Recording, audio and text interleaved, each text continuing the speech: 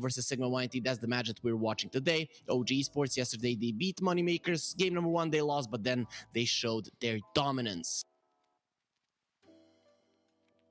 But, you know, with all of that out of the way, we can be focusing on the first thing that we have on our schedule today, and that's D2 Hustlers versus One Move. That's gonna be an interesting matchup. D2 Hustlers definitely a team that do have quality to come to Division 1. It's not going to be easy through Western Europe. One Move have proved their worth now twice in a row, have stayed in Division 1. They had some consistency issues in Tour 1.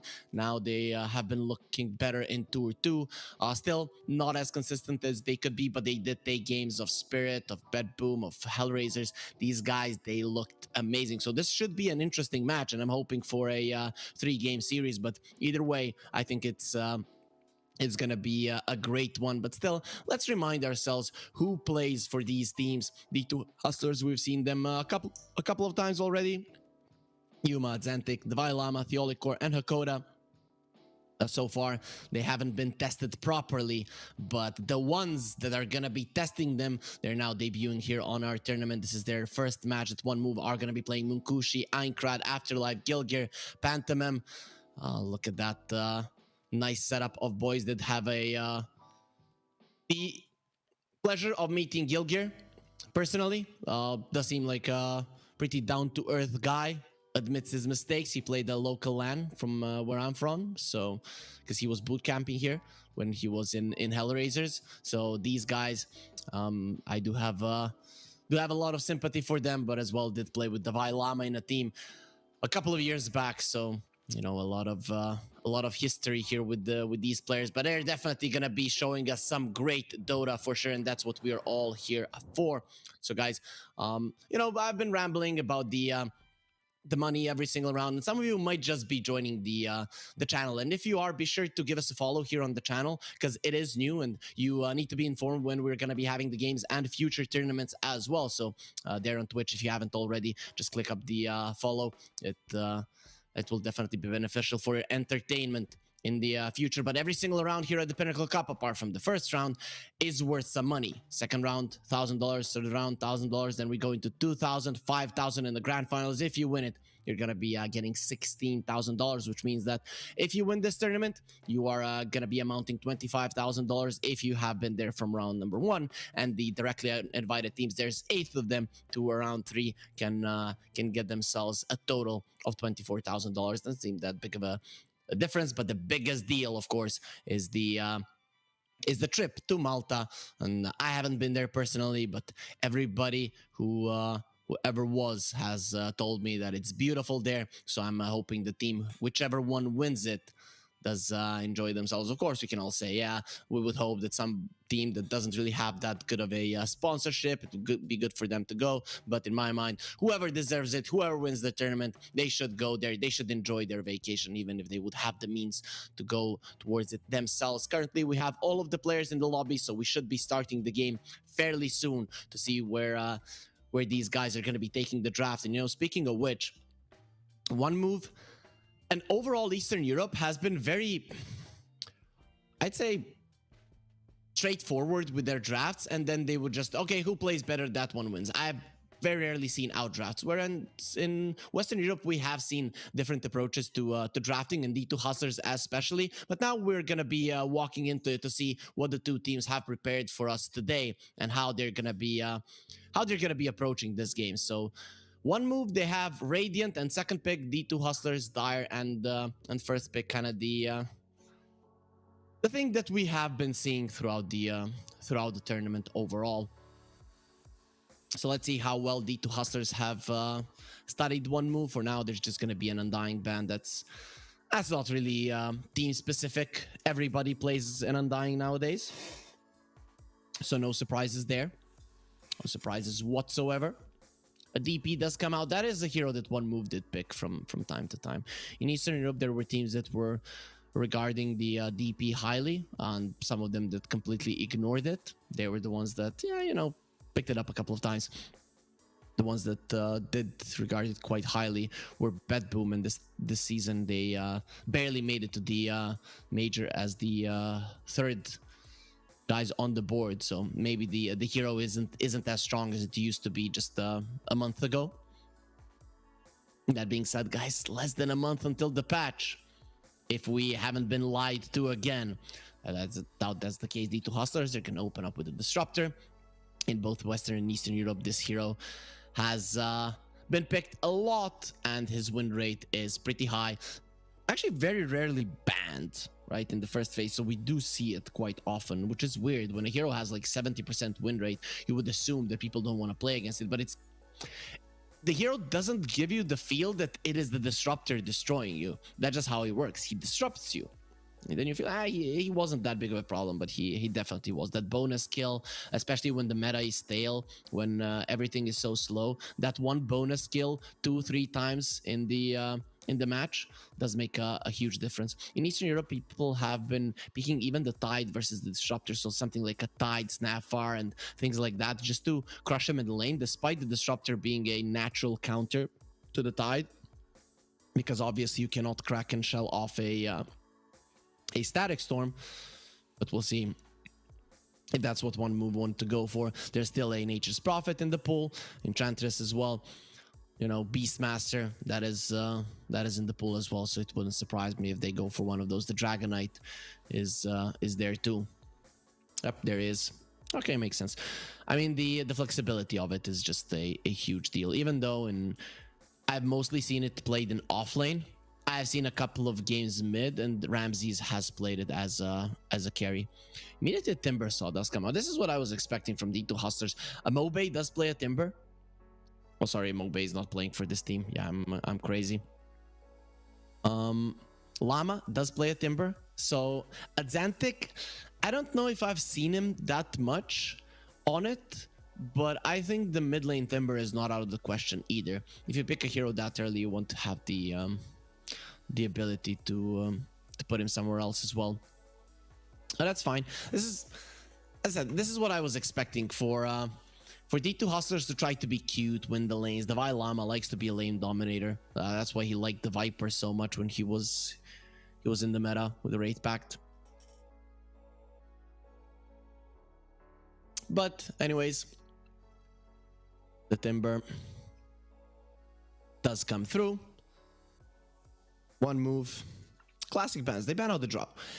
People are still picking the Drow into DK. I don't know. I'd like to see the stats of that one, but whenever I watch the Drow versus the DK, she did horribly, which makes sense. The Drow does pretty badly against both the Dragonite and the Timbersaw because they have bonus armor, and the piercing shot doesn't do anything against it, and people still pick it into it, and it even gets banned out. I understand both Enchantress and the Dragonite, they have solid regen, especially with the Nature's Attendance, and with the Shard of the Drow, you can mitigate that. But Drow's timing is the entirety of the game. It's not like, oh, she's gonna get that one item. No, she constantly needs to continue scaling, and she needs to consistently be getting strong, right?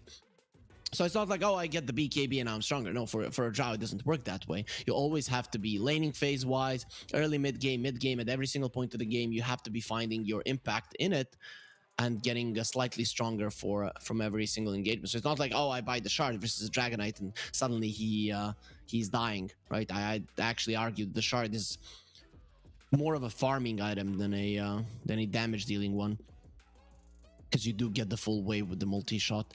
D2 Hustlers, on the other hand, they are banning out carries. The Bloodseeker and Dirsa are out. They don't want to be dealing with the Puck. Puck can be annoying for a Disruptor. You kind of always just hunt him. You kill the Disruptor at the start of the fight. You have the power to do it until the Glimmer Caves, Force Staffs, and such do come into play. And then that is a great way to start the fight, even though the Disruptor could be the bane of your existence as a Puck. The Slark does get taken out. If you have a fat offlaner that doesn't do too much damage, enter Dragonite, then the Slark can be a nuisance for sure. So they didn't want to play against that one.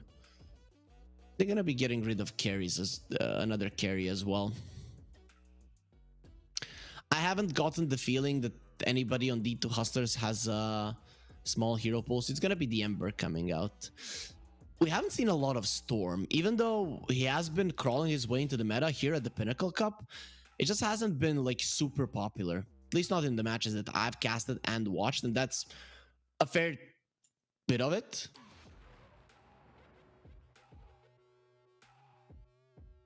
But anyways, one move, they did ban out the Ember. So what's it gonna be? You always have to be careful with this one. Okay, Mirana. That's also a solid deny pick from D2 Hustlers, because they would be okay with picking up a Mirana if this is an offlane Timbersaw. Mirana leaves the lane just by missing from the lane you're applying pressure. And there's the Bounty Hunter OD. Okay, wasn't expecting that one for sure. Probably gonna be a support bounty, I assume. Is he gonna lane with the Timbersaw or with, let's say, a ranged carry? I don't know. Interesting approach. OD is a hero that if he has vision over you, he crushes you. So let's say you get a blink and the Hurricane Pike. You blink Hurricane Pike from someone, and once the 5 orbs come out, there's the Stone Spirit does come out. Storm Spirit can suffer in the lane versus the OD. That is the thing. Storm Spirit likes to get close and personal. OD has good range. He keeps his distance. If you get close to the creeps, which you need to do to use the Remnant for CS, the Astral will come out. So a bit of a risky move, but then again, I think the idea is just find the OD and kill him. Everything else is negligible, but I'm not sure about this one. I like the D2 Hustlers draft here. Not sure how well Bounty Hunter fits into it, because I don't see them having that burst potential to start with the fight, get one kill, and then with a glimpse get another one. And I don't think Bounty Hunter contributes much in that regard.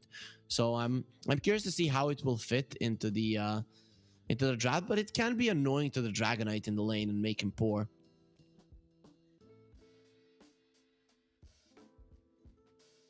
So D2 Hustlers, they ban out the Monkey King, understandably so. Munkushi, he is it's his favorite hero, and he does have a Dragonite to be his frontliner to kind of set up for a good Wukong's command. And also, you do lane relatively well against the Timber, so you might not be able to kill him, but you can get the Jingle stacks on him every single time and deny every single creep. So that is not something that D2 Hustlers wanted to deal with, especially with Munkushi being so good on the hero. Morphling is a really good ban. When you look at one move, they can surprise the Morphling, but let's say the Lincolns does come out. You have no stuns that are going to connect on him instantly, and the Bounty Hunter Morphling lane does seem pretty solid. You know, Bounty Hunter, he's like... You can look at him like a Undying, not really, but he's tanky, has a lot of armor, and he's just running and being annoying to you. So in that regard, he does secure the lanes, at least in the first couple of levels for the Morphling quite nicely, and later on he doesn't need much more. So D2 Hustlers, they have a lot of reserve time left. When you look at one move, they have 1 second, so it's definitely not comfortable for them, the situation that they are currently. They do have the last pick, but you're not going to have that much time to actually think about the pick, and that can be an issue, especially for the last pick, because sometimes this pick can make or break a game for you. Well, you're not going to have time to think about it. You get rid of the Faceless Void. Makes sense. A lot of the heroes from D2 Hustlers spam out their spells, so the time dilation would be big. I always look at it that way. If time dilation is a huge spell, it's a good Void game. Everything else, no matter how much damage you have in the Chrono, I'm just not a fan.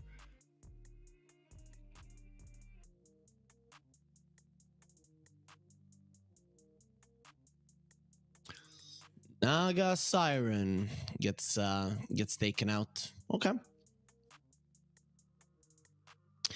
We're not going to be seeing her, and one move, their ability to deal with illusions. Okay-ish.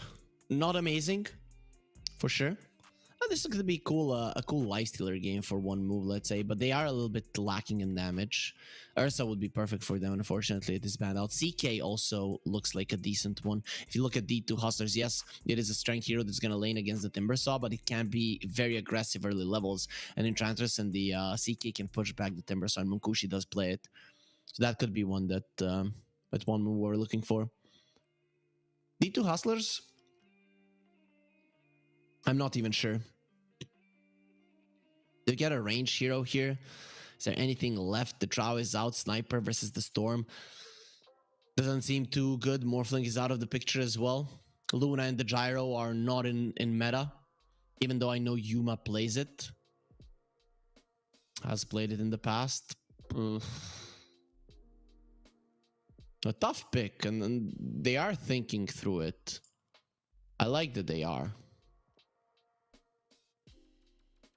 Something cool like a weaver or a lone druid would also be quite nice, but they go for the Terrorblade. Okay, it is a semi-range hero. Problem is you won't really be able to push out the Dragonite all that much. Your illusions are gonna be taken over. It's okay, right? It's somewhat okay in the meta. So do you go for CK here? Are you okay with full physical damage on your carry? I think you actually don't have much of a choice here, do you? Ooh, okay. Okay, it's gonna be a Munkushi Doom or a Munkushi Dragonite. Could be a Dragonite, and then you go for the Radiance. That is a good way to deal with it. Yeah, it's gonna be a Dragonite carry. So we're gonna be looking at the players here just to try to see their faces a little bit, and of course, if there's any emotion showing, if they're happy or sad about their draft overall. I'm kind of torn here. I like the Doom now coming out. I think the main Doom target 100% is going to be a Xantic. The problem I have with one move is that they have problems with the vision. Yes, they do have the Moonlight Shadow and the Enchantress to go deep into the enemy jungle, but other than that, the other team does have a Bounty Hunter. So that could be problematic, right? Because he's going to be scouting everything. I think I'm going to go with one move here.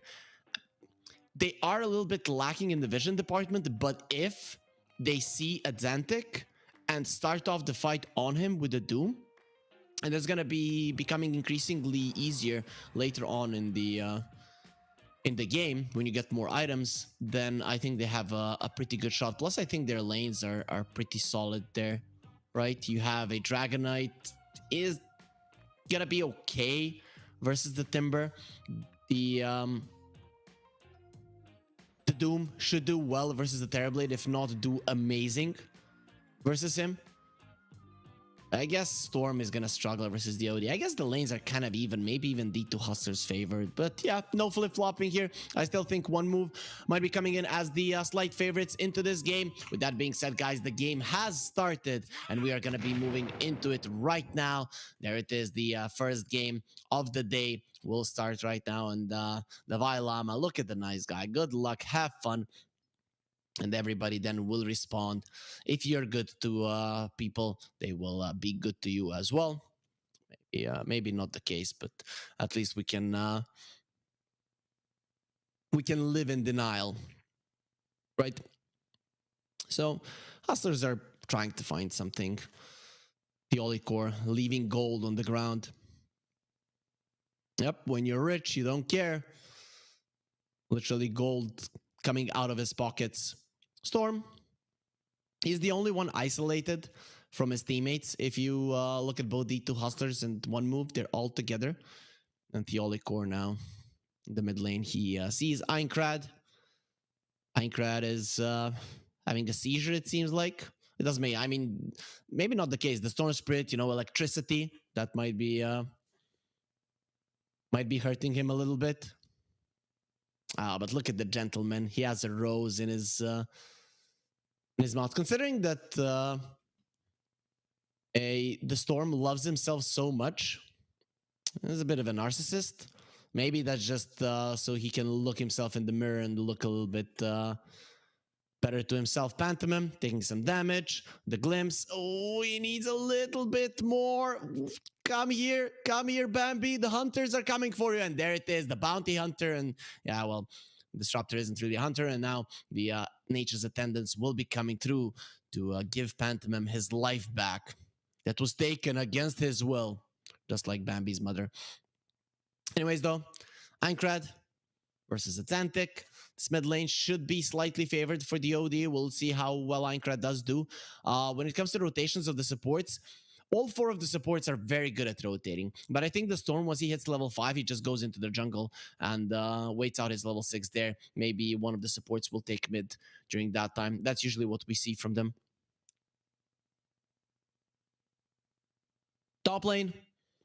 Well, this is two melee heroes versus an enchantress. I know you have the meta, but you have to use that meta to really burn through enemy regen. It is necessary.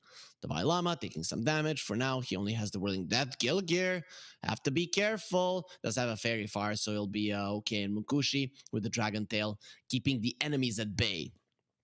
Gilgear is really playing with his life. Oh, he's dead. He's gone. He thought the extra armor from the tower is going to allow him to live, but Gilgear, he makes a mistake. A pretty big one. He had a healing salve. Shouldn't have died there. Pantomime. Let's see if another support will be going down. Slow down. He is not moving. Usually, these deers are very fast. You can barely see them. This one, not so much. And the lane starting off amazingly well for D2 Hustlers in terms of kills, in terms of CS. It is pretty even across the board. So we can't really judge, considering that it's just 2 minutes passing through. The laning phase usually lasts for like 6, 7, 8 minutes, depending on the game. It used to be like a half a year ago, 6, 7 minutes in, carry goes to the jungle. Like there's no doubt about it. Now, the meta has changed in a way that carries do tend to stay in the lane longer, or they try to stay in the lane longer, protecting the tower. Well, there are other developments on the map. Dota used to be, oh, they're coming into my lane, I'm going top now, I'm trading, stuff like that. But with the map changes and things, it is not so set in stone that you cannot fight around your safe lane tower. You can sometimes bait your enemies into a bad position. Enchantress has the healing salve, but you need to get to a good position to be able to use it first. The Olicore will get himself out. He's ready to steal the gold and then just throw it around. Robin Hood does have a resemblance. Okay, except that Robin Hood didn't die, but Bounty Hunter will. So Theolicore does give his life away. Pantomime will finish him off. When you have a creep enchanted, your damage output is just so much higher. Even with the high armor of the Bounty Hunter, you cannot live. Storm. It seems like he's gonna be maxing out the Remnant. Makes sense, because Storm Spirits nowadays, they have to be a little bit greedy at some point in the game. If you're not, you're going to be falling behind. He is currently winning in terms of CS, but his mana is getting low. Hakoda getting low as well. Gilgear jumping around. There's going to be a lot of attack speed, and he gets himself away. The Vailama doesn't have any points in Timber Chain, meaning he cannot reach the Morana. That's going to be 2 for 1 move. 1 on the top lane, 1 on the bottom lane. So they equalize the kill count. Nicely done there by Gilgear. Definitely redeeming himself. The Doom is struggling, though. So Theolicore is doing a good job. And not only that, he's stealing his gold from time to time, killing their couriers. He's being very annoying. Nice stun coming out from the Centaur there. Beautifully done by the Enchantress, making sure that a Terrorblade can't get on top of her. The Vailama now, level 3. 2 points in the reactive armor. That does make you probably unkillable, especially against the DK and the Morana. What are they going to do? Where does their damage come from? Pantomime is going to be dealing with Hakoda, who doesn't need to be in the bottom lane any longer. The Timbersaw is fine. So he's going to be running around the map with the glimpse, just being super annoying to everybody. Afterlife caught in the kinetic field, and look at the amount of damage that he's going to be taking. Nowhere to go, nowhere to hide. He's slowed down enough, and with the body blocks, it's going to be more than enough damage from Yuma to finish off the Doom. And this is big. The two Hustlers with these kind of moves, they could come out ahead in all 3 lanes. The Vailama, he might not stop the Dragonite from farming, but he's gonna have just as much farm and probably more experience. This is looking grim for 1 move. They're gonna have to be making some moves across the map. We're already seeing the Enchantress thinking about maybe applying some pressure to Xanthic and alleviating a bit of pressure from her cores, but Pantomime says, nope, no alleviating pressure here. Just gonna go into the jungle and continue farming, while Afterlife, well, smashing his guitar there. Aincrad caught in the kinetic field. He's probably going to be able to get out of this one. Actually, he's not running away. The arrow does come through, doesn't connect on anyone. And if you try to run, there's going to be a glimpse waiting for you. He stands his ground, Aincrad. Now does have a Fairy Fire. They're still chasing for him. They see him clearly, and with the Astral, that should be enough damage. Actually, no, he does have the raindrop. In the end, though, a couple of kills will be enough. But that does leave the Terrorblade all alone in the top lane, which means that he's the one that loses his life. Hurricane pulls him back, and Afterlife, well, is going to be able to burn you despite being a demon coming from the depths of hell himself. It seems like Doom can provide a little bit more heat than he himself can handle at this point.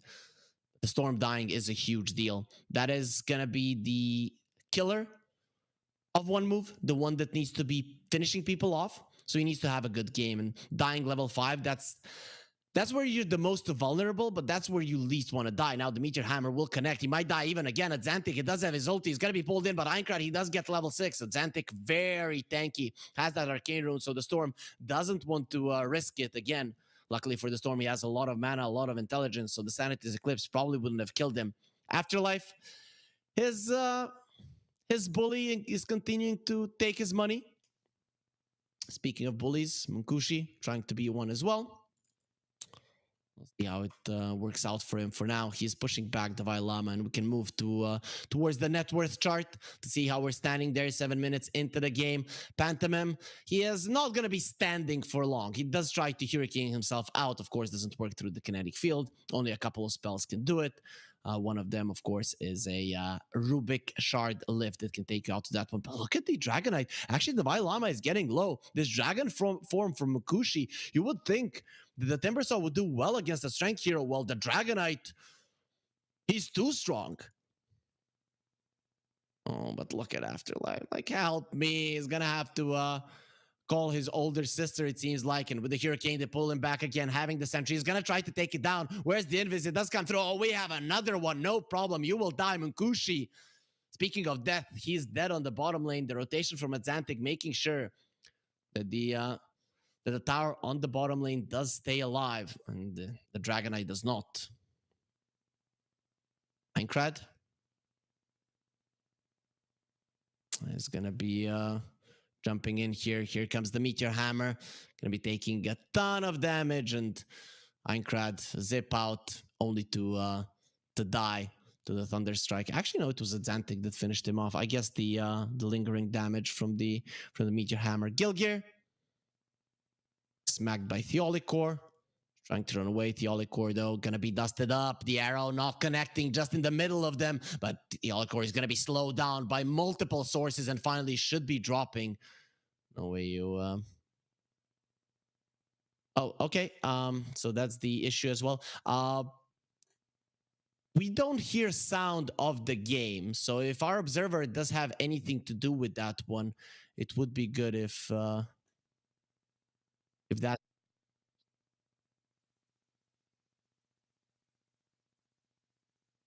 Okay, guys. Currently, it will be fixed only if there's a pause, so we're gonna have to bear with it and just enjoy my beautiful voice. I can go with the special effects as well, boom, tsh, stuff like that. But we could move to net worth right now. Let's see what's going on the net worth scale between the heroes. It is gonna be 2 cores of the 2 hustlers topping the net worth chart, but the Dragonite is close behind. Oh, Xantic, that Meteor Hammer, it is a problem for a Storm if you time it nicely, and you will. Theolicore, yep, well, this elementary school bully, now that the Doom has gotten a little bit stronger, is going to be feeling his wrath. And that's, guys, remember, I mean, don't bully people because that's not a nice thing to do, but also don't bully people because they could go to the gym, train, box, or whatever, and then find you a couple of years later, and, well, then good luck. You're gonna be ending up like this bounty hunter. He's been taking money of the Doom constantly. Look at this. Now the Doom can say, now I'm rich and successful, have double your net worth, and I'm gonna kill you multiple times. And that's kind of the thing that they're gonna be telling this Dragonite. The OD comes over, drops a hammer on his head, and no matter how strong your armor is, you will not survive the damage of the OD. Xantic is dominating. The 2 hustlers continuing to do well in this game. If these skills continue, once the bounty hunter gets his level 6, it's gonna be becoming dangerous. Is that a Meteor Hammer Doom? Yep, okay. So, no Midas just yet. On the Doom. He wants to be able to take down towers. Pretty important. They've taken down 2. They haven't opened up the mid lane. When you have a Storm, you want to open up the mid lane because you want to chase for kills. If you open up the side lanes, that's nice. Bottom part of the map, you're kind of hindering the opponent's ability to retreat, or you can chase further. Top tower, you get more farm, more chance to invade your enemy jungle. Mid lane, that is the one that you go for ganks. And speaking of ganks, well, D2 Hustlers, they are going to try to go for Pantomime, not going to be able to slow him down enough. And the Disruptor is on the other part of the map, so no glimpses will be coming through. He does have his level 6, puts the Static Storm down. Storm now, he understands he doesn't want to be here. Immediately, the tips are going to start flying through towards Aincrad, towards Hakoda. Hakoda, he has caught him in a place he did not want to be in. That is just beautiful responses coming out from the Disruptor, knowing that he's got this one. The Storm now, his Witchblade is going to be delayed even further. Xantic going to be working towards an Aghanim Scepter. Just wants to be able to put the heroes down under. Pretty important, you know, saving people. If he's not the one that is doomed, he has to be doomed every single time. If they doom anybody else, I'm going to say that's a huge mistake. Gilgir making some hits here. Starts dropping stars, and the Storm will come over. Has to be careful. One Astral, he can easily die. Not sure how he thought that was going to work out. The kinetic field is going to try to protect him at Xantic. Let's see what he's going to do. He's going to drop a hammer. A Meteor Hammer might not come through, but he has another one. A bigger, a stronger. And he's looking towards even more kills. Not going to be coming through. E2 Hustlers, another good fight for them. And then you find out with that Meteor Hammer, he was just baiting. It's like, oh, they're going to think I'm dumb. Look, they're going to think I'm dumb. And one move, they do fall for it. D2 Hustlers, they continue to do well in the game. Those are now starting to be track kills as well. Afterlife, he's pretty fast. But is he fast enough? Still being able to chase him down and slow him down even further. He's begging for his life. And in the end, he will survive. The Holy Core, he did put a bounty on the Doom's head, but it is not going to be collected for now, so the extra gold not going to be there. But still, this is a 2k gold lead for D2 Hustlers. You're up against the Doom. Yes, he doesn't have a Midas yet. Yes, he only has 2 points in the Devour, but that doesn't matter. That's still a Doom. And all 3 of your cores are topping the network charge. It's probably going to continue if the kills continue to come through. Bounty wants to go for drums. I like that one. Yuma working towards the Manta. Yasha is not going to be delivered. Dragonite went for a Midas, so it's not going to be a Radiance build. He's going straight into a BKB. Oof. Okay, there's going to be double Midases there on them. We'll see how that does work out. Dust comes through. Mirana leaping in. Is going to leap out as well. Glimpse is at the ready. No, actually, they don't have it. And Aincrad is going to be jumping in. No Static Storm currently. And if Hakoda dies, that's going to be pretty big with the Breeze Fire. They do finish him off, looking towards the other support. Meanwhile, Mirana has been caught. The Meteor Hammer will drop. And it seems like he's gone. But a much bigger kill on Aincrad will be coming through. And those are track kills as well. So you can see how the goal lead is rapidly increasing. And while this is happening, Yuma is uncontested in the jungle, doing whatever he wants. The BKBs from one move are necessary, but it's going to take some time before they have them. Okay. Yes, no, nope. We still don't hear anything. Doesn't matter, though. This is the thing, guys. You get to see a little bit more in depth here how the production works. We don't hide anything from our viewers. Of course, we do apologize for the mistake. The sound will be back throughout this game, or definitely in the next one.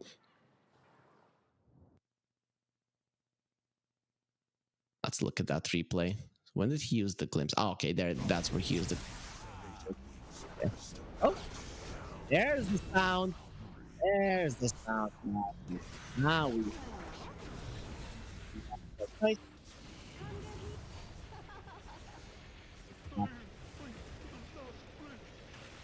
And I'm thinking that those might be sounds of a fight happening right now on the screen. We're watching a replay, so hopefully we can get ourselves into the real deal now. Yep. Some big things have happened. Some big things have happened. The Mirana has died, the Storm has died, but they did bring down the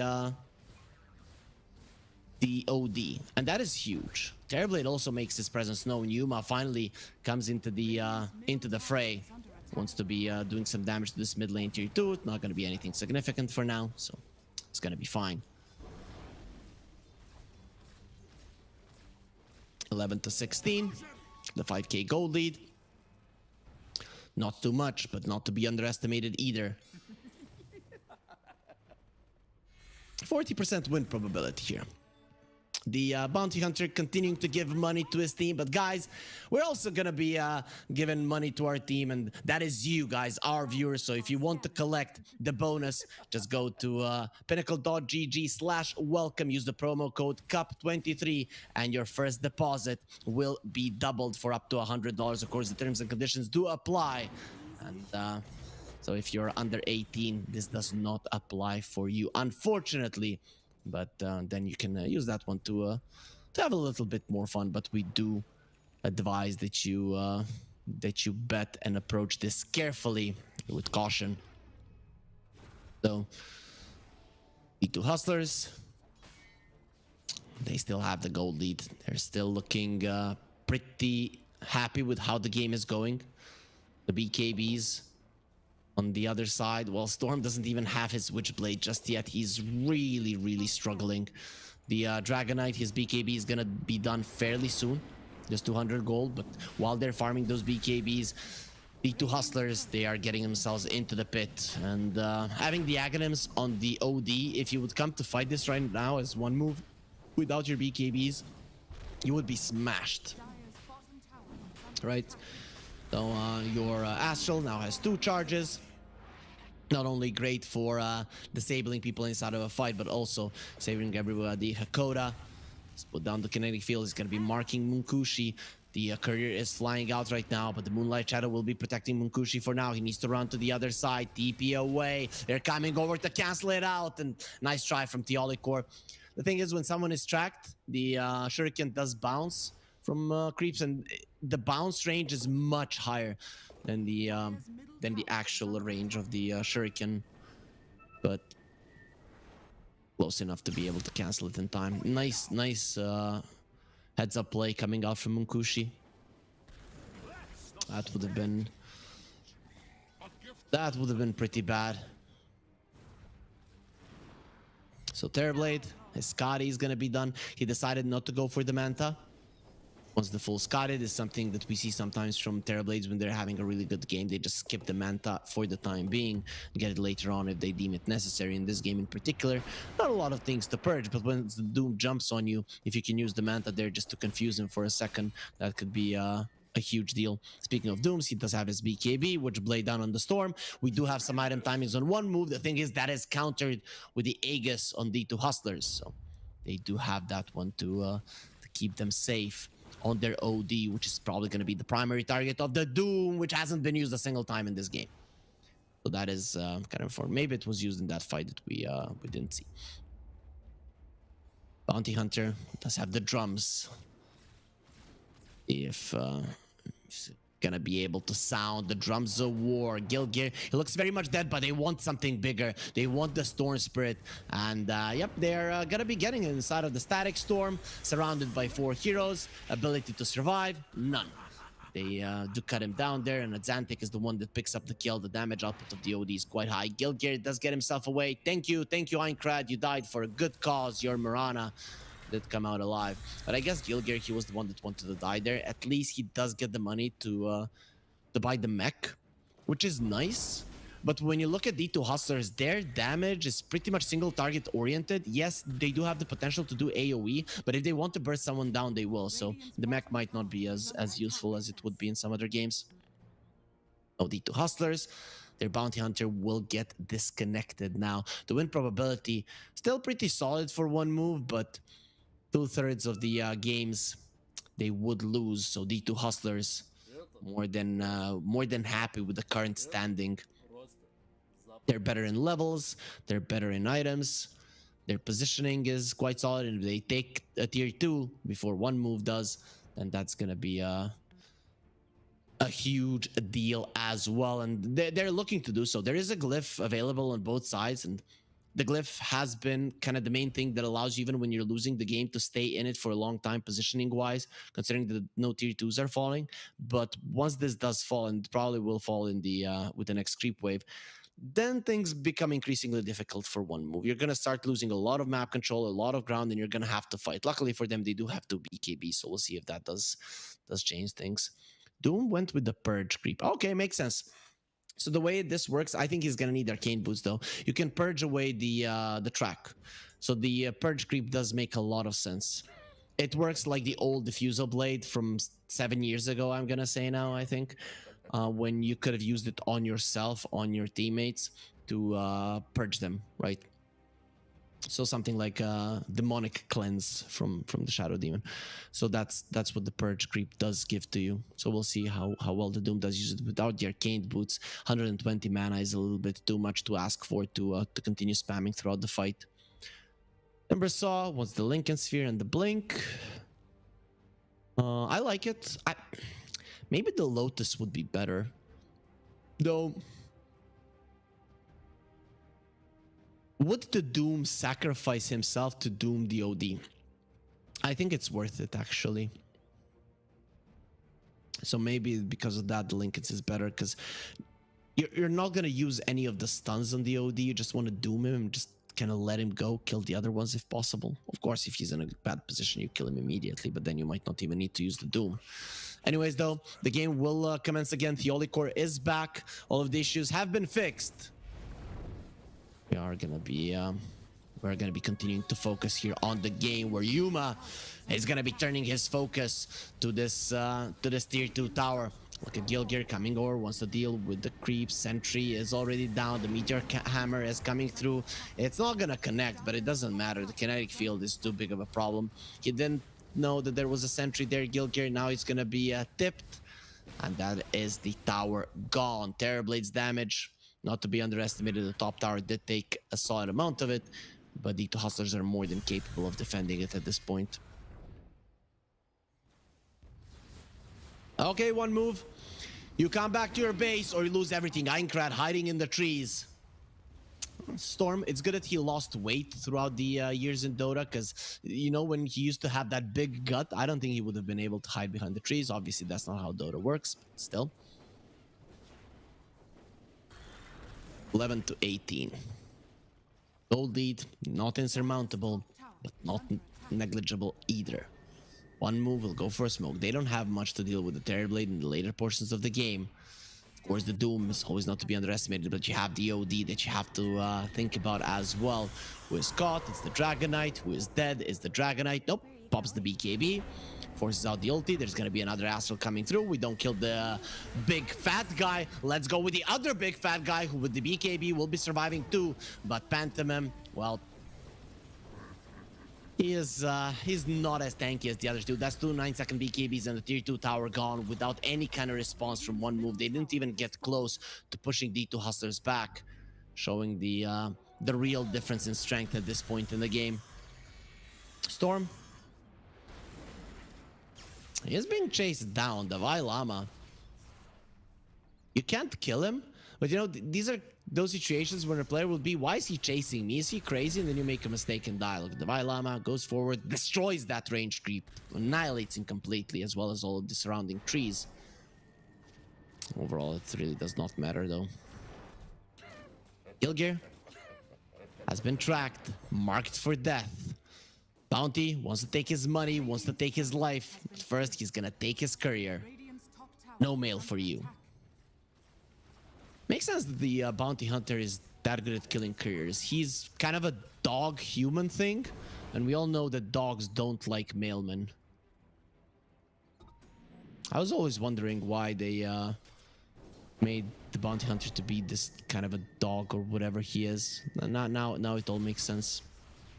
Man, you learn something new every day, or you come to new conclusions every day, even though they're probably wrong. 100% wrong. Disruptor gonna have the Glimmer Cape. He was thinking about rushing the Aghanim Scepter, but decides it's much better to save your buddies. The Lincoln Spheres are now gonna be on the menu for the 2 Hustlers. They already have one on the Timber Saw. They're working on one on the OD, and it even wouldn't surprise me if Yuma says, I want one as well. And yep, well, No surprise, he wants it, and he's working towards it. Is actually getting quite close. Dragon Knight is getting close to death here. The Meteor Hammer is coming through. It's gonna drop on his head. Luckily for him, he does have the BKB, and he will TP away while bending his knee to D2 Hustlers, who are now ruling this map. And Pantomime, well, you have been sentenced to death. At the least, it's gonna come swift. One move, very lost around the map. Their Storm Spirit didn't pop off. His net worth is pretty much support territory, and even went for a Kaya, so no BKB on him. He cannot fight. Until, I mean, you can skip the BKB, but then you need to have like an Aghanim Scepter, and you are not really going to be able to commit. No, you cannot play this game without the BKB. Someone needs to kill a hero in the backline. Someone needs to kill a support to take some strength away from D2 Hustlers, and other than the Storm, no one does it without a big spell commit that you don't want to use on a support. So yeah, without the BKB, he cannot play Dota the way he wants. Only now is if D2 Hustlers make an unforced error, but they're taking down the last outer tower, whilst one move they haven't taken a single tier 2. That is going to be a big, huge deal, and it doesn't seem like D2 Hustlers want to stop. They're coming high ground. Glyph is not ready for one move. If you're not here, Yuma is gonna destroy everything. Walking up the high ground. Whose tower is this? Very soon, the question is gonna be what tower? Pantomime does come close. That Scotty does hurt quite a lot. Storm jumps in, jumps out. There could have been a static storm waiting for him there, but this time around, it is gonna be on cooldown, so Hakoda won't be able to catch him. The Dragon Knight on the bottom lane, split pushing. Can you really do it against the Terrorblade? The Terrorblade illusions seem to be the strongest thing that one move have at the moment when they do get enchanted by Pantomime. But yeah, well, now you've dealt with your biggest problem maker. Terrorblade, double Lincolns on him. He could get a triple one from DOD there. Also, Sensei is going to be using the Sunder immediately onto his teammates to jump in from the Storm. The Static Storm is going to be used. You don't have a BKB. You don't have a life. He is gone. Then again, who plays Dota and has a life? Doom over the Lincolns. He just wanted to use it after life in this game once, and it's not going to do anything. So, yep, they just call GG. It's over. One move. They've understood. There is nothing they could do, and they're just going to be slaughtered. At least kill Theolicor, kill the Bounty Hunter before the game does end, but the throne will fall. One move tap out of game number 1, and D2 Hustlers are going to be the winners. One move. They talk about their consistency problems throughout the DPC and getting better through Tour 2, but here in the Pinnacle Cup, D2 Hustlers are going to crush them in game number 1. Is something going to change later on? Well, we don't know, guys, but it might. That game, though, D2 Hustlers from start to finish, laning stage-wise, ever since the rotation of that Disruptor towards the top lane, they won all 3 lanes effectively. Then they rotated, killed the Storm, his level 5. Every little thing before like minute 7-8 did go their way, and they never let go of the lead. With that being said, we are going to be taking a short break. Then we're going to be coming back with game number 2.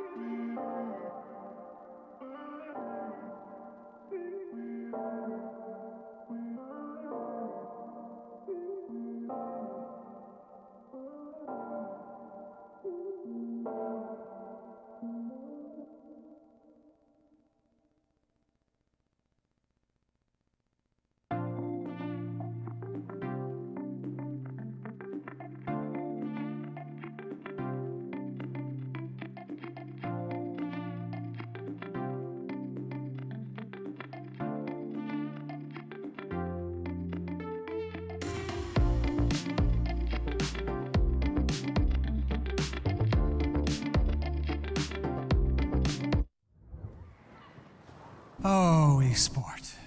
You and I have come a long way. It was such humble beginnings. As we gathered in small groups, we were professionals right from the start.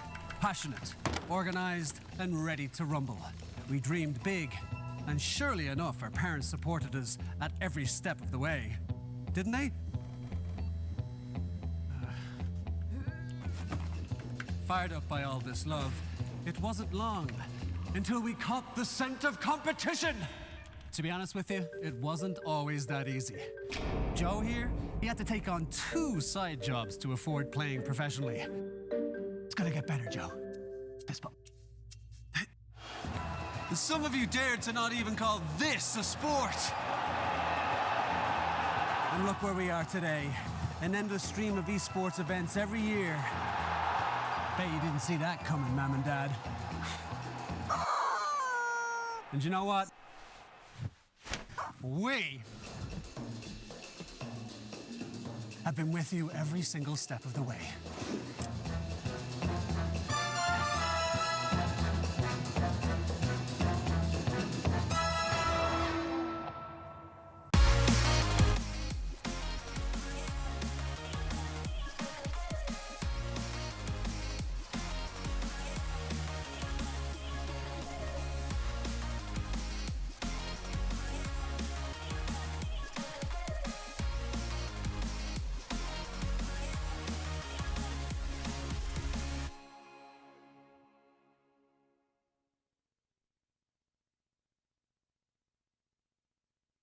Dream of working with people you watch on screen.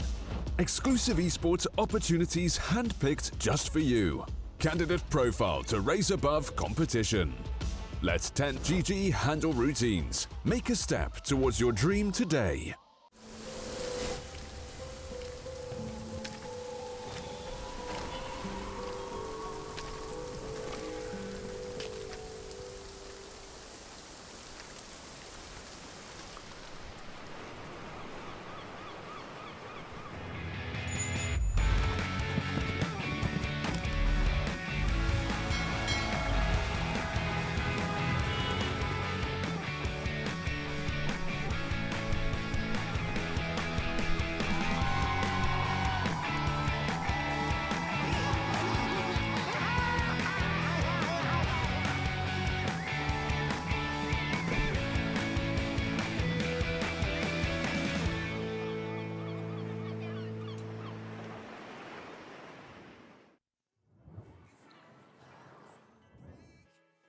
We continue the day here at the Pinnacle Cup Malta Vibes, brought to you by Gaming Malta, which is a home of gaming excellence. And if you want to check them out, go to gamingmalta.org and see what they're all about. I'm Harry Freak, and I'm going to be bringing you the action of the first 2 best of 3s today. Then we're going to be moving on to Robin Roll, who's going to be casting the second 2 best of 3s of the day. If you're just joining us, D2 Hustlers just beat 1 move in the first game of the series, but that doesn't have to mean much. It is still a best of 3. So we'll see if 1 move can get themselves back into this one. This time around, 1 move are going to be on the dire. D2 Hustlers are going to have the second pick. We should be moving into the draft in just a couple of minutes. For that one, we can talk a little bit about the previous game where D2 Hustlers completely decimated 1 move. I have to say they've outclassed them. I'd say from like minute 5, 6, 1 move felt like they didn't have a chance.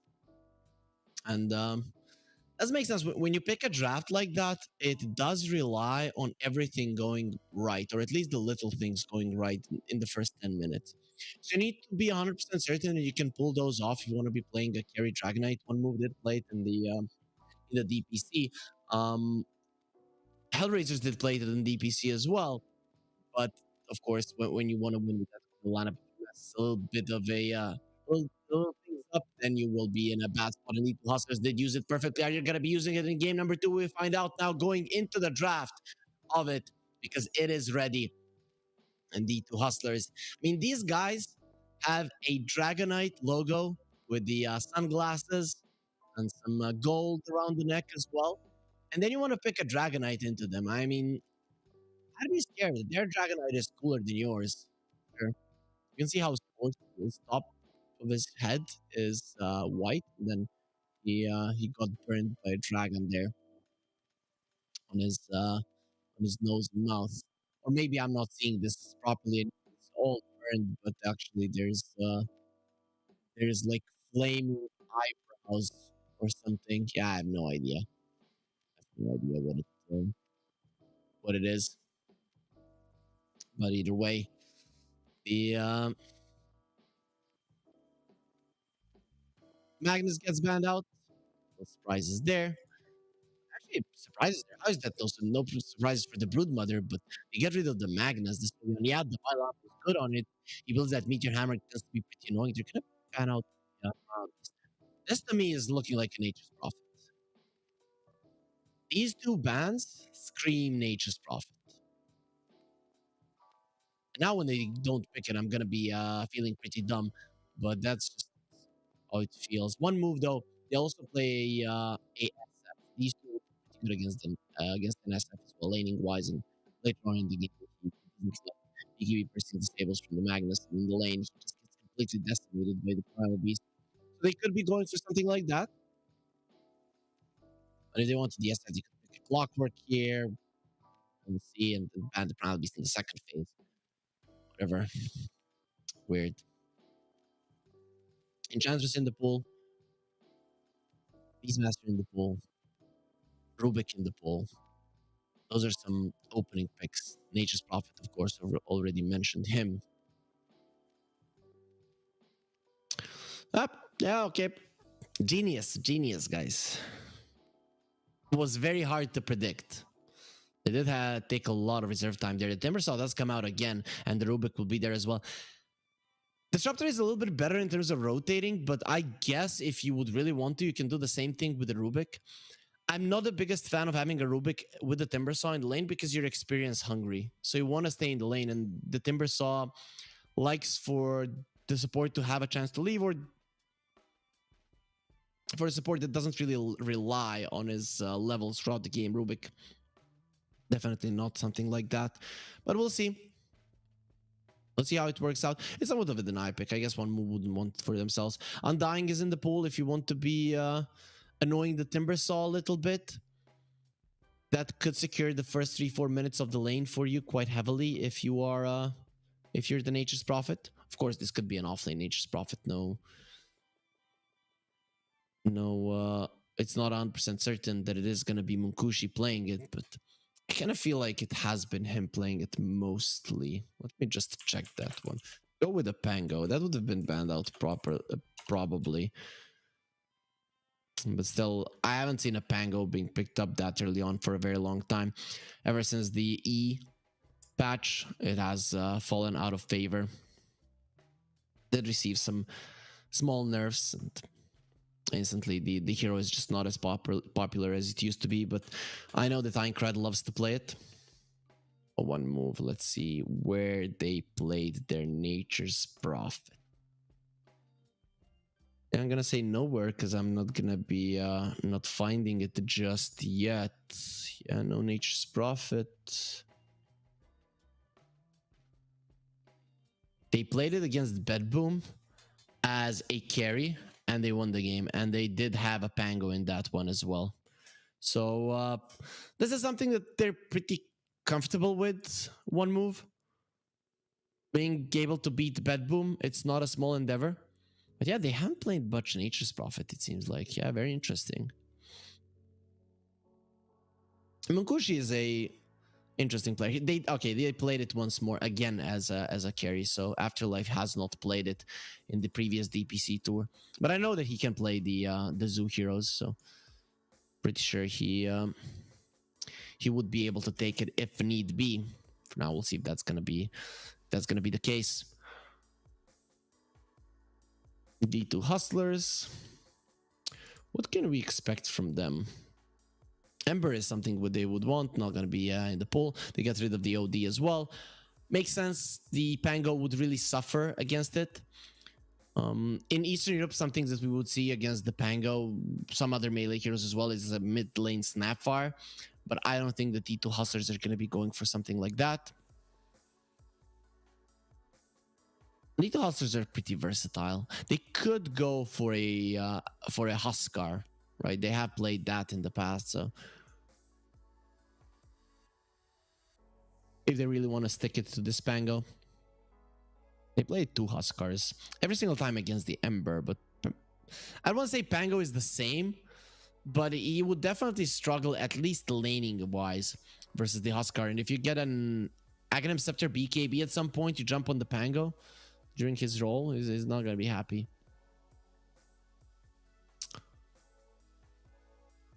Oh, or actually, he just continues rolling. Is that how it goes?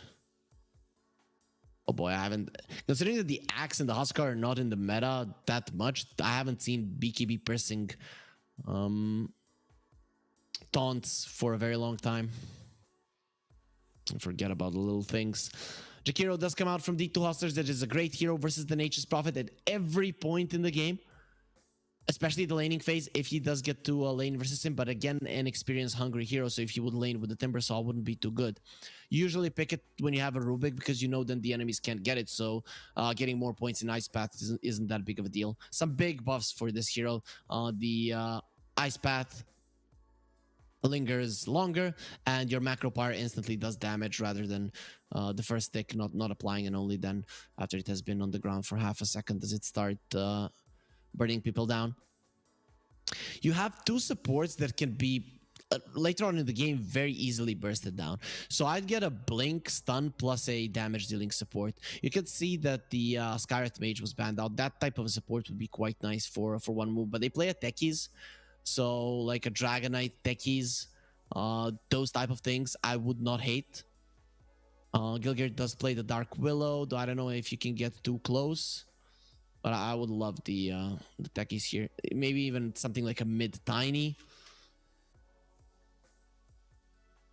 Those are the type of heroes that would be nice. Of course, this is going to be a mid-Pango, so no tiny. But he can be a big damage dealer. Once you get the Diffusal Blade, your Swashbuckle actually does hurt.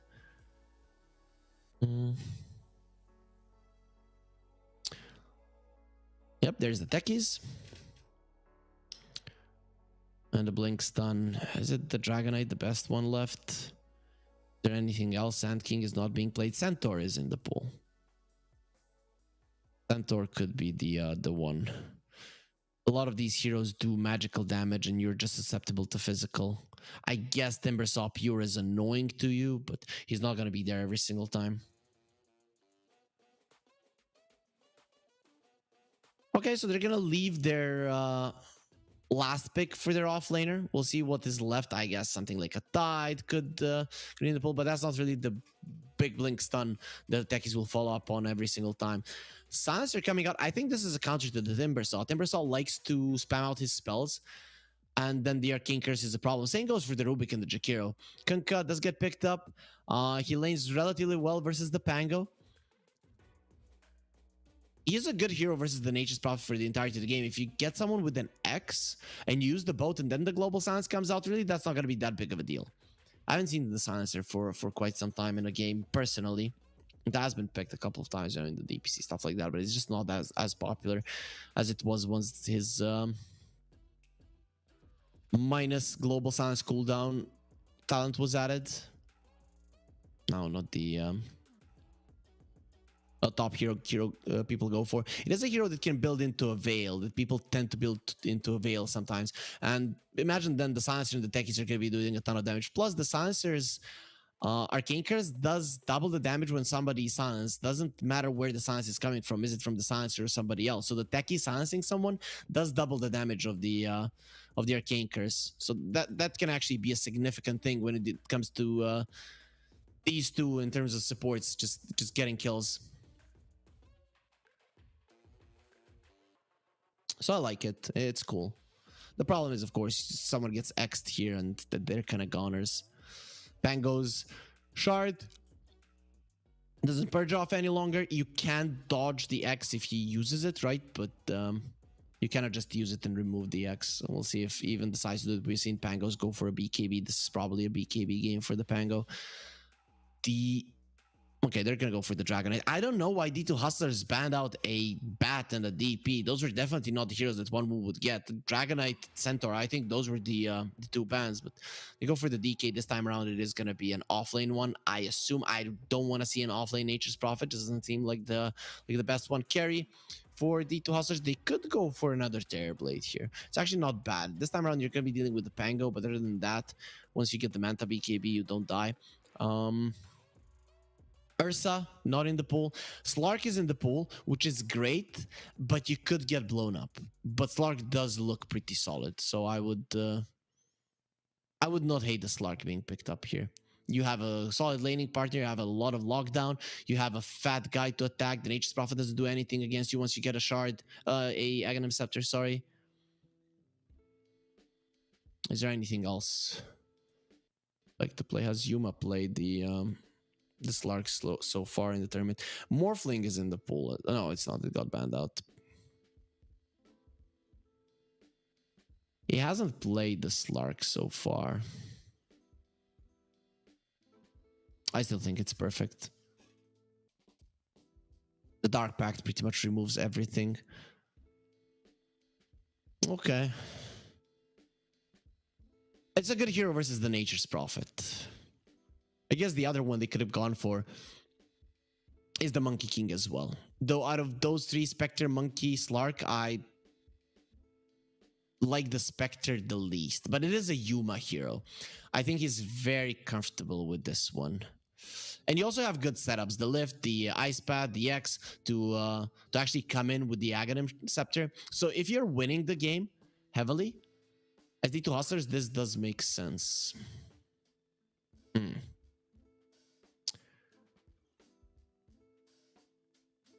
Feel like D2 Hustlers, let's see how their lanes are gonna go. Lanes are pretty important here. When two teams don't know each other, they don't know exactly how the enemies are gonna respond. So winning the lanes does definitely give you an edge because you're dictating the tempo of the game. When the teams play a league for a long time, even if the lanes go a certain way, you kind of know how they play when they win the lanes. Here it's not that simple because they probably haven't played with each other that much. We of course don't know about scrims. Maybe they have met there, but no inside info here.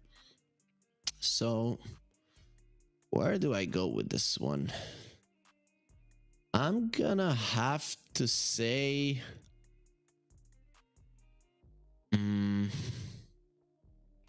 oh boy.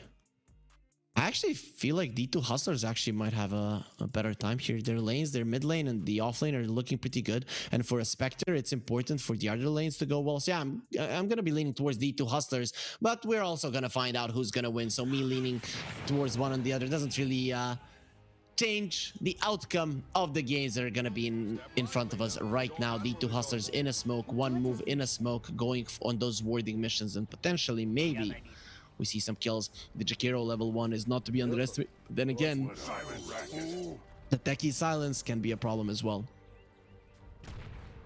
The thing is, lower cooldown spells early on in the fights do make a big difference. So actually, techie starts off with the sticky bomb. Makes sense, of course. What you're gonna do with the blast off in the lane. Blast off is not what it used to be. So some stats on the techies. Wants to have a little bit more in terms of attack damage. Makes sense because you're just gonna be annoying everybody. In the bottom lane, I think one move they should never get double dual breathed. We can say it that way because the techies has 700 range. That's the biggest out of all the heroes in the game when it comes to base range. So if he's close to the Dragonite while the dual breath is being used, then it's his own fault. That should literally never happen. Yeah, this could be a 2-0. I did talk about one move's inconsistency, guys, so don't be surprised if they just crush this game. They're gonna get themselves 3 runes as well as they're gonna be destroying a Coda. This guy's a Dragonite. He knows how to deal with you. They're gonna be needing another sticky bomb to slow him down, but nope.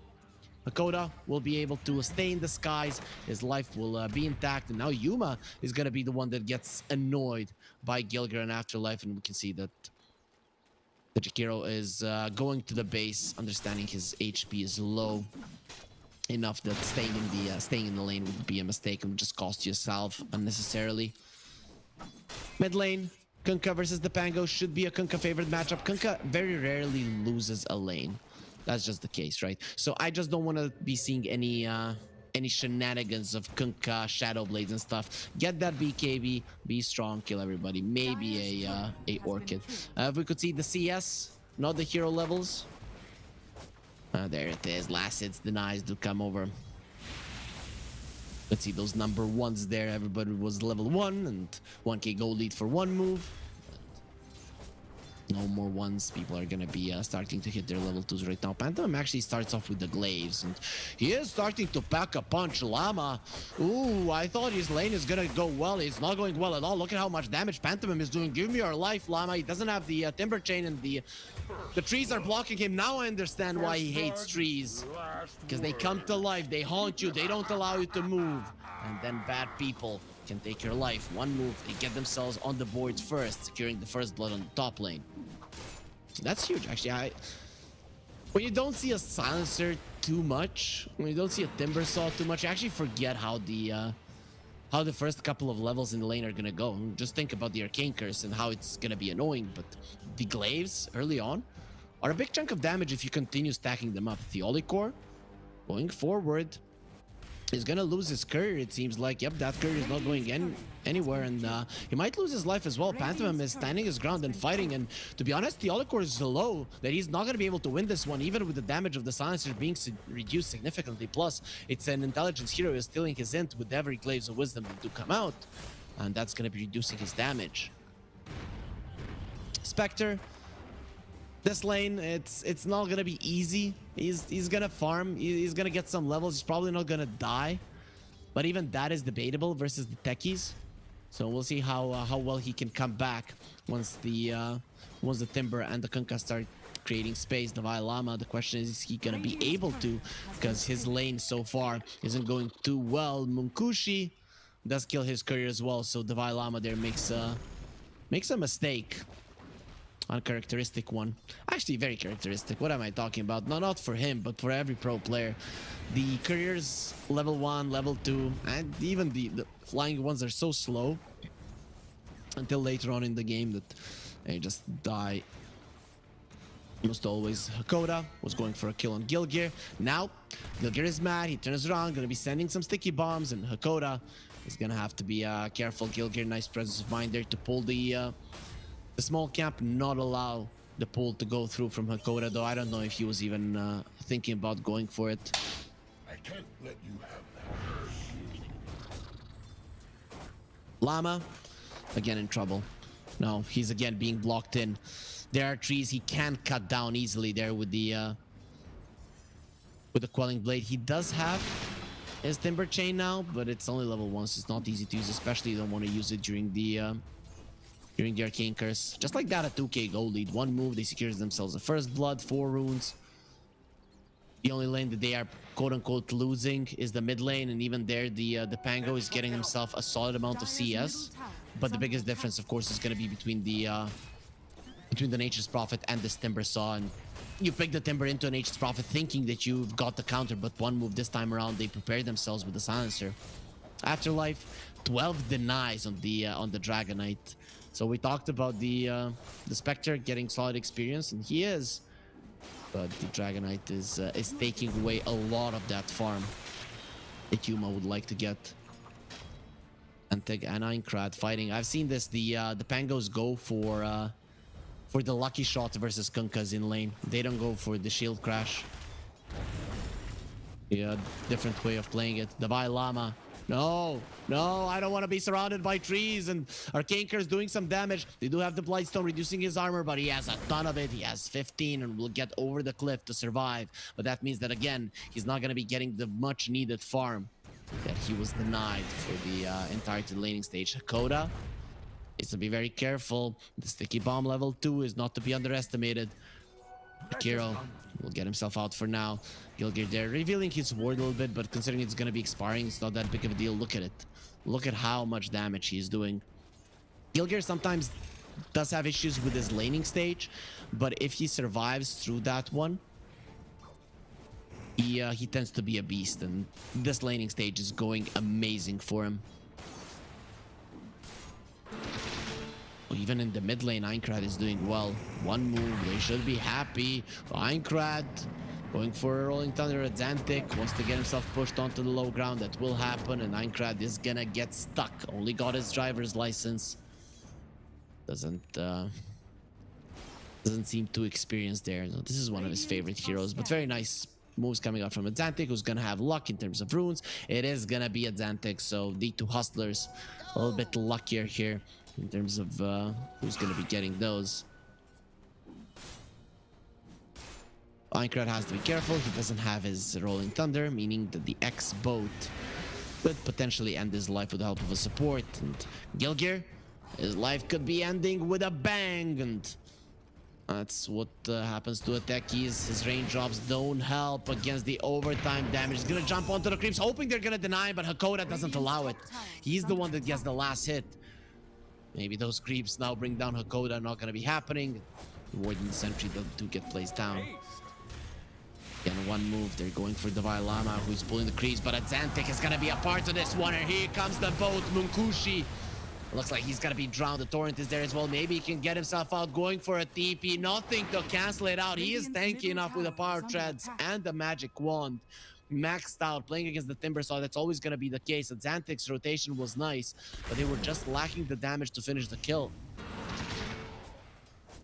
Oh, and now he's surrounded. He needs to TP away. Rolling Thunder. Oh, just in time. 0.1 second. Zantic, he was close. He could taste the fountain, healing him back up. But that's not going to be happening here. One move just in time. Einkrad, a lot of players wouldn't even go for that one. Would think, nah, it's not going to happen. I don't want to waste my spell. But Einkrad does go for that one and does secure himself another kill. Davai Lama going for a TP out this time around. A core from D2 Hustlers will live. One move, don't have anything to contribute in terms of stopping that TP. Afterlife. Poking on Yuma. We talked about Spectre is fine if your lane goes badly, if the other cores are having good lanes.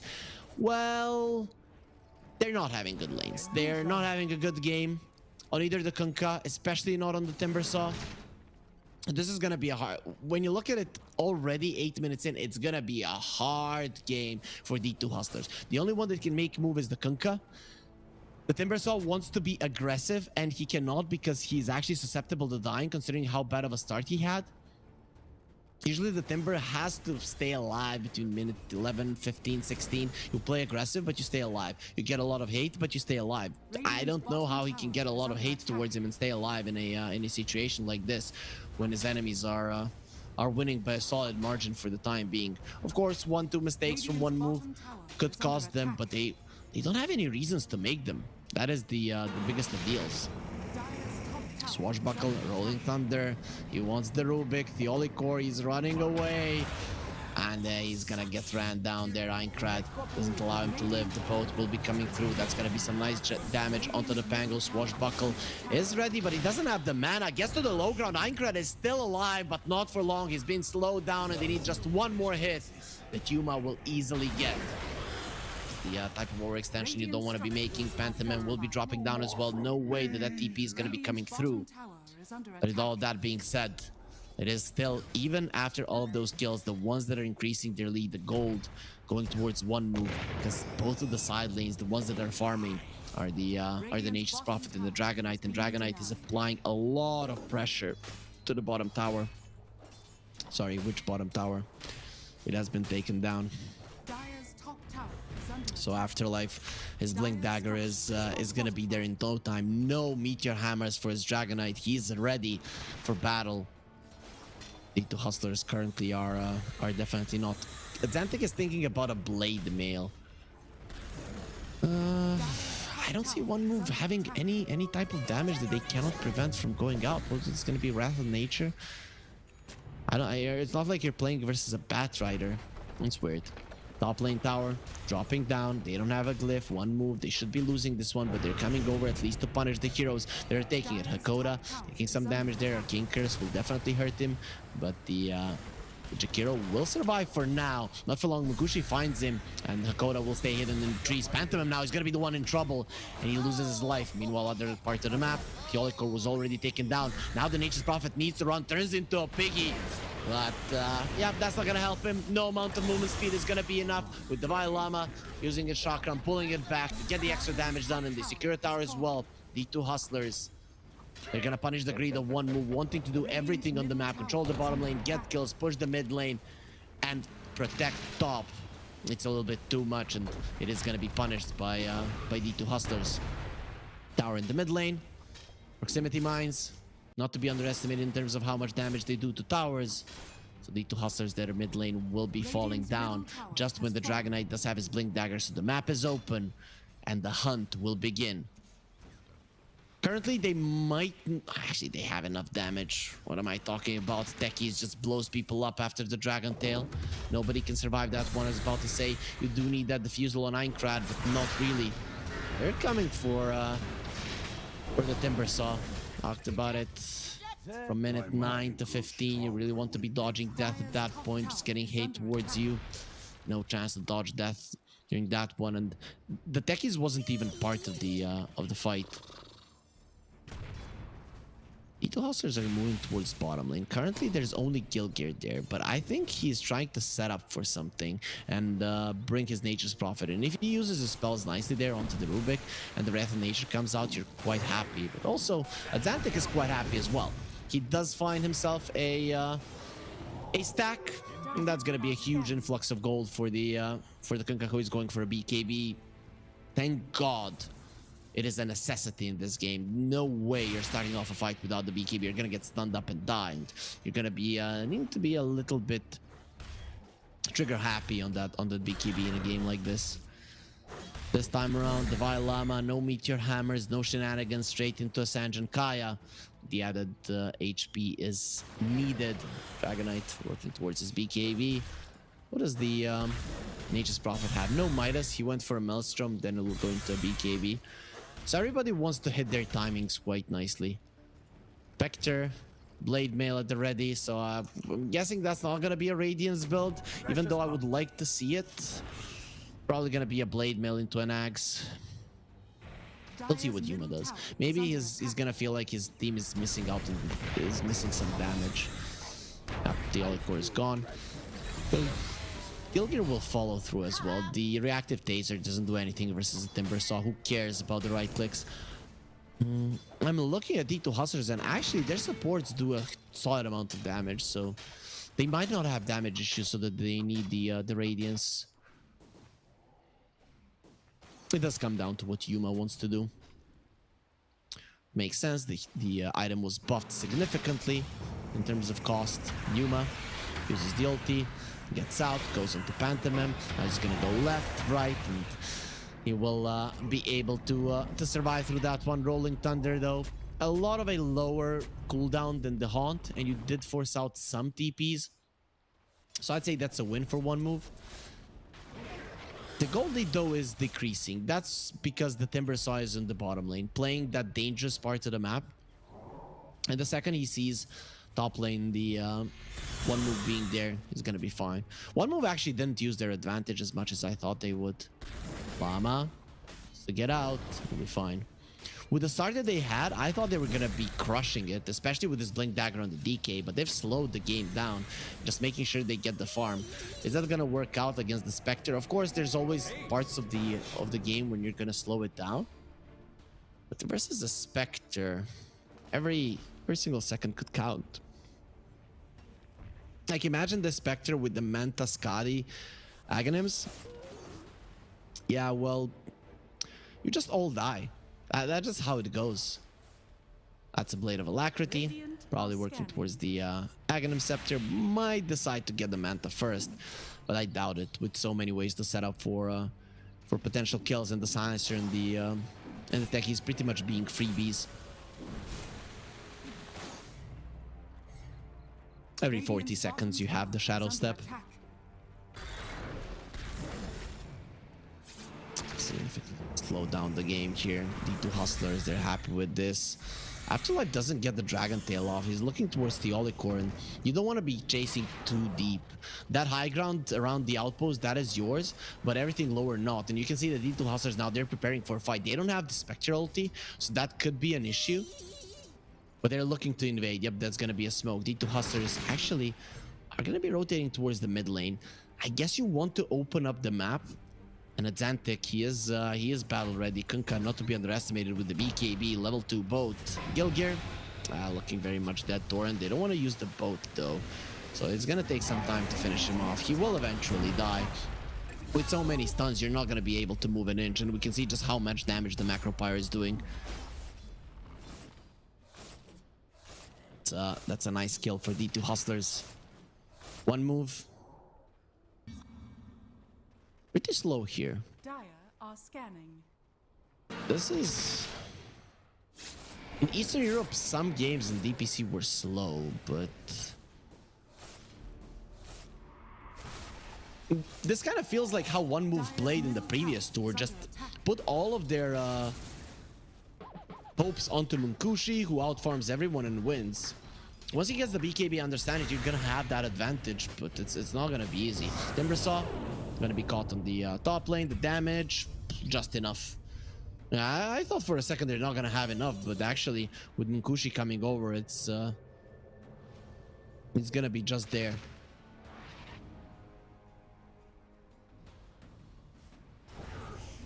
Xantic towards the top lane.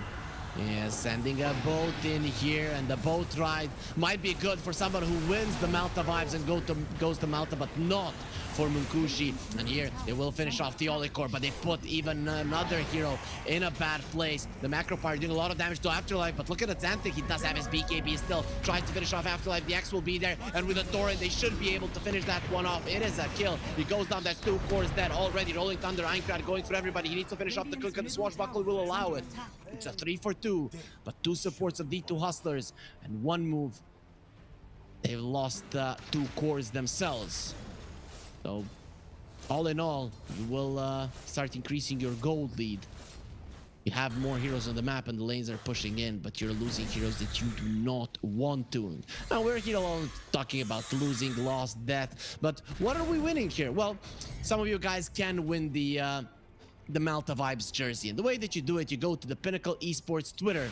And if you haven't already, you follow it. You will have a pinned tweet there. If you retweet it, comment on it, tell us what your favorite team is.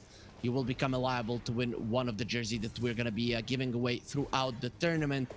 And also just a little bit of a heads up, the terms and conditions do apply. So you have to be 18 plus to be liable to take part in the giveaway. Then continue following our social media and you will be finding out if you are one of the lucky winners. Speaking about following, be sure to follow our Twitch channel as well. It is new and you would want to know when we're gonna have new tournaments or when the current tournament games are gonna be going live, though you can get all of that info online on various sites. Pinnacle GG also, there's a Wikipedia page as well, so be sure to check those out.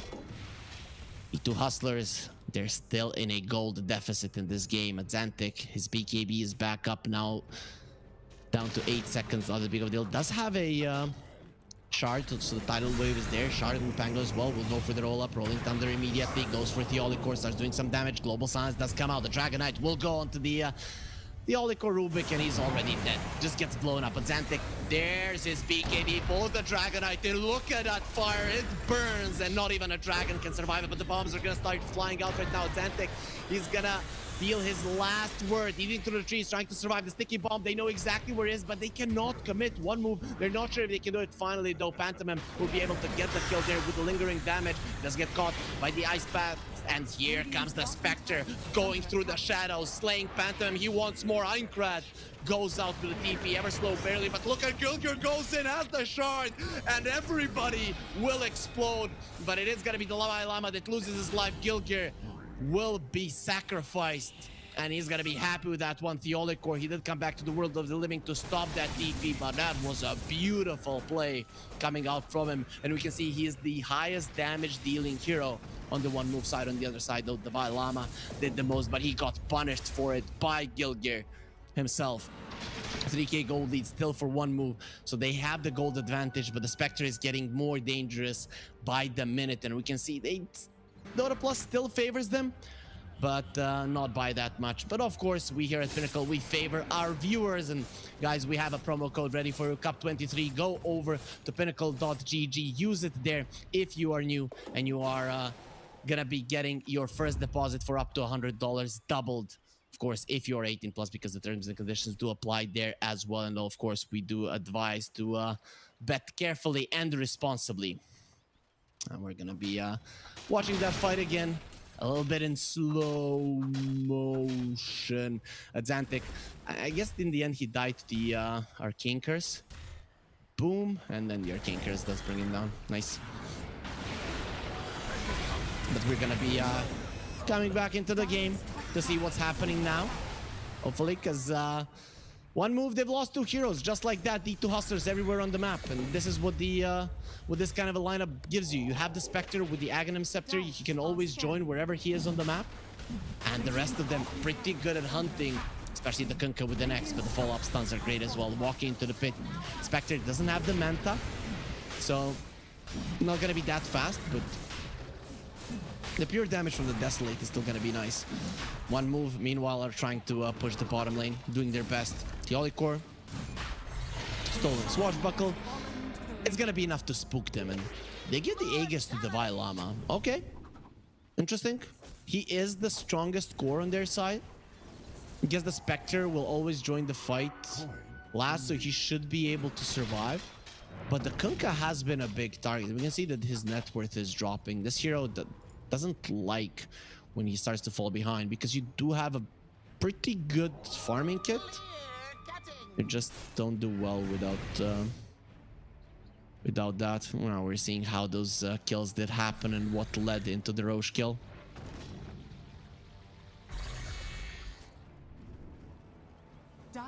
Gilgear has a shard, level 13, so 2 points in proximity mines. That's going to be a lot of damage. Pango has the blink, wants to go for an Aghanim Scepter.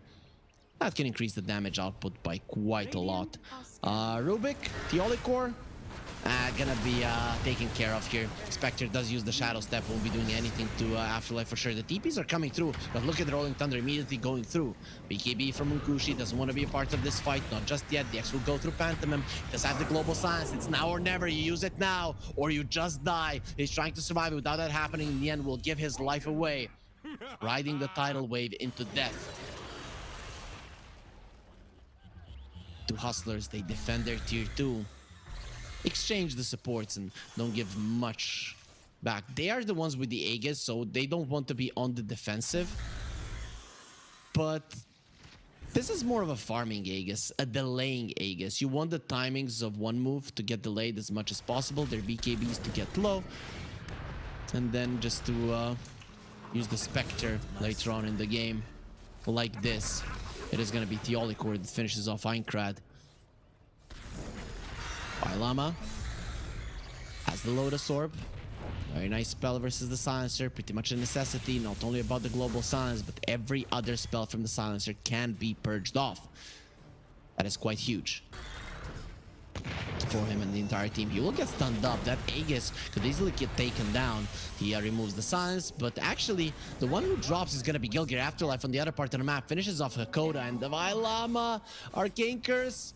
Nah, not gonna be enough. His regen is more than good enough. Look at Afterlife in a little bit of trouble. A little bit more of trouble, but his armor is more than good enough to be able to survive that, and some of the creeps were still alive, so the Desolate did not come through. Does only do damage if you are alone. That's where the Spectre hunts the most, the ones that are alone, guys. So we do encourage you to have friendships so that you don't get hunted down by a Just to be clear, if I call you mate, by a thing like this. mean it literally. I don't even know what the Spectre is. I guess Spectre is a Spectre. 1k gold lead, one move. They have been slowly losing their lead, slowly losing their ground, playing this game just not as fast as they should, and even after an amazing start to the game, they didn't accomplish much. Now it's a 1k gold lead that doesn't seem like it's enough, and you're going towards a part of the game where the Spectre will be untouchable, unkillable. A big problem for every one of your heroes. Rubik, Swashbuckle, Blink, and the Force Staff. He's so Dire are mobile. scanning. And he's not going to be looking to kill anyone Nature's Prophet. Wants the Silver Edge, understandably so. You have to have a way to deal with the Spectre. You have to have a way to deal with the Timber Saw. Those breaks are going to be coming in handy if you are the one starting the fight. If you're not, then it's really not going to be that big of a deal. Yuma, Manta not done just yet. So he is kind of susceptible to being ganked. But this is the thing, one of the reasons they picked the Spectre is because he can split push. And then it's going to be able to alleviate the pressure from the Nature's Prophet. Aincrad rolling Thunder, Blink out immediately. Did find the Jakiro. That should be a nice skill to start off the fight. Dragonite, BKB going to be coming out. The boat dodging that one, and Rumbuff didn't come out in time to save the Jakiro. Global Silence will get used just before the Silencer does go down, but it does give them the space to finish off the Rubik as well. Xantic now pops the BKB. It's not going to be a long charge, but speaking of long charges, Afterlife has already expired his. It's not going to be doing that much, but the Spectre caught behind the trees, and he's not going to be able to get himself out. That Sprout not allowing her to move. The Lotus Orb not even close enough to saving her life, and now they want the Vailama as well. He still has the Aegis, but killing him twice. It seems like one more thing they can do it. They're putting themselves in harm's way with the blast off. They're gonna stun him, silence him. Lotus Orb coming back up. Doesn't want to use it just yet. Atlantic coming back into the fight. He's quite fast with the phase boost, but those are gonna be expiring. Kushi TPing away. He's probably gonna be coming back into the fight. The Vailama with that blink is gonna be cutting Aincrad down, and just one more right click. That is how you do it. The Vailama. Beautiful plays coming out from him, and now the two supports. Can they really do anything about him? Especially, they can't do anything, especially because Hakoda is back to the world of the living, dying at the start of that fight, but coming towards the tail end of it to get a bonus kill for his team. It is going to be ending in a 3-4-3, it seems like. The Dragonite died 3-4-4, I guess, but the Timbersaw did lose the Aegis. So that's something, and you did lose a Spectre while Munkushi stays alive, and looking at his net worth is going to be a force to be reckoned with. Timbersaw, now he has the Flamethrower, so a little bit more of a tower push coming out from him. Spectre, Manta is going to be bought. It's going to be delivered right now. Not going to have it for this usage of the Shadow Step. But he will have it for the next one, the support, so one move. They have any Glimmer Capes? Glimmer Cape is the only thing that saves your life. Force Staff is not enough. Nope, only Force Staff. The Silencer is working towards the Glimmer Cape. You need it. The Spectre just leaves the 3 illusions and you die. So how you kill people with Spectre? You use the Shadow Step, Reality in, use another dagger. That's 2 dagger damage. You leave the illusions. You go back to where you were. There's 1 illusion that spawns, of course, or the one that you swap your places with, and those 3 illusions just rip apart the support. That's how it works. Yuma is gonna be getting the illusion rune as well. This is huge for the next fight. Imagine 5 specters just going ham on you, and you're isolated. The damage from Desolate will annihilate you. Pure damage. I think it's like 60. Yeah, 60 per hit on Desolate. That's 300 for every single hit coming through. Shadow Step gonna be used. Munkushi followed by the illusion. They know where he is, but they can't really see him. It still has the Spectral Dagger there on him, slowing him down. Aincrad links out. The Vailama, he knows where you are, but it will connect there. Now Haunt being used as well. So where do they want to fight? Gilgir gonna use the mech, try to survive the global signs that's come through. Munkushi surrounded by illusions. They're trying to kill him, but he's hiding in the trees. No more Spectral Daggers to go through. Those Afterlife blinks out just in time before that connected, and they will find him. The X is here. Will they let him taste this fountain? Not really. Yuma is the one that finishes him off, and one move, at least everybody else does get out. 22-18. D2 Hustlers, their lineup now is starting to come together quite nicely, whereas one move seems like they have lost their biggest timing. They still have the top net worth hero. And Dragonite plus the Pangor, not to be underestimated in the later portions of the game, but can you really compare them to the power of the Spectre? Kunkka going for the AC, just wants to make his body even stronger. Shadow Step again. This time around, though, Pantomime will be protected by his teammates. Man, these Spectre illusions are everywhere. So what's next right now for one move? So their split push is not working. The Spectre is dealing with those. He's everywhere. He can join the fights now super fast, so you cannot rely that the teleport of the Nature's Prophet will do much. Maybe once he gets level 25, but that's not currently. So how do you set up fights if you're one move? You want to burst someone down. That is the idea. You have the stun global silence, and then the techies just comes in and destroys somebody. So you want the fight to start off that way before the boat even comes through. So that has to come out from a smoke. The Roche is a good way to do it, but you're going to be running into 5 heroes. Still, that's where the global silence does kick in. That's why buybacks are going to be now very important for the next Roche. Second Roche usually does come down to buybacks if the teams are close to each other in strength, which is currently the case. And I doubt that one move just to let the Roche go for free or just to push out the waves. So that's probably their best bet, to take a Roche fight. Yeah, when you look at it right now, the game will come down to fights. I'm looking at the teams and you can't really outmaneuver. Maybe D2 Hustlers can be a bit faster in terms of killing, but one move are not that bad at killing one hero and running the other ones down either. So yeah, team fights are the thing that's gonna decide this game, it seems like. Who's gonna be using their spells better? Gilgir. His smoke does break. He's gonna be lifted up immediately to the Force Staff, keeping him safe for a little bit, but not for long. The reactive taser comes out, but not in time. He does have a buyback, and the outpost is in their possession. Mukushi got annihilated by the Spectre. And of course, they did bring a little bit more there in terms of damage. The Lama hunting the supports down in the other part of the fight. Einkrad was able to take another support of D2 Hustlers, but you have lost a core on top of supports as well. And Mukushi, the highest net worth hero on the map for the entirety of the game, just died immediately.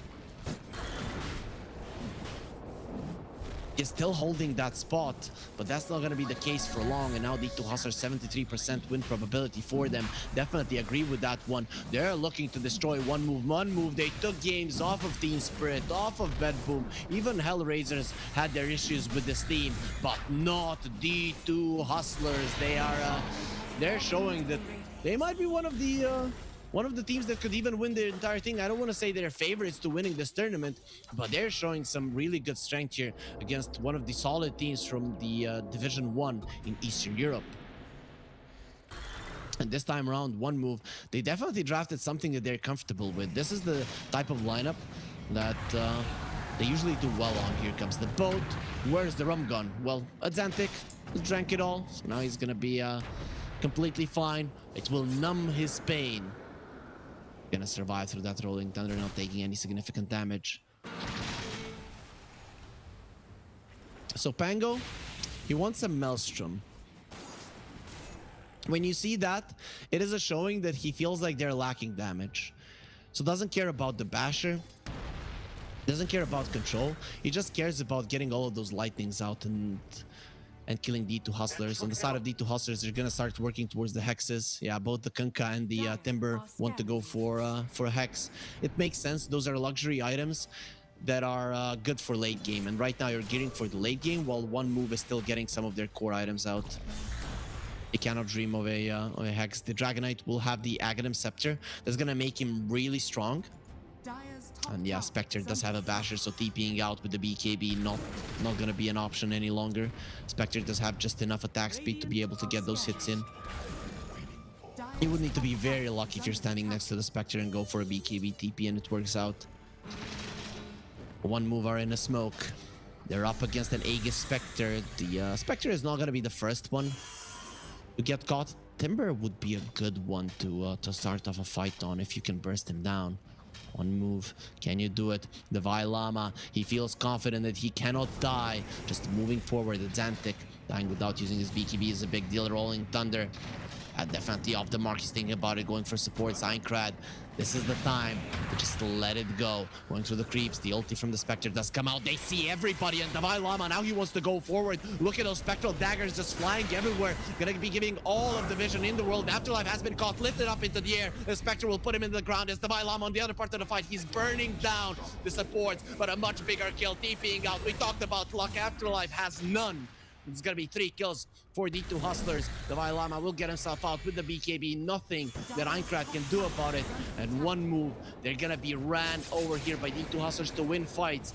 They need to have better vision, but they cannot push out the lanes properly. They're up against the Spectre. The second that the R is pressed there on Yuma's keyboard is the second that one move lose all of their chances to win a fight. Dire's top tower is And it's under also really attack. that hard to press your R button. I think everybody would agree. Oh, you know, sometimes in your pubs, there are people who make it look hard, right? Like, you just need to press your R. And it doesn't come out, ever. Kunkka has the Hex.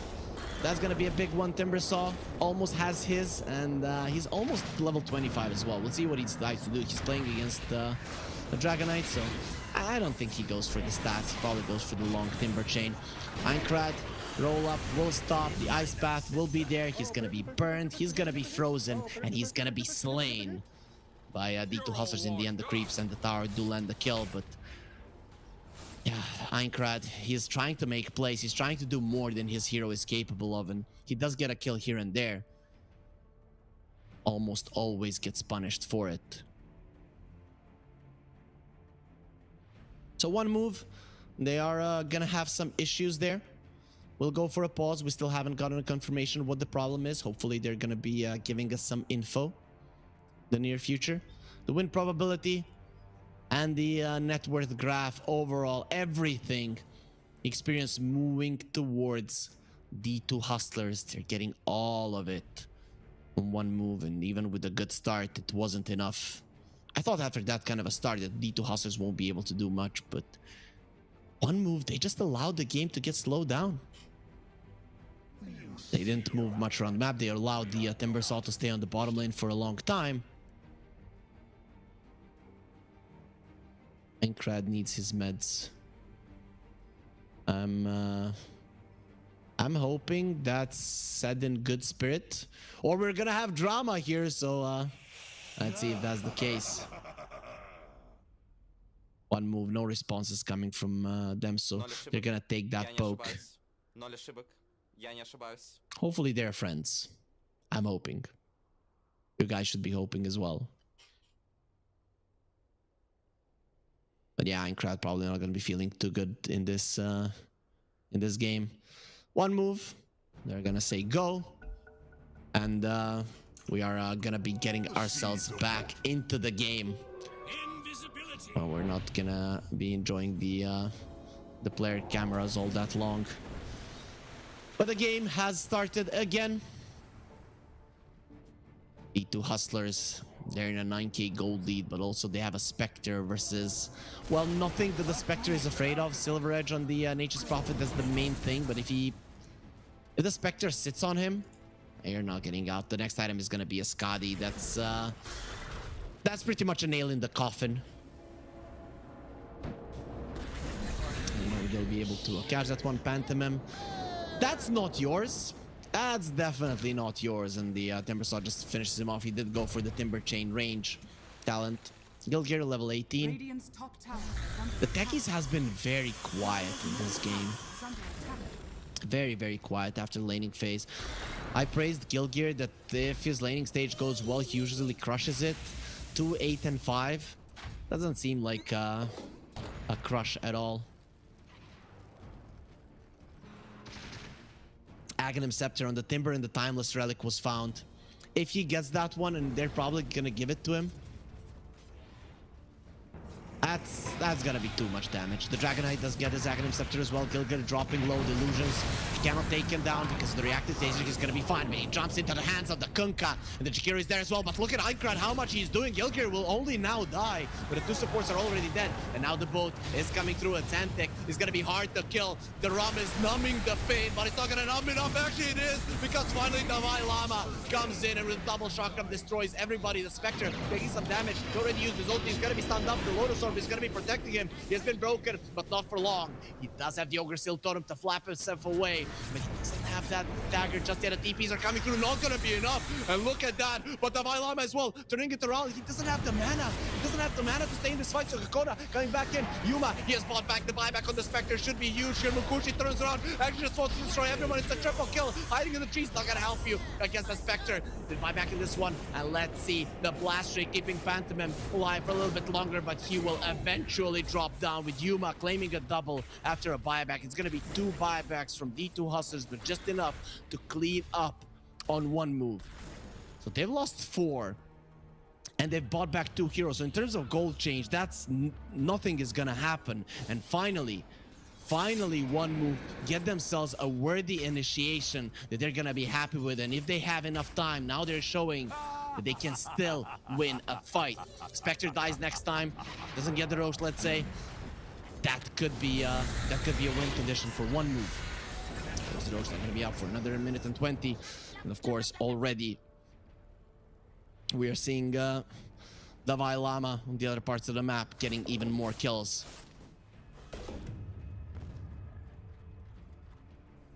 He brought down Gilgir.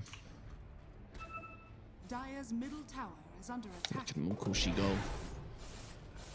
Mukushi is does have his Satanic now. He wants the Hex as well. Now those luxury items for one move, they need to start coming out. They want to do much in the late game. The Manta on the Dragonite, the Octarine on the Pango. Those are some big items that you should look forward to, but level 25 on the Nature's Prophet is a big one. The Spectre does have level 25 as well, went for the Haunt Illusion damage. So good luck to all of the supports that get caught by those. And Kunkka has level 25 as well, so there's going to be 3 boats right now. The Ghost Ship fleet is at the ready. Aincrad, Rolling Thunder being used.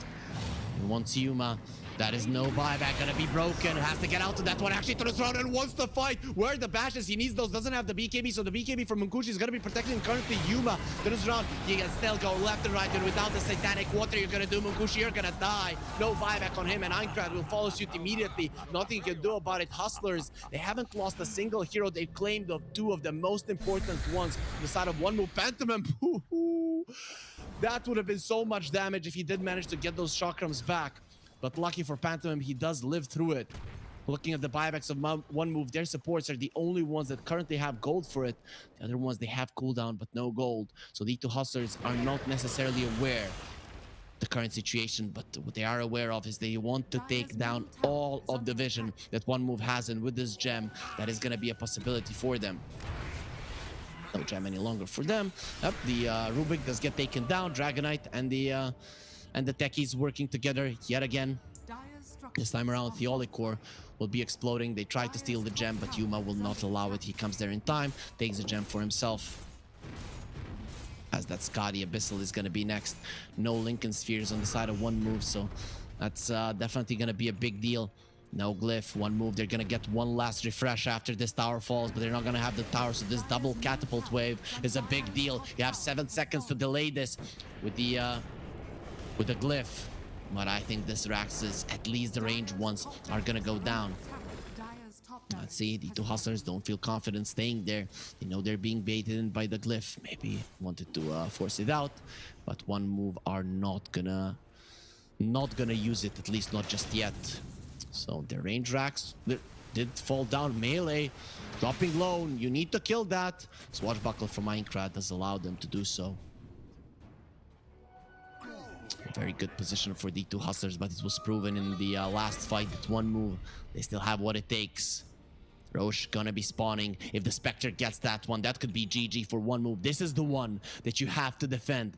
The Aegis, the Refresher, and the Cheese, the 3rd Roche. The 2 Hustlers already preparing for it and just running through it, towards it. Spectre also has the Penta-Edged Sword. Damage output of the Spectre quite high, almost 300 damage per hit. When you count in the Desolate, that's 350.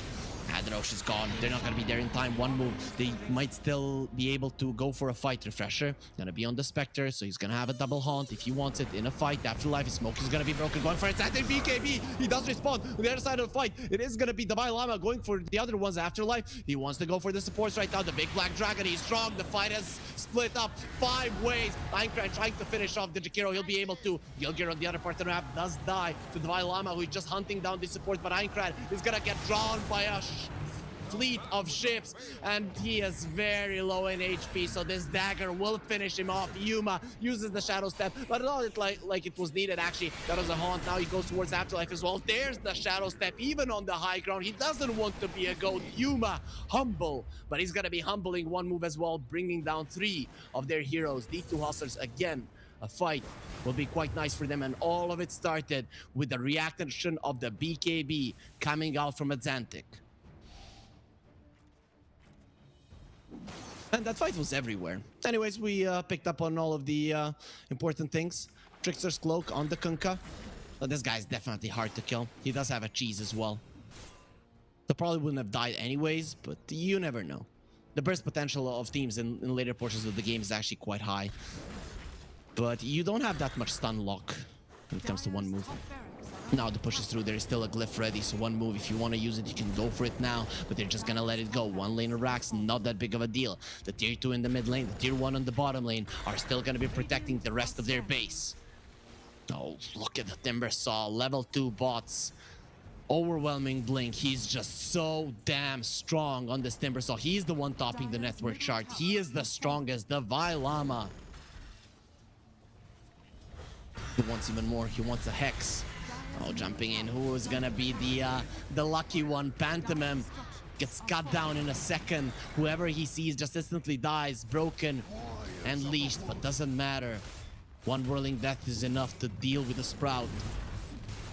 X gonna be used. He actually misses on that Timber Chain, but he kills Munkushi. He killed Munkushi in the backlines and then just gets pulled back in. Aincrad is trying to do enough. Munkushi does not have a buyback. Where's your goal, my friend? It's the end of the game. You need to have it now. It's going to be coming through. He's going to be able to buy himself back. But look, it is a Dragonite. He's turned into a piggy, a flying pig that dies and burns. He does have a buyback as well. But look at Munkushi. He just bought back and he's that Satanic to get his HP back. And he's going to be able to stand his ground for now. But with the patches coming through, eventually he will get cut down just like his trees. And one move. This is their first match. Their first best of 3 of the Pinnacle Cup, and they haven't been able to win a single map. The 2 hustlers so far undefeated, haven't lost a single map, have played 3 best of 3s, and every single one did go 2-0 in their favor. One move. They came in as a directly invited team to round 3, but the 2 hustlers, this is a statement from them to our admins. Next time around, you know who the better team is. So D2 Hustlers, we're sorry, you guys rock. We're gonna be able to bring down one move. I'm not gonna say with ease, but they didn't really exert themselves all that much. Game 1 was pretty easy. Game 2, somewhat of a comeback, but it never looked like they panicked all that much. And we're seeing that they're gonna be enjoying themselves fairly soon, guys. We're gonna be seeing how the 2 hustlers went into this tournament, how they came to one move, and how they went forward as well. There's the bracket. They're going to be waiting for the winners of Bedboom versus Monospa. That is going to be a hard match, though. Then again, we thought one move is going to be a hard match for them, and that was not the case. And now we can see the 2 hustlers, some money is coming over. Cha-ching!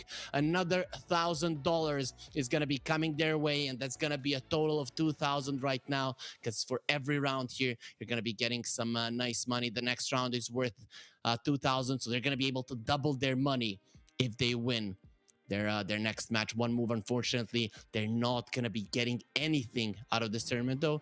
They only played for an hour and a half, so it's not that big of a work day to be doing it for free.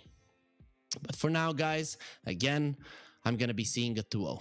So no 3-game series for me, unfortunately, but it was a fun series to watch, especially that game number 2. But the next one, okay, Cybercats versus guys who don't need to be announced, at least not to the older generations. You know, you young guns are gonna be shown some of the best players from the past. Just kidding, guys. They are still very much active. Cybercats versus OG is gonna be coming up, unfortunately, after an hour. But get yourself some food, drink something, stretch, exercise, and prepare for the next series of the day. Cybercats versus OG coming your way in about an hour. Be here for sure. Oh, esport. You and I have come a long way. with such humble beginnings. As we gathered in small groups, we were professionals right from the start. Passionate, organized, and ready to rumble. We dreamed big, and surely enough, our parents supported us at every step of the way. Didn't they?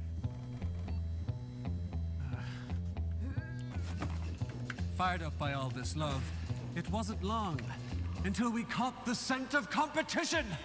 To be honest with you, it wasn't always that easy. Joe here, he had to take on 2 side jobs to afford playing professionally. It's gonna get better, Joe. Fist bump. Some of you dared to not even call this a sport.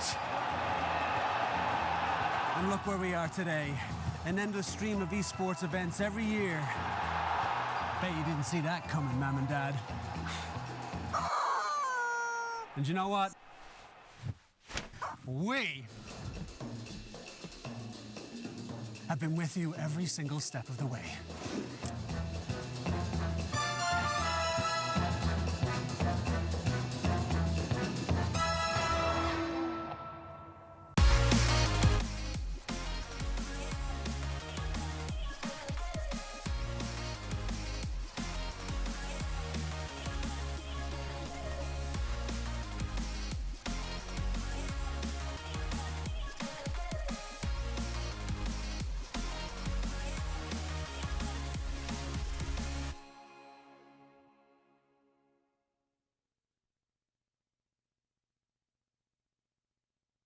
Dream of working with people you watch on screen.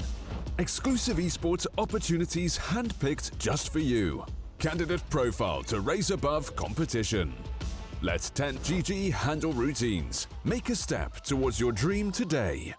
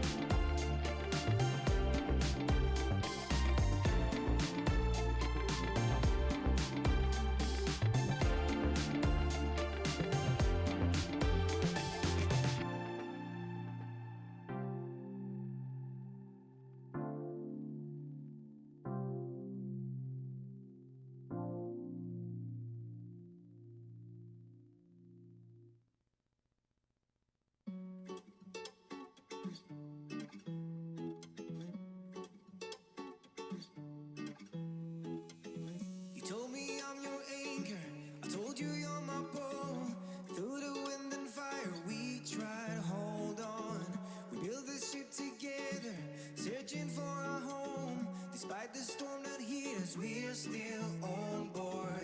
Dancing in the moonlight, the world just stop and stares. We got no destination, I'll take you anywhere. All the doors we've opened and all the books we've closed, words just come together, a story that we never told. So far forsaken for my own, you said just keep holding on. If you're about to break, oh, oh,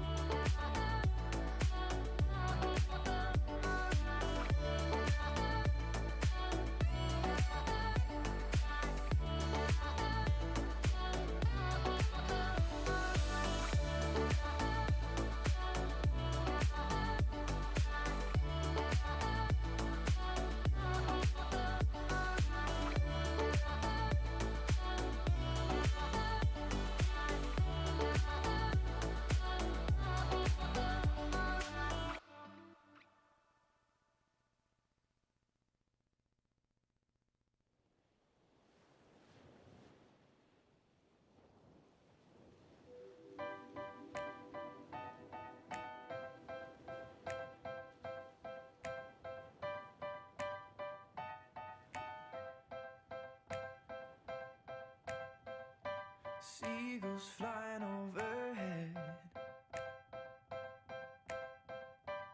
towels down in the sand, little crabs walking over our legs, and we were together just like lovers should have been. Like the changing tides, you have changed your mind, and now you are no longer mine. Last summer, you were holding my hand. Last summer, you were laying in my bed. Last summer, we were more than just friends. But that was last summer. That was last summer. I miss the salt in my hair, and I miss your emerald stare, and I wish you were still here in your red sundress, watching the sunset by the pier. In your red sundress, watching the sunset by the pier. Last summer, you were holding my hand. Last summer, you were laying in my bed. Last summer, we were more than just friends. But that was last summer. That was last summer. That was last summer. That was last summer. Like the changing tides, you have changed your mind. Now you are no longer mine. But with tears in my eyes, I recall the times when I had you by my side.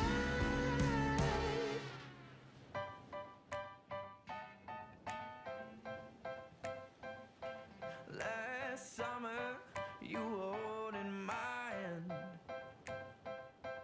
Last summer, you were laying in my bed. Last summer, we were more than just friends. That was last summer. That was last summer when you were holding my hand. Last summer, you were laying in my bed. Last summer, we were more than just friends. But that was last summer. That was last summer. That was last summer. That was last summer. That was last summer.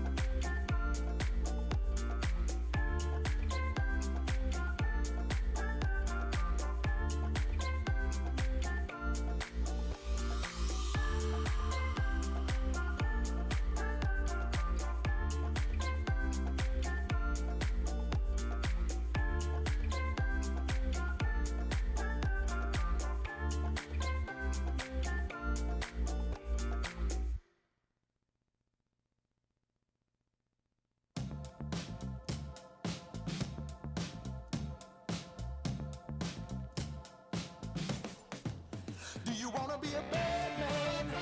Yes, you do.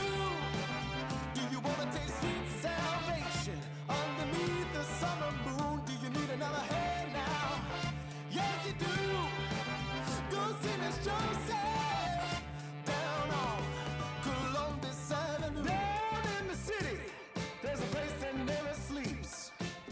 You can see it all up past 57th Street. Music is hot and the drinking there's free. It'll turn you upside down before you count to three. One, you're looking for a helping hand. Two, you need a friendly face. Three, feeling good you can barely stand. You're falling all over the place. One, you're looking for a helping hand. Two, you need a friendly face. Three, feeling good you can barely stand. You're falling all over the place. You own it, they got it, they flown it, you bought it. Ow! Do you wanna be a bad man? Yes, you do. Do you wanna taste sweet salvation underneath the summer moon? Do you need another head now? Yes, you do. Go see Miss Joseph down on Columbus Avenue. Columbus Avenue.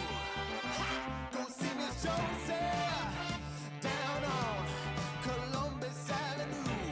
Columbus Avenue. Ha! Go see Miss Joseph down on Columbus Avenue. One, you're looking for a helping hand. Two, you need a friendly face. Three, feeling good you can barely stand. You're falling all over the place. One, you're looking for a helping hand. Two, you need a friendly face. Three, feeling good you can barely stand. You're falling all over the place. You own it, they got it, they flown it, you bought it. Ow! Go see Miss Joseph down on Columbus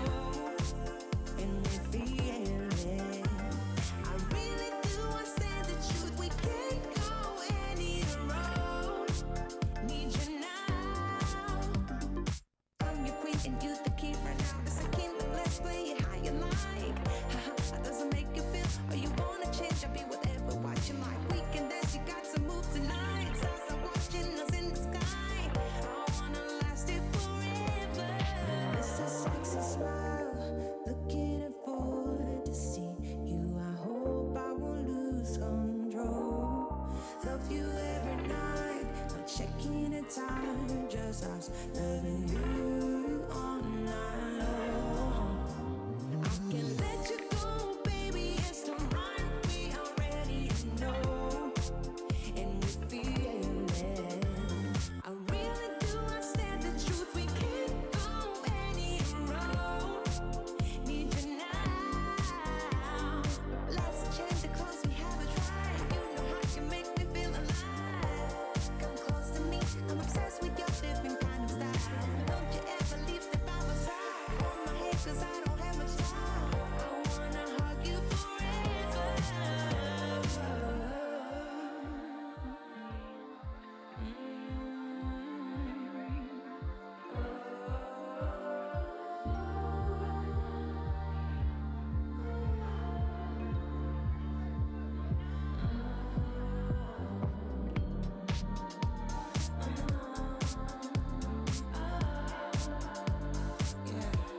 I miss that sexy smile, looking forward to see you. I hope I will lose control. Love you every night, not checking the time, 'cause I'm loving you all night long. I miss that sexy smile, looking forward to see you. I hope I will lose control.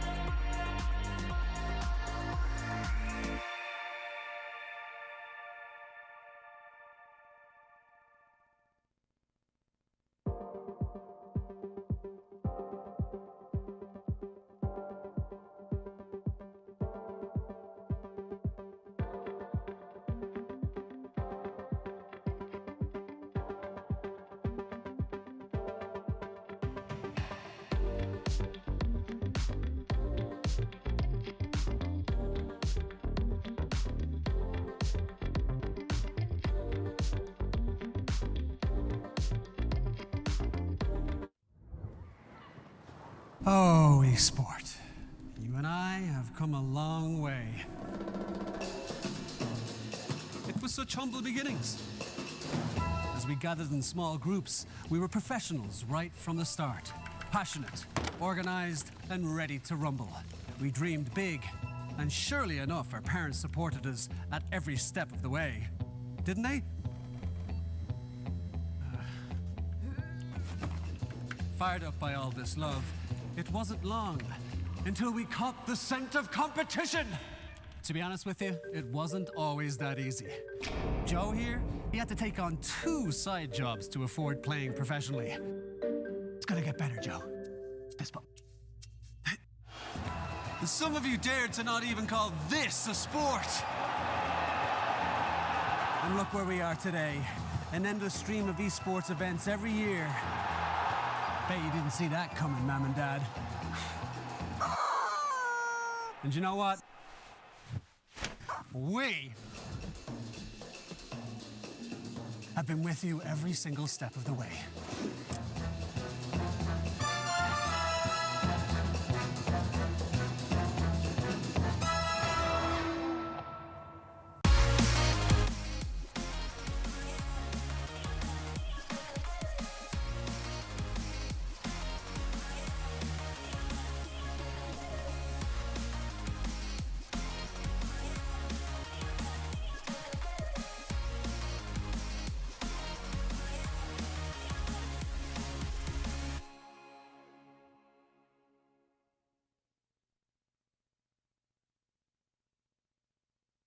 Dream of working with people you watch on screen. Exclusive esports opportunities handpicked just for you. Candidate profile to raise above competition. Let 10GG handle routines. Make a step towards your dream today.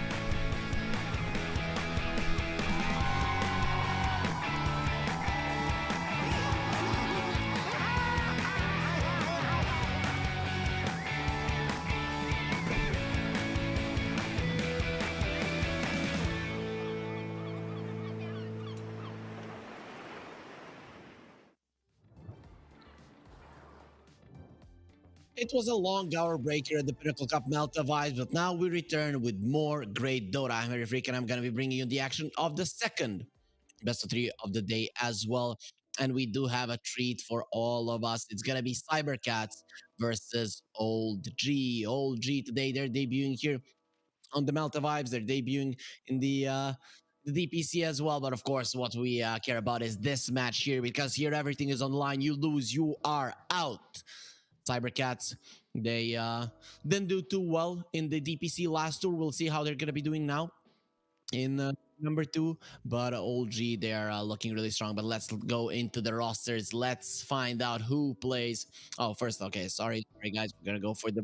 It's fair to find out how Cybercats went to face Old G. To be honest, they didn't lose a single game, but they weren't really tested all that much. Though I have to say, KZ team is not to be underestimated, and Cybercats did beat them 2-0. So they definitely have something to bring here. Feels like they're refreshed here.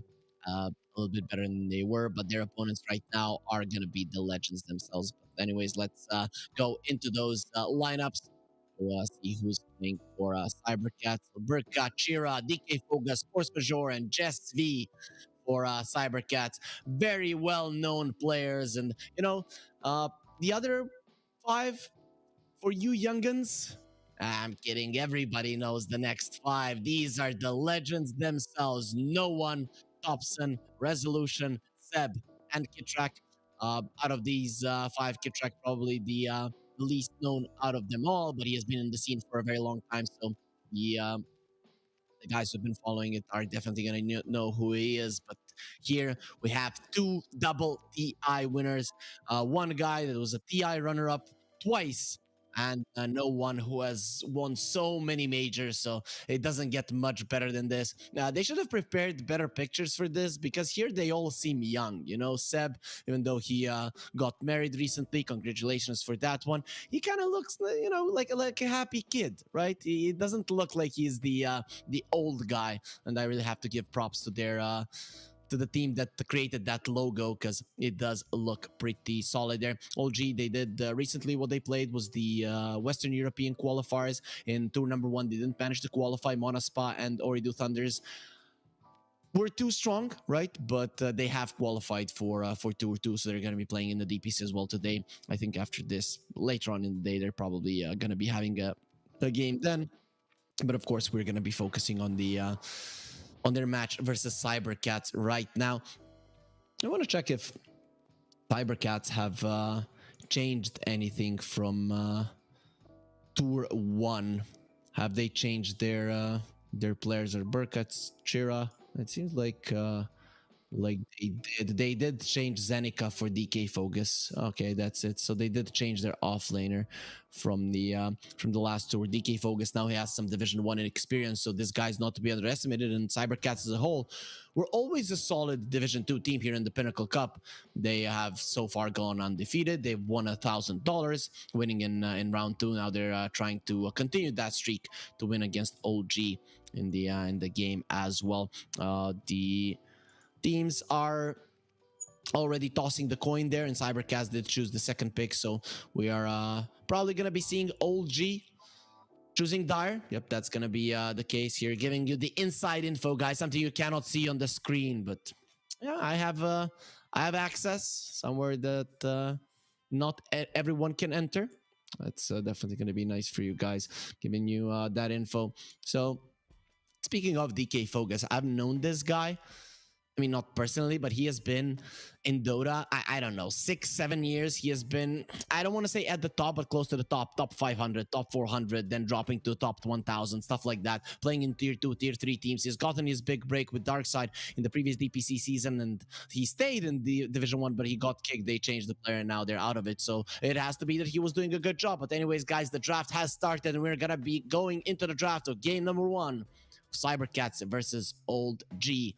See what these teams are made of. What are they gonna bring to the table? What they're gonna pick. Old G in their run through the qualifiers, they did play a lot of different heroes. Even though it was only 3 games, one was forfeited to them. They did beat KZ Team 2-0. Okay, let's see who beat KZ Team faster, and then we're gonna come to a conclusion who's the better team. You like that one? 30 minutes, 28 minutes. Old G, they crushed them. Cybercats here, 24 minutes, 31 minutes. Cybercats did it faster if you count the series as a whole. So sorry, Old G, you've got no shot. Of course, that's not how Dota works, and OG are going to be opening with an HS Prophet. He does have a nice beard there. Goes hand in hand with their logo. Cybercats, Primal Beast Enchantress. Very good response to an HS Prophet. Usually what we would see in these kind of situations is a Clockwork.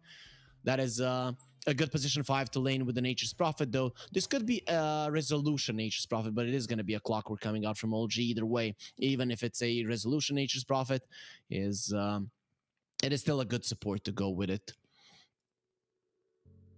So quite a solid opening from both teams. It seems like they came prepared. They knew what the other team was going to do. Cybercats, they don't want to let this one go. OG, it was already shown that they could lose to some Division 2 teams, though those Division 2 teams did get themselves into Division 1. And speaking of Monaspa and Oridu Thunders that beat them in the Tour 1 qualifiers. This time around, the Tour 1 qualifiers were very much easy for OG as they slided through without losing a single game and pretty much winning every single one in 25 to 30 minutes. Cybercats, they have retained their spot in Division 2. As I mentioned, they changed one player. They didn't do too well. I think they were 3-4 in terms of wins and losses on Cybercats. So, you know, not the best of score. But they did get that slight boost in power from DK Focus, so we can assume that they're gonna be doing well. Though old G, this is a team that might get into Division 1, who knows. The problem is that Western Europe is so freaking stacked right now. Everybody went there. They got some Eastern European players. They got some NA players. Like the best of all worlds are going there. You know, guys want to know where the best players in the world will be, or just follow the money. Western Europe is currently the most watched one, and obviously people are going to be there. Of course, okay. Russian streams are still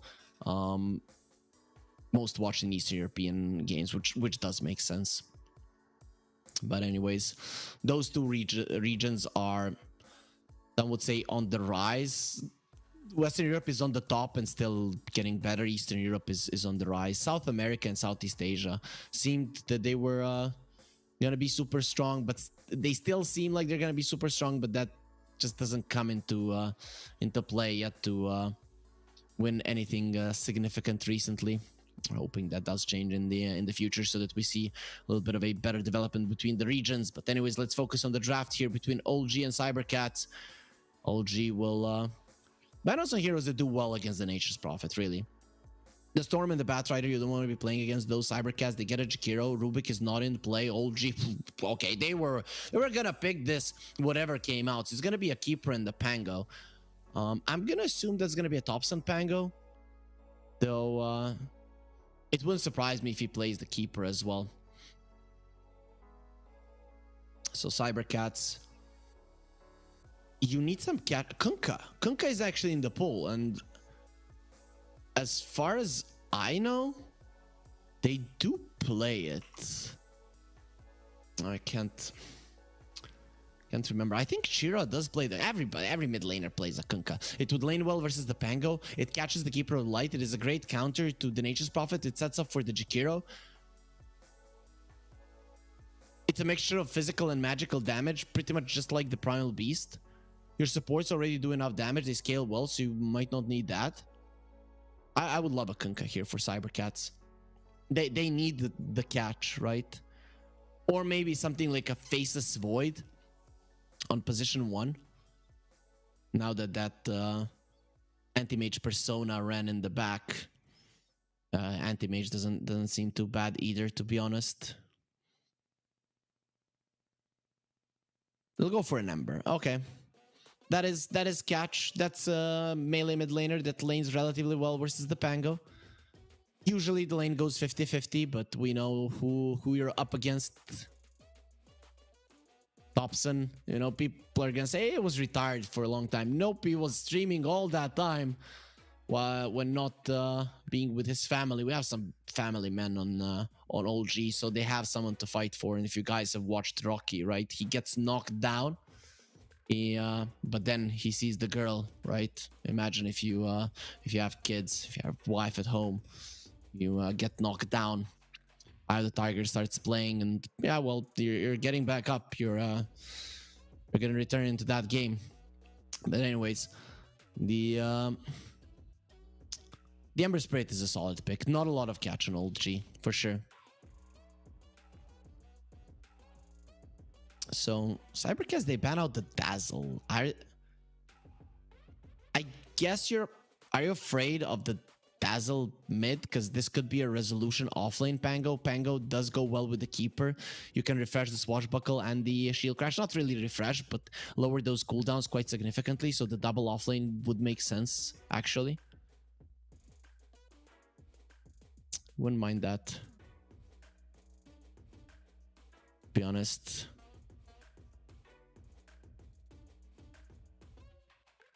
Would be quite cool to see.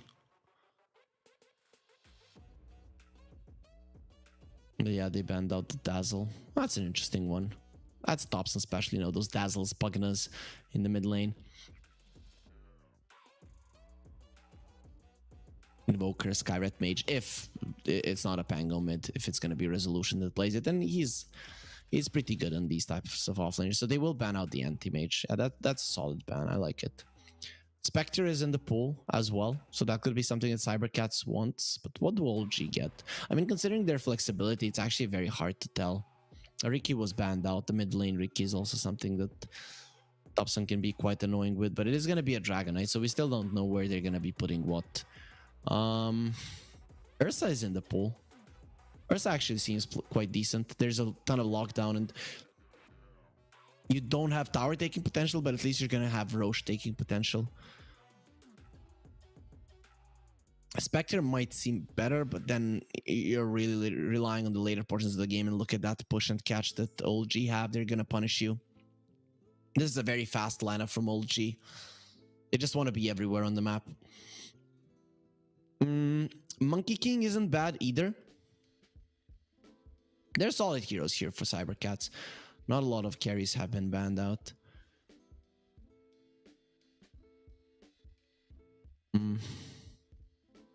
All those heroes seem like they're gonna go okay in the lane, but then in the early mid game they're gonna suffer. Not an easy choice for Cybercats. They really have to discuss how they play this game before they pick the hero. How are they gonna match the speed of OG? Look at the mobility. Pango, Keeper, Clockwork, Nature's Prophet. All of these heroes are very, very mobile. The only one that is somewhat static is the Dragonite, and even he buys a blink. On the side of Cybercats, yeah, the Primal Beast and the Ember Spirit do have some mobility on them, but they don't run everywhere on the map. Ember does, but the Primal Beast not really. And then when you look at the Jakiro and the Enchantress, they're pretty static. So if you start losing ground, if you start leaving heroes behind, they're all going to be punished. And you need... Sometimes you deal with this by crushing the lanes, but looking at the setup right now, I don't think the lanes are going to be crushed. You can do well in the lane. I'm not sure that's going to be good enough. They go for the Faceless Void. Time dilation is a big one. Didn't mention that one earlier. And we're going to be moving on to the player cameras right now, to see them in a competitive environment, see how happy, sad, excited, or whatever they are. Void is somewhat mobile, but I think this is a bit slow, right? Alberca is gonna have to find a way to be active in the game, unless the lanes go really well for Cybercats, which could happen. When I say really well, I think DK Focus needs to crush no one.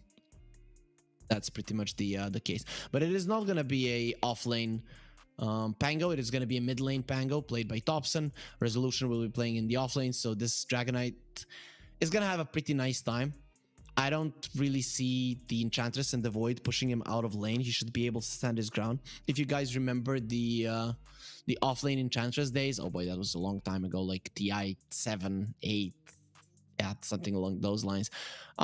People would play a carry Dragonite just because the Enchantress cannot harass you enough, and this is kind of the case with the DK. Maybe level, when he has a level 1 Dragon's Blood, after that it's just impossible. So yeah, I feel like OG are coming in as somewhat of a favorite into this one, especially when you look at the names. The Cybercats were maybe a bit more active during the last years, but still, I think I favored the OG lineup here with the fast pace they're gonna play. I think they're gonna take game number 1, though we will find out once we get ourselves into the game, and it's gonna be right now. There we are in the game number 1 of Cybercats versus Old G. And, let's see who's gonna be coming out ahead. For those of you guys that are just joining the stream and watching the Pinnacle Cup, be sure to give us a follow there on the channel. This is a new Twitch channel, so hopefully we do get it up so you can know when we have new tournaments, new games up. Cybercats, they were in a smoke, 5 of them, and it does get broken, but Old G will not get caught by that one. Resolution gets himself away in time. They did have that ward, though. That might be the ward now. Yep.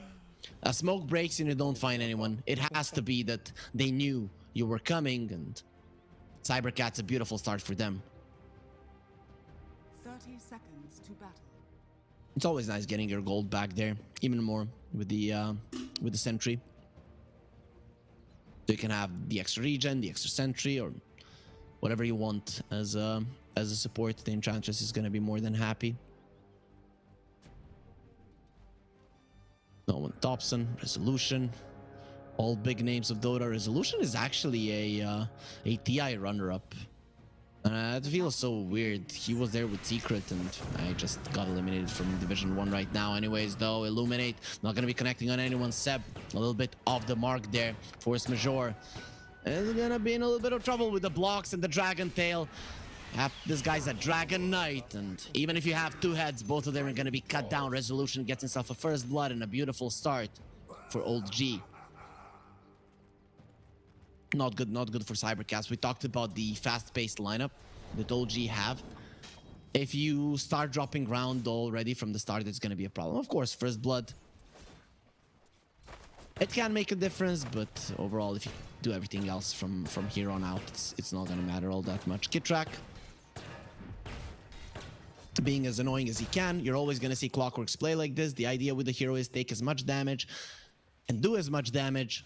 Heal yourself up, go in again. This is how you play the Clockwork. You don't want to stay out. Even if you know that you're going to get smacked down, you're going to go in just to be able to eat through your own region, eat through the enemy region, and secure the CS for your carry. That's what he's doing thus far. Resolution, he started off with the Dragon Tail. That's going to help him a little bit in terms of CS, but that means that he does not have the HP or the armor necessary to actually stand ground versus the Jakiro in this lane. So he's going to be taking some significant damage, not going to be dying just yet, and that Ring of Health plus level 2 will be there in no time. So far, apart from that first blood, a pretty normal start. There is going to be a pause coming out from Cybercats, but Thompson uses this one. Oh, they're using their pause time. Okay, let me just reconnect and get everything in order. People, ever since the patch, has been having some stutters. Some people have had FPS drops. I know that a lot of those things do get fixed up, but you know, even with the best high-end PCs, sometimes you can have issues there.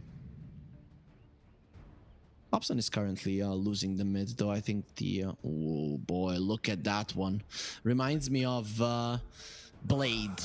You know the movie Blade. I think it was the second one that that hybrid vampire who can open his mouth, you know, like the Night Stalker. He has that that opening in the middle of his face. Oh, they jump in on Seb, and yeah, Seb is dead. Oh, where is he? They don't have a badge, but they have more than enough damage. The Dragon Tail doesn't come out in time, and Seb will be going down. Good track. We'll get pushed back a little bit here. One of the treants will be taken over. That's just the thing. Free will. Your kids can still tell you no when they're a nice lady comes into their life there, and with the enchant, is gonna be taking over one of the children of Nature's Prophet to turn them against the father.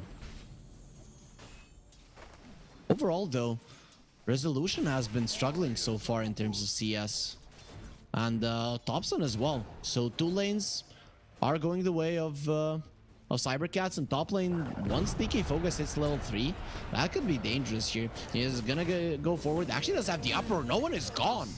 Jesvi gets the kill inside of the cogs. He's standing his ground, has the ghost. So with the creeps there, Kitrak is not going to be doing enough damage, and now even the third lane will go quite well for Cybercats. Nice start, good as you can hope for, apart from that first blood. But they're doing a hell of a good job here, Cybercats. They need a solid laning phase, because their heroes can slow down a little bit in the early mid game until the Primal Beast gets a BKB. Right, that is when it could be dangerous. Speaking of danger, Resolution got dangerously low on the bottom lane. And, yep, okay, he died actually. And Seb, he does get himself a little bit close. Force Majeure running in. He wants to die, doesn't want to live, doing as much damage before he drops down. And Seb will be securing that one with Illuminate.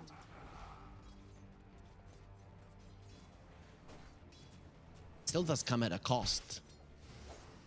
Your offlaner dying, Resolution just not doing as well as he wanted.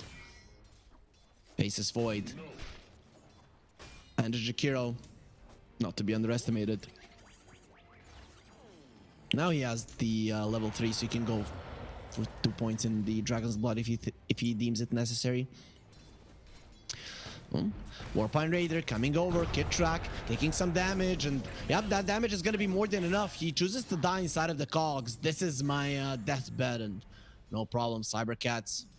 They're gonna be making your wishes come true. Resolution, the time dilation does come through. I think he already used this stun, yep, so that's gonna be slowing him down just a little bit. 2 points in Dragon's Blood though, so he should be able to survive. The right click damage doesn't do anything to him, so without the bashes and without the dual breath, he's pretty much safe. Okay, Thompson. Yep, I was talking about him streaming, that everybody was watching him when he's not spending time with his family, to be honest. He does seem out of practice a little bit. 10 CS of a difference is a little bit too much, even though Ember can usually do slightly better than the Pango. 10 CS is actually quite a nice lead they got there. Alberca gonna be taking a ton of damage. The way you want to play against the Faceless Void, you try to force out one of his time lapses, then during the cooldown stun into an Illuminate, and there's another one coming through. He does have the raindrop, so that's definitely gonna help. The way that you play versus the Coddle in a lane, you just chase him with the support. So Force Majeure, he's doing just that, and it's good enough to give vision to your carry of where the Coddle is, and then he knows when the Illuminate is going to be coming through, so he's going to be dodging it if need be. Iki Focus is level 5. No one cannot get close. Everybody's hoping for the matchup of Old G versus OG, but OG, they're gonna be needing to beat Cybercats and Hellraisers as well. Hobson almost getting the Ember, just not enough damage, and with the TP back to the base and Remnant back, we'll be able to Chiro will be able to come back into the lane unfazed. Of course, both of the mid laners now, they do have their ultis. Thompson, he doesn't have that much HP, but he does have a full bottle. Rolling Thunder thinking about it, he's gonna be chained up. He's still wanting to go for it, and it will be forced out without him claiming anything, but just going for a ride inside of the river. Cybercats dominating this early game for now. DK Focus level 6, 3 points in trample, phase boots as well. He gets on top of no one. If the clockwork isn't there, you're just dead. Alberca level 5 also doing well in this lane early on. They pushed back resolution. He has been holding that lead for a pretty long time. Clockwork will get smacked into the ground, and with the trample, Kit Track has nowhere to go but into the ground. The Sprout, the cogs, they keep DK Focus in place, but he has already accomplished his goal, killing the Clockwork. So we can move to net worth right now. It should be looking pretty good for Cybercats heroes. Once we switch over to that one. Chira, dives Thompson, a taste of your own medicine. This is what Thompson does to other people. Chases them down behind the tier 2, but he's gonna be humbled by Chira Jr. Yeah, now you know how it feels, my friend. Diving tier 2, 8 minutes in. Psycho chasing you and killing you. Yeah, that's what it feels like, so maybe you should stop doing it. That's one of the MOs of Thompson. Just early aggression. It's going to be used against him this time around. He gets outplayed in the mid lane. He gets brought down as well. But Thompson again, super low. Chira, he wants that regen rune and will be able to get it. Nothing the Kit Track can do about it. So this regen, he's not going to use it immediately. Rolling Thunder. I'm going to be dodging the ice path. Alberca comes over, does have the chrono, going for Seb first. And Seb is looking very much dead. A couple of bashes there, and one more hit is gonna do the job. Seb is gone. Old G running themselves away. Chira, does this guy look like he's gonna let you live? The chrono onto no one. Actually, Kit Track, he walks in just to make Alberca feel good about himself. This is why the senior guys are so nice. They make the young ones feel good about themselves. And Cybercats, they're feeling awesome because they are crushing this game. Even if Kit Track doesn't enter that chrono, I actually don't know where he runs to, so not really that big of a deal, but it still is fun. Oh, we're gonna be seeing the net worth there. 3 cores of Cybercats, all of them doing well. Thompson, he was crushed. SV, Gonna be blocked in by the Treants. Kitrak coming over. The seed shot does come through, so he's trying to save himself with the Warpine Raider. DK Focus comes over. Jesvi is already dead. That is a big kill. But look at now the two cores coming over. They're gonna be very mad that they lost the hero Thompson. He's gonna get his spells refreshed. So fairly soon, there's gonna be another swashbuckle. DK Focus is out. He will not die. Way too tanky for old G to do anything about that one. And Chira, well, he could turn this one around. Thompson, if you're not careful, you could die as well. Sleight of Fist chains, level 3 on the chains. He's not going to be using them at all. Meanwhile, at least Resolution did get the bottom tower.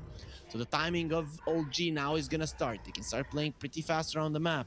The problem is Spangle, which should be their killer, their murderer, is having a really bad game, right? At this point, if he would be same in net worth with the Ember, he would be close to finishing his Diffusal Blade. Now he's working towards the Orb of Corrosion. 11-3. Not the not the best of spots. Ember, think about going in Thompson. Something that he was always the best in the world at was going until the limits of his hero. Think about it, you have to have really good focus. You have to be in the best form to make that work, or sometimes it's just gonna look like you're feeding Thompson. In this game, he only did die once. Going for a Rolling Thunder. Resolution is coming over as well.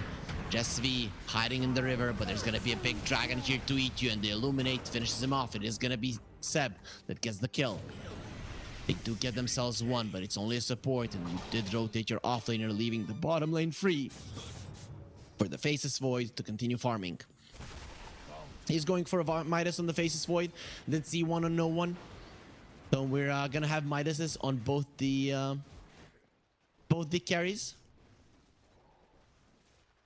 Right now, old G, they need level 6 on the Clockwork, and they need the Blink on the DK. Cybercats, they don't need it. With the lead that they got, they need to continue applying pressure, so you create space for the Primal Beast BKB, and DK Focus is going straight into it. Resolution, nice call there to just move himself away. He's not gonna be caught. So I've seen the drums onto the Primal Beast a lot of times, and every single time I feel like it's a great item on the hero. It synergizes well, but every single time I've seen it in a competitive game, it has worked out badly because your BKB gets delayed way too much. But one thing that in this game, old G are always gonna have better outpush in waves and better vision. Right, so you have to utilize that one. That's why Cybercats are just constantly trying to pressure this mid lane, because it's always gonna be responded to by old G. Thompson getting low. Rolling Thunder is gonna be another Sleight of Fist with a DD, more than enough damage with the Wrath of Nature coming through. It doesn't really change anything. The Ember is fine, goes TP into the base, leaves a remnant, and he will be back to continue his onslaught. Thompson again. And that's the Rolling Thunder use, so it's not like he can come back into the game and immediately be able to do something. Okay, Alberca is farming, but in the mid lane again, they want to fight. First, they're gonna get rid of the cogs. Get track. Is he gonna be allowed to live? Chira looking at Seb. In 2 seconds, there's gonna be a Sleight of Fist chains, and Seb, you better run faster. You need a faster horse, my friend, or you're gonna be cut down in a second, and that's exactly what's gonna happen. Chira, he does have one more remnant, so has to be very careful. A macro pirate there will split them up. Goes to the side. The Meteor Hammer being dropped onto the ground. He actually stopped that one, and no one has to TP back to the base. Has a TP to rejoin this one, but look at this one. He is burning. Just V in the end gets the kill with a pure impetus. But Resolution, nothing you can do about that one, and even the Faceless Void is rotating with the Chrono ready. They could get another kill if need be. Thompson has the swashbuckle, almost gets pushed out of the Chrono there by the onslaught. But will be taken down. Alberca just wants to use his Chrono off cooldown or on cooldown. Just get back to farming. Well, when he does, he's gonna have the javelin, so the damage output of the Faceless Void is gonna be even bigger now. This fast-paced lineup from old G, it's not gonna work out if one hero, the Ember Spirit, is just giving them so much trouble. He has to die, and for that you need both the hookshot and the blink on the DK, which are currently farther away than you would like.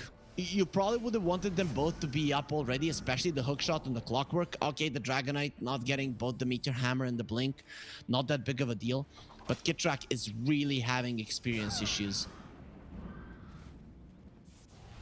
Seb, on the other hand, is like, I'm a core. These guys have no idea what they're doing. Thompson, sit down, son. Let Papa show you how it's done. Yeah, Seb has taken over Thompson. Okay, they're fighting for that last core spot.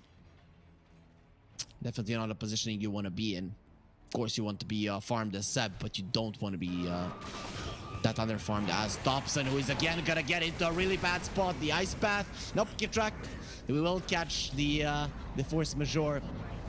Jakiro, and that's gonna allow him to live. Nice play from Jira. Goes to the other side. Does he actually live through this one? It really shouldn't happen. You were too deep and you were alone, surrounded by OG.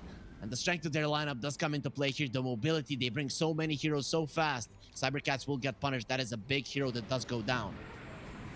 OG go for the mid lane. Hurricane is going to be used, moving the DK, but it does not cancel the Meteor Hammer. The mid lane tower will be taking a ton of damage. But they're coming over. Jakiro back to life. And Primal Beast does have his BKB. So this is not going to be an easy push that OG were hoping for. They'll have to back themselves away for now.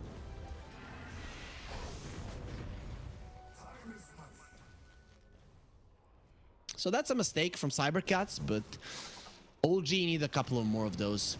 Once the mid lane does open and those mistakes, if they happen, you can spread out the map faster.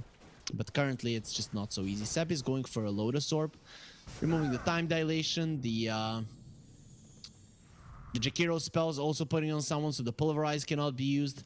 That's actually quite nice. The chains as well. This is a good Lotus game, for sure. Enchant from the Enchantress is also a thing you can purge off with it. Seb, you have to run. He's pretty fast. Primal Beast seems to be faster. Seb goes for a TP. It's gonna be successful. Nicely done. That's a lot of hate that he pulled towards himself, giving some space to his team. Much needed space at that. And OG immediately they smoke. They want to use this time where Cybercats are out of position and maybe a little bit phased by what has happened. OG.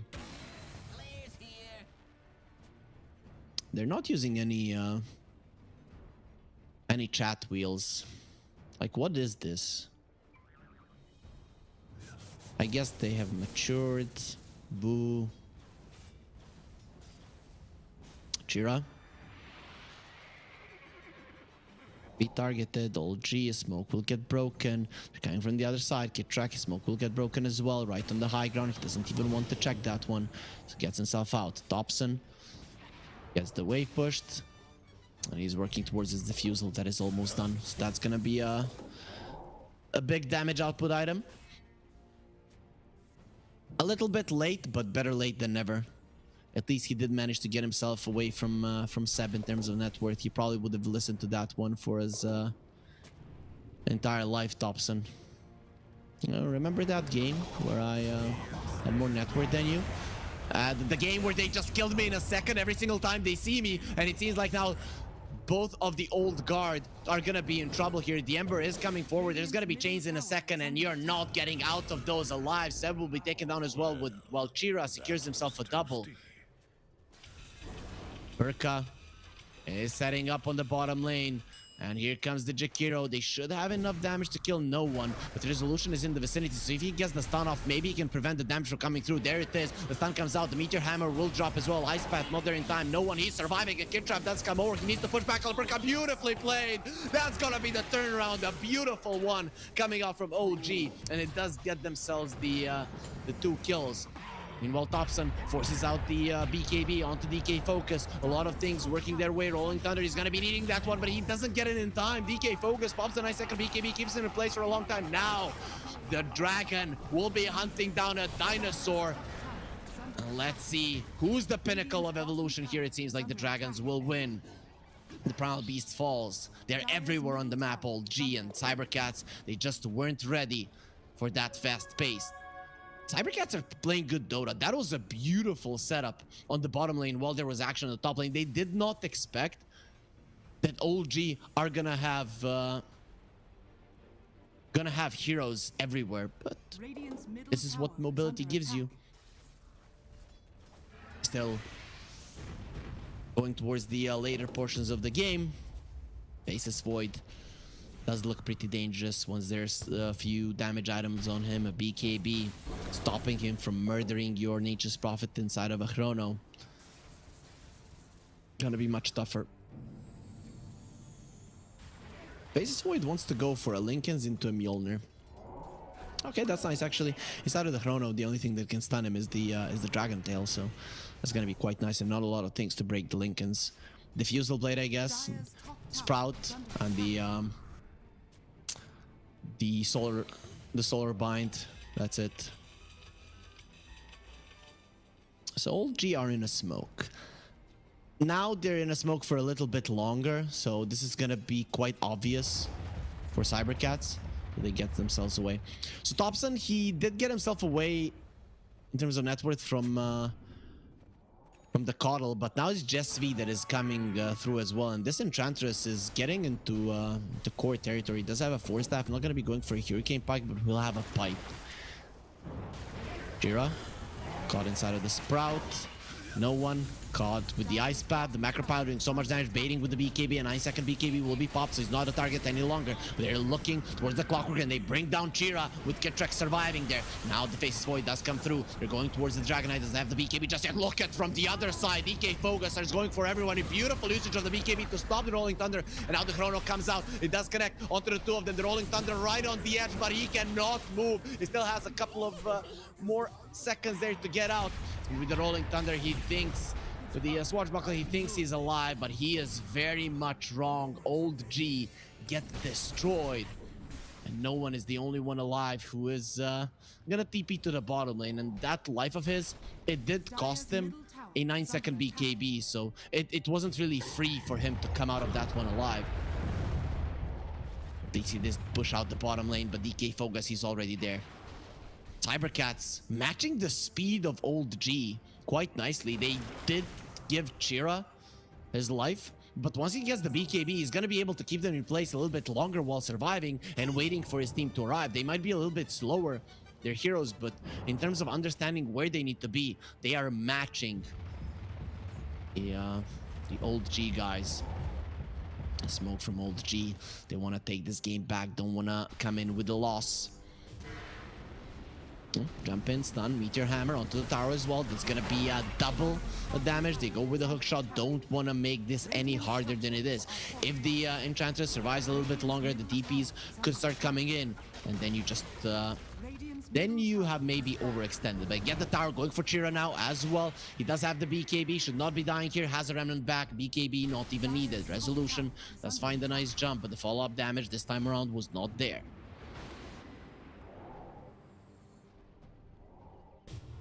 So now Pango caught in the mid lane. Should be fine. Thompson, you need the Rolling Thunder. He's gonna go for it. Gonna try to turn this one around, actually. DK Focus, have you messed up? Nope, actually with the Faceless Void coming in, it is Thompson who has to run away. They brought down Chira on the other part of the map, and Alberca comes over time dilation, won't even be needing the Chrono, which he doesn't have, but that's Thompson surviving with a shield crash. He's not taking any damage. Swashbuckle, no mana on you. Does have the sticks. They're trying to save him there with the macro power. Alberca goes for a TP out, will be successful. Thompson get out of the macro power, but the lingering burn will kill him, and force major. He will pay for his sins, but he has done his job killing the mid laner of the enemies. Still, across the board, Old G are still gonna be happier with the trade. I guess we're seeing the Roche there, but I don't think they're gonna be starting on it. So no one seems to want the Mjolnir as well. Faceless Void, he will have his Lincoln Sphere fairly soon, but he's not gonna go for a Mjolnir. He wants the BKB. Items. 4-staff on the Jakiro. Nothing huge. Seb still working towards the Lotus, but he's thinking about a 4-staff as well. Clockwork wants the shard, understandably so. Gonna be Iron Man. Who wouldn't want to be Iron Man?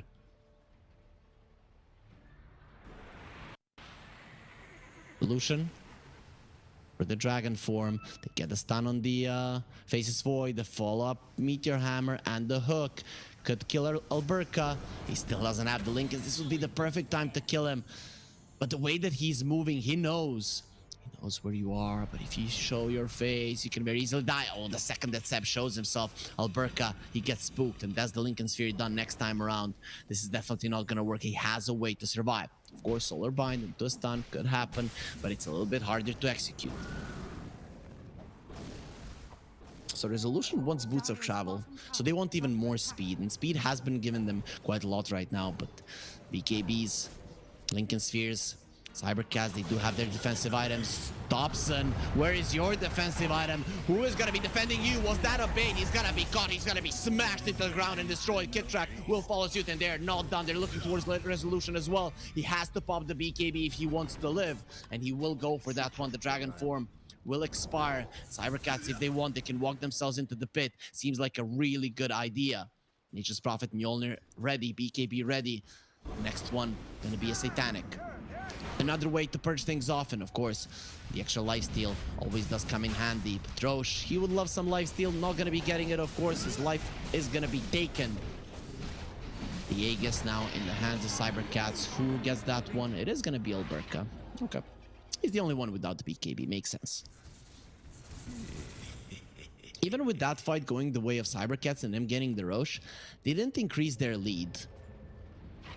That's just the factor of the Nature's Prophet. If you look at no one, he's topping the network chart, and that's going to continue with the Midas, usage of the Wrath of Nature. You just like get way too much farm. The Void cannot follow you. Even with the Midas, he's not close. Dire's top tower is under attack. Yes, V has to be careful. The ulti from the Nature's Prophet doesn't do that much damage, but the rest of the team will... Whoa, the Force Staff just in time. Meteor Hammer will not connect Dobson. He is gonna make sure that this guy dies, but he don't even take away one of his HP. Now going forward, Jess V is the one chasing. He has more net worth than Dobson, and it seems to be stronger than 3 of Old G's heroes. Kid Track, he's trying to get some hail towards himself because his team needs time to get out, and they will. But unfortunately, he's not gonna be so lucky. Still, his sacrifice, he will be remembered. Look at how annoying the Enchantress is. It takes some time to take down the Dark Troll Summoner that has been enchanted. Lucian does find an Arcane Rune. And Dobson is going to be going for a Blink. First Spirit wants an Aghanim's. Makes sense. You want to be even faster on the map, that's going to allow you to do so. Lotus Orb done for Seb. And Boots of Travel done for the Dragon Knight. That is the one that is weird to me, but as weird as it is, I like it. They don't want to allow Cybercats to get a 5 versus 5 fight. They want to fight on their terms, to be faster on the map everywhere. And this really does help. Ember gets himself back to the base, but he has a remnant on the bottom lane. So if he decides to go back there, he could get caught. Now the Clockwork is going to go over his ward, so that is going to be a red flag for him. Come back into that one, and the gold lead has been slowly diminishing for Cybercats. Dire's middle tower But the is win under probability is still heavily in their favor. So I wouldn't write off Old G here. Their lineup just allows them to play everywhere on the map, and they should have the experience to pull it off. On the other hand, Cybercats, they want to force out 5-man fights if possible. Because if it's just pickoffs, it's not good enough. Right? You don't want to use the chrono for a pickoff 30 minutes into the game, because then you're gonna get ran at. But for now, they're gonna go for the tier 2. They have an Aegis for another 3 minutes. Dire's top tower Of course, is under Old G, Radiant structures faster pushers currently until the Faceless Void gets all his items. DK Focus jumps in. They get the Hex onto the Nature's Prophet. No one needs to be careful. That Hex from the Primal Beast doesn't really do all that much. Kid Track taking some damage onto the high ground. He's going to be okay for now. Resolution doesn't want to BKB just yet. And Alberca jumps in. He has the Aegis. He has the Chrono. Doesn't want to use any of them. The Lincoln has been broken. He dodges. The Rolling Thunder goes on no one. He doesn't want to use the Chrono just yet. Gonna be disarmed. So they take away his mace. He's not going to be going towards anyone's face. And that Piggy, yet again, the Hex is going to be used. This fight is way too long for them, and they're not going to be able to survive. Old G Alberca is back to the world of the living. His Chrono still not going to be used. I don't need it. I just need bashes, and Seb will die to the time dilation damage. While Old G, only 2 heroes that survive are going to be the Pango and the Dragon Knight. Thompson doesn't have a TP. He's gonna turn around. He wants the kill. This is gonna come at a cost. Look at them. They're just coming close to him, and he's gonna be sandwiched from all sides. Thompson will not survive through this one. Turned into a piggy and just trampled to the ground. Jess V is the one that secures the kill in the end. Weird that he went for that one, but at least he got the kill before he died. That's a classic Thompson play, though. He always surprises us and gives us something fun to watch and enjoy. Double TI winner. Dire's bottom tower is under I remember one of the sentences of Synderen from the first TI that OG won. With Thompson, he has the highest highs and the lowest lows, but considering that he has those highest highs in the on the main stage, shows that this guy knows what he's doing or something along those lines. But that was the whole point. That's just the thing. Thompson, well, when you play with such high risk, you are going to be making some mistakes and looking like you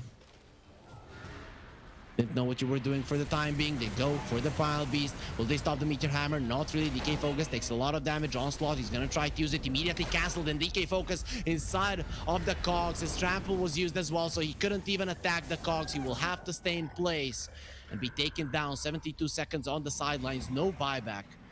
The Roche, luckily for him, is not going to be spawning. Jess V, again, the target of focus. He does have that pipe as well. Can they bring him down? They are doing their best to keep him in place. But look at this. They cannot kill him. Jess V, is he really that strong? Where's help? Where is my team? These guys, if I only had one more guy, we could kill them. But he's not going to move for a good 5-6 seconds, and that's good enough for OG to kill him again.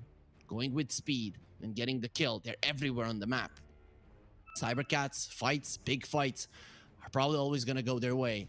But OG, they have another route. The thing is, Cybercats now, they're itemizing, you know, with the hexes.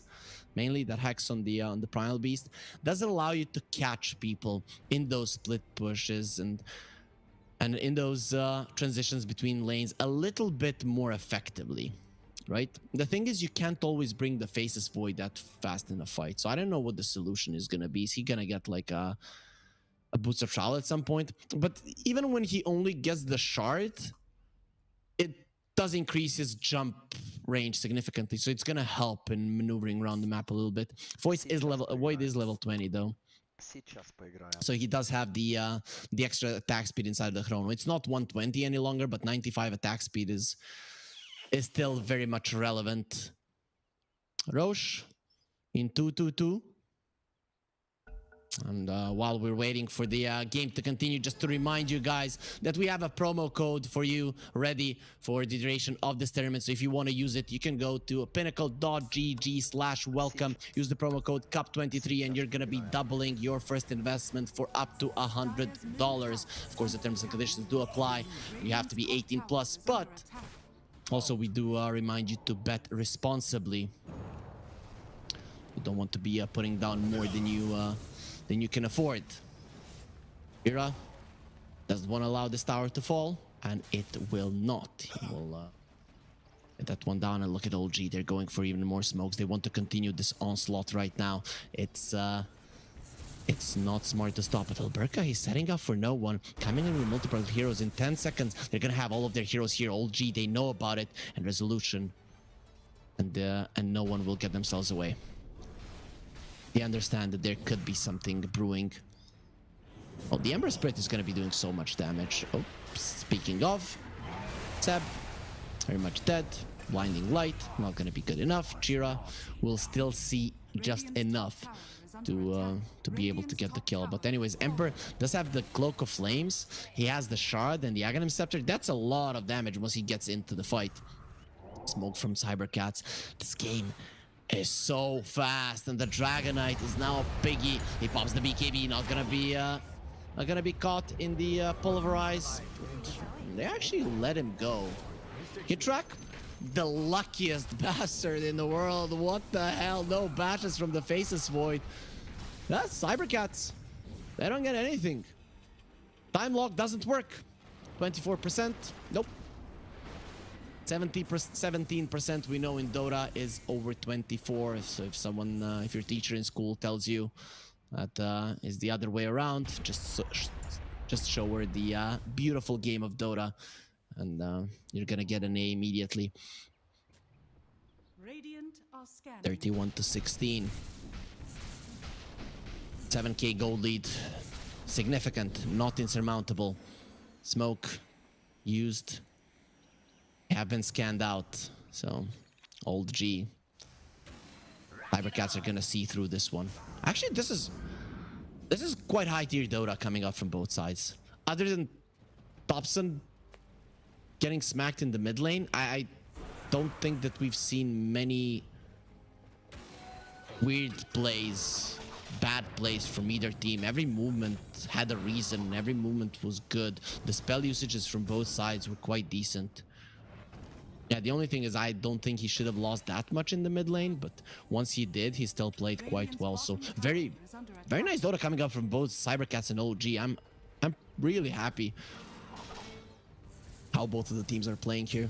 Top tier for sure. No one has the BKB off. The Blast Streak does come out, so BK Focus not going to be taking that much damage. Dragon Knight with the TP, but he has to blink away. Understands the dangers. The bottom lane, the lingering damage from the acid breath did secure the tower kill. So even from the other part of the map, the Dragon Knight is able to take down towers. That is how strong the pushing power of this hero is, guys. He doesn't even have to be there, and he has no units, but he can use the Meteor Hammer, he can use the right click, and does take the tower down. Shira, level 20 as well, did go for the Sleight of Fist damage talent. That is something we see more often than not. I doubt people very rarely would go for the bonus target on the chains, because getting 3 heroes in a chain, they really need to mess up. If you do, you probably already want to fight. It's gonna be a shard in the Roche.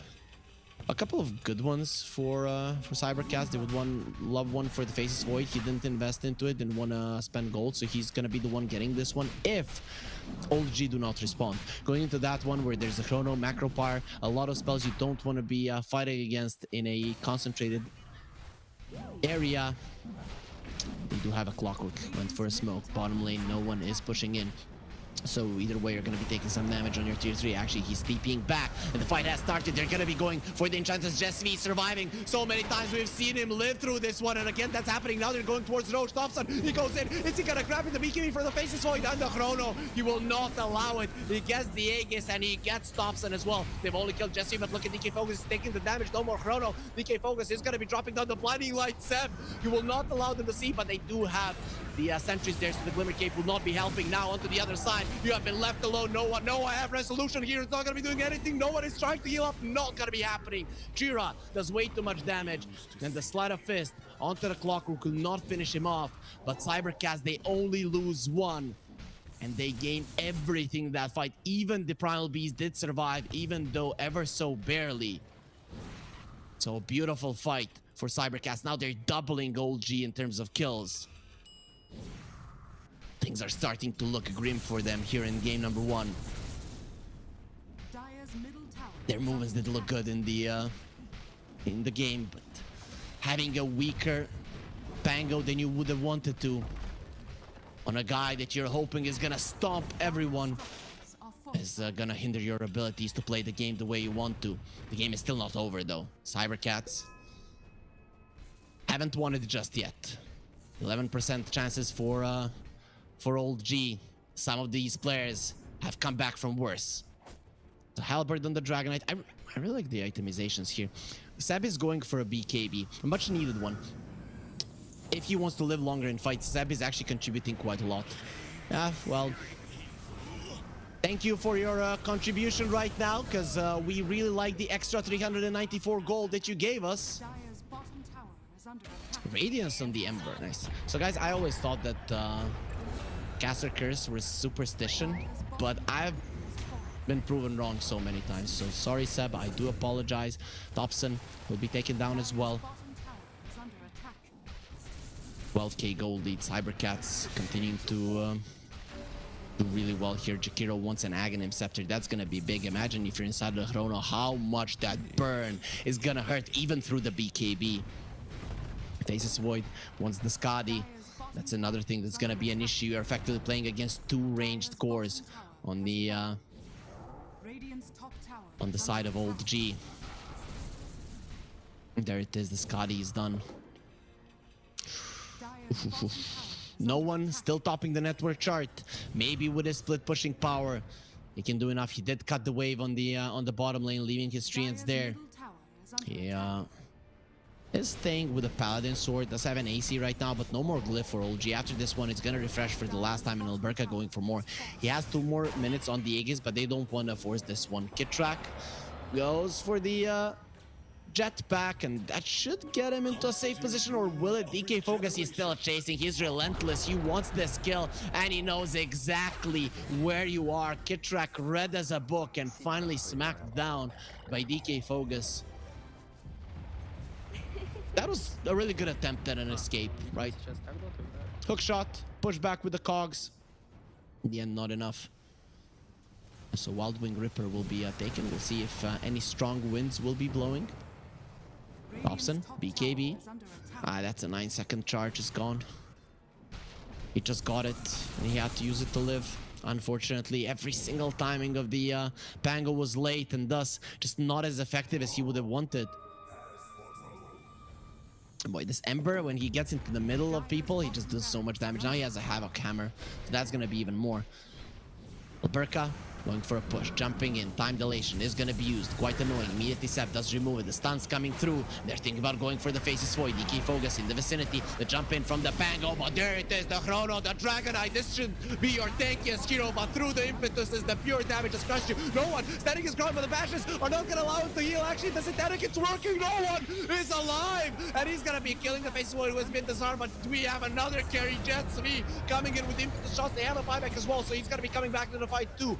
Alberca has to be very careful. He doesn't have his Aegis any longer. Gonna be going on to no one. Where did you go? You're in the middle of everybody. He's gonna need some help, or he's gonna be bashed to death again. The Swordbuckle, where are those disarms? There they are, but finally DK Focus does come over. They want to kill him again. We'll be able to do so. 2 minutes on the sidelines. The Meteor Hammer will drop. Alberca and DK Focus stunned, but actually Alberca is just standing his ground. He doesn't care. They're all being deleted. This is game number 1, going the way of Cybercats, and OG will get taken down in game number 1. They came in as the favorites, fan favorite for sure. But now they're just 1 game away from being eliminated.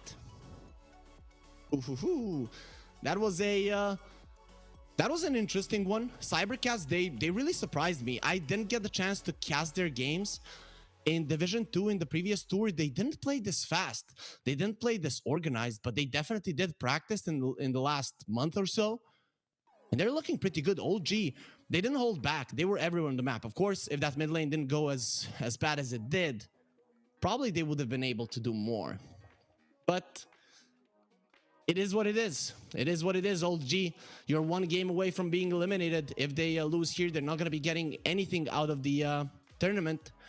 Pretty much the same as one move in the previous game against D2 Hustlers. Cybercats also, like D2 Hustlers, haven't been defeated, haven't lost a single map so far, and they're probably going to be looking to continue that streak, get another $1,000, and eliminate, as I mentioned, at least the fan favorite for this tournament. With that being said, guys, we're going to be taking a short break here, 5 minutes, 10 minutes for the players to refresh themselves, get into the lobby, and get ready for game number 2 of Cybercats versus Old G.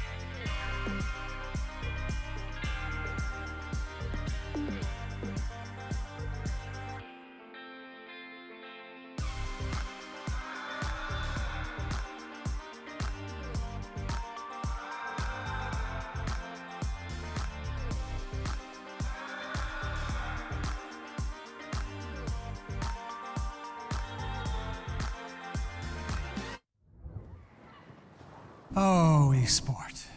You and I have come a long way. It was such humble beginnings. As we gathered in small groups, we were professionals right from the start. Passionate, organized, and ready to rumble. We dreamed big, and surely enough, our parents supported us at every step of the way.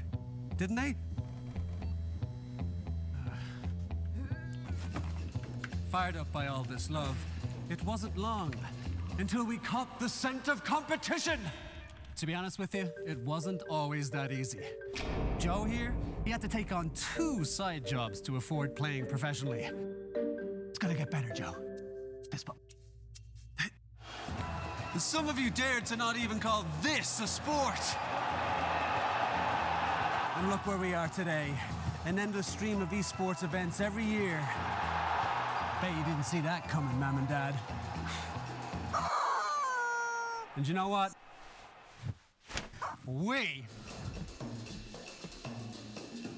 have been with you every single step of the way.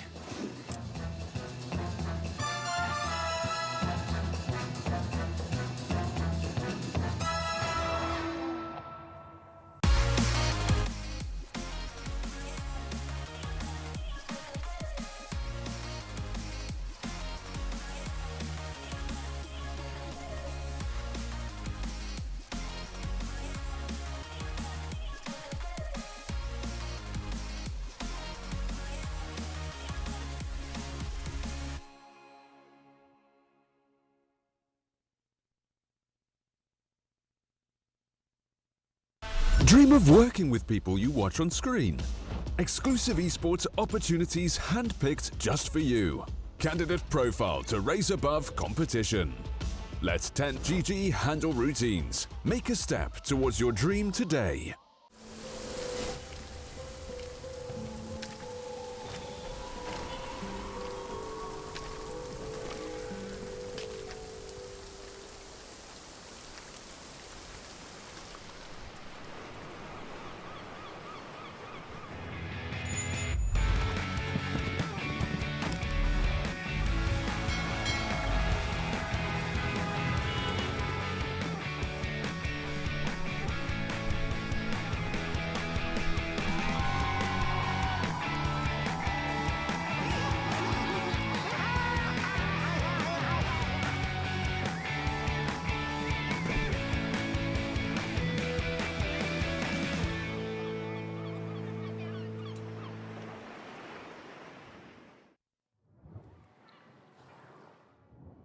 The Malta vibes return here with the Pinnacle Cup, and this tournament is brought to you by Gaming Malta, a home of gaming excellence. I'm Harry Freak, and I'm going to be bringing you the second and the third matches of this best of 3 series. Guys, if you didn't watch that last game, you should. It was a really, really good game. I would say in terms of execution, in terms of gameplay, probably the best game that I've casted in the Pinnacle Cup so far. So definitely a good example of how good Dota looks when you're behind, how you play the map, how you dodge fights, the other team, how they're trying to force out fights. It was really nice. In the end, Cybercats, they do come out ahead after a solid laning stage. They never let go of the lead, but it was always this close to OG getting themselves back into it. Unfortunately, they're not going to be able to do so, but maybe in game number 2, it is going to be slightly different. The teams are in the lobby. OG has chosen second pick. Cybercats this time around, they're going to be on the dire side. So let's see if that is going to change. Second pick is currently favored by most of the teams. It gives you a big advantage because of the 4th and the 5th pick, the ability to respond to it. But if you're a really good team, you have solid drafters, you can try to destroy that advantage in the first pick phase, a second pick into 3 bans. But will Cybercats be able to win the second game as well? We don't know, but we're going to be getting into the draft of this second match to find out if they have what it takes to win this one 2-0. Currently undefeated in the tournament. In the previous DP season, Cybercats didn't look as dominant, but I mean, this kind of a performance, if they would play this way, like they're playing in the Pinnacle Cup throughout the DPC, they would have a solid chance to get into Division 1. Of course, Eastern Europe, it is not as competitive as Western Europe, where OG are, and today they're going to be playing their first match there, so be sure to check them out there as well. We'll see if they'll continue their path through the Pinnacle Cup. This is the third round. OG, alongside the other 7 directly invited teams into the third round, have been here. This is their first match, and if they've currently, of course, not won any money, but if they win this one, they're going to be getting $1,000 every single round, and the Pinnacle Cup does grant you some money, and it would be kind of a bummer for them to get out with nothing in their pockets. Though one move today, they did already understand how that feels. Yesterday, okay, no, today this is the first day of the round 3, so we're gonna be seeing maybe all of the round 3 teams just get moved out. No, actually, sorry, the nope, yeah, Navi went through. This is the second day. Navi played yesterday. Quest Esports got eliminated. So that's 2 teams that were directly invited into round 3 already being eliminated. OG did go through, so the new kids on the block are doing well. Everyone is hoping for the OG versus OG in the semifinals. It can happen, but OG, first they need to beat Cybercats, then they would need to beat Hellraisers, and OG, they're going to be aiming to be the winner of Virtus.pro versus Sigma.YNT. They should be the favorites anyways. OG, they go for the Monkey King and the Snapfire. Oh, please let it be the Topson Monkey King. A little bit of a story. So this was before he was invited to OG. Topson was always considered the solid mid laner. He played for a team called 4 Anchors, 5 Anchors, Sea Captain, whatever. There was many iterations of that name, right? So anyways, what ended up happening, you know, I don't know if he probably remembers it. So anyways, it was 7.0 coming out. He got pretty good on the Monkey King, but then at one point he dropped a ton of MMR. And right, he was in pubs. He was pretty mad in every single pub. He would be writing, I'm playing only Monkey King until I'm the best one in the world. I'm playing only Monkey King. Stuff like that, you know. And fast forward, he wins a double TI, right? So there's definitely something with this hero. He got well known on it in pubs. We'll see if they're gonna give it to him right now. Could be the case. Could be a support Monkey King. We don't know, but we're hoping for that player hero combo. With Lycan coming through, though, I would want to see a carry Monkey King, to be honest. A Monkey King slaps the Lycan literally in the lane. So Cybercats, they're gonna have this solidly strong lane. Lycan is not to be underestimated. He has been looking really good in the Pinnacle Cup so far. Whenever I watch the hero, it has crushed it, and Eastern European teams, they love it. We can see even more so than the Beastmaster here. Though, if it is no one playing Monkey King, or maybe Topson playing Monkey King in the safe lane, because we know where no one originated on, it was the mid lane, so you can probably take that one over. Then the Lycan is not gonna have a good time. Really, Monkey King only does physical damage. Wolves are very susceptible to physical damage. Lycan, until he gets the Helm of the Iron Will, plus 2 points in Feral Impulse, his armor is very limited. He's slow. You don't want to buy boots. Like, all of those things do factor in. Snapfire, we don't know where that one is going to be played. We assume it's going to be a support. Position 4 makes sense. It does look like the type of hero that, first of all, Resolution would want to lane with, right? And second of all, I think it's a pretty good hero for Seb when he's playing position 4. Also, a fun story: Seb used to be a mid laner first, when he was coaching OG. He was rank 1. He was like so freaking good at that point. But then one day he decided to play a position 4, right? He dropped so much MMR, it was fine. I think he dropped like from position 1 to position 50 in a couple of days. I remember the leaderboards back then. Like, he was number 1 on mid, and he was really good. I think it was a Magnus meta back then, a long time ago, 2016, 17. But yeah. So, you know, if you're blaming someone on old G, it might be, oh, Seb playing position 4.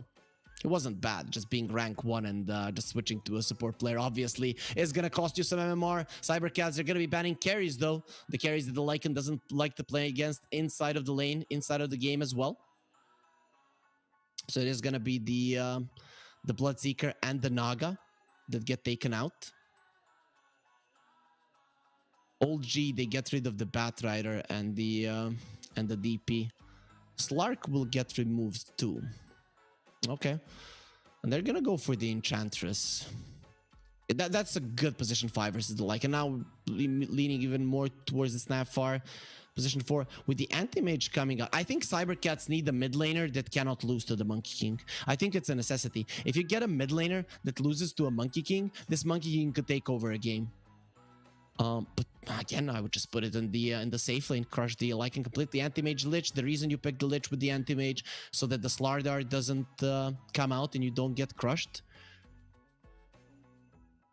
Slardar and the Snapfire would be a great lane, but when there's a Lich, the Slardar just doesn't contribute that much. He's going to be slowed down.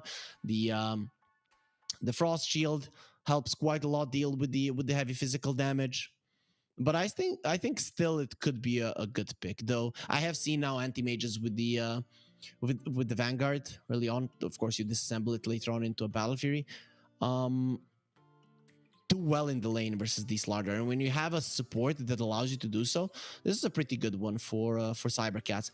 I'm kind of afraid every single time I see an anti-mage on a team, yeah, they're gonna go for it either way, on a team that might not be close to the best in the world, because it does need a lot of coordination from everybody, not only the anti-mage player knowing what he's doing to be able to split push effectively. There's gonna come a time where you need to cut the waves and stuff like this. You need to do all of that right, unless you're of course crushing the game completely. And if you make a couple of mistakes there, you can easily lose the game. So that's why I'm always hesitant about seeing it. Those Cybercats in the previous game, they showed some incredible movement coming out from them. DK Fogus, he's very well known on his Lycan. He likes playing the Lycans, the Beastmasters, but Lycan was one of his best heroes. So Cybercats, they're in their alley. They know what they're doing. These are good heroes for them. Alberca is a solid anti-mage player. Good draft. Old G, they do have counters. On paper, core-to-core lanes, if it's Monkey King versus the Lycan, Slaughter versus the anti-mage, Old G wins. But it might be a Monkey King in the mid lane. So Old G.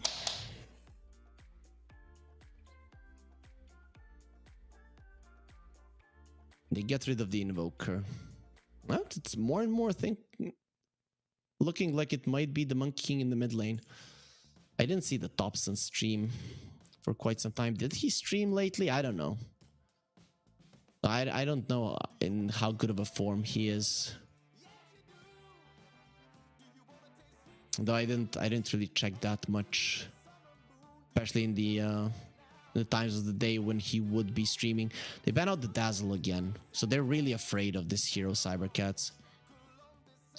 The last pick is gonna be for Old G Cybercats. They need their mid laner. Puck looks pretty decent here. Storm would lose versus the Monkey King probably, because you like to get close and personal, and towards the Monkey King you're gonna do badly. So I think you ban out the Puck if you're Old G. Jira can play it. These heroes, they like to be mobile. Get some burst damage to help you deal with the Enchantress as well. So if you are putting the Monkey King in the mid lane, I would assume Puck is your the hero that you're targeting. And Anti-Mage is bad enough already. Having another hero that you cannot catch is a problem. So what's it gonna be, Old G?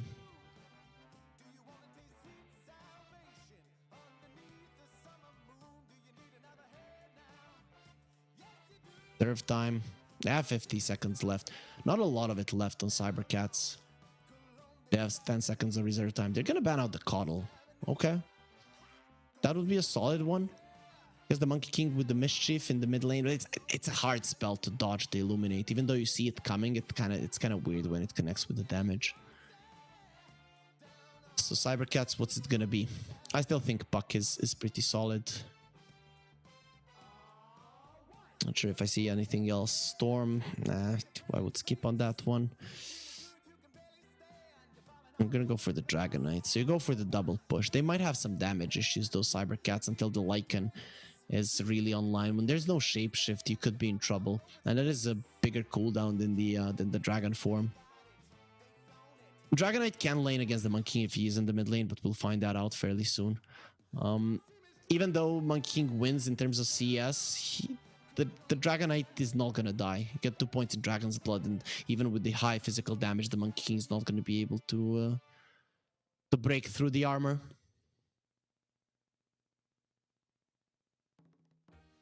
Guys, just to remind you, this is a new channel. We're probably gonna have multiple tournaments here, but be sure to follow us here on Twitch, just to know when we come online. We're gonna have 3 more days after this one. On the 8th, there's gonna be a final day. So the Ursa does come out. It is gonna be a Monkey King in the mid lane, from what it seems. Yep, Thompson will be taking that one, and no one. It's still a good hero versus the Lycan in the lane. It's a really good hero versus the anti-mage throughout the game. We're gonna look at the players right now. So there's anybody who can read expressions. Are old G happy? Are they happy with their draft? I think they should be. The only thing they're lacking in their lineup is tower taking potential, but that doesn't really matter if you do well in the lanes, right? The tier 1s are gonna drop, and then you're gonna be taking over the map. So I like what they have. There's 3 melee heroes on the other side, and you're up against the Monkey King. I think old G should be able to take this one. The only thing I'm kind of afraid of is the anti-mage getting out of control if he does well in the lane. The Slardar is good. Oh, they're sending Seb with him on the lane. Okay, I understand it. So it's not about Seb taking the wolf. It's about him removing the frost shield with the enchant. I think that's the idea, and then Resolution should do well in the lane. That's actually pretty smart if that's what they go for, considering that Kitrak is playing the position 5. Usually I would, the Snapfar, I would assume that's what they want to do. Cybercats, they have a lot of push. They have very active supports when it comes to spamming spells, so they just need to constantly keep pushing forward, and use the Lycan to get some key kills. That is what they need to do. But in my mind, I think old G this time around, they have every reason to be happy after the draft phase. So hopefully we're gonna be going into a game 3, and we are gonna be finding out during this game. Cybercats, they are spamming out those chat wheels. Old G, they're the ones who started doing it first, but don't seem to be interested in it right now. Game number 2, smokes were used, wards placed. Any interesting wards there? Is that 2 wards next to each other? An old G, yep. Did they want to do it? I just want to see if they were planted at the same time. Okay, they were planted at the same time. Didn't want both of them. The idea is to see if they're rotating towards the Monkey King. If he would lose the early game, it would be a problem. So you want to be applying pressure immediately. But yeah, they placed 2 of the wards, unfortunately. You always check if they have the same time, then you could kind of know if they were placed there and just, you know, they didn't communicate that in time. No one is going to be cutting down some trees just to allow that ward closer to the outpost to be giving a little bit more in terms of vision. OG, they get 2 runes. Cybercats, they get 2 runes themselves. This top lane is very interesting to me. Usually anti-mage loses to the Slardar. Not always the case. Does depend on the supports. Lich is probably the best one to allow you to do well there. He's annoying. He protects you from physical damage. Enter Enchantress. Removes the Frost Shield and is as annoying, if not more. So mid lane, you're probably not going to be seeing Chiro dying, but Thompson is going to be playing like this very aggressively. Okay, he's very mad that he lost the previous lane, and Chira, well, he's going to be on the receiving end of the hate. 30 level Monkey King. We would expect no less. If he didn't have it, then that would mean that hasn't been investing in in the Dota Plus. Hit track. The smackdown, and let's look at the top lane. This to me is probably gonna be the one that's the most fun, unless Thompson starts diving the mid lane pretty early on. Let's see, taunting there, getting some nice CS. Missed only one creep so far. Dragonite keeping himself away. No one. That's a lot of damage. This is what the Rubik loves, just to go in and continue dishing out the damage. Very hard to turn around onto the Rubik with your damage being reduced by the Fade Bolt, especially early on, level 1. Yeah, lanes from old G. What, 1 CS on the Dragonite? Come on, Chira. Okay, Thompson is very mad. Chira, he didn't go for the Dragon's Blood? Okay. Without the added armor, even without the Jingu stacks, you're in trouble. Usually I would see Dragonites play this lane. You get the stun, you get the Dragon's Blood, you stun the Makin, get 1 to 2 CS, and then you survive when he's slapping you because of the Dragon's Blood. He did go for a different route there, just trying to get some CS. He still has 1. Okay, he got the second one. Okay, that's double what he had earlier. Anti-mage, takes some damage. The Frost Shield is going to be there. Seb, no need to remove it. He did already run away. So the communication between Cybercats heroes, not the greatest. Actually, they communicate. Let's turn around and kill him. And that is what they know. That is what they love. Resolution loses his life and Seb loses his mana.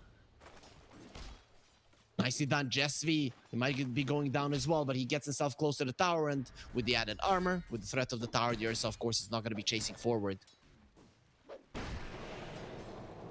That's the Jingu. Level 2, so the next 4 creeps are definitely going his way. Nice dodge there from Alberca. He does have money for the Earring of Health. The Lich does go to deny himself, so that does put old G on the board, but no one will be really getting all that much from it. That shared bounty is just not that big. 35 gold each. Courier kill. You'll probably be happier with that. Mid lane, we're not even gonna comment on that anymore. Thompson destroyed Chira. It happened in the previous game as well. It was Thompson on the receiving end, but this time around it's a lot worse for the Dragonite. Resolution going forward has to be careful. His HP is very low. He's already died once in the lane. Thompson bound the strike at the ready. He would try to use the glyph when he baits with that one. We'll see if it does manage to stop him. No, bound the strike did come out. His HP is back to full. Olgi behind the enemy lines. The way that you deal with the Lycans, with the Beastmasters in the best way, if you can, is that you get their tower down. You do that by diving like this and allowing the creeps to go for it. No one. Are you a little bit too deep? DK Focus, his armor is solid under the tower.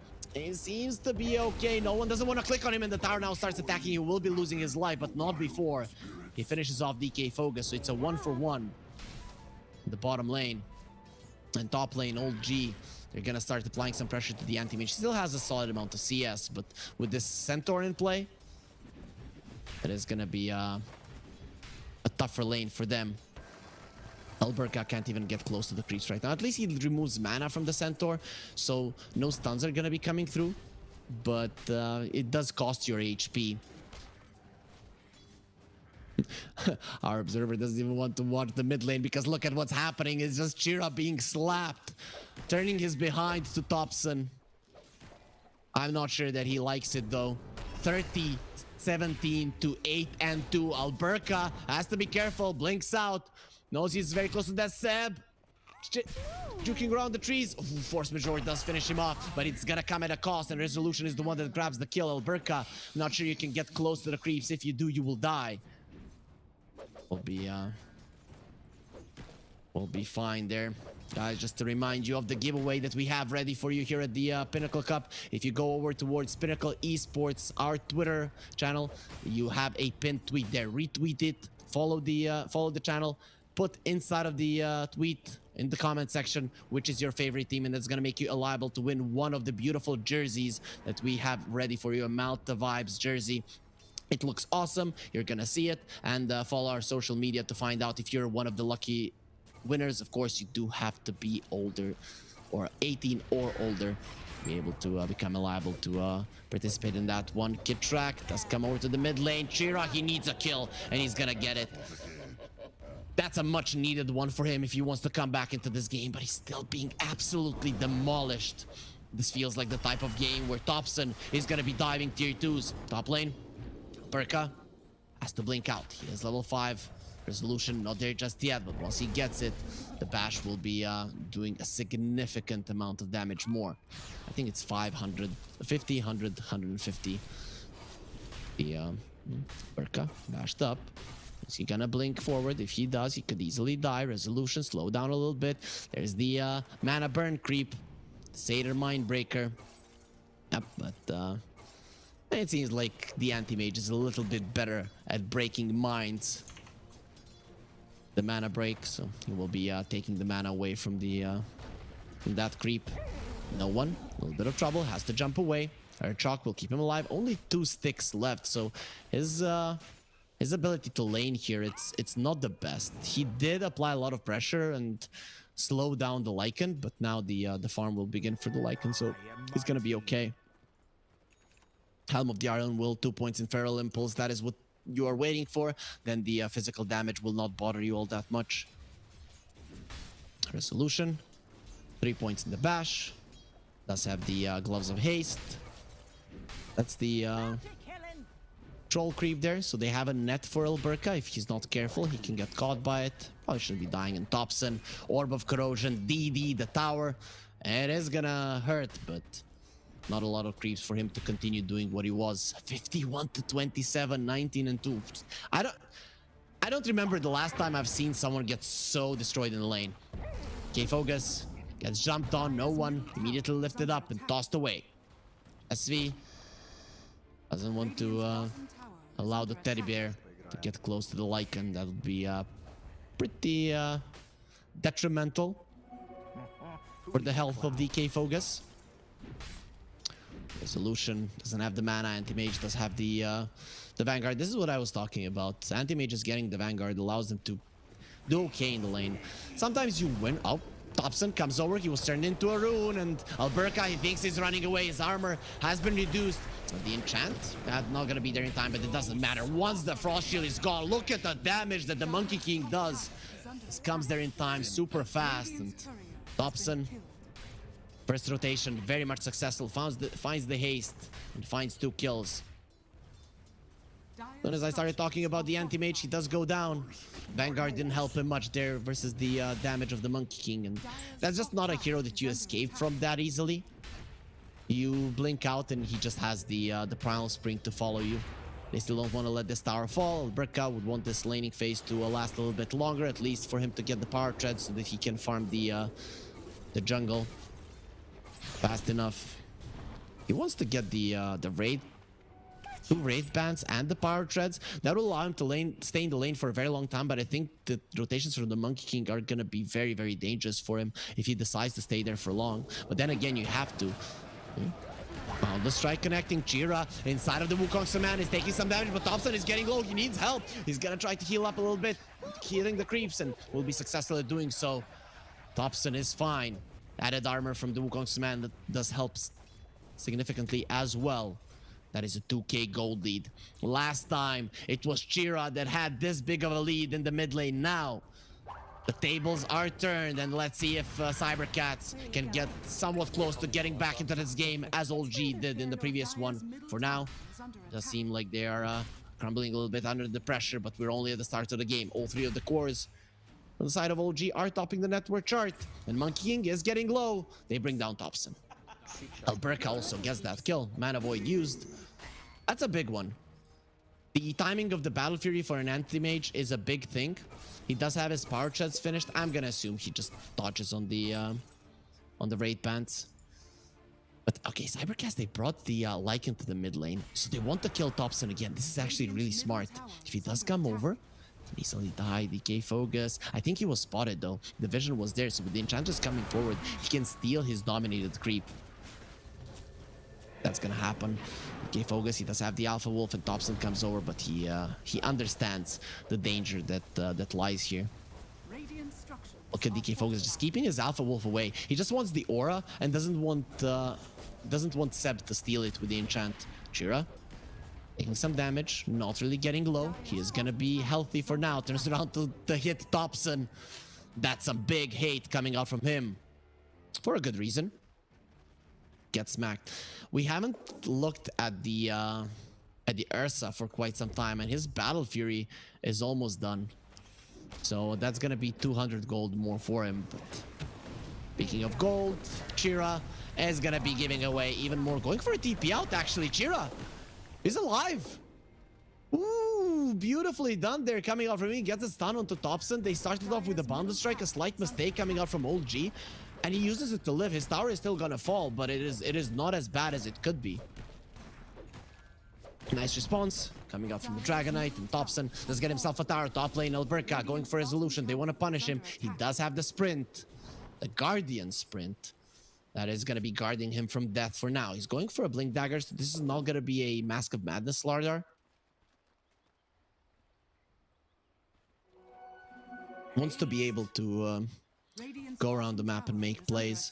I guess it makes sense considering that the Monkey King is so strong. So you can apply pressure together and you do not need to be alone. Again, the same thing coming, turned into a rune. The Chain Frost will start bouncing. Alberca, his life, it's intact. And look at the bounces. Thompson, is he dead? He needs to dodge that one, and he will.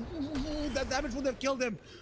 And this is what happens when you're level 30 on the Monkey. He's actually waiting for Alberca to come forward. He's marked by the Corrosive Haze. If he makes a mistake, he will be going down.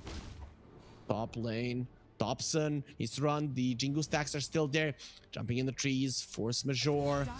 Cybercats, do they know where he is? Thompson, Boundless Strike will not connect, and now he is left all alone. He was too greedy. Can he turn around and kill the Anti-Mage? No, it's again gonna be his death this time around, deep into enemy territory. Meanwhile, the Dragon Knight did fall to the Ursa, but the overextension from Old G does get punished. No one finishes Battle Fury, walks into the triangle, continues to farm. His power treads done immediately. You finish the Battle Fury, you get a kill, you instantly get power treads, and you continue farming. The big timing though for Cybercats is coming, and that is gonna be the Helm of the Overlord.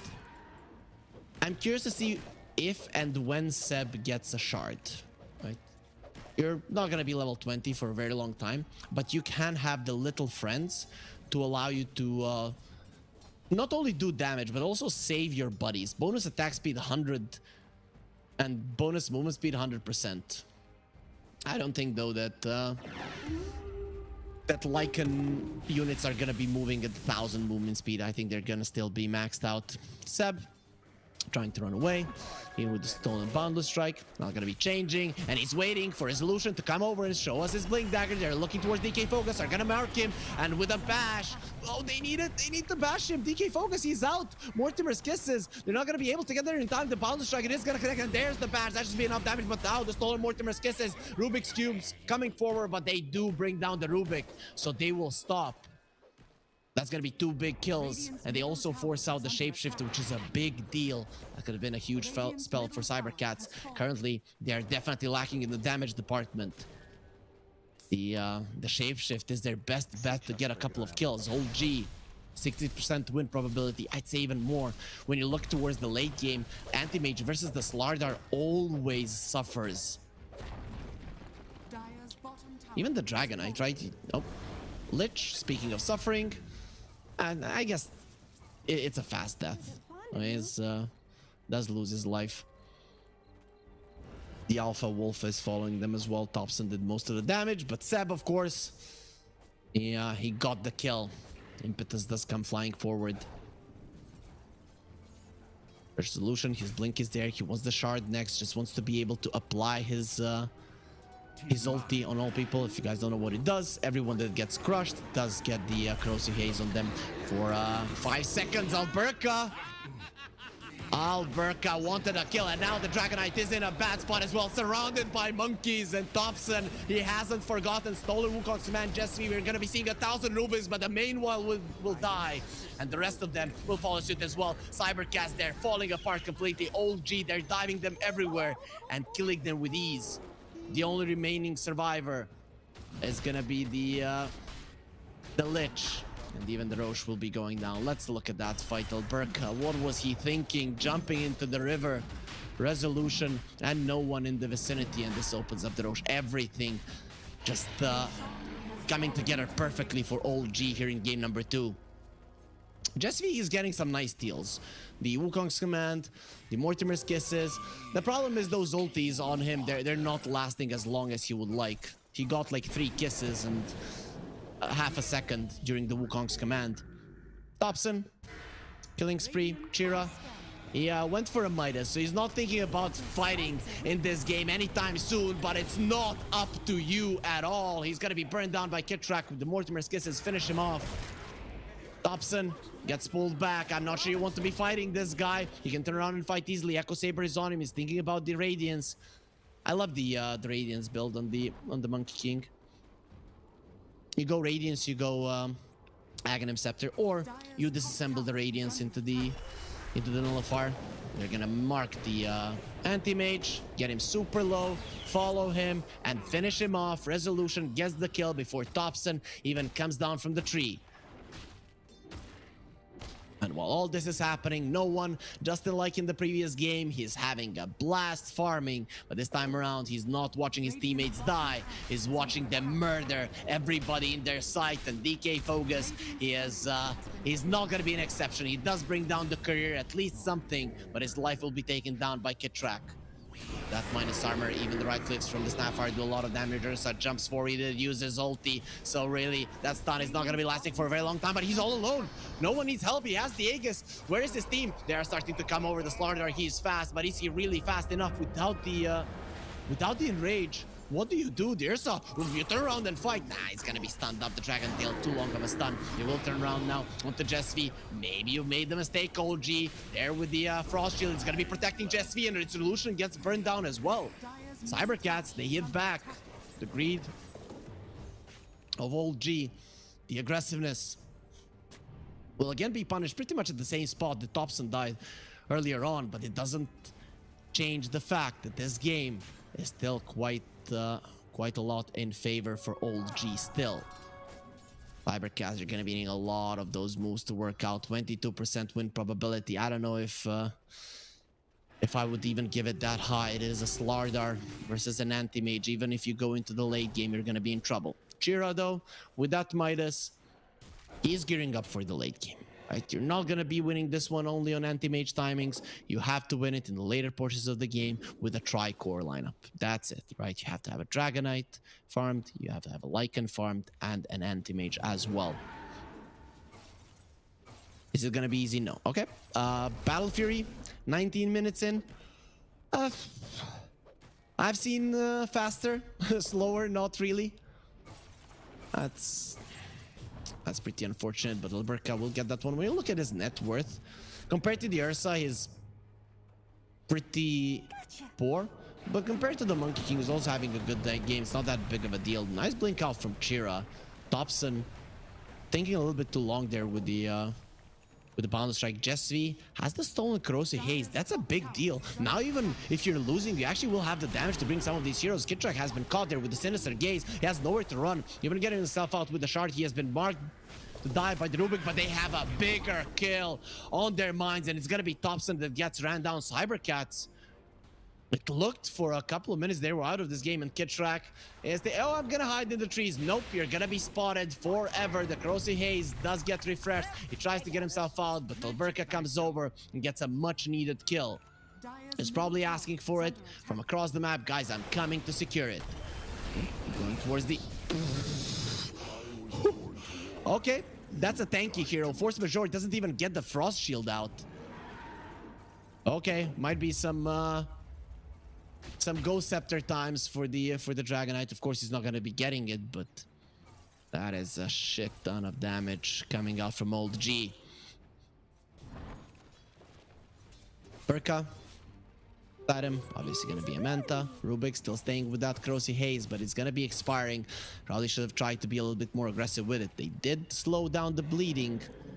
Stop the bleeding. Even got some more ground there in terms of net worth. Yersa, though, is still getting himself quite far away. Oh, they still have the Crossy Haze onto Thompson, the stolen bundle strike. Is he gonna die again? Thompson, he needs to heal, and he will. He is gonna be able to survive now, going towards Jesvi, using my bar versus me. Not a smart move, my friend, and Jesvi will be going down. They thought they had Thompson, but just enough HP to survive there, and with the lifesteal, he turns it around. His teammates this time will not leave him hanging. Immediately they go for a smoke. You don't want to stay on the bottom lane for too long. You want to go and assist your team in the mid lane. And the Yersa is already there waiting for some assistance. To continue moving forward. Basher at the ready. BKB next on the menu. BK Focus uses the Howl. His creeps get taken down by no one. And now they're looking towards this mid lane tower. Glyph is still ready. So for now, Cybercats are not going to let this one go so easily. Smoke was used from Cybercats. They're still not using the Glyph. They're baiting here. The smartest of moves, the Dragon Knight, just the Blink and the Midas. Kitrak is a solid target to kill, but then what? Monkey King is not in the vicinity. If Cybercats would have engaged then and there, they probably would have gotten a couple of support kills. But you never know. They didn't know exactly where the rest of OG are, so they're gonna keep themselves away. OG, they have to be careful. Cybercats' team is not to be underestimated. Dragon Knight is getting himself back into the game.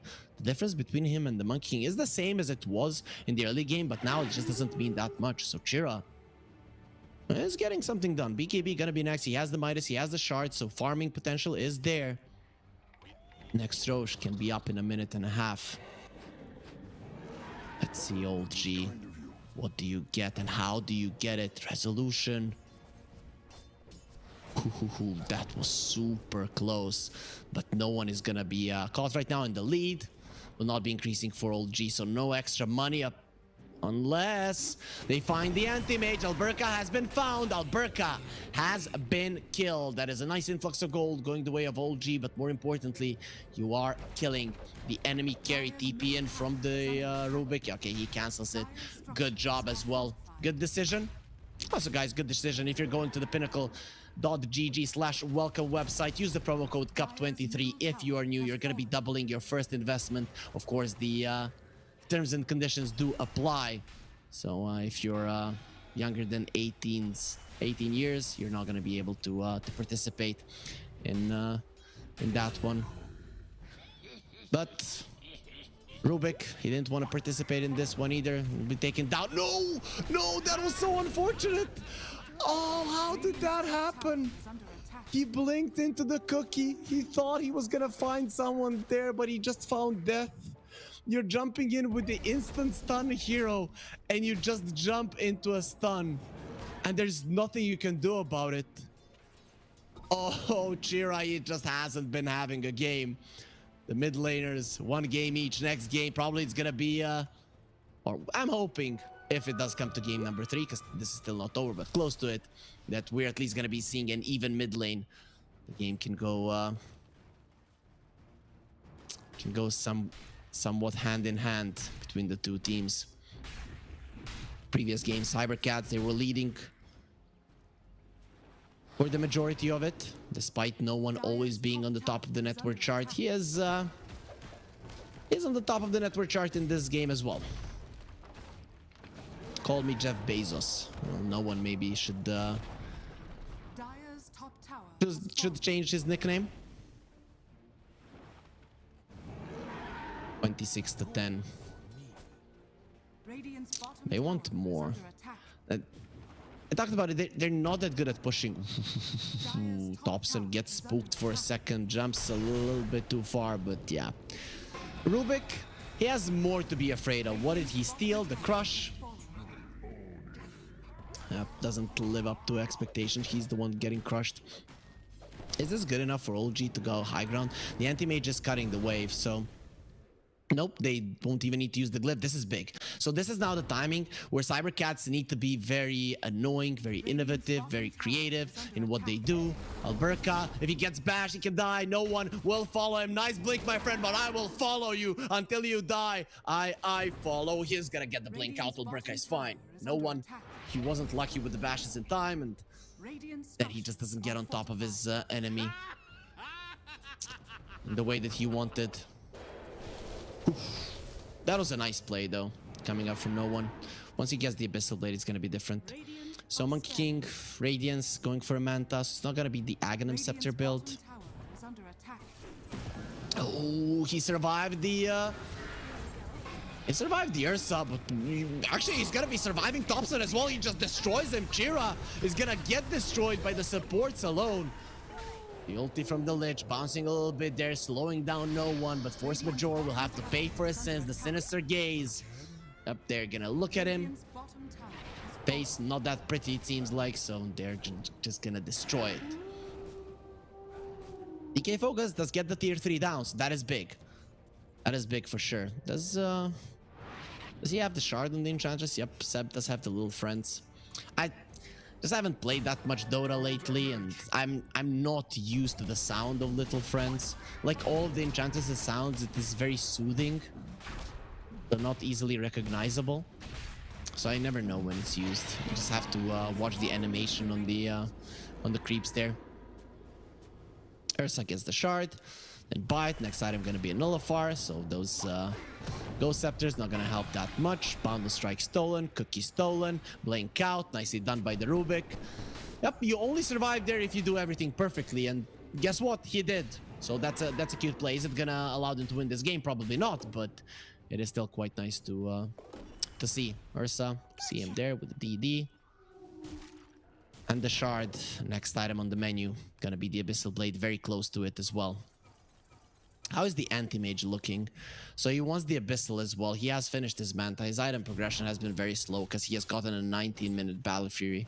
And now his map is pretty small. Does have a Manta, needs to remove the Corrosive Haze. The Ursa will follow him, and if they mark him once more, and they will, he has nowhere to run. Removing the Frost Shield, not gonna be able to do so, but they're still gonna get the kill. It's not gonna help. The damage output is way too high. Even with that, I think it's 60% physical damage reduction. 70. It's not enough. So just imagine how much they're doing. Speaking of Thompson, he does quite a lot himself. He's gonna be finishing off the Rubik, who had a tree dance, but we all know monkeys, they're gonna be better at jumping across those than humans themselves. So Rubik gonna be going down. 3 heroes dead around the map. Old G, they get the Ro16, they instantly put it in the 5th gear, running over Cybercats on every part of the map. Side lanes are very important when you're playing against the Lycan, and they've put a lot of emphasis on dealing with that one quite successfully in the past 2 minutes. So let's see, Fireball on the ground. Nope, they're not gonna be going into the base just yet. 3 more minutes onto the Aegis, but the idea for Old G right now, create chaos on the map, kill everyone, not allow them to leave the base. Cybercats are gonna have to smoke out just to get some vision on the map and then get themselves out there. Because right now, if you're Old G, you smell blood, right? Cybercats, if they get out on the map a lot, that's fine, but this is where you hunt them, when they're just leaving the base. So that's why they even have this lane ward on the top lane. DK Focus, the Boundless Strike does connect, and Thompson wants to continue going for him. DK Focus, he doesn't know where to run. He gets blocked in by his own creeps, allowing Resolution to get the crush off, and that's going to be the first casualty of this engagement. Cybercats, they don't want anything to do with this. Mortimer's Kiss is coming through. Force Major, he's made of ice, and this burns. So he's going to get melted quite a lot. Not enough to kill him, but Resolution will finish the job. The DK, barely alive there. The Ursa did jump him in the backlines. We didn't even see it, but with 8 Fury Swipe stacks, it was very close to being brought down himself.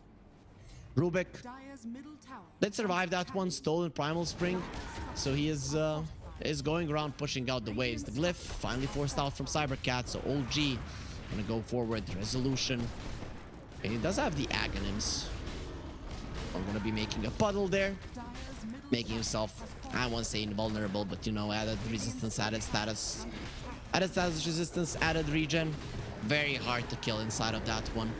They also get the extra 250 gold, and they are not done. OG, they feel like this is over and they can end it right now. No need to be hunting their opponents any longer. It's time to finish game number 2. 4% chances for Cybercats. Maybe even less. They're gonna go for a smoke. One last fight. That is what they have left. All right, Rubik going into the trees, immediately stand up. Ghost Scepter is gonna be there. Force Majeure does save him as well. No Nullifier just yet. So Ursa cannot do anything about it. They're gonna get the tier 3 down and get themselves away, but no one turns around. Nice enraged, just in time to stop that stun, so it's not gonna be lasting as long as they would want to.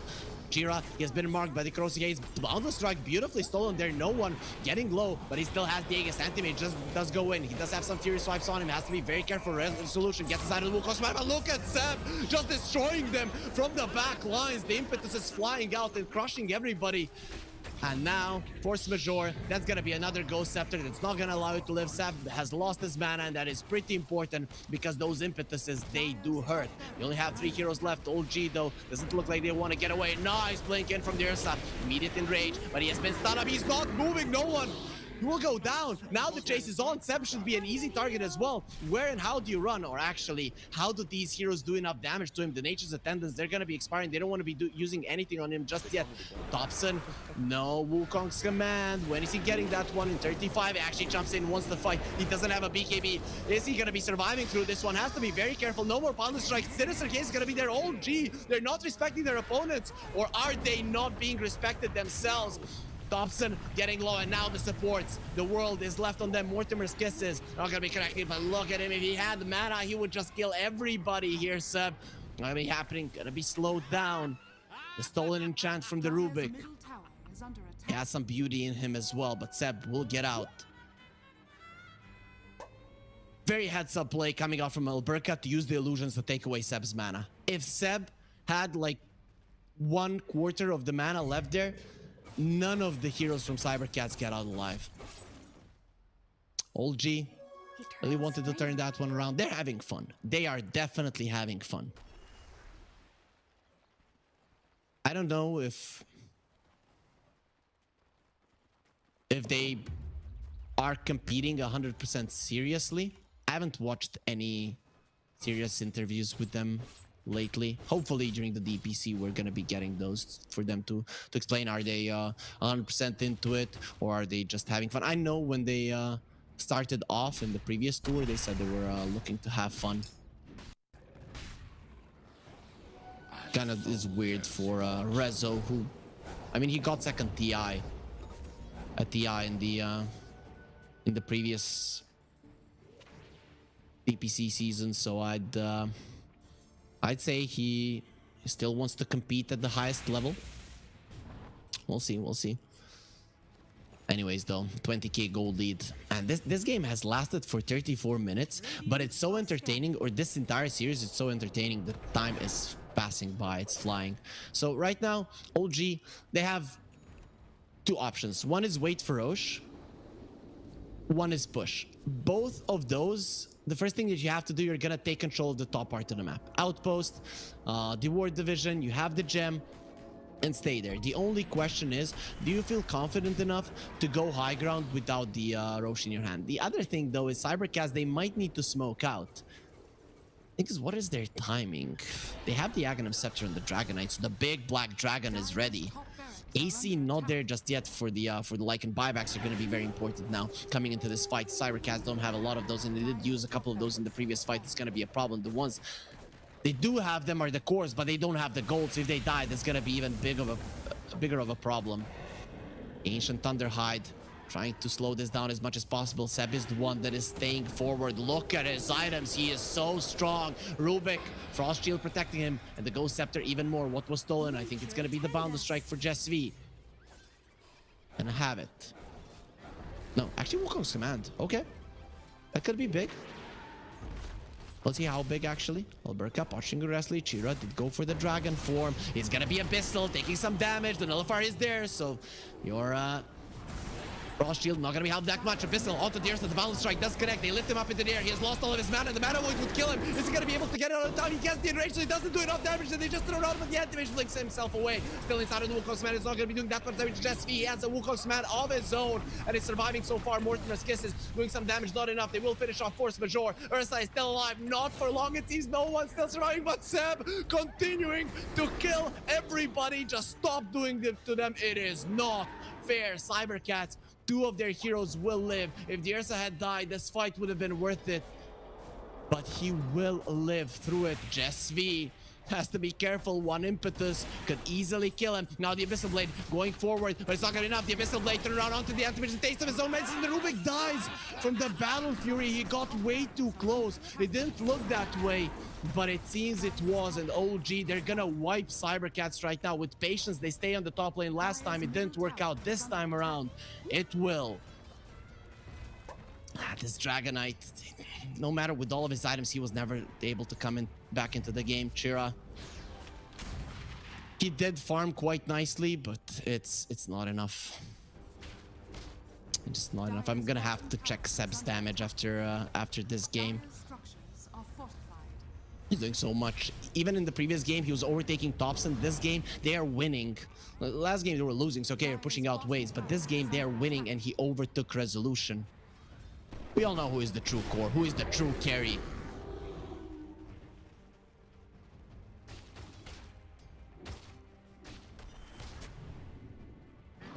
Dire's bottom tower is No one goes forward. The Frost Shield, you cannot remove that one. Your Nullifier is not going to help here.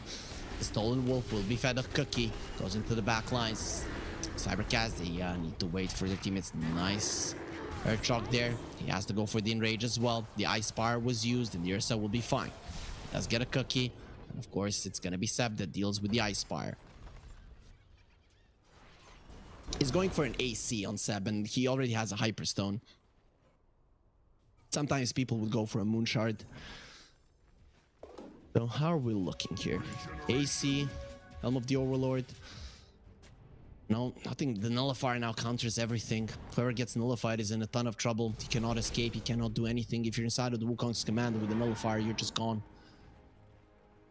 Thompson has a Satanic now, so he's gonna be harder to kill. Still doesn't want to get a BKB. Lardar thinking of finishing off an AC, but they're gonna go for the Roche. That's a Refresher Shard Roche, no Aghanims there. Quite nice. Double Wukong's command, maybe double BKB from the Ursa. We'll see what they decide to do. Thompson wants the Refresher. Makes sense. You don't really want to get out from the trees. During the Wukong's command, you can fight. After it, you're significantly weaker, whereas the Ursa is fine with the double life. 2% chances for Cybercats, but they're not giving up. They're giving their all. Kitrak can get caught here. He does place a ward. That's gonna be fine because the Ursa jumps in and destroys Rubik. No buyback on him. Anti-Mage immediately gets out. His illusions are dead. That means no Manta for a couple of seconds. The rest of Cybercats just TP away, run away, go now. They're not gonna be there in time. They do have the glyph, and the Wukong's command was already placed. No, actually, glyph was already used. Frost Shield, on the other hand, is gonna be there, but you have to fight.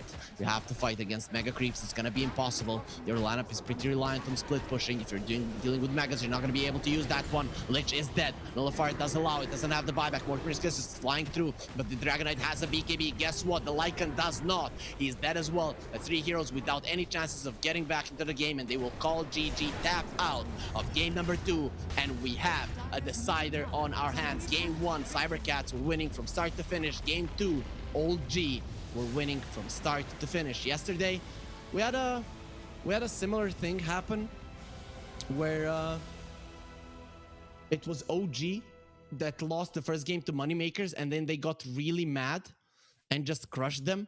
So they seem to have the same approach. OG getting mad here and just showing Cybercats what they're made of. Seb, okay, he did less damage than the Ursa and the Monkey King. I guess in the early stages of the game he wasn't doing that much. So only 24,000 compared to the 30 and 34,000 of the Ursa and the Monkey King respectively. But first pick Monkey King, Thompson crushes the game, opens up the path to everybody else just shining. Resolution selflessly goes for the blink, for the shard, just goes in there for initiation, and they pretty much had 3 cores, but it wasn't the Slaughter being the 3rd one, it was the Enchantress being that one in the game number 2.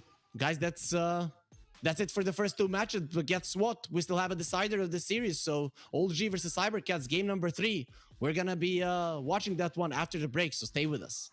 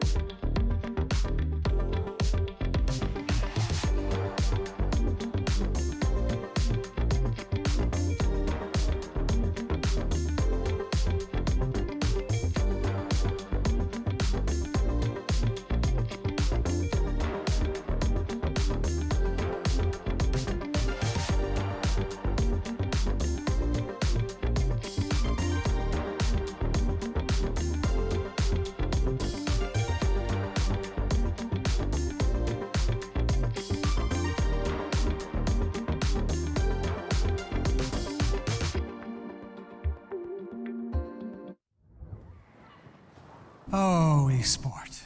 You and I have come a long way. It was such humble beginnings. As we gathered in small groups, we were professionals right from the start. Passionate, organized, and ready to rumble. We dreamed big, and surely enough, our parents supported us at every step of the way. Didn't they? Fired up by all this love, it wasn't long until we caught the scent of competition. To be honest with you, it wasn't always that easy. Joe here, he had to take on 2 side jobs to afford playing professionally. It's gonna get better, Joe. Some of you dared to not even call this a sport. And look where we are today. An endless stream of esports events every year.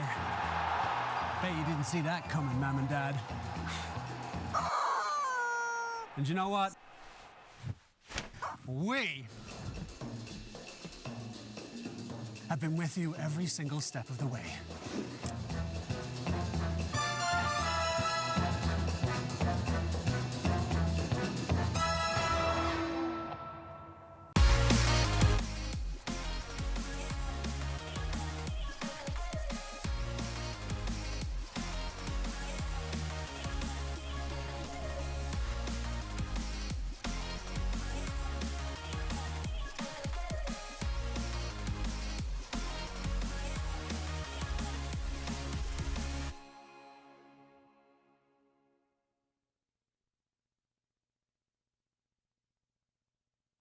Dream of working with people you watch on screen. Exclusive esports opportunities handpicked just for you. Candidate profile to raise above competition. Let 10GG handle routines. Make a step towards your dream today.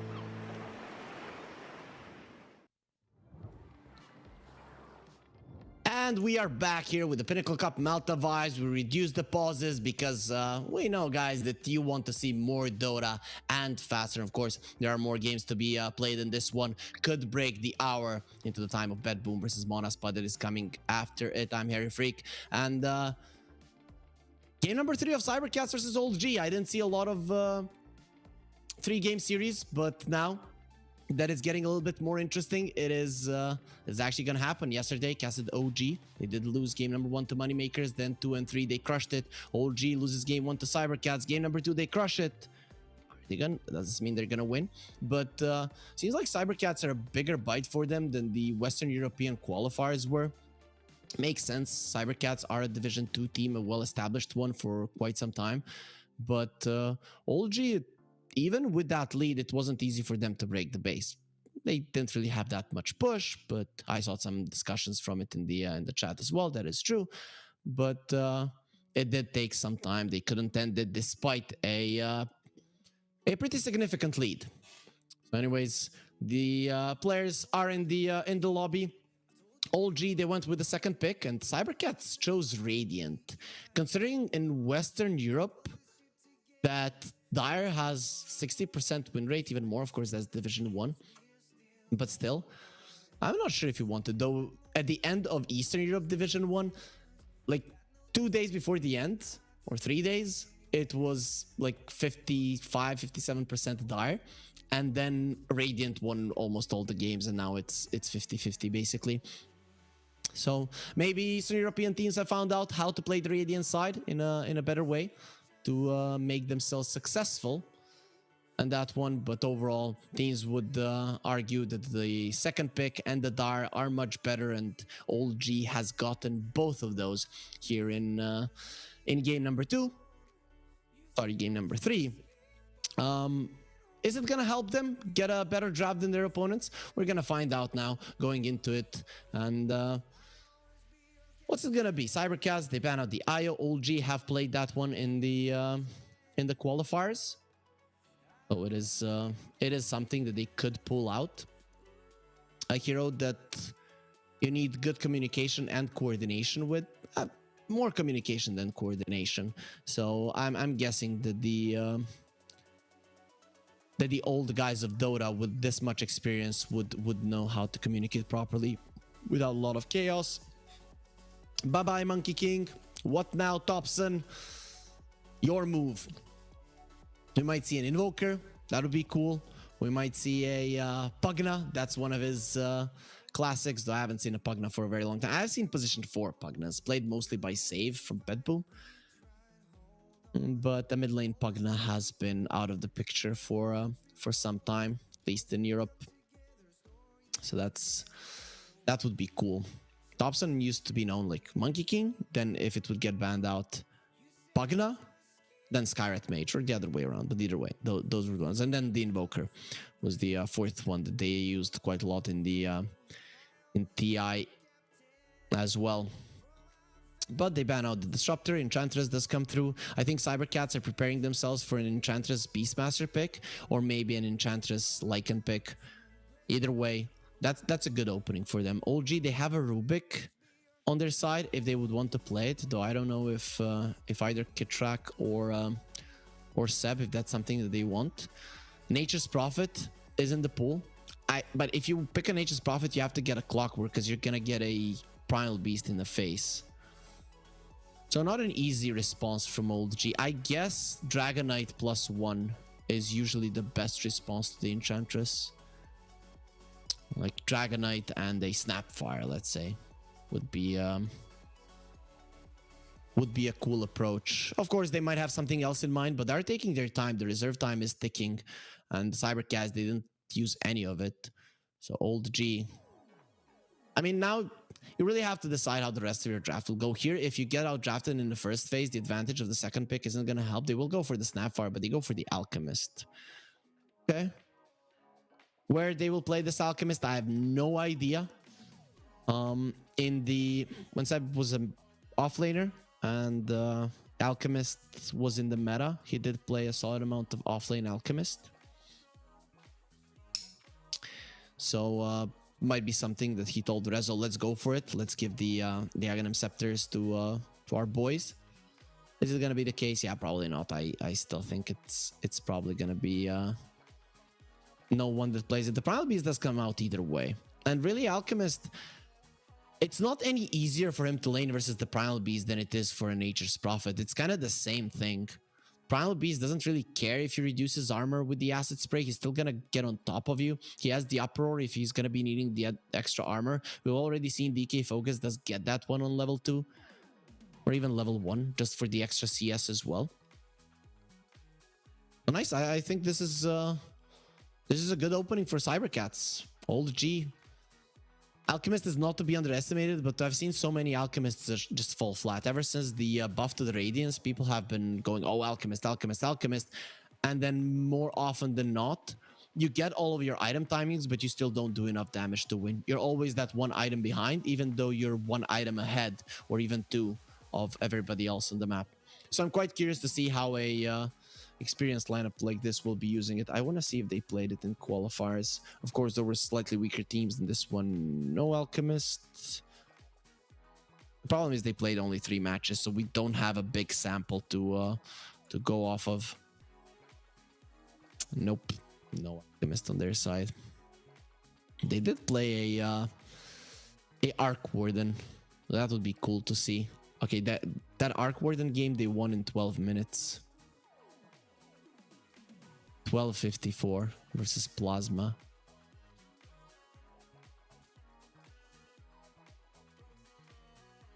That Plasma team does have some somewhat okay players. Oh, they really got decimated there, didn't they? Yeah, I'm looking at the teams in the Western European qualifiers. Not that stacked like it was last time. Makes sense. It isn't always gonna be that stacked. So they ban out the Nature's Prophet. They get rid of the Death Prophet as well. The idea here is to make sure that the towers don't fall fast. You want with the Alchemist to not be forced to go to the other part of the map where your triangle is. You would want to farm your big jungle and your safe lane if possible. That is the best way if this is a position 1 Alchemist, which is what I've been seeing the most in the past. So this is the idea right now, I think, with these bans. Cybercats, they ban out the Morphling, so they are not and the Bloodseeker, so they're not trusting one bit that this is an Alchemist carry. Another position 1 that lanes well versus the Primal Beast is the Faceless Void. People have been going for Morphling Faceless Void versus the Primal Beast ever since the hero was introduced, just because you do have that way of getting away from him. Morphling even more than the Faceless Void. Anti-Mage wasn't in the meta back then, but I think he could be in that category as well.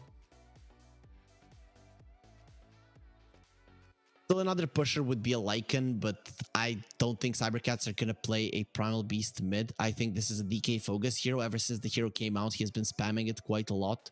Competitive games, pubs as well. It would be so cool if we get a patch just before the major and Muerta gets added to Captain's mode. Imagine the chaos, even though Muerta isn't that strong or popular of a hero in high tier pubs. Imagine if someone has an idea of how to play. The anti-mage just get banned out by old G. Alchemist used to be considered a AM counter, right? So that just doesn't farm as fast as it used to. They significantly decrease the amount of max gold you get per creep, and it really does add up. The OG, what do you get? I'm not even sure here. The third pick is always hard to predict, you know. I'm gonna go for the Clockwork. So again, it's a hero that helps you deal with the Primal Beast. Not the easiest to lane to melee heroes, especially if it's an Enchantress 4. You still can be quite annoying, right? You run in with the battery assault, you put down the acid spray. The enemies are not going to be doing that much. So Rubik is still in play if they want that as a support on Cybercats. It actually wouldn't be bad. And Jess V, he had a perfect game previously. I mean, he wasn't surviving, but his steals were on point. He really did pay attention and get the right spells at the right times. Obviously, couldn't use them to their fullest potential, but it did help his team in team fights, and it did help to create a slideshow in that last fight where we saw Wukong's command and then the stolen Wukong's command over it. So Cybercats, they are taking their time. Man, look at the Timber game this is. 3 strength heroes on old G. I'm gonna go for the Drow and the Undying. So no surprise there. So you don't go for a Timber Saw, but you're gonna be going for an Undying that's gonna be stealing the main stat of these 3 heroes. That's actually quite solid, I guess. Catch from old G, the Clockwork does have it. Cookie is not bad to get on top of the Drow Ranger, but you do have some good protection for Enchantress will have a 4-staff. Undying will probably go for a 4-staff as well in this game. They go for a Sniper. If you look at Cybercats, their catch is even weaker than the side of old G. And Sniper is very good against ranged heroes because he outranges them. And then you need to get closer with the Drow Ranger than you would like, and you're surrounded by a lot of heroes. This could be a Thompson Sniper mid. He has played that. He usually does so with the Mask of Madness, which you know somewhat is a staple build for the sniper. He goes for that like 3-4 Wraith Bands, Power Treads, Mask of Madness, and then he just stands his ground and shoots down everyone. Though it could be a safe lane sniper as well. Old G, they keep it open. So Cybercats, their bans right now, not gonna be easy. Definitely not gonna be easy. So where do you take it? What are you even afraid of here? Old G are missing a little bit in Magical Burst, I guess. Oh, they really don't want to play against this Dazzle. I have to go on YouTube and see some Thompson videos, because people usually do post those with weird heroes. He does stomp everyone. Turns into Stompson. And his name is so easy to work with. Stompson, Eatson. You can do whatever you want, right? They ban out the puck. They have some catch for the puck, but actually it's quite easy to dodge everything apart from the hook shot. And that is the one that you initiate with, so it's gonna allow the puck to do whatever he wants. Your supports in OG though actually have quite a lot of HP, so the puck in that regard wouldn't have been an issue. They ban out the Invoker, so they're not believing in the mid lane sniper. No one is good on the sniper as well. I don't know if you guys remember TI5, I think it was, and no one was playing a sniper. He had a rapier. He was playing against the Samael Alchemist, and they were losing the game, EG, at that point. So Samael, he had like 6,000-7,000 gold items, and he sold one of them, don't remember which, bought a blade mail, and then no one killed himself on a blade mail that he wasn't expecting.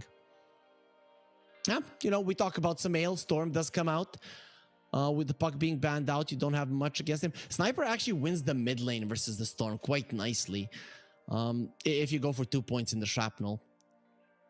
Storm has a lot of armor. Later on in the game, of course, you're in trouble versus the Storm. But if you want, you can do well against him in the mid lane, especially with the clockwork or the snapfire rotations. You can get a couple of kills before he does reach his level 6. Oh no, it's gonna be the Ricky Thompson mid.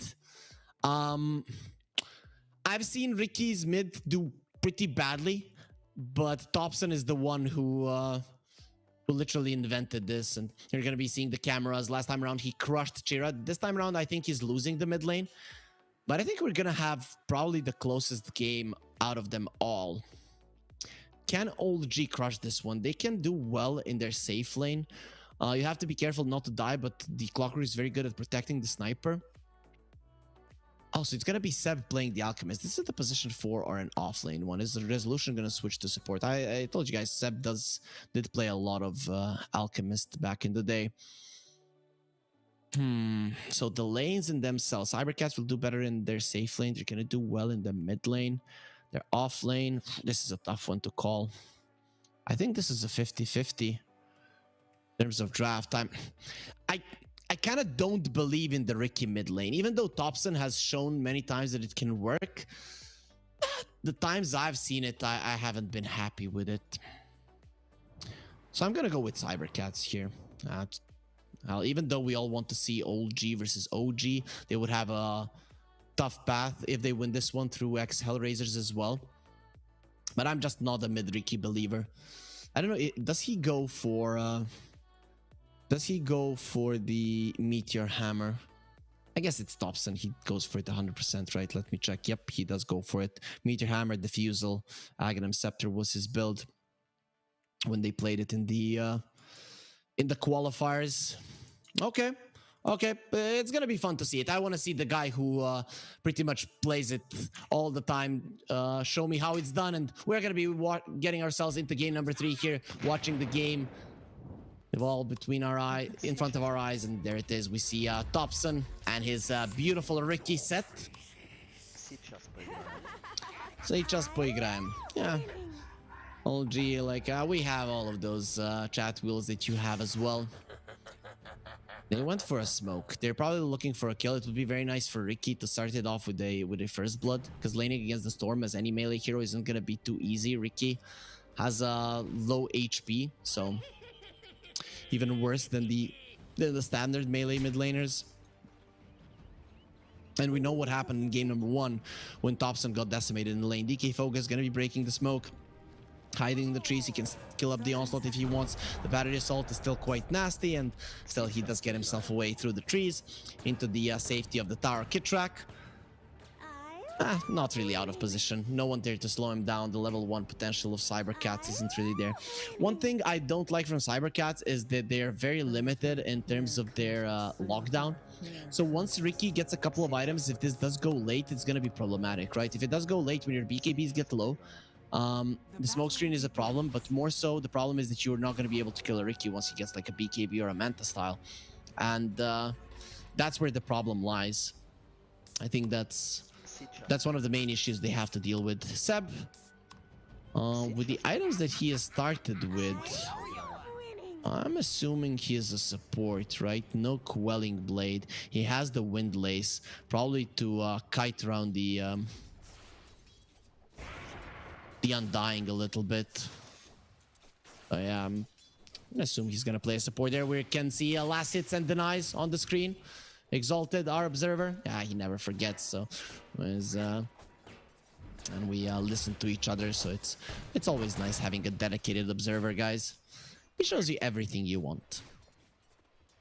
DK Focus, shot again. Pew.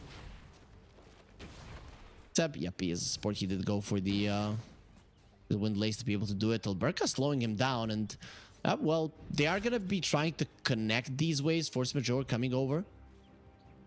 Yeah, he doesn't want to allow it. In the worst case scenario, he wants the waves to be doubled so that the creeps don't get denied. Thompson struggling in the mid lane in terms of HP, in terms of CS, he's doing well.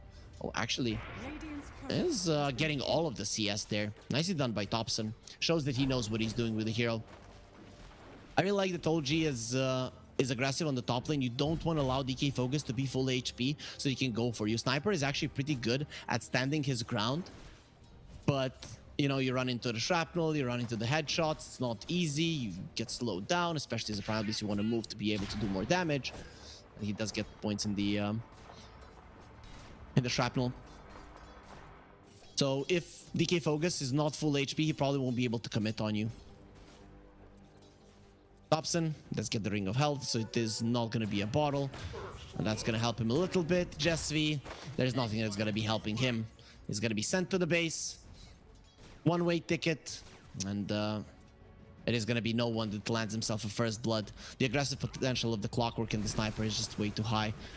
Snapfire off lane, currently 1 CS. Seb does have 2, so maybe he is a core. The Tombstone gets to drop down. They don't want to allow them to have any of the CS, and they're actually going to be successful at doing so. Seb is charging up the unstable concoction. Who does he stun? He's gonna go for the Drow Ranger. That's actually not a place for you to be at. Gonna be stunned up. They need the Scatter Blast and will have it. Alberca will probably die, but not before Resolution goes down. Seb, are you fast enough? Yeah, he is. He does have the unstable concoction and will easily grab this kill. So Cybercats, they get punished for their aggressiveness.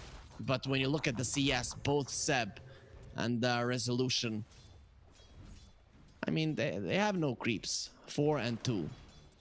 Not as bad as the Dragonite with 1 after the first 3 waves last game, but it's still not good. Well, Seb, seems like he's running to the base. We'll give a little bit of an alone time to Resolution. I'm guessing this is gonna be a utility build. Snapfire, just go for the Guardian Greaves. Not much surprises there. That is something that we see more often than not in Eastern Europe. I've seen some mid Snapfires. In Western Europe, I haven't watched all the games, watched some. There were a few offlane ones. Dobson, nice maneuvering there around the remnants. Doesn't allow himself to take any damage from it. Slapping the Storm Spirit, not gonna be giving you much, considering that he has such a high amount of armor. But then again, same is true for the Riki. Jesvi. Have we already seen this one? One more hit. No one getting close. Not close enough. Bambi, too fast. Having 4 legs is better than 2. Very short legs for the sniper. Keen folk just don't have very long ones.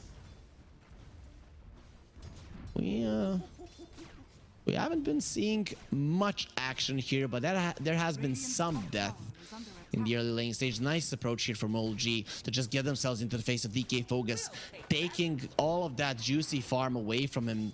And is not going to be happy with it, but we have something to make our viewers happy, and that is the promo code CUP23. If you go to pinnacle.gg/welcome, you can use it to double your first investment for up to $100. So if you haven't already done it, be sure to go for that one. Of course, the terms and conditions do apply, so you do have to be 18 plus. And if you're 18 plus, actually, then you're allowed to watch this game. DK Focus is gonna get destroyed here. You're allowed to watch this game anyways. It's not that brutal. On some games, when it's getting out of hand, I think there should be an 18 plus from time to time, but this is not that one for sure. Here, let's come over. Seb is gonna get his stick delivered. We'll be fine for now. Nice pull of the wave there. We'll connect to their creep wave. Meanwhile, Alberca, he does get the wave there behind the tower. Ooh, they made a slight mistake, so the tower will push out just a little bit. So we made you happy with the promo code. We are also gonna make you happy with the giveaway we have for you. So we're giving away a jersey. Actually, we have to watch Dobson if he's gonna live through this one. For now, that is gonna be the case, but Chira applying even more pressure this time around. He's gonna be the winner of the mid lane, not as much as in game number 1, but he's still doing a good job. DK Focus inside of the cogs is taking a lot of damage, but he's doing a lot of damage to Kitrak as well. DK Focus stuck still, a couple of more hits, and that's gonna be a kill for no one. Now he turns around to Jesse. He thinks he is stronger, and he probably is, but the creeps are going for him, so he is taking some damage. The seed shot will come out. No one, you have to be careful. If that bounces, you will die. He's running away. There's the seed shot, a couple more hits. Jesse is baited him in. No one turns around and double headshot gets the kill. There's gonna be a double for him. He dies after it, but only after he has finished off the Enchantress does he lose his life. Also, the Undying did die on the other part of it. So old G, the laning phase, going really well for them. But coming back to the giveaway that I was talking about, we are giving away a Malta Vibes exclusive jersey. here. So the way that you do it, you go to Pinnacle Esports Twitter, as Alberca is dying, so don't do it immediately. Watch this fight until the end. It's gonna be the Rocket that finishes him off. So you go to Pinnacle Esports Twitter, you follow our Twitter, you retweet the pinned tweet, you comment onto it, say which is your favorite team, and you will become liable to win one of the jerseys that we're gonna be giving away. So continue following our social media to know who has won that one. And of course, follow our beautiful casters that have been giving you the fun throughout this tournament on Twitter as well. Kid Track, gonna be caught. Kid Track, gonna be killed. Chira wants the kill, and Just feels like, yeah, I'm not even attacking, so you can go for it. Then Dying gonna be caught. It's a lot of minus armor between these two, but Seb is not gonna be able to survive. Even getting into the tower, the bonus armor not gonna help at all. But it's still only a support going down, whilst Resolution will be surviving. That is one thing that I haven't talked about. I talked about the acid spray minus armor, but in combination with the little shredder, that's actually quite a lot. So Undying, he goes into minus. Draw Ranger, not really, but still gets quite low. Thompson does have his meteor hammer, 1 point in the smoke screen. So now is actually a problem for the Storm somewhat. It definitely will be in the future if the Storm does not get the BKB. Oh, let's see the net worth. I'm curious to see if he's close to the Storm. He actually is. And now Seb will be rotating towards the top lane. DK focus. You're not getting out of the cogs there. Battery assault, way too annoying. Very nicely played by Kitrak. You get close to him. If he is far enough away from you, he's gonna be able to charge up the onslaught just enough to get out of it. But if you're next to him, you're just stunning him faster, because the battery assaults don't need to travel that much. Seb starts with the unstable concoction. The Storm gets himself to the high ground. Will get stunned up either way, but really no follow-ups are gonna be there, and just has enough mana to get himself even further. OG taking away this tower. In this game in particular, it's not that important of a tower for Cybercats. If you have like Lycan, if you have a Beastmaster, losing this tower is a disaster. But in this game in particular, you're gonna be okay. Draw Ranger likes to rotate towards the top lane and push early on, so that ability is gonna be hindered. But actually, you have a Ricky, so Old G might be able to do something with it. Mortimer's Kisses, Alberca dead once again, and Old G, they're continuing their dominance from game number 2. It seems like Old G and OG, they have the same approaches. We come into game 1, you know, we're not 100% ready to play. We might lose, and if you dare win against us, well, then you are in real trouble, Cybercats. Well, Force Major not going to be caught by the Meteor Hammer, but he is going to be caught by the 2 Hero. Storm does TP towards the bottom lane, goes towards Thompson as well. He has been dusted. Needs to have the Blink Strike. Will be able to get himself away far enough. Not sure. The Tricks of the Trade keeps him alive for now, but finally he's going to be caught and brought down. That dust still lingering, so he's dead. Force Major loses his life. Resolution will be a bonus. No one has TP'd in. He's all alone. He's standing his ground. He's fighting. He's going to kill Jesvi. Chira without mana. Has to be very careful. He's going to try to zip himself out of this, and will be able to do so. Looked very scary for Resolution. Sorry, for no one for a second, but he does stand his ground and survive. Meanwhile, OG, they're gonna be finishing off the Primal Beast as well. That's a lot of damage the two of them can do. Is Seb gonna go for a Yep, I think no, that's phase boots. Kind of would like to see a Solar Crest. The item has been making a comeback. Solar Crest, and then go for the Axe if you want. Who would you even give the Axe to? To the Ricky, of course, I guess. Dobson, Meteor Hammer at the ready. He's going to be placing a ward deep into enemy jungle. Alberca, if he goes to farm this one and the Meteor Hammer does connect, he's definitely going to die. But look at this, the rotation coming out from OG into the mid lane. The hook shot does connect, but the Storm is going to have enough mana to get himself out. Force Major, unfortunately for him, he doesn't have any zips, any mobility spells on him. And the poor Storm is going to get caught as well. One more hit. Ooh, tries to dodge that one. Just run away, Chira. Who was that close? And the shrapnel finishes him off. He played with his life and he paid for it. No, a life is not something that you play with, my friend. Chira makes a blunder, dies because of it. No one with the shrapnel snipes him. Nice Meteor Hammer onto the drow. The Thompson, of course, isn't going to be diving a tier 2 this early on into the game. Too much armor, too much regen, and too much damage coming from that tower to be able to dive with pretty much no items. Force Majeure. He's not looking for you, Thompson. He wants something more. Look at this Stalker. Okay, they're going for the Alberca Drow. The Meteor Hammer doesn't connect. Meanwhile, backline, Resolution is dying as well, but this is gonna be a 2-for-1 if Resolution does die. Actually, he TPs himself away, but on the other hand, it seems like Force Majeure is surviving this as well. Thompson says no. TP from the Primal Beast. He only has 2 bracers. Oh man, DK Focus is not having a game, and Thompson will just walk himself away. Okay, no, he will not. This is Thompson. He's gonna stay here and continue to be a nuisance. The Meteor Hammer does get dropped. Is he gonna farm? No. He's looking for kills. You don't want to be walking into sentries there, though. Those are sentries from Old G, so they kind of have the enemy jungle at least that deep in covered. The sentries from Cybercats are a little bit more out in the jungle there. Meanwhile, top lane, it is gonna be Seb caught, takes some damage. The stun, he's only gonna be able to stun himself with the silence from Alberca. You don't get that one out. Mid lane, Resolution, getting low. Cookie gets himself out, but Thompson is here to help, and no one as well. They will not let their buddy die. The triple core show themselves in the mid lane. And they show this guy what's up. Oh, man, the Primal Beast is just not having a game. We have seen one core just be absolutely destroyed every single game here. Twice it was the mid laners, now it's an off laner of Cybercats. Thompson, speaking about mid laners and being destroyed, he gets very close to that, but still gonna be living through it. Chira doesn't have enough mana to fight. He better run away this time around or he's gonna die. The Ricky is still alive. He just gets himself away, and Resolution gets a double. One with the Mortimer's Kisses, one with the Scatter Blast. Proficient with different weapons.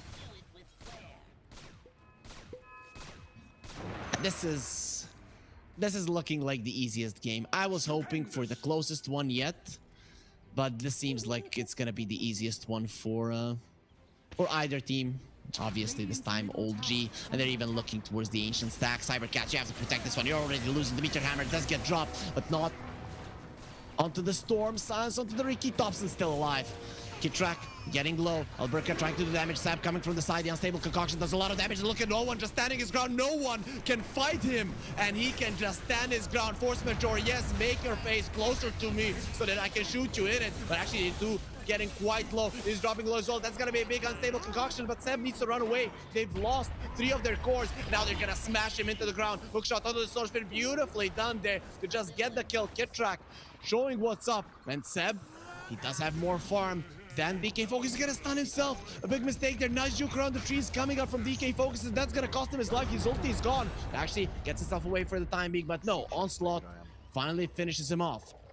The start of the fight looked beautiful for the side of Old G, but they're still not close to their base. And with Cybercats coming from different angles, they finally caught the sniper when he was done shooting. The damage just stopped. You have that constant output of damage. Let's look at it. No one is attacking. No one is crushing. He's not being touched. Force Majeure is trying to slow him down a little bit. Not happening. And at this point, it seems like this is going to be an easy fight. But this onslaught from DK Focus changes everything, right? At that point, he was caught. Jesvi comes over, does the damage as well. And even with the beautiful unstable concoction, nothing changes. But look at this hookshot. Zoop! And the Storm dies. Just beautifully done by Kitrak. A lot of nice plays. Also that juke around the tree coming out from DK Focus. It's fun to watch the small plays come in handy in team fights. Seb stuns himself. I guess the idea was to outpush the lane faster. When you stun yourself, you stun everybody in an AoE, even the creeps. And you cannot throw it on the creeps for obvious reasons, just so that the spell does have a downside, because it's very, very powerful, especially on level 1. So now the Hurricane Pike onto the sniper. Chira, get that one. Don't want it to get denied. Guardian Greaves on Resolution, but that Arcane Rune, the big deal. They would love to kill Chira right now. Ricky caught. Ricky, still alive, gonna get fed a cookie. They're trying to heal him up. Thompson, he survives, and this time around, the onslaught from DK Focus just isn't gonna be that successful. Force majeure, nothing you can do about it. Jesse, last time around, he entered the fight when it was easy. Now it's definitely not gonna be. They pull in the sniper, still the arcane rune onto the storm, but inside of the smoke screen, he cannot fight. He has to get himself away. Old G, all of their heroes survive, barely, especially on Thompson and Kitrak. But they got themselves 2 kills. They're looking towards Roche. Probably not. No one? Yep, walking into it. Let's go, guys. I'm the strongest. With the take aim, a lot of headshots onto the Roche, and if you get enough of them in, you're gonna get the kill. The smoke screen as well. The Storm Spirit cannot jump in. If he makes a mistake, he's gonna be silenced up and probably killed immediately. DK Focus. Man, this game would be so much easier if he had his BKB. But he's not even close to it. 2,000 gold before he can finish it. Chira jumping into the pit versus the smoke screen. Very dangerous. Again, OG. Oh, he does get the stun off before he gets silenced up. Beautifully done. That literally kills the Storm Spirit. Now with a hook shot, they're going to be finding the Drow Ranger. And look at that.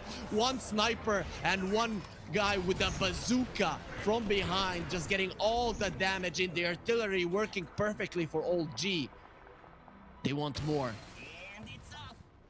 They found DK Focus. They're probably not gonna chase for him, knowing that the Roche is low. You just turn around, you finish that one off. You've lost only the Alchemist. That is a small price to pay, even though his net worth is quite high. He did go for the blink, will go for the drums, so no Solar Crest I was hoping for.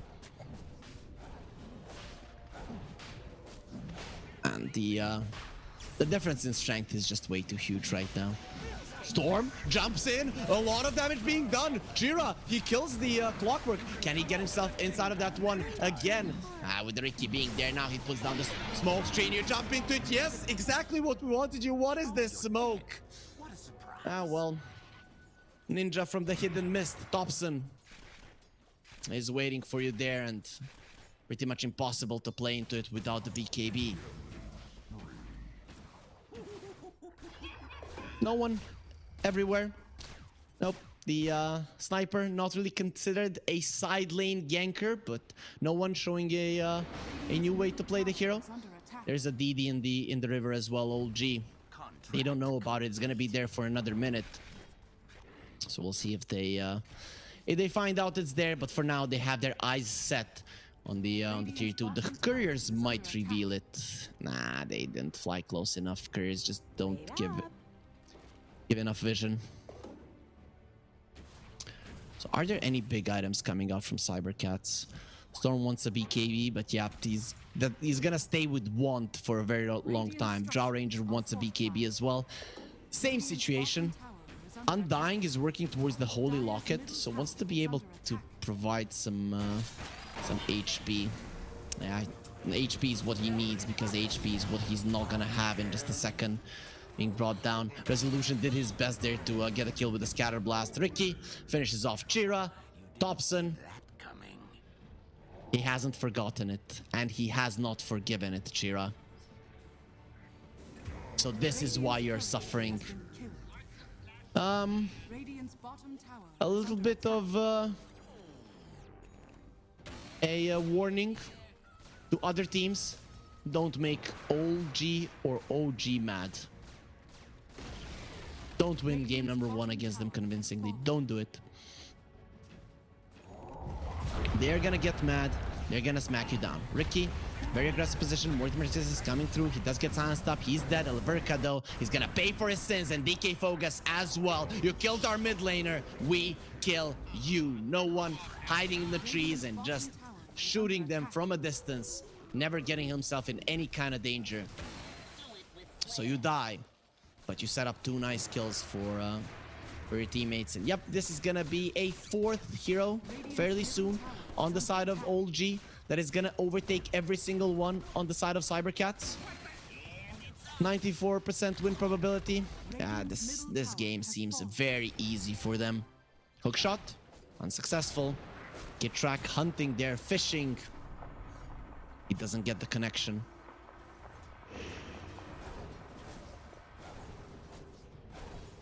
So the sniper now has a silver edge. Okay. Breaking the untouchable, possible. Breaking the marksmanship, possible. Breaking the storm, Not possible because he's dead, already broken. His spirit is broken, but Yep. So,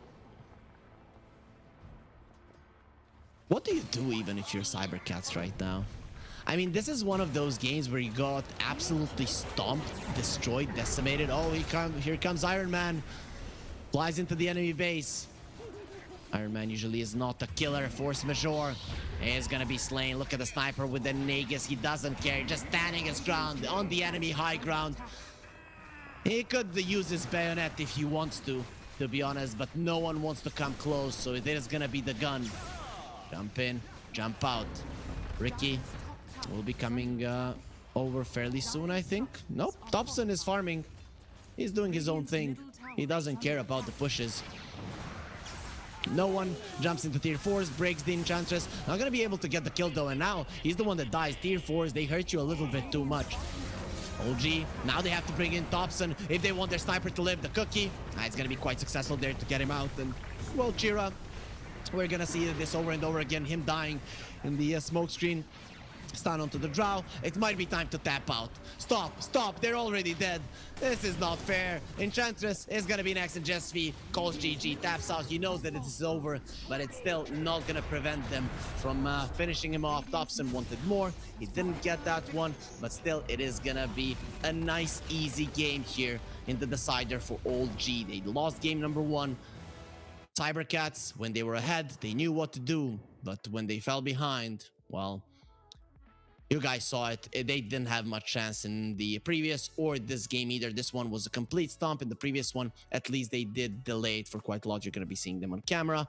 OG, they are definitely going to be enjoying their victory, quite happy with it. These are the types of games in which you have a ton of fun.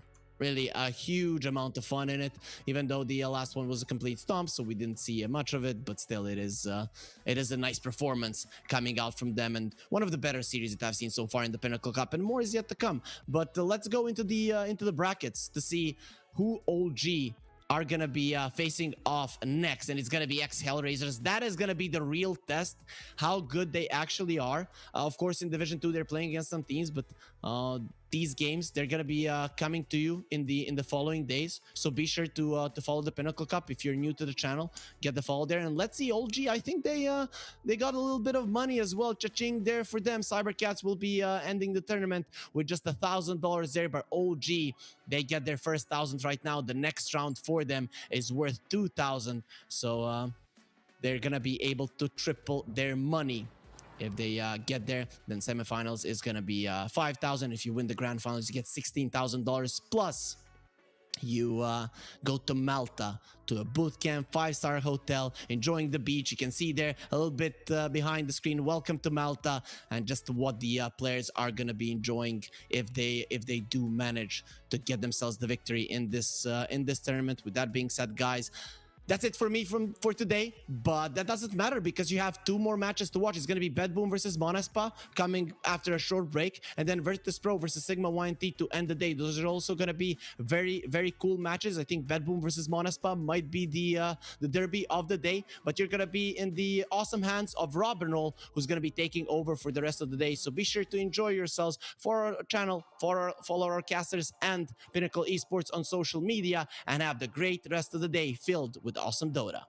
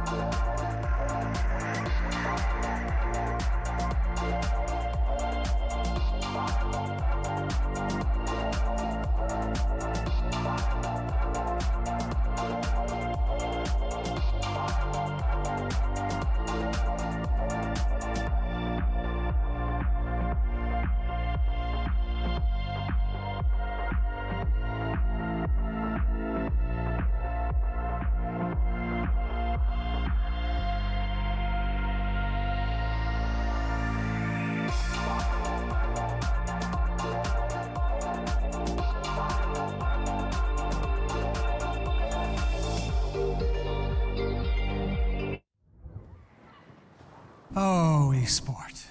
You and I have come a long way. It was such humble beginnings. As we gathered in small groups, we were professionals right from the start. Passionate, organized, and ready to rumble.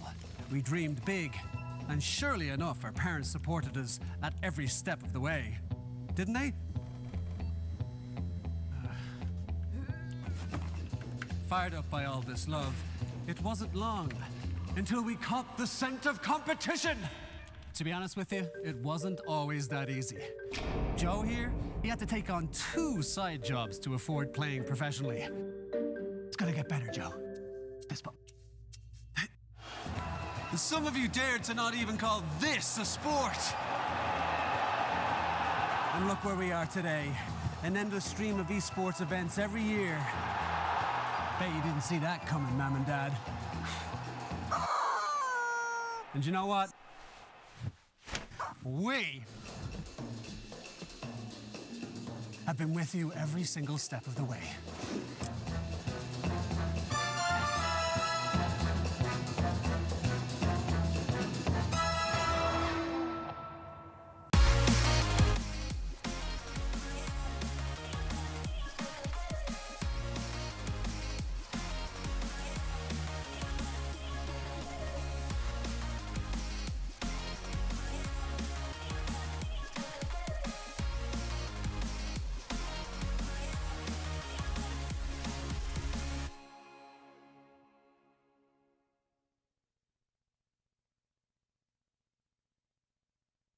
Dream of working with people you watch on screen. Exclusive esports opportunities handpicked just for you.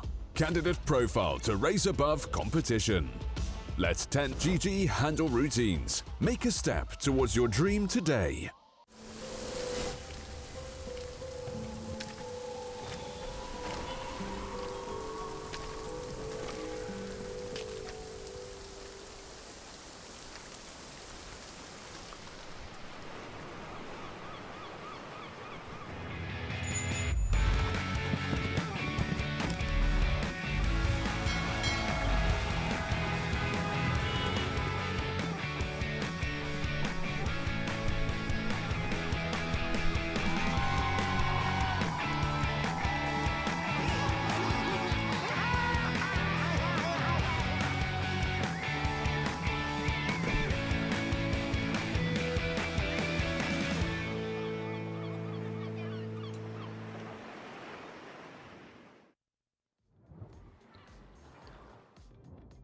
Welcome back in, everybody, to the Pinnacle Cup Malta vibes. Well, we're going to get through into the next couple of series. It's going to be Bet.Boom versus Manaspa, and then VP versus Sigma.YNT. We've just seen Cybercats versus All G, and it looks like All G having a bit of a run over here in that last third game.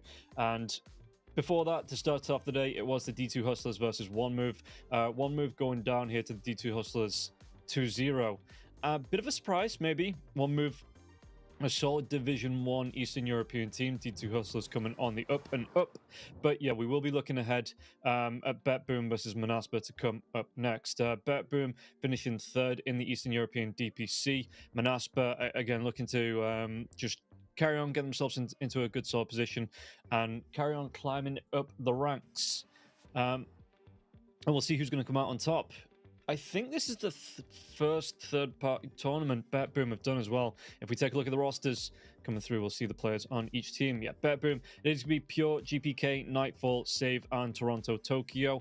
And again, they only formed just before the DPC started this time around, so this will be the first third-party tournament. They're having a bit of fun with it, you know, getting themselves in here and trying to get some practice in before the major as well.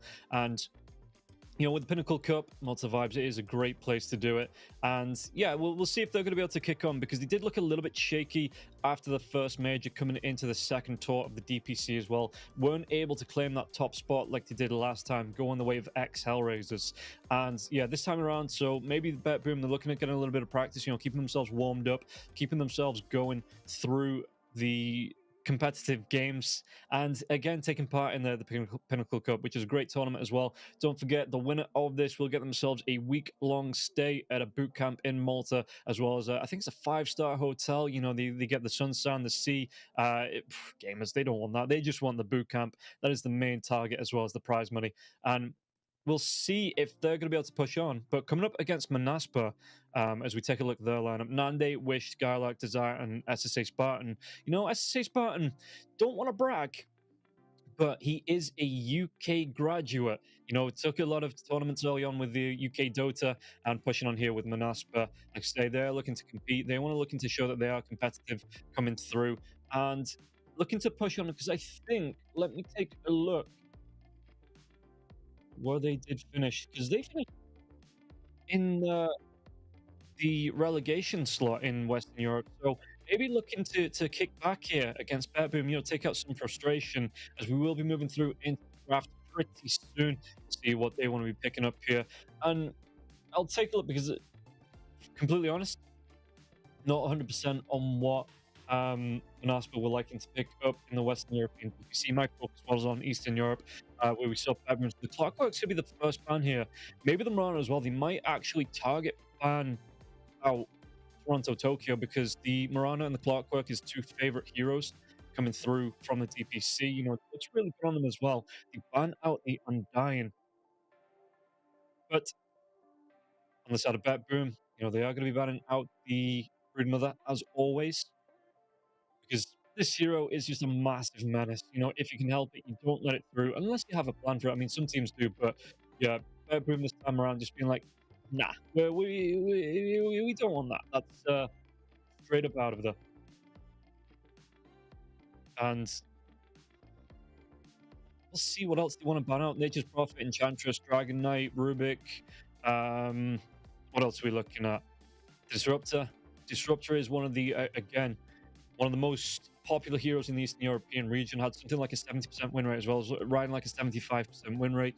So I wonder if Betboom want to give that one up, seeing as Manaspa have the first pick, and they go right in for the Death Prophet. Okay. I mean, yeah, that is another hero. They ban out the Disruptor. Beastmaster and the Ench immediately comes up from Betboom. Absolutely no surprises there. The Beastmaster being able to run over lanes and just take the aggro away from his claws. Meanwhile, the Enchantress semi-carry that likes to semi-core in that position 4, even the position 5, you know, still likes to build into the 4 staff early on, transitions that into a Hurricane Pike, gonna be able to do a lot of damage with those rainbows flying about left, right, and center, and it is a lot of damage to stack up as well. So you have to be careful about the Ench.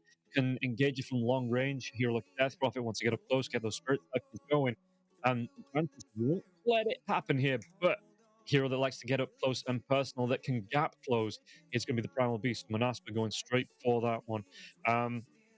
If this is going to be, I mean, it doesn't even need to be their offlaner. If it's going to be the mid laner as well, and you put the Death Prophet in the offlane, you could be liable to get a Monkey King against you. The Monkey King doing really well against the, you know, it was a forgotten hero, but starting to come back into popularity now. And, you know, teams pick it up, they're seeing all these melee cores and just straight up going, oh yeah, Monkey King. It runs over them. Yesterday in the Eastern European Division 2, I did see the Monkey King come up mid lane against the Ember Spirit, and Ember Spirit has been one of those run-away mid laners that gets picked up and barely any team can slow it down wherever it's being picked. So the Monkey King comes out and has an instant impact against the Monkey King. Meanwhile, Crystal Maiden on the Drow Ranger. So, I mean, we are moving through again into these Malta vibes. We don't want any of the winter weather heroes coming out. No ice, no frost, as both the Crystal Maiden and the Drow Ranger will be ban out. I don't want to what else Manaspa want to ban. Do they actually go back for, because this Ench, it could be the Toronto Tokyo hero. Again, flex between the 4. I mean, we even see DK Focus playing it as a 3, but with the Beastmaster being there, it's not going to be a 3 into this one for Betboom. But yeah, between the 4 and the 5. So you've got to wonder now what the pick for either Saber, Toronto, or Tokyo is going to be.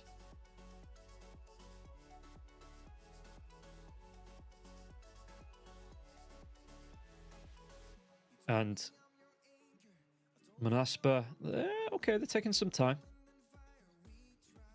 Coming through. They take out the Rubik. Sniper's gone as well. I think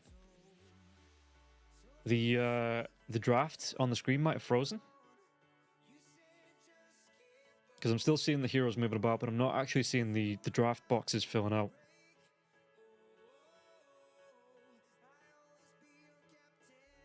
Okay, I will be doing an audio only for the draft for a little bit, while we try and get that fixed. So you get to stare at my pretty face until we get that sorted out. So yeah, leading you through here, the Crystal Maiden goes, the Sniper goes here from Boom as well. Pangolier being taken out by Manaspa.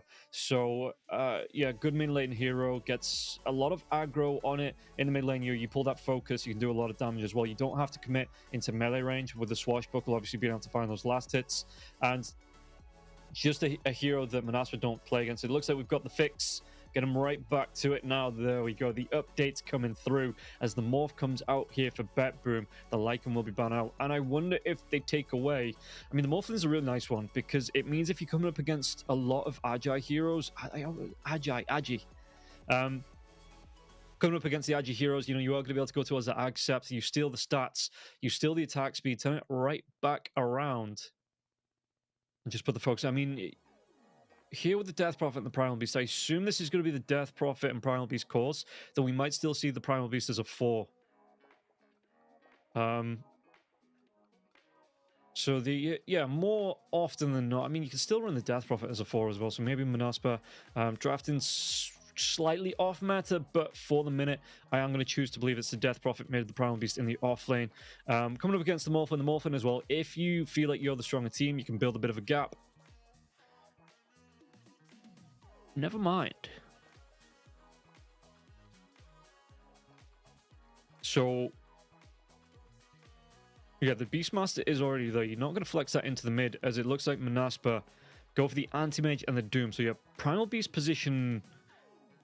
either one of the Death Prophet and the Primal Beast is going to be the support. Doom in the off lane, Anti-Mage coming out as the carry here for Manaspa. So we'll see what else here Boom want to go towards to counter this. Nightfall should have an idea of, what goes good against the Doom, because that's one of his strongest heroes, as the perk will still be here for Boom. So they do pick this one up. Looking for the last hero on the side of Boom, Manaspa as well. Depending on what, again, I assume either the Death Prophet or the Primal Beast mid. So both teams looking for their final pick as a support. The Rubik's been taken out, the Undying, the Clockwork are all gone. Train is still there if they want it, but the Disruptor and the Crystal Maiden all being taken away. So let us see.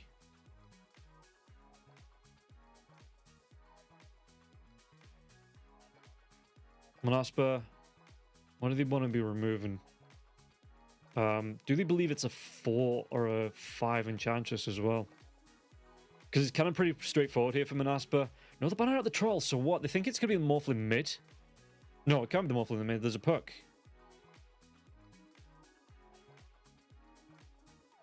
That's a weird one. Because it looks like Boom have all of their cores, but they still ban out the Troll. Yeah, the Snapfire being taken away by Boom here. Unless, you do something weird on the side of Boom and run like the Beastmaster 4.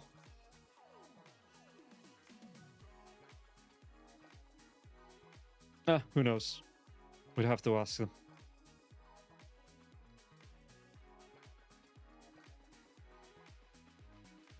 What else could they go for? On the side of Boom, they ban out the Train. Yeah, no, Train, even though he's lost a little bit of luster, lost a little bit of that shine that made him good, he's still a pretty good hero. He's got a lot of harass in the lanes, and again, Toronto Tokyo did like this hero in Tour 1. It was a big favorite of everybody. So not surprising to see it ban out. Boom, what else do they want to be removing? What do they not want to play against that could go well with the Anti-Mage? Maybe looking at something like the... Silencer. I was going to say maybe the Shadow Demon, something like that. That just will offer the save to the Anti-Mage if it gets dove on. Creates those illusions for him as well, so they can try and siege the base without having to overcommit. He's probably going to go for the Manta style anyway on the Anti-Mage, so those illusions will be there anyway. And Manaspa got themselves a minute to think about this final pick. So we'll see what it's going to be. See what completes the lineup.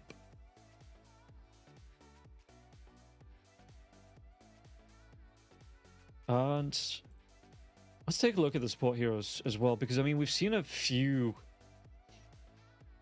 techies.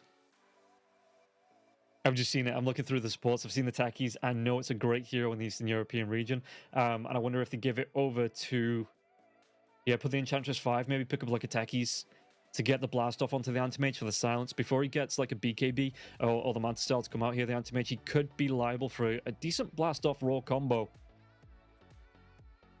Hoodwink is another hero that, again, seemed to be a little bit popular coming through. Wasn't as popular this tour, though. Dark Willow, I've seen a couple of players. Jakiro might not be so bad for the long-range setup, even after the Raw to come out here for BetBoom, or even to set up for the Primal Beast. I think that's something they're going to go for the Grimstroke. Shaman Asper maybe looking for the double Doom, double Mana Void combo to come out here with this Grimstroke, but Grimstroke's really not been that popular. So, big question mark being drawn in ink over that hero. We'll see what BetBoom, what is their pick going to be? What is their final selection?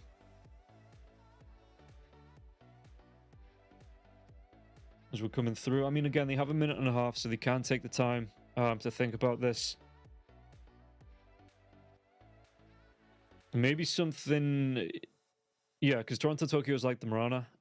There's still a Tusk in there as well, which has been pretty popular. You're playing with that Morph, and so you may be looking for something with a bit of protection as well in the lane. Even though the Ench is there, you could probably run that Beastmaster Ench off lane and put a lot of pressure onto the Anti-Mage in the lane. Don't have a stun until the road does come up, though, so maybe you do pick up something in the off lane with a bit of lockdown built into it. What could they go for?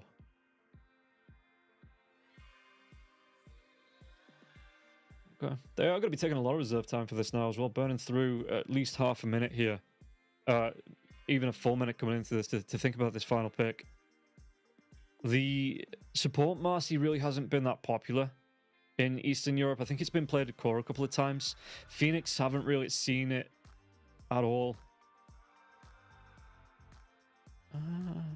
Venge not really being picked up either, so it is going to be the Tusk. Yeah. And we'll see which way around these picks are going to be. It is going to be Toronto Tokyo on the Tusk, so save on the Enchantress.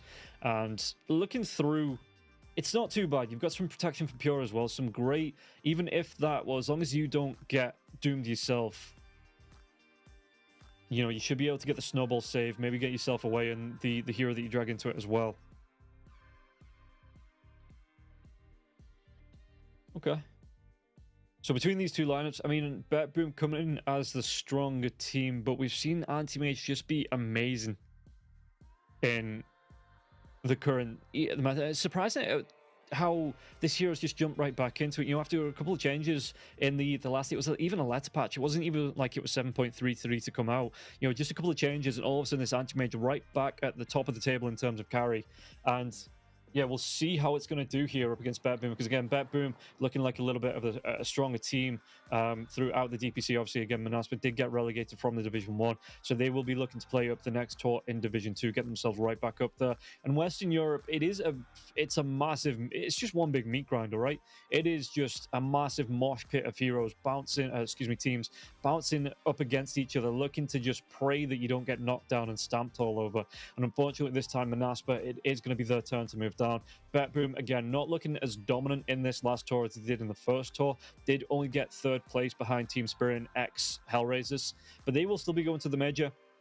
So again, looking to keep up that competitive spirit here in the Pinnacle Cup Malta Vibes, and looking to carry on going for those winning ways. And we'll see here if they're going to be able to take it up against Manaspa. I'm just draft-wise, I think I prefer, I suppose, the Morphin as well. The Morphin might just get that Ags out. Look to hunt down the Anti-Mage with it as well. And it's a lot harder for the Anti-Mage to fight back into that once the Ags is up for the Morphlin. So I think I've got the Eastern European bias as well. I think I'm going to back BetBoom coming into game number 1. And we'll see if Manaspa, if they can prove me wrong, you know, if they can shut me up, and if they can get this game number 1 here with the draft, because the Anti-Mage is still a really strong hero, but with this Morphlin being on the field, and just again with the Manaspa not being as strong as BetBoom coming in from the last tour, I've just got a little bit of bias in there for BetBoom. Sunday. It's a pretty cool set. You know, there are some. We've got some sets for the Primal Beast now as well. So I didn't get that one though. I wanted that one. I didn't end up getting that set. The Primal Beast. Look how cool that is. And then you've got the other one, like the blue and yellow one, that looks like he's just like a giant Chen mount. That one, like he looks proper hard. You know, he's like big tough man. Spartan looking to get some mods down early on now as well. Block some camps. Just make it a little bit of a pain in the ass. Other side of Bet Boom coming into this off lane. Save and Nightfall. Yeah, they both want to be dragging creeps into this. And yeah, Skylark with the guitar. That's probably the coolest Doom set. I think it's like a 4-string guitar as well. So it's, you know, maybe even a bass. But anyway, it is the coolest one. Though, knowing Doom and, you know, being the Lord of Hell, he probably cracks out Wonderwall 24/7, just plays it wrong. He even has that, like, the Manchester, like, drawn out, maybe going on when he sings it. As Spartan, they're going to be able to get themselves on top of the ball. The ball will be taken down. Poor little ball. But Ench actually gets the deny on it, so it doesn't actually go the way of Manaspa. Toronto, Tokyo, and Pure moving themselves down toward the bottom lane. It is going to be straight up into, I'm assuming, the Lincoln Sphere for the Morphlin up against the Doom. And we've seen that being built more and more for the Morphlins. You know, it wasn't really that popular last tour when the Morphlin was being picked. But, you know, for the minute, it is looking like the build, especially against these heroes, like I say, with the Mana Void coming out, with the Doom coming through here as well. We'll take a look here. Pure stepping up into lane. Toronto Tokyo just comes straight up onto Skylark here with the tag team, doing a decent amount of damage now as well. Desire trying to do what he can with the trample. But Toronto Tokyo, again, decent amount of tank on the Tusky. You don't win pub fights being, you know, just not being able to take a punch. Save and Nightfall in the offlane, coming up against Spartan. Okay, pull come through from Toronto Tokyo now as well. Yeah, looking to contest this. I mean, this is kind of where you're looking at Desire. He's going to be able to try and put the damage out, but the tag team coming out once again. Desire, can he get himself away from this one? Pure's going to be taking a lot of damage now as well. Can he get himself away from the Doom? The Doom is stacking it up. But Pure, he's got that attribute shift if he needs it here. And yeah, Desire moving himself back here. Pure, he's looking for the regen. Maybe looking to just go full agi here for a minute to get that health back. But Desire, if Desire gets on top of him, and it is his desire to do so, you know, Pure is going to be losing a lot of health to this trample. It is magic damage as well. So Pure, the extra armor that comes out from the Agimorph, not going to be protecting him. Top lane, Nightfall, looking up here with save, and they can run over this lane pretty darn easily here once you start to get a few points into the balls, a few points into the enchant as well. Don't even really need to wait for the Helm of the Dominator to come out for the Beastmaster, because the Ench does that job anyway. Bottom lane, tag team will be used once again. Skylark going to be slowed down now as well. Desire level 2 does get that onslaught away. Toronto Tokyo, the Pulverize comes back in. Excuse me, the Trample comes back in. No Pulverize yet. God, could you imagine? Minute 2, and a Primal Beast already has that Pulverize out. Yeah, I was wish looking in the mid lane. A couple of last hits behind the puck, but, you know, it's not hard to catch back up here. GPK and Wish both going to be able to throw out the damage. Puck here with the water in as well. So got some regen built in. Top lane, Nande, he's going to be taking the ass coming out from the balls, as well as the impetus shots from Toronto Tokyo, though. The rundown, they've got the onslaught. They're going to be able to come in, but the snowball comes out from Toronto Tokyo. They have the damage to try and turn this around. Desire now, he's out of mana, and the trample will be worn off. Toronto Tokyo, though, still need to back himself away from the right clicks of this Primal Beast, because the Primal Beast, look at those claws, those big, meaty claws. And Desire will just be able to rip Toronto Tokyo apart if he gets stuck there for too long. Top lane, Nightfall does draw the first blood. I knew it. The harass coming out from the save and those boars, the impetuses, as well as the... Like, it's a boar that spits poison. I mean, I know we're in a magic land of beasts and monsters, but, I mean, come on, guys. Let's stick to the... Let's be realistic about it. But yeah, we're able to pick up the kill onto the Anti-Mage. The Anti-Mage is going to have a real tough time in this lane. This lane will be constantly shoved in on the top lane, with both the Ench being able to bring creeps in early. Once that Helm of the Dominator, Helm of the Overlord comes out for the Beastmaster a little bit later on as well. I know the camp is blocked by the ward, and it was a good ward to start off with from Manaspa. But yeah, it just means that the Ench maybe needs to go a little bit deeper in to pull something out of the jungle. Something big and scary, like a tomato. Or a horse. Yeah, it's SSA Spartan on the Grimstroke. It's not really... I was expecting if the Primal Beast was going to be the support, the Primal Beast to protect the Anti-Mage, and then Grimstroke to be throwing harass out on the bottom lane. But the way it's set up, as we take a look at the items, yeah, Nightfall going towards, he's got himself on track to get towards that Helm of the Dominator. Wish just going straight for the null tally into the wand. Nothing big to come out yet. Save, the biggest one is actually Save went for the Blightstone on the Enchantress, going into the Power Treads as well. So we'll see if the Enchantress Save, if he's going to feel confident to go straight in after these Power Treads, go straight into the Dragonlance, or whether he wants to go for the Force Staff first.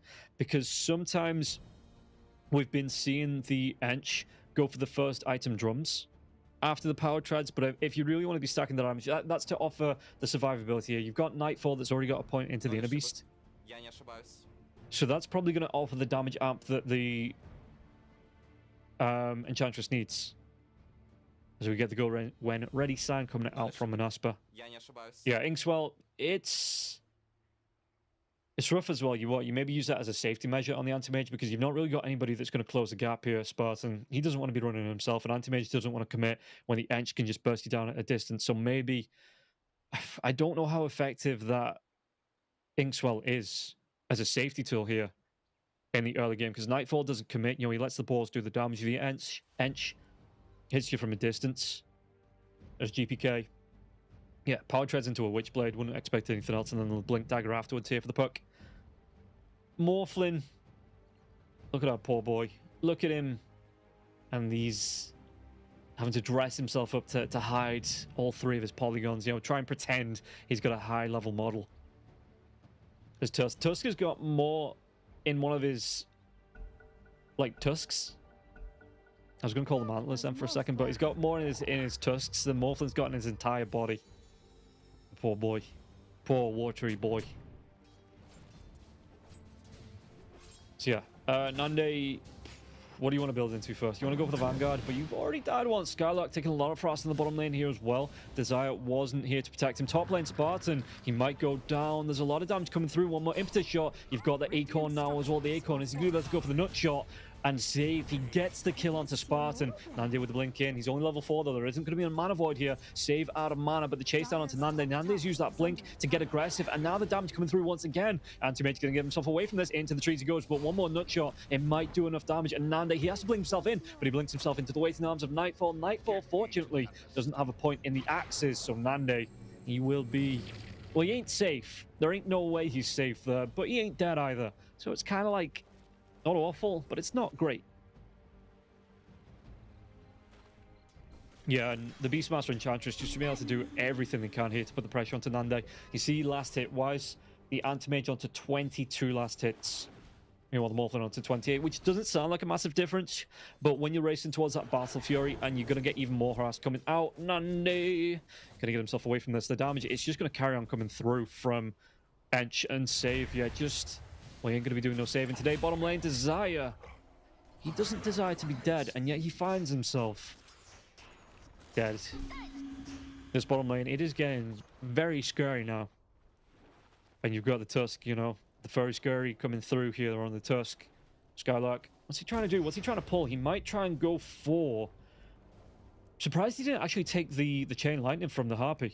But he just goes for the Devour on the Harpy. He keeps the Aura, which gives him the little bit of speed. And maybe if he's trying to run himself away all the time, that speed Aura, it might be better for him in the lane. Spartan, they're going to try and contest onto the Walnut, onto the Acorn. But he ain't having none of it. Pantheon going the way of Save. Yeah, Desire picks himself up a double damage rune here. The perk, though, is it the target that you want to go on? And even with 3 heroes down here, the Inkswell this time might pay off. Well, it might pay off if the Primal Beast was on the same side here. But Skylark chased down, Ice Shards fly through, and this might be extinguishing the Doom here. Mid lane, though, Puck can get himself away from this one. He's going to be taking a lot of damage in GPK. He does go down. Inkswell after the fact. Just for good measure. While that's going on, though, top lane, Manaspa, they're going to lose the Anti-Mage once again. Save gets the kill, and Skylark, he's just trying to waste as much time with Pure as possible here. But the tag team comes out, and Skylark, he's going to put... It's not the Hell in the Cell match that maybe the Tusk wanted here with the tag team, but it's still a lot of damage onto the Doom. It's Pure. getting that kill onto Skylark. Once again, the save pressure putting onto the anti-mage, excuse me, from the Enchantress. What really can you do as this AM in the lane? And you can't really leave the lane because you don't have that farming steroid to come through from anyone. You know, there's no Magnus with the Empower. There's no... That's kind of about it. You don't have your Battle Fury yet either. You know, you're not a Medusa that's got a split shot, anything like this. Nande, he is at the mercy of the Beast and the Ench. He's trying to do some damage. He's level 6 now as well. Nightfall just hits that level 6. Did he go straight in for the roll? I mean, Nande, he's got to point into the counterspell, I assume. Meanwhile, in the lane, what's going to happen there? Yeah, Nande's going to be able to get the blink away now. And save. He's just forcing the aim away. We take a look at the net worth. He's going to be about 600 behind the Morphlin. And the Morphlin, I mean, this doesn't really help when you've only just got your Vanguard. In fact, he's not even going to be going right into the Battle Fury. He wants those power treads first, but the timing on this, it's not going to be great here. Spartan could be caught out. Save. The Dream Call going to be committed here for the Grimstroke. And Grimstroke, he ain't going to be chuffed with this now as well. Gets taken down. GPK. But is this going to be a great bait mate here coming in from the Grimstroke? Was it a 4D play? Nope, it's just the retreat from Desire as well as Snowball coming in. So Wish not even going to be able to retreat as far as he wants. The Rock going to use now as well. Damage onto the Death Prophet. Well, he's supposed to prophesize his death. Maybe he did see that one coming, which is why he didn't put up a fight. But still will be taken down all the same. Gives Nande a little bit of space here. A bit of reprieve as the Beastmaster moves into the jungle. But in the mid lane, GPK. Desire will be picking up a bit of a solo XP.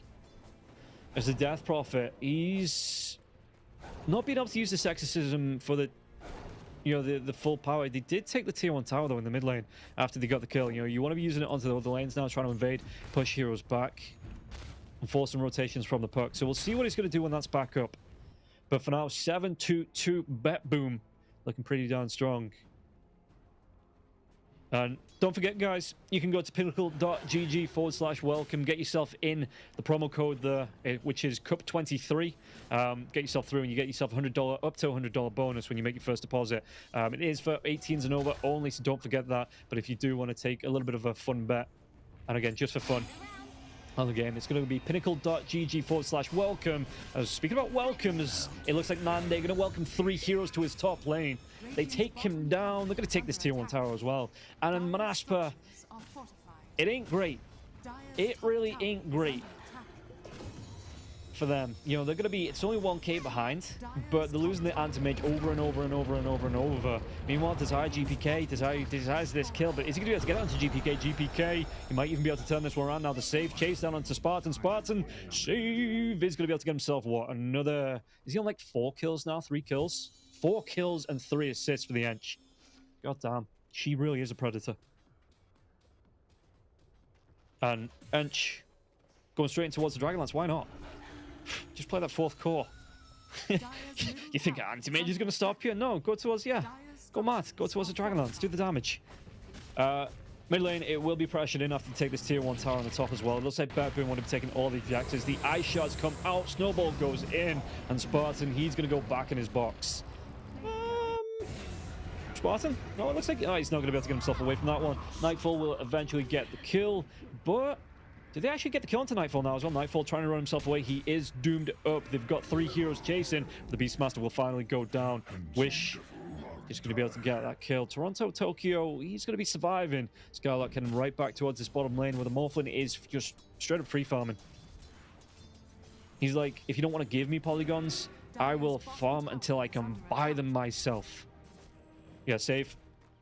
Just going to continue hunting now. He's making the jungle. Do deers live in the jungle? Like, I know the joke is that lions, you know, the king of the jungle, they don't actually live in jungles. They live on the savannah. Is there deers in the jungle? It doesn't seem like that's a place that deer would like to live. Even that, though, it looks like the Enchantress is going to make himself the queen of the jungle coming through into this game number 1. Anti-mage, still going on towards that Battle Fury. Has his power treads as well as the Vanguard out. It's not a bad timing for 11 minutes, seeing as you've died 3 times so far. But, yeah, if Save has anything to say for it, they might be able to lay this Battle Fury again just a little bit longer here. And let's take a look at the net worth. So the Morphlin, the Death Prophet contesting here for that 1st place. With Antimate, he's way down there. He's way down there here. Save. He's not going to be able to save himself. Surely Snowball comes out. They get the kill onto Save, but there's going to be a Dream Call coming in now as well. The Pulverize going to be used on Toronto Tokyo. The wall comes in. They're looking for this Anti-Mage once again with the Dream Call. The Walrus Punch comes through. Nande, he gets the blink of the Ice Shards. They block the path, but GPK is like, I knew what was coming. Already thrown himself forward there with the Orbit now. Spartan, it might be his turn to die. Even the Silence, but GPK, no, can't get it with the right clicks. Had nothing to lock down Spartan, so Spartan gets himself out alive. I think, though, they would have preferred it if Nande was out and maybe Spartan went down. Because it's pretty rough, buddy. If you are this Anti-Mage here in this game number 1, it is real rough. It is proper rough. I'm talking like... Oh, never mind. Pulverize comes out onto the creep. 100 gold for Desire. That's the most gold he's ever seen in his life. Here playing that support. You know, supports don't get gold. We don't give supports gold. They have to buy the wards and stuff and our regen, as course, you know? But yeah, he's going to be able to use that Pulverize, at least take down the Enchanted Creep as well. GPK in the mid lane. Skylark, does he want to come in? The Doom's going to be there, but the phase shift comes out. Skylark, he had his hands in the air. And GPK with the phase shift, he just did not go. Able to move himself away from it. Wish. With the double damage room, what can he do? He's got his Rotovatos as well. Exorcisms out. Yeah, did he want to look for the Morphin? Morphin in the trees.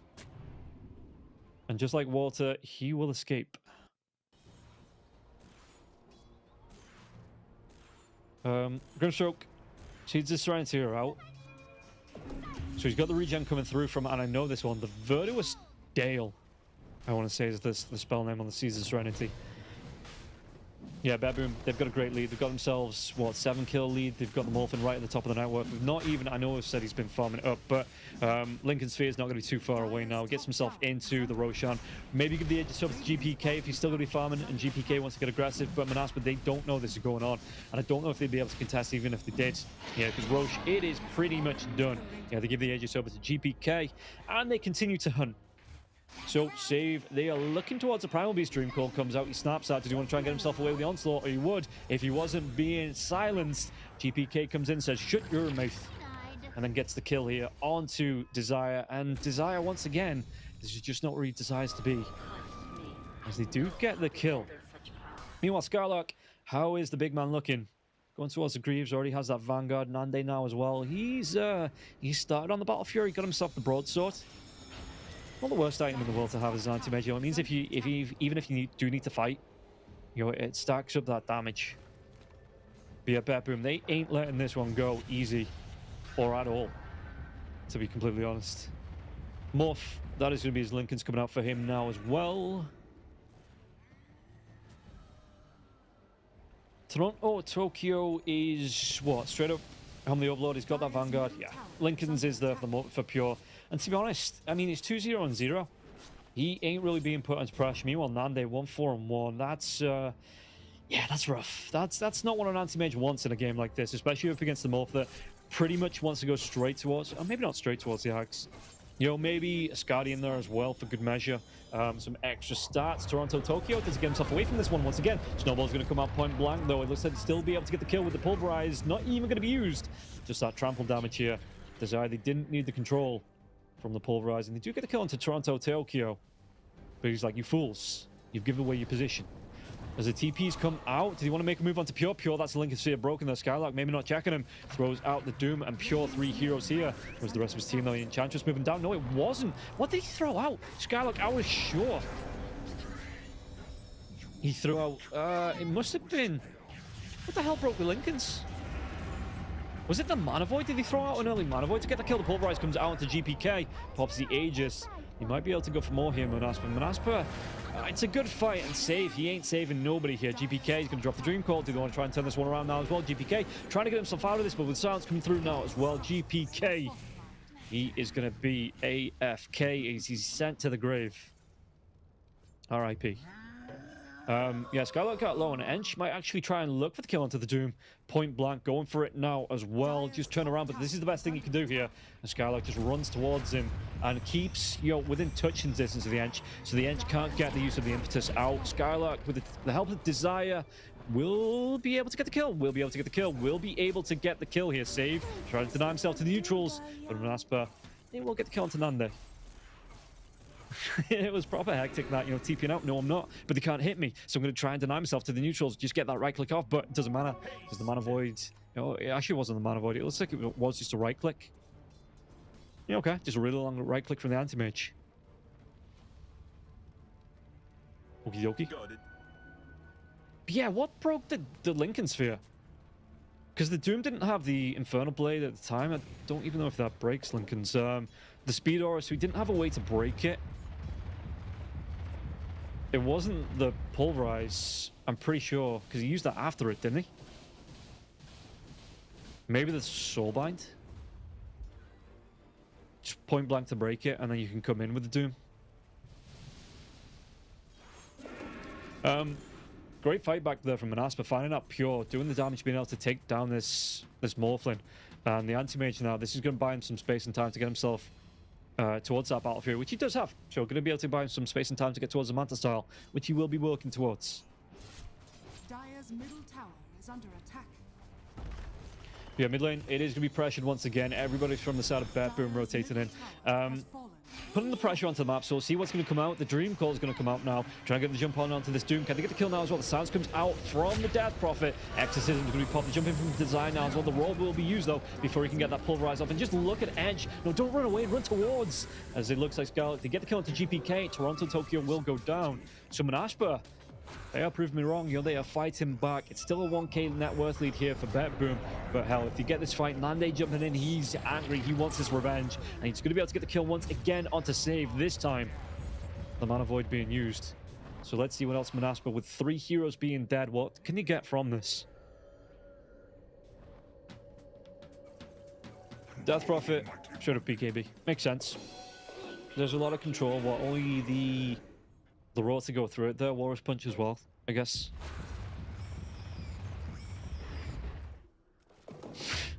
That's always great when you see the Trample coming out with the Piggy Pole, because obviously you get that movement speed when you're inside the Piggy Pole form. You're inside that little pig form, and you just get you've got this tiny little piglet running around just destroying creeps. Cute but deadly. So the Beastmaster, what's it for him here? Is he get the jump in? Spartan will go down. Okay, so Boom, they're getting back into the groove of things. But yeah, do they want to fight anymore? There's no Doom for... How long is the Doom down for? A minute? Ooh, they might be able to get the kill. They will be able to get the kill into Toronto, Tokyo. Skylark running himself away after this one, and Nande picks it up. So Nande, again, after that, and I can't sugarcoat it, frankly, not great start for the Anti-Mage. God damn, that was... I went too far. I went too far with that descriptor. But, you know, Anti-Mage not having a great time in the lane. Coming back into this one. He's looking all right. How's he looking in terms of net worth? He's going to be about 800 gold behind the Morphlin. And with that Battle Fury up now, Morphlin slowing down a little bit on the farm. Didn't go for the Hand of Midas, anything like that. Just straight into the Lincoln's Dragonlance. Wants to go right up into that Agzo on the Morph. Rodovatos comes out. Silence onto the Ench, but the Ench gets the Nature's Attendance off first. And yeah, there's still no Doom for the next 20 seconds. So Infernal Blade will be used. He's going to be slowed down by the Bullwhip. Do they have enough to get the kill with the Pulverize? The damage, they don't need any right clicks. They've got the magic damage to secure it. And Ench, not going to be a happy little deer from that. Not a happy camper at all. And yeah, straight into the Manta. BKB to follow.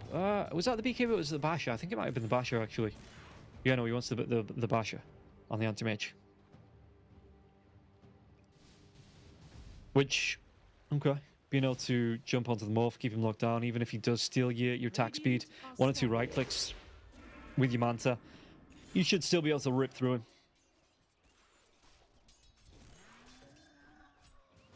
Death Prophet, going to be the Shivas. Shivas messes with the Morphlin's regen there as well.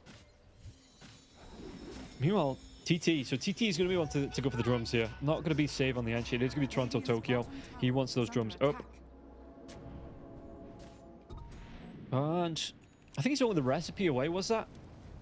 From the drums? Yeah, it was. So he's got the gold for it now as well if he wants to buy out. Jump in, mid lane. Do they want to be able to get the kill onto Pure? Oh, they absolutely do. They ripped through Pure. And there was just nothing he could do to try and survive. And yeah, this is where, I mean, Nightfall gets that TP away. But Boom, they're being put on the back foot. and all of a sudden Manaspa are in complete control of this game. And I don't know if BetBoom, Manaspa, to all the credit, they are proving me wrong. You know, you got to give them the props here in this first game. They are putting a lot of pressure onto BetBoom, and BetBoom just can't seem to get themselves into, after that great early start, after shutting down the anti-mage in the lane, you know, putting a lot of pressure onto the side of Manaspa. Manaspa just looking to bring it right back. Yeah, proper roller coaster stuff there on the graphs. Bottom lane, GPK, Dream Call will be used here. Does he want to try and chase out Nande after this wears out? GPK in the trees, but Desire, he wants to chase on now as well. The orb comes out, the trample, trying to take down these trees. Looking for the vision, and Puck might be away. We'll wait and see if the pulverize will be used. Mid lane, SSA Spartan. Yeah, GPK's out. He is gone. The save. Okay, he's looking. He's still looking. He's got himself that Dragon Lance, looking towards the Hurricane Pike there as well. So looking to do a lot of damage with the impetus. Again, being that kind of semi-core damage dealer as the Ench. And we'll see. We'll see if it's going to be enough coming into the late game to stack up. Because I mean, I'm saying that BetBoom, and they're not completely out of it. You know, they have started to fall behind now. The net worth going in favor of Manaspa. The kills going in favor of Manaspa as well. As the big man, Ro16, will be back up in a minute, back in his pit. Yeah, big dive down. You can see that it kind of evens off on the win probability because you can't swing that towards like the 90% right now. But 67% in favor of Manaspa. And not awful. Not the worst. But definitely not the best for BetBoom. You know, they've got a lot of work to do to get themselves back in this one. So we will see. We'll see if it's going to be something they're going to be able to bring back.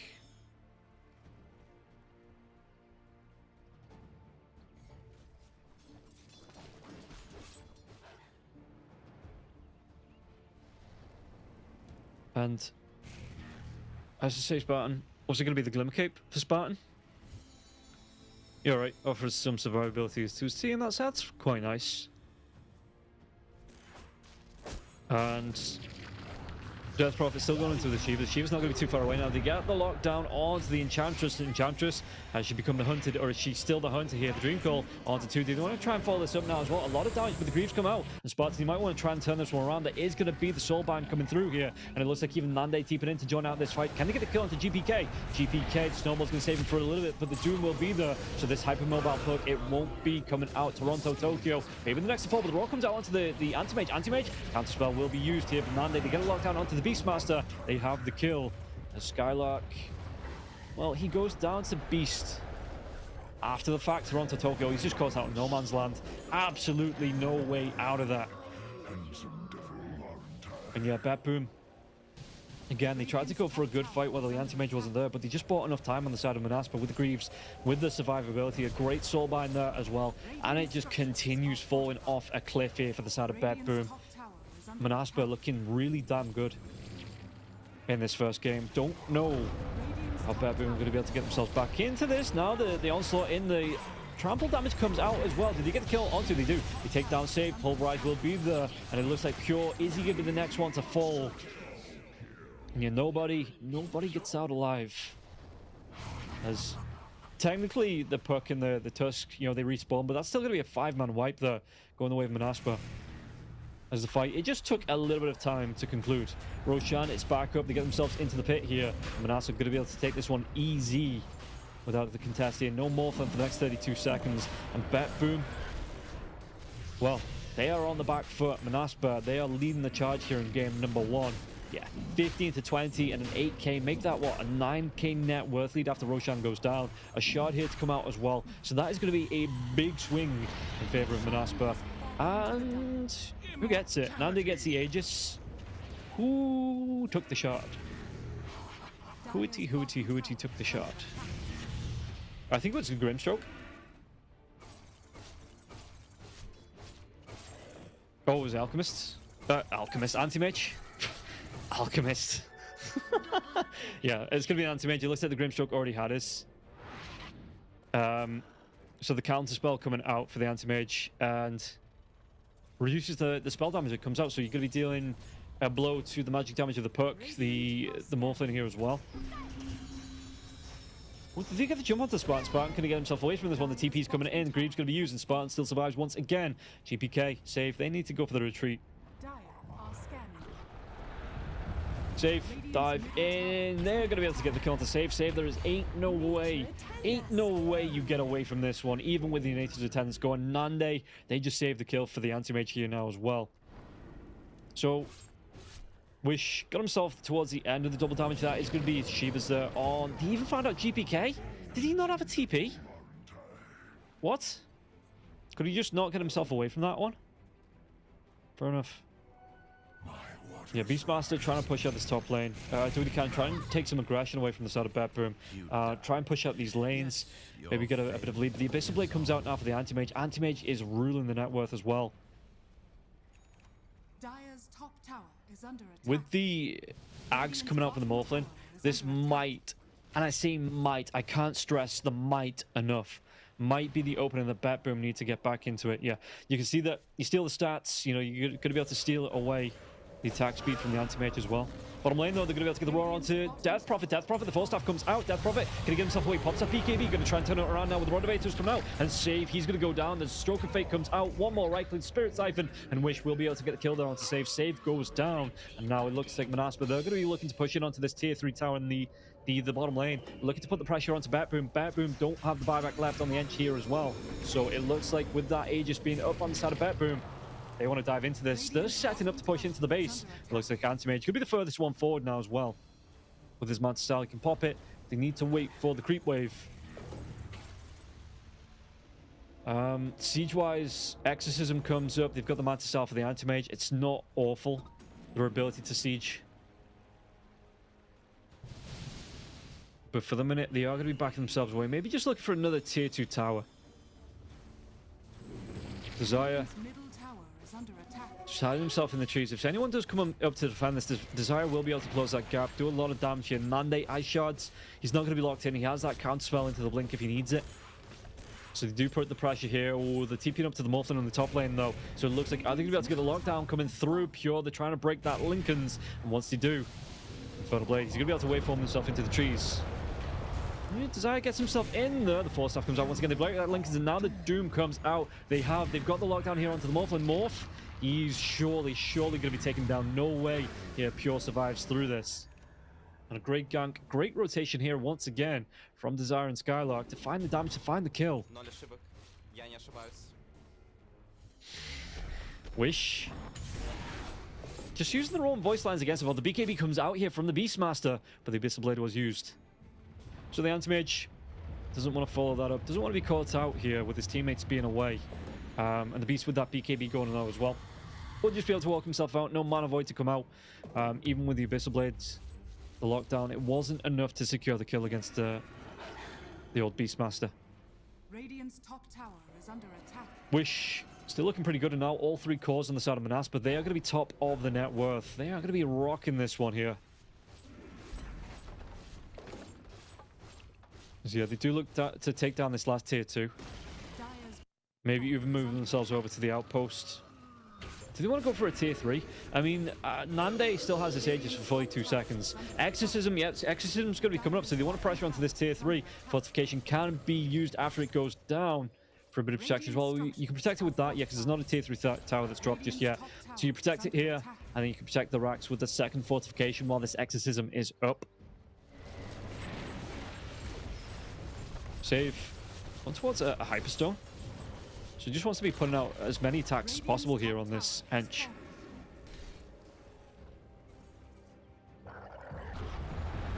Yeah, save. They're going to be able to get on top of the Enchantress now as well. The trample damage into the Pulverize, the rotation coming up from Spartan. There is going to be the Phantom. The silence comes out, but the Nature's Attendance will still be there. Doesn't matter.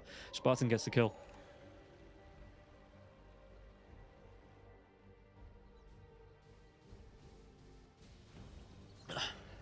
And Skylark, he's looking to set up again. He has that Doom available. Pure's away this time. So they're not going to be able to get the Doom on in this time.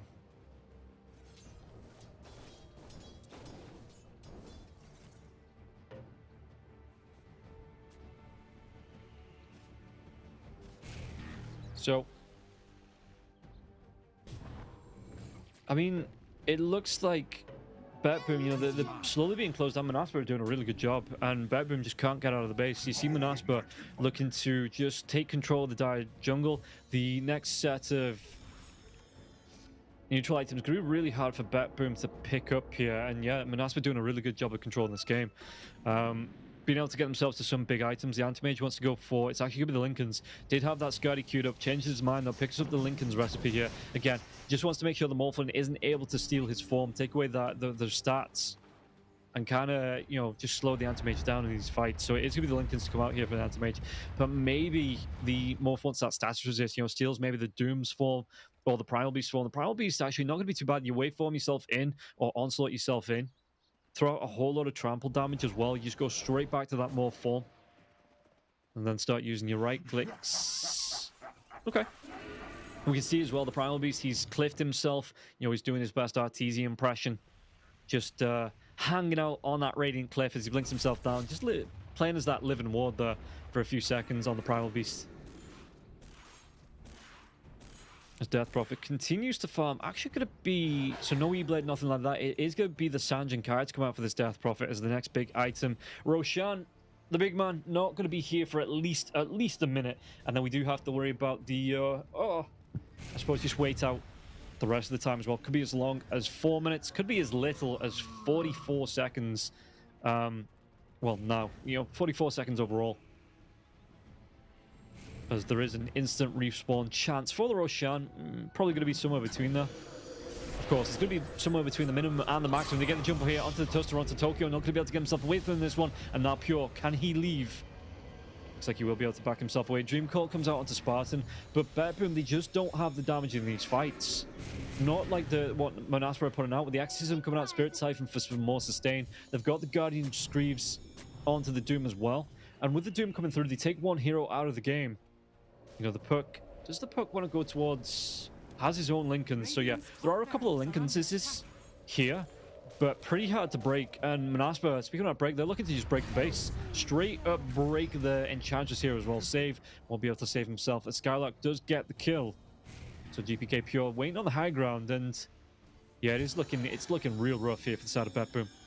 Maybe I just dropped the biggest caster's curse of all time onto Boom here. With me talking about them in the draft. But yeah, Manaspa, they're proving why they were a Division 1 team. You know, they did take a good couple of games as well. And that won a few series. And proving that they are a force to be reckoned with here in game number 1. Was it 34 minutes? A 21k net worth here for Manaspa.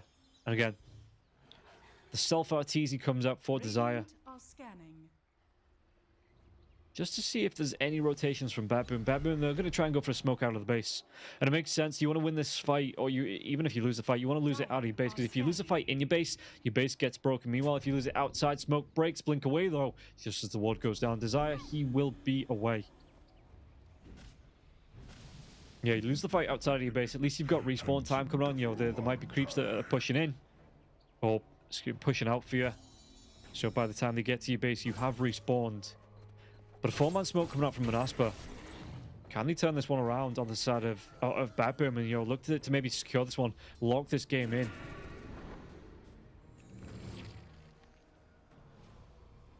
As we will see where they want to go with this smoke. Not making a major move.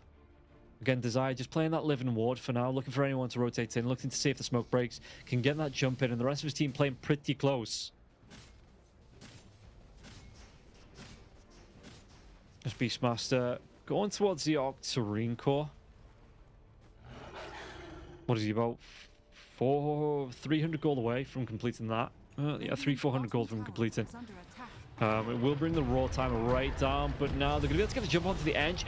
4-staff, not going to save his life, surely. Raw does come out now. They want to try and go onto the Primal Beast. Primal Beast will be killed off. Jump in. Skylark pops his BKB. Can he get himself away from this one, though? He's going to be running himself away. Backlines, Lincoln Sphere breaks now. The Shivas comes out from Wish. Wish pops his own BKB, and Pure's will be enough. They get the bash onto the Morphlin. Morphlin trying to get himself away from the Anti-Mage. Anti-Mage, though, the Mana Void comes out. Wish gets the kill, and Manaspa are just cleaning up left, right, and center. Just Boom. Well, GPK looking to run himself away, gets the spaceship, but the GG will be called. And Manaspa impressing, taking game number 1 in 36 minutes. So BetBoom, not as warmed up as they want to be, and Manaspa, they are looking like an absolute fighting force coming out into the series, at least in game number 1. Really good, well played for them to get themselves back into it, even with the pressure coming out onto the anti-mage. You know, even with the AM taking it from the Beastmaster and the Ench being shut down in the lane, having his Battle Fury delayed by a couple of minutes, he was able to turn it around here, get himself to 8, 4, and 7 on the scoreboard in terms of kills, death, assists. Wish 11, 1, and 8. Even the Skylark getting to 4, 2, and 16. So really well played here from Manaspa. Not to crumble with the early pressure coming out from the side of BetBoom. And BetBoom, they just couldn't get themselves back into it after a good start. You know, they kept getting caught out, kept getting killed off. Those dooms were really effective from Skylark as well. So that is going to be it for game number 1. We'll see if BetBoom can fight back in game number 2. Or Manaspa, are they going to be able to take this one? We'll find out after this break.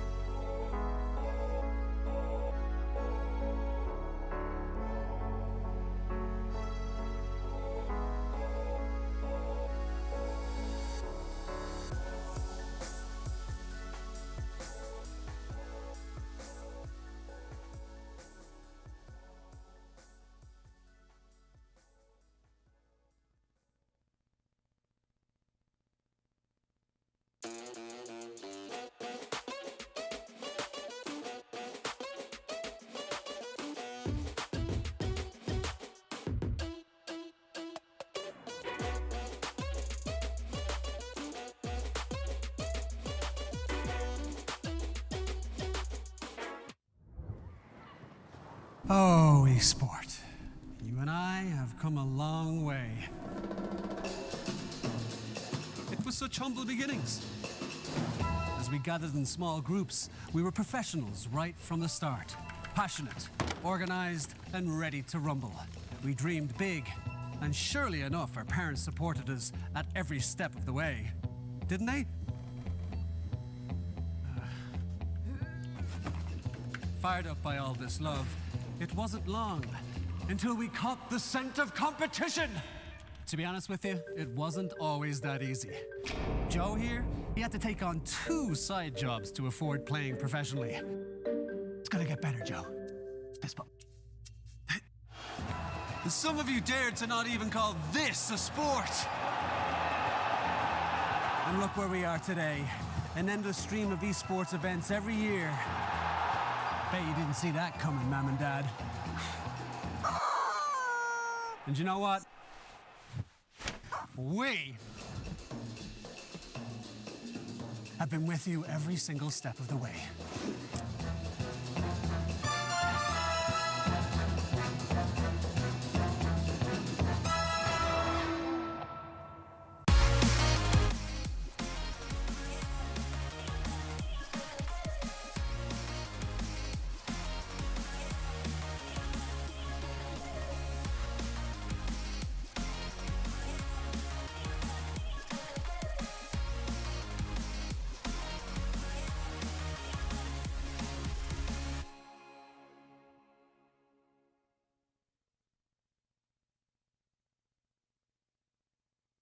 Dream of working with people you watch on screen. Exclusive esports opportunities handpicked just for you. Candidate profile to raise above competition. Let 10GG handle routines. Make a step towards your dream today.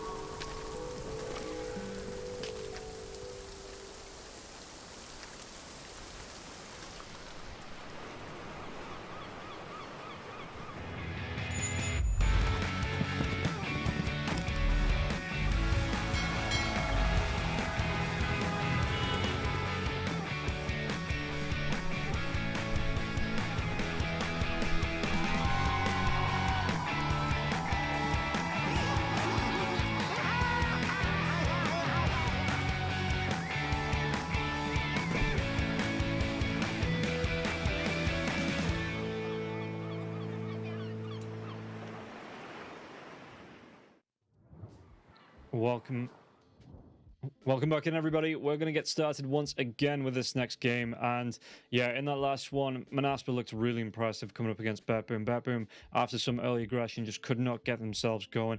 Manaspa looking to take every single fight, and they absolutely did. Some great jump-ins onto Pure with the Dooms, as well as the lockdowns from Spartan with those soul binds. And all of a sudden, Anti-Mage, after a really bad start, was able to get himself some farm, get himself right back into it, and ends the game on the top, I'm pretty sure, the top of the net worth in that last game. So Manaspa, they are looking to close this out against Bet3 here in the second game. Bet3, are they going to be able to fight back? We'll find out in the second game. But for now, Manaspa are completely in control. And again, coming through, it didn't seem like they couldn't get themselves going on the side of Bet3 in the lanes. Pure was being left alone to get the free farm. Didn't really get anything of enough damage, to get the kills. He only ended on 3, 5, and 1 here as Pure on this Morphlin. And it didn't seem like the draft worked for the side of Bet3. I know they do have the ability to play well, but just not showing it today. And maybe this is where the consistency issue comes into it, because they didn't have a great major showing. Didn't have an amazing Tour 2 showing after the great Tour 1 they had, and maybe just dipping down a little bit of consistency. So hopefully we get a full series, but Manaspa, they're hoping they're going to be able to take it in game number 2, and we'll find out if it is going to go their way. And don't forget, guys, you can get yourself over to the Pinnacle.gg Twitter account. It's got a pinned tweet there as well. All you need to do is you reply to that tweet saying who's your favorite team, you like it, you give the Pinnacle.gg account a follow, and you can be entered in to win a jersey there as well. So that's going to be pretty nice. It's Pinnacle, being very generous with the giveaways here with this jersey. It's been created just to commemorate their first Dota Cup in, I think, is this the first one, or is it just the first one in a long time? Anyway, there is the jersey giveaway if that's what you want to be. If you want to enter that, it is a bit of fun there as well. And why not? It's worth a punt. But yeah, looking back at the series, we see that Manaspa, as we jump to the brackets, we'll see, how the teams have played to get here. Manaspa coming through Unity as well as Team Ukraine to be playing up against Bet3. So they've earned themselves the space here. They've come across 2 teams already to get into this one. And they want to be going even further, playing up against D2 Hustlers. I am very surprised D2 Hustlers took down 1 move again. But it looks like the Western European team's just a lot stronger at the minute than the Eastern European team. So maybe not a great sign for Eastern Europe coming into the major. And, well, we'll see at least what XL Raisers can do as well as Spirit. But yeah, for the minute, though, the Western European team's having a really good showing. And Manaspa playing up against Bet3, they are 1 game away from not only getting themselves another $1,000, I do believe, but moving through into the quarterfinals, which gets them closer to being able to get towards that boot camp and the full prize money. Again, the boot camp being given away here by Pinnacle. They get a full week in Malta for the boot camp, as we are going to be able to jump into the draft. And we'll see here, Bet3, what do they want to be picking this time around? The Clockwork gets taken away by Manaspa once again.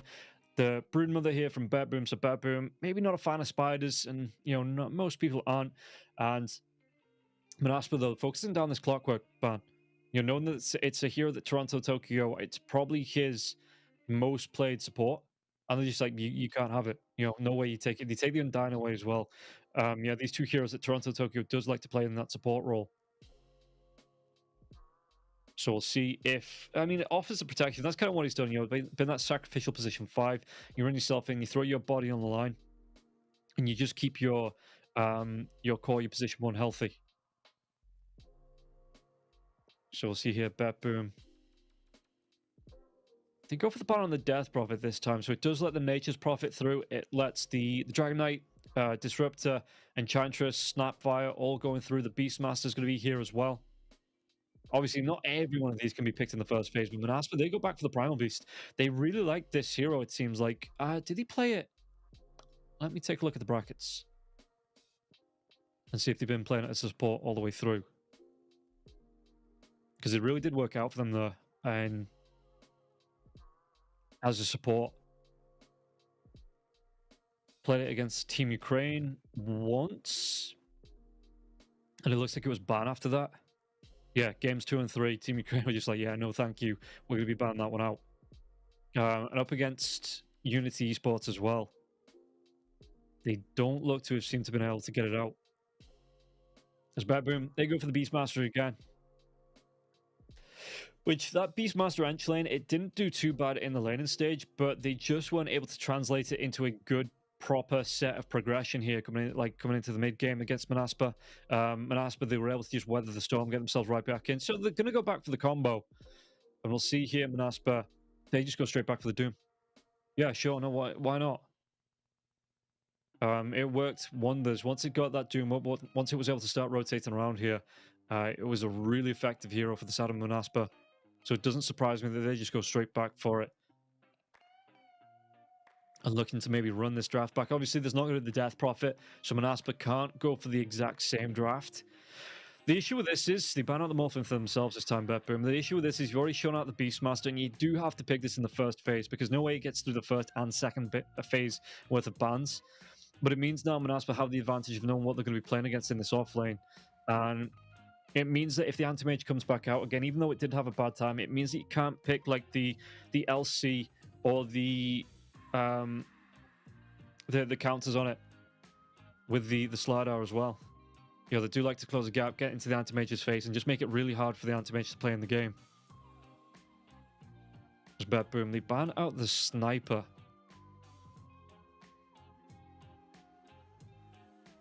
What else do Manaspa want to be removing? So they ban out the Bloodseeker and the Rubik, so maybe looking for a Pangolier pick in this next phase. Maybe even a Slark pick in lane. Slark, again, takes a lot of harass. But once you get to that 6, once the Shadow Dance comes up, we'll be able to keep himself alive. It's just, you've got to pick a hero, because it's not quite a sack lane. Coming out here up against the Beast in the Ench, if that's what they want to run as the dual off lane again, but it's still not an easy lane, so you do have to pick a hero that has some recovery potential. You know, the Anti-Mage with the Battle Fury, they create space here.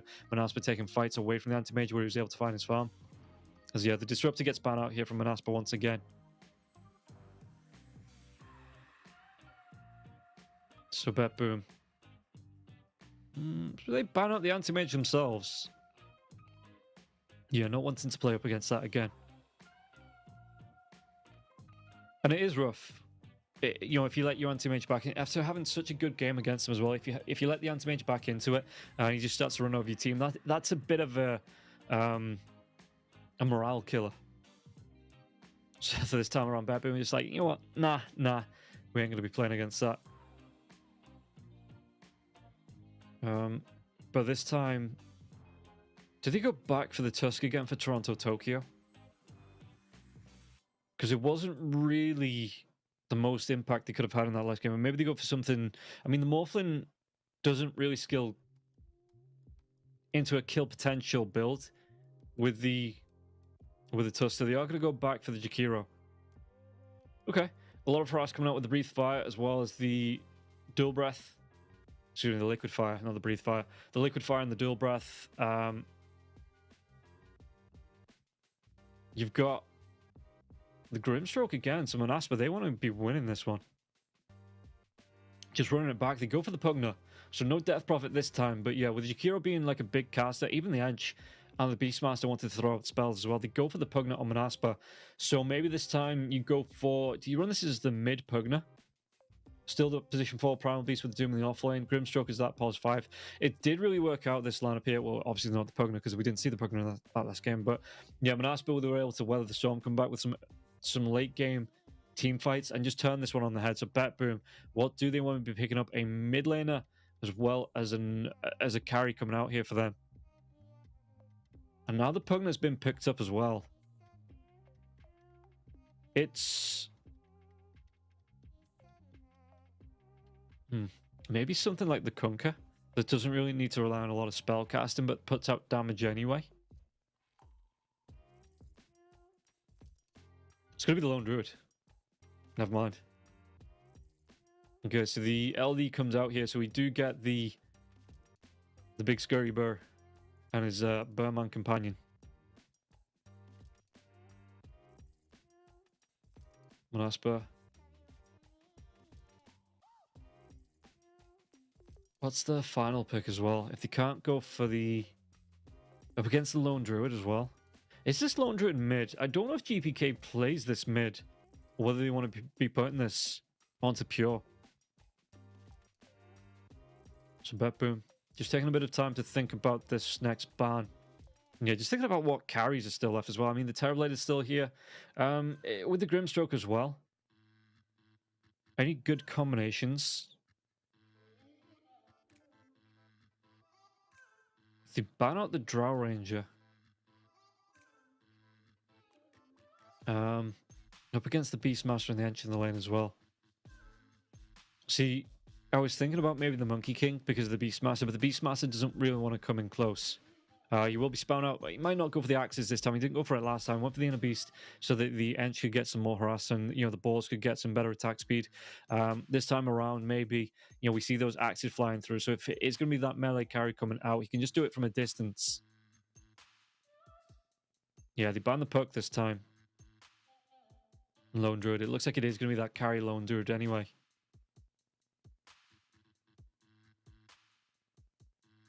It's Bet Boom. What is their final ban? What don't they want to be playing it up against here?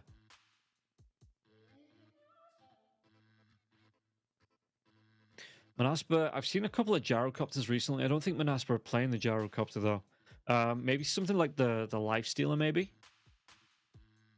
Got some good protection from the Rage. Can just run up, trades really well. In fights, you've got the Primal Beast. That's a good delivery system as well for the Infest Bomb. Ursa's still available as well. It surprises me that Ursa gets through the draft like this, you know, just straight up unbanned. We see some burr on burr action there. They ban out, yeah, so they do ban out the Monkey King.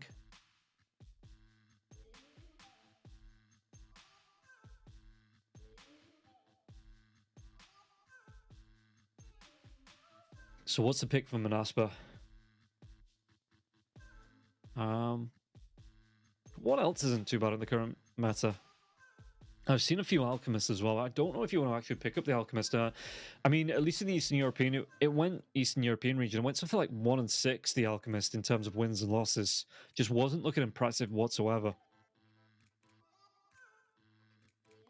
There's Manaspa looking for the ban, for the pick even. It's going to be 1 minute and 25 seconds of reserve time.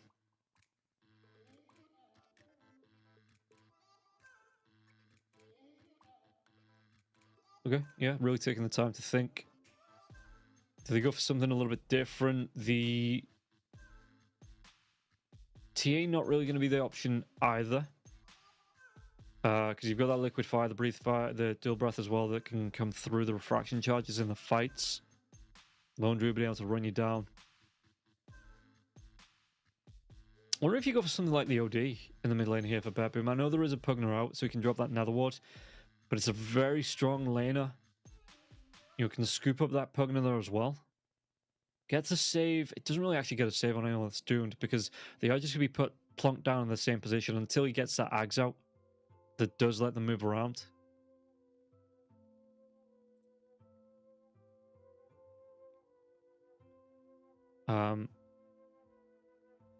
It's going to be the Pudge.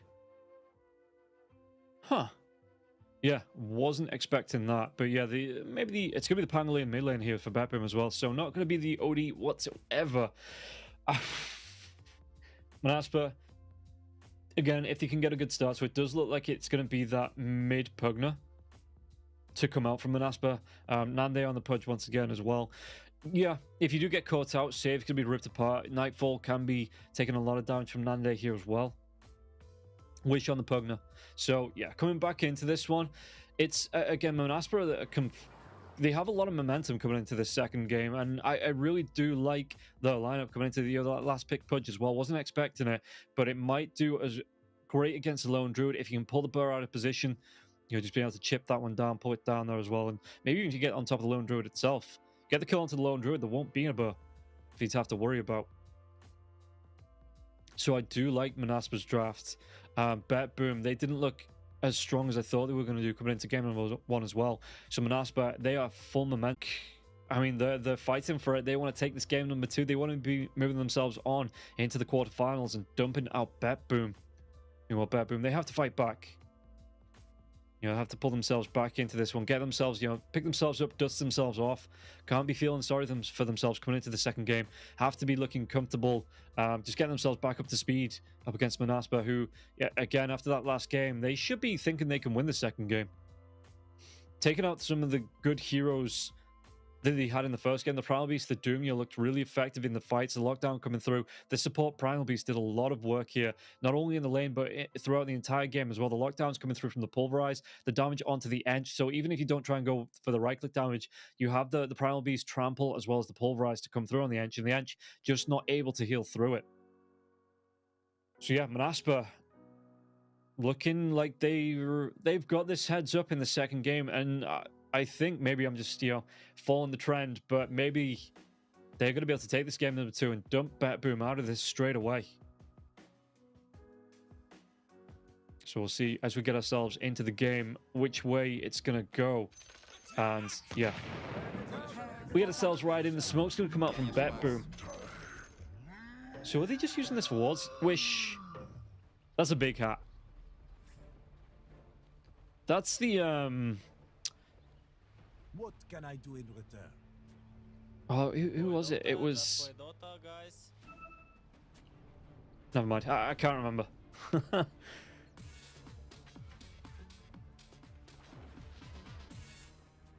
Yeah, we're going to see the aggression coming through from Bet Boom. With the smokes, just try and get some wards down. They do get those on the other side of the river.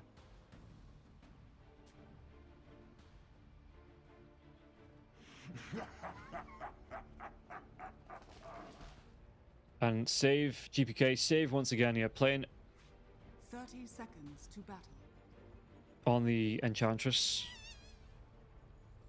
And I don't know, I don't know this time up against the... Is that still going to be an effective lane? I mean, they're going to be able to throw the damage out from a distance. So it might be. Oh yeah, it was Bruno. Bruno had the big hat, the Oracle Fortune Teller hat.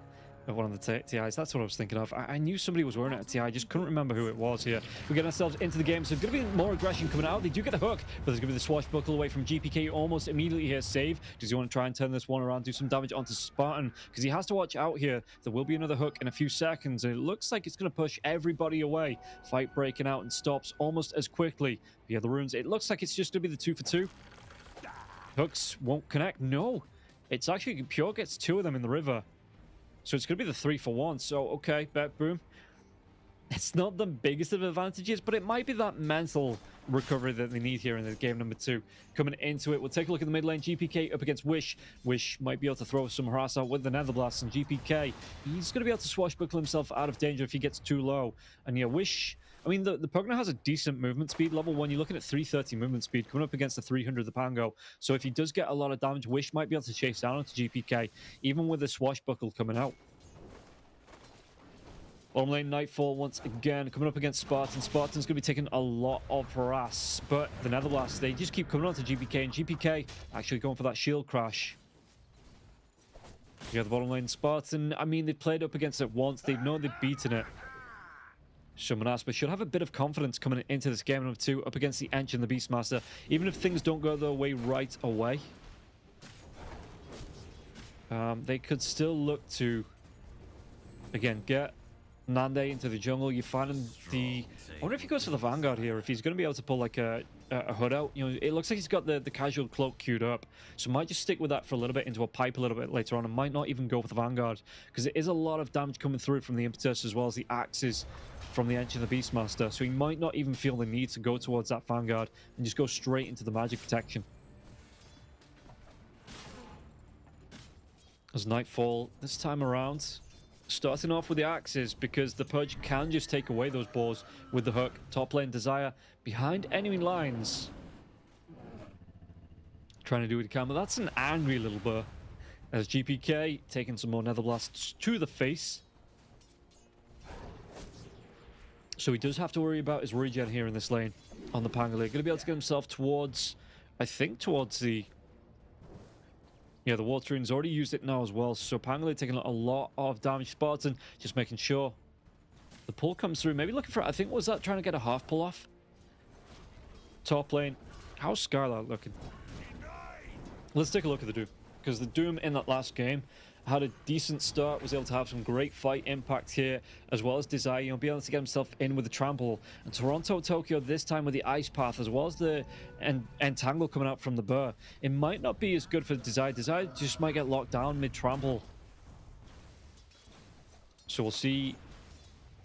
We'll see how Desire's going to do this time. If this trample is going to be as effective as it was, because, again, there's the roots to come out, there's a slow from the Enchantress, Ice Paths, Roars as well.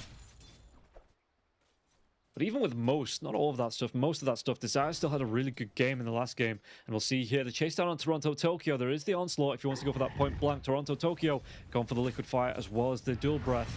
And it's actually going to be a bit of damage. He wants to take away the camp here. Desire making sure the pull can't come through. And that's another thing that the Primal Beast on that position 4 can do well. Just immediately gets himself in. And there's no pull to come through because there's no creeps left, because he just tramples them all.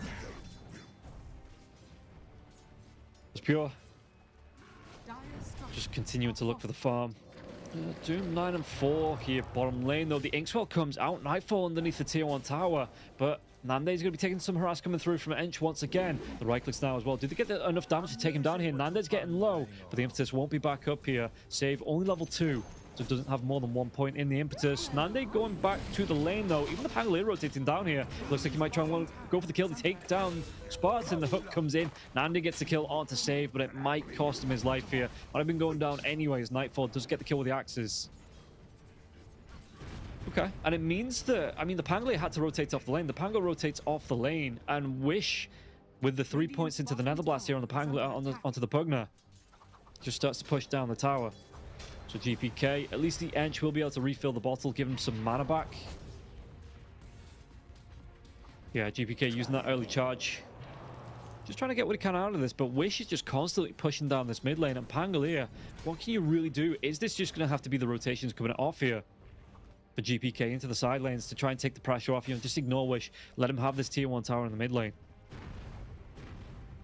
Top lane.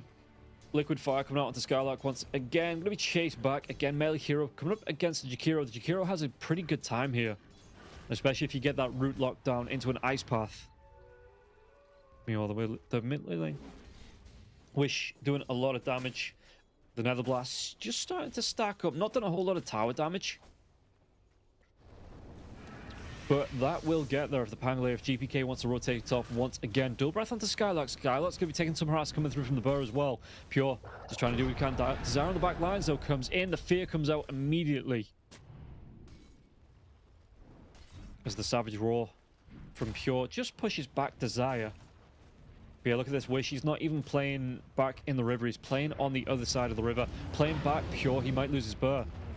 Skylark's going to get pretty down low now as well. Toronto, Tokyo doing his best with the dual breath as well as the liquid fire. Save. Actually going to be scouted out with these wards. So he's going to see Spartan coming into the lane. Do they want to try and come in with the Rolling Thunder? They do. Wish, but there is going to be the onslaught coming through here from Desire. Just pushes away Save and GPK. That Rolling Thunder. Well, not going to be able to get anything from this now as well. With 3 heroes close, maybe the Spartan rotates himself back towards this bottom lane. I mean, the Enchantress is still here as well. So it looks like the smoke's going to come out. Did they actually find Ench in the river? Spartan, smoke's going to be broken. And Save breaks it. Yeah. Okay, Bet Boom, again, a little bit of early momentum going away. But I still don't know if it's going to be enough as the Pudge. What's he got coming out on his courier? Flying into him. Looks like it is going to be the Vit Booster, so it looks like it is going to be the Vanguard here for Nande. Skylark top lane. His supports, they aren't here. Primal Beast is trying to get back into the lane, though. We can see it on the map. Was the Onslaught to come in? GPK is going to be here, but the Onslaught on the back lines. SSA spawn. He TPs himself in now as well. The Ice Path comes down, but Desire, he takes the kill onto Pure. And now they may be able to take down the kill onto Toronto Tokyo. Toronto Tokyo is going to go down.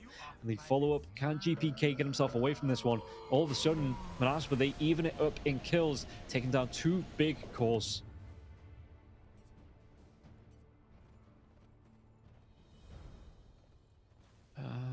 Save Nightfall. Looking for the push. Nande is going to be pushed back on the Pudge.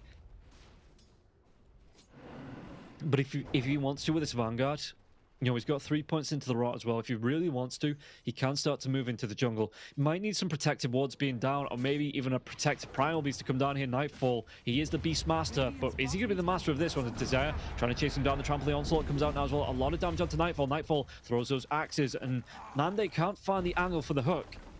So he splits the wickets on that one.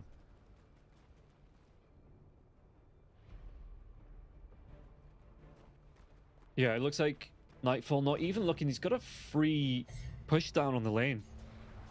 But he's just looking to hunt here with save. Save. They might see Spartan. Spartan, he might be enchanted up. Do they want to go for even more Desire? He could be the target now as well, but Spartan's going to be able to get that Ink Swell off. Keeping himself on top of the Beastmaster now as well. Beastmaster, that Roar is available if he wants to throw it out, but it looks like they're going to be able to take down Wish without it. Now Desire behind that tier 1 tower. Do they want to go for any more? Looks like Wish will be able to get himself out of danger. Just out of dodge. There's Desire. Save is still hunted. But it doesn't look like he's going to be able to get much. GPK, he finds the Doom. Has Doom got his ultimate? He does. But he doesn't want to throw it out here. The backup from Toronto Tokyo now as well. Save, though, gets caught out. Desire's only level 4, so there's not going to be a Pulverize. But there might be enough damage. Oh, so close here with the Nether Blast as well as that Life Drain. But Save, by the floofs on his hoofs, you know, just gets himself out of danger. We'll be able to go back towards this bottom lane now as well. Does he have a heal from the Nature's Attendants? Doesn't even have the Nature's Attendants skilled up. Oh, hook right in. He's into the waiting arms of Nande. Nande finishes it off the kill. And now the Inkswell coming through here. Did they get the kill into the Beastmaster as well? Beastmaster, there's going to be a stroke of fate to slow him down. Nightfall, does he want to turn this one around? Nande, he gets pretty darn low. No ultimate on the Beastmaster, though. And no supports to back him up just yet. There's going to be the rotation coming through from Toronto Tokyo as well as GPK. Nande behind the tier 1 tower in the trees, but do they have the chase down now? The sounds comes out. The dual breath will still connect. Rolling Thunder is going to be there to get the kill onto Spartan, and now Nande. GPK with the angles. He saw them in his head. He gets that Rolling Thunder down and gets the kill. It does open up the mid lane, though, for Wish to start pushing down here with the Nether Blast. Level 4 on that, so the tower will start to take some damage. Radiant's bottom tower is under attack. He's got the backup of Desire as well. From the river, you should see... Yeah, so you see GPK Desire coming through. The Ice Path won't be thrown out here. Desire's going to be able to get the Onslaught away. Again, level 4 for this Primal Beast, so there's no Pulverize just yet. And if he's going to go on somebody, you know, he needs to make sure he's not going to be stunned up. So the Jakiro as well as the Beastmaster, not the two that you want to be going on. Was the Ice Path, the Ice Path as well as the Roar. Desire, though, he's not doing too bad for his team, even just if he's just applying the pressure into this mid lane. Maybe trying to force out some rotations and stop GPK, you know, from leaving this lane. Or even just protecting Wish, making sure there's no ganks come out onto Wish and Pure. How's the Lone Druid looking? 4.4k net worth. Yeah, okay. He's ahead of the Pudge, but the Pudge does start to catch up when that Axe comes out. And it looks like, I mean, the Axe is always the second item to come out for the Pudge after either the Cloak into the Hood or the Vanguard to offer the Pudge a little bit of protection in the jungle. We'll see what it's going to be. Manaspa looking for a smoke rotation, though. They might be going towards Pure. Or is this just a big wraparound? They're going to be able to get some wards down now as well. Pure, he's hiding himself in the trees, just letting the bird do the farming. But even if he's the one that does this here, you can see the Bet Boom in the mid lane. 3-4 heroes here now as well. The Pudge is going to buy some time. Do they want to come in for the backstab? It looks like they do. The TP in from the Doom now as well. There's going to be the onslaught coming through. And Mandate, he's just trying to take down this Warpine Raider as the Doom comes out onto the Beastmaster. Beastmaster, can he run himself away? Will he survive through it? It looks like he will. Rolling Thunder comes through from GPK. Doesn't connect on his way back onto the high ground.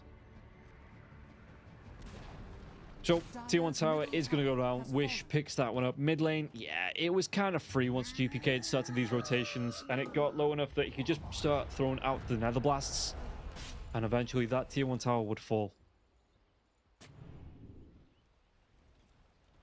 Meanwhile, top lane. Pudge already got himself 2 flesh heaps. Top lane, Pure just continues to farm. And so, I mean, Pure... What's Nightfall going towards here? Helm of the Dominator, Helm of the Overlord, yeah. Wouldn't expect anything less for the Beastmasters. That's just your standard build up here. Desire, the mid lane, does he want to come in with the onslaught? He will do. Toronto, Tokyo, with the help of Wish, they get the kill. And there was just nothing the Toronto, Tokyo could try and do to survive through that. And again, Manaspa with a really good start. They're going to be behind in kills by 1. But this is how we saw the last game going as well. And all of a sudden, Manaspa, they just built and built and built. And BetBoom couldn't catch up. They couldn't keep the pace. We'll see Manaspa this time, if they're going to be able to do the same, or if BetBoom can get themselves back into it.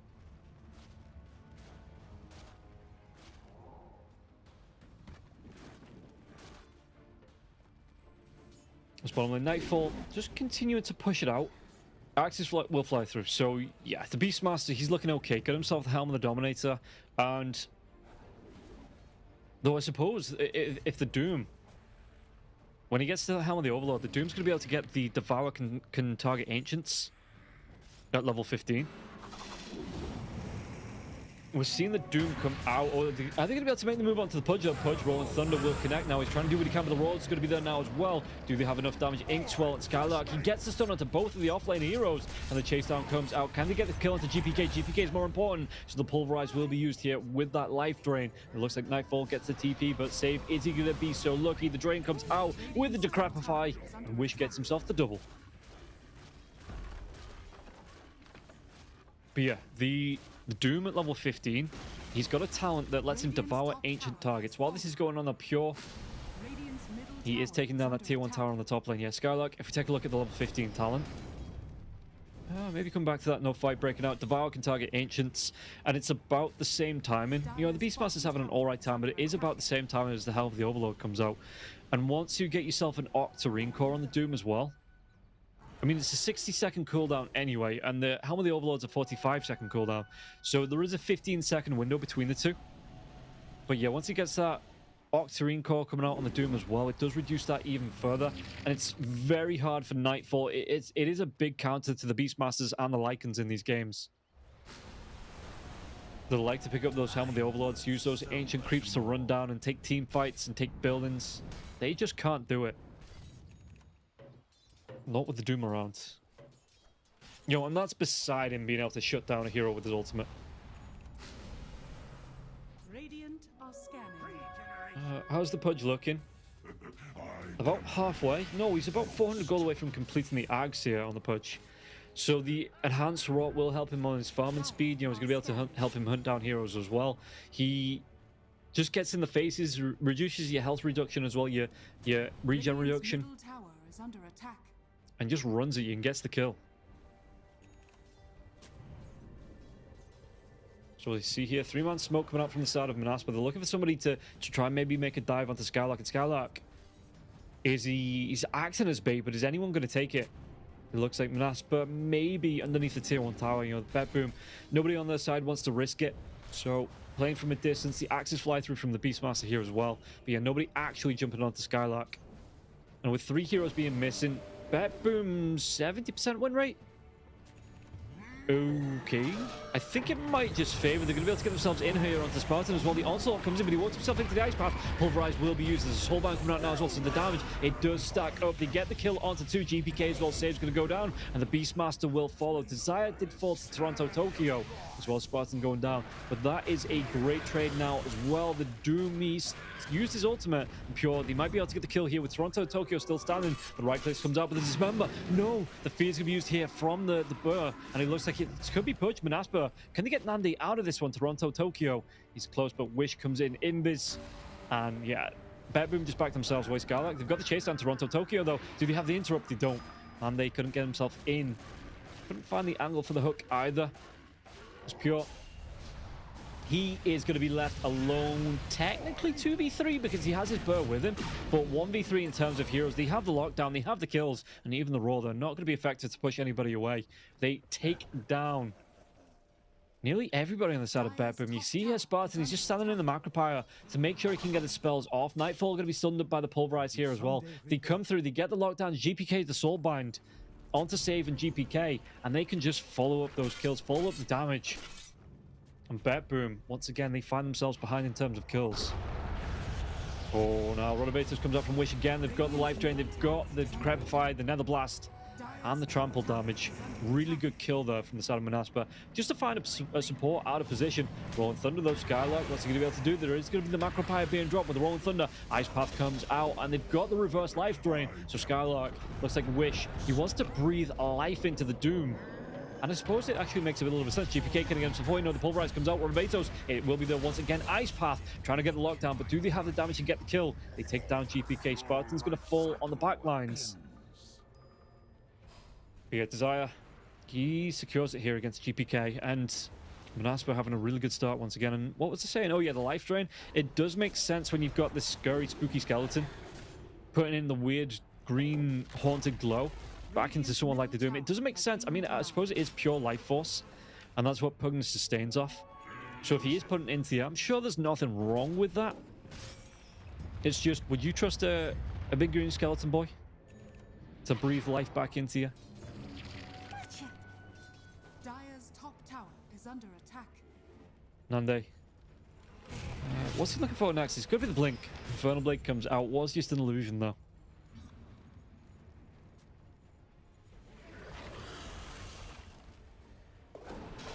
So yeah, Nightfall. On the bottom lane, he's got himself the Helm of the Overlord. What level is the Doom? The Doom's level 13. So he's going to have a bit of a window where this Ancient Creep Devour isn't up just yet. But it's not going to be a very big window here as well, especially if they carry on finding kills. Even the hook coming back in. Target priority from Nande. He gets the kill into Toronto Tokyo, while Dragon Save back in. Save trying to do what he can with the regen coming through. But they've got the Doom onto Pure. Pure, can he get himself away from this one? The Fear onto the Doom. He looks at Pure. He might still take down Nande on the back lines with the Blink Dagger in, and they get the kill. They take down Pure and Nightfall. And once again, the chase comes out. Was the onslaught? Was the chase down? The slow down? The hook? Nande gets a triple kill. Oh, baby. A triple here for the Pudge.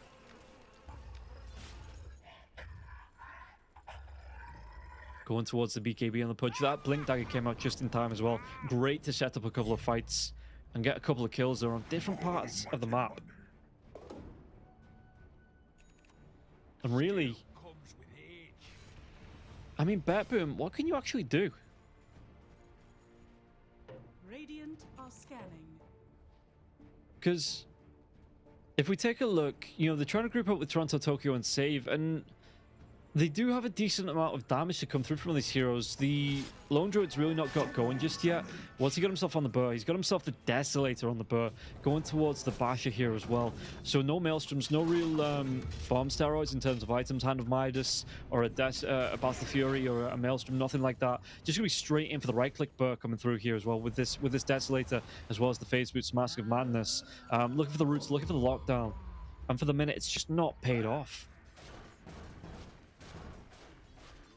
Okay, and don't forget, guys, if you want to get yourself over to the pinnacle.gg/welcome website, You can use the promo code CUP23 to get yourself a free 100% bonus up to $100 here. It's going to be able to get the jump with Nande. Nande can walk himself away from this one. The Inkswell comes out. There's going to be dive in coming through once again from the Primal Beast. The Raw comes out though. They have the lockdown onto the Pudge. Pudge can't get himself away from this one. It looks like Pudge is locked down, but there's going to be the reverse life drain coming through from Wish, and they're keeping Nande alive. Nande can get himself out away from this one. How is everybody still alive? As they've got the pulverize in the backline. Toronto Tokyo carries on going though. The lockdown once again. Hook, it gets the dragon onto GPK. GPK's in no man's land, and they do finally take down the Pangolier. Nande, he is so low. This life, it's being drained right back. They take down GPK. They take down Pure, and now they might even be able to get the kill onto Toronto Tokyo. And going forward onto Save as well. Save trying to save himself, running himself away, but with Trample, the onslaught coming through. Save, he's trying the hook. It actually gets the drag back on Skylark.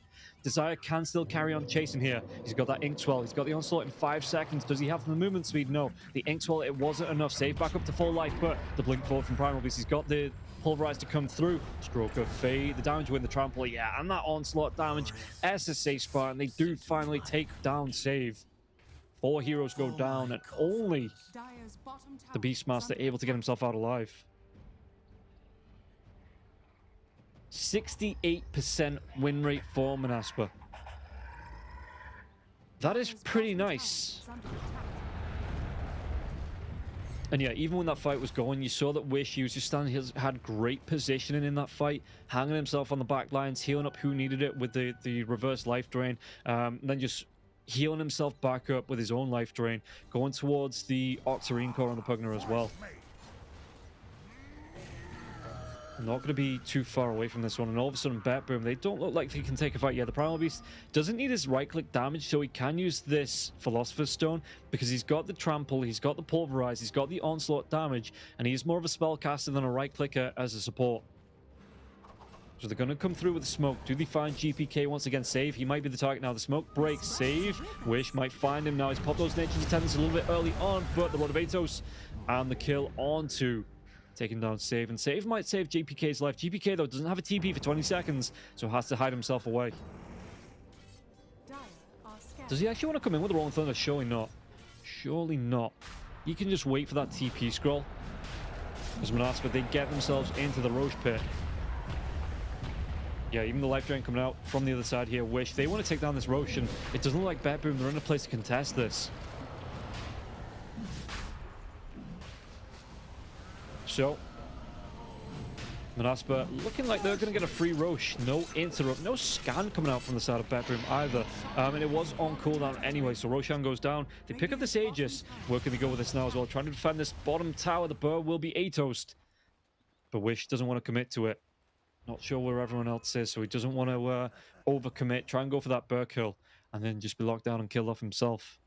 Because at this point, you don't want to give anything away if you're on the side of Manaspa. You are in control. You've got yourself an 11k net worth lead. You're 12 kills up. You're taking fights. You're sustaining through these fights as well.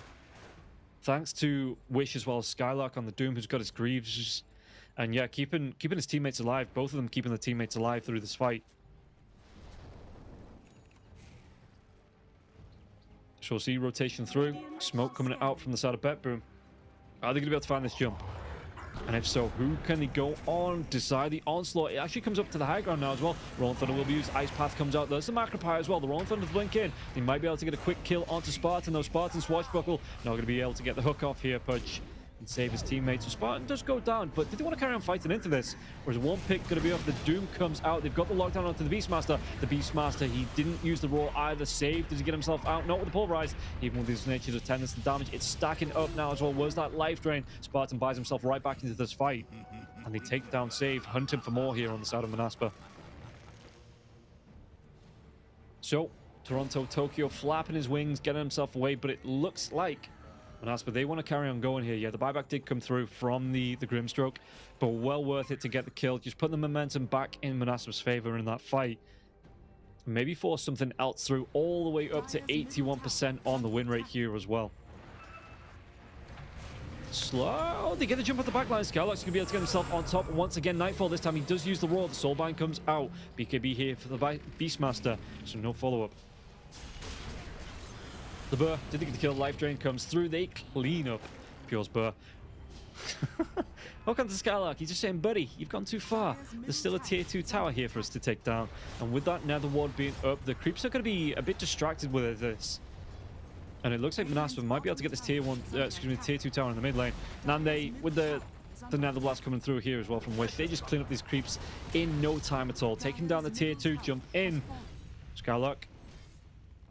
Yeah, level 17 on the Doom here now as well. So, with the nether blasts, there is a fortification to come out for Bet3. You can use it to defend the tier 3. And then once that goes down, if that goes down here, you still have the fortification up for the racks to buy some time. Or Pure, the burr gets found out, the pulverizer comes through, and the burr is more important. If you have Pure without the burr, then it's not really at the full strength. It's like the Justice League joke where, oh, Pure. Do they have the damage to take him down, this burr? Moving through. They might be able to know the Roar comes out now, and Pure's going to be able to get the TPO. The burr should follow. Yeah, they didn't have the lockdown. They don't want to go for the lockdown. And the Pure TP away with the burr does get out safe.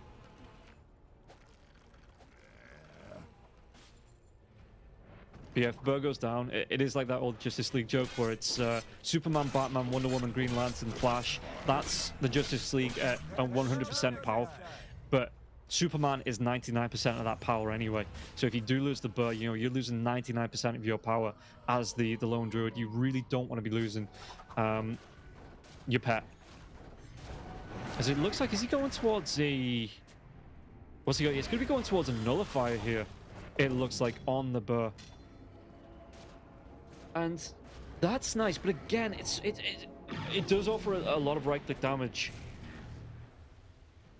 onto the Red Panda. But is it enough to get them back into it now? The Pudgy Aegis will be wearing off in the next 45 seconds. And yeah, Bet3, they've just not been able to take a fight, so I'm at a miss to see how they get themselves back into it. How they try and get themselves back on top of Manaspa, because Manaspa looking in complete control of every single fight. It just looks like another complete outdraft here from Manaspa, and they're playing this game so clean that they're going to be able to come up onto the tier 3. Fortification will be used. Now the Roar, Doom jumps himself in. He was looking, but there's going to be the diving from Desire. Desire, does he get that pulverized off? It looks like he's trying to do what he can. Takes down Pure. Skylark is going to be coming in once again. Has that ultimate. He's going to use it now as well. Nightfall might be the next target. The Hook's going to miss though. Ice Path gets locked down onto the Doom. The Doom though with that reserve life coming through from Wish. Skylark, can he still get himself away from this one? Doesn't have the Greaves, doesn't have the BKB, so he will be killed. Okay, base defense comes out because Manaspa dove behind the tier 4s onto the Ancient. Well, some of the team, but it did buy space and time for the Harass to come out onto the tier 3s.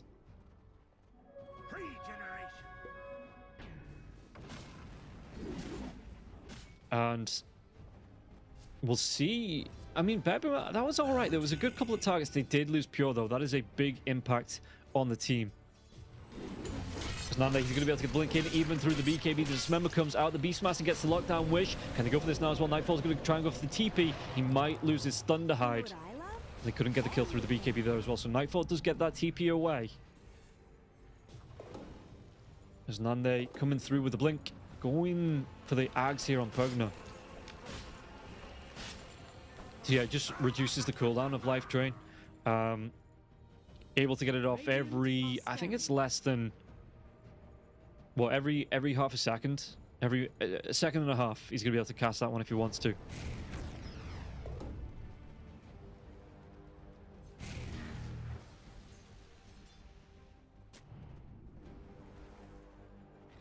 So, group up here from Bet3, but it just feels like Manaspa slowly choking them out of this game as they're getting the kills. The Nullified does come out from the Lone Druid. Ags is up for the Pugna here as well. Where's the Doom? The Doom has his ultimate back up. Everybody has their ultimate up. The Hook comes out, but it is on the bottom part of the map here. So Nande just has to walk himself, doing the walk of shame after not being able to hook in this rune. Gets that Invis rune to come out now as well. Desire, they're going to be able to get some D-wards off.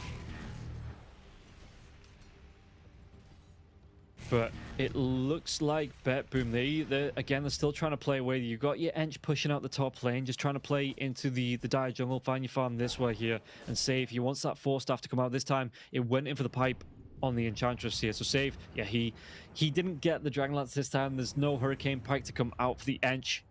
Just straight up protection for his teammates.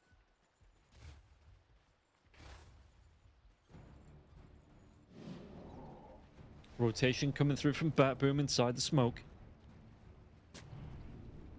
If they can get the lockdown, if they can find the Doom, if they can find one big target, they might be able to take a fight here. Desire on the cliff again. Just wants to know what it feels like to be Arteezy for a little bit. Smoke might break, and Nande's the furthest one forward. Rolling Thunder was the rest of his teammates. Nande has that BKB though.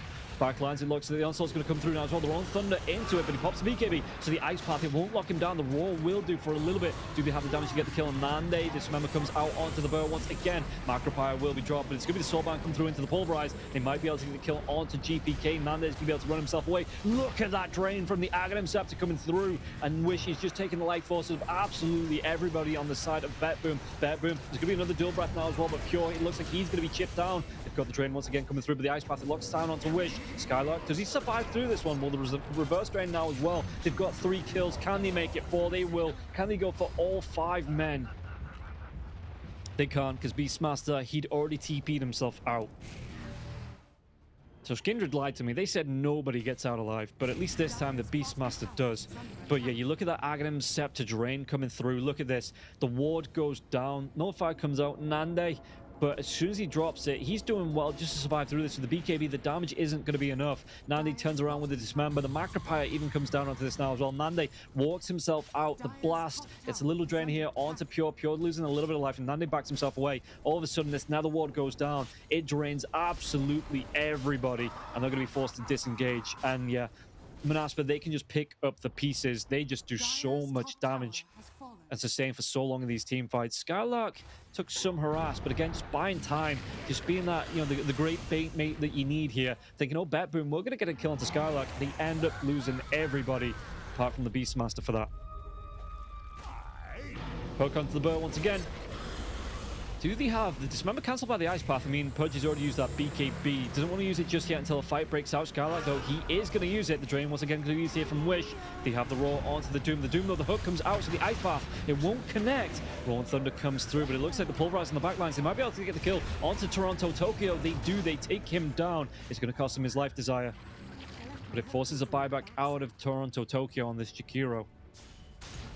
And now the chase down the blink in. There's going to be the double blink in now as well. There's going to be the Dismember coming out onto GPK. That life drain. He has to go for the swashbuckle away. The damage coming through onto the Doom. Doom can he get himself away from this one? They still get the kill onto Skylark. Skylark will fall, but it looks like Nande.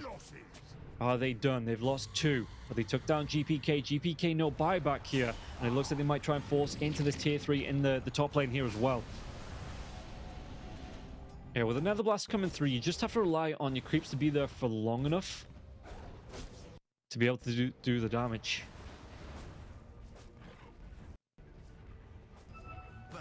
And with the respawn, I mean, the Doom's down for 50 seconds, so it is going to be GPK that comes up first. The big man's back in his pit, though. Roshan is available. Dual rotation from Nande and Wish. Yep, he's got that shard there as well. But yeah, the bottom lane, they look like they might try and go on to the They get the kill onto Pure.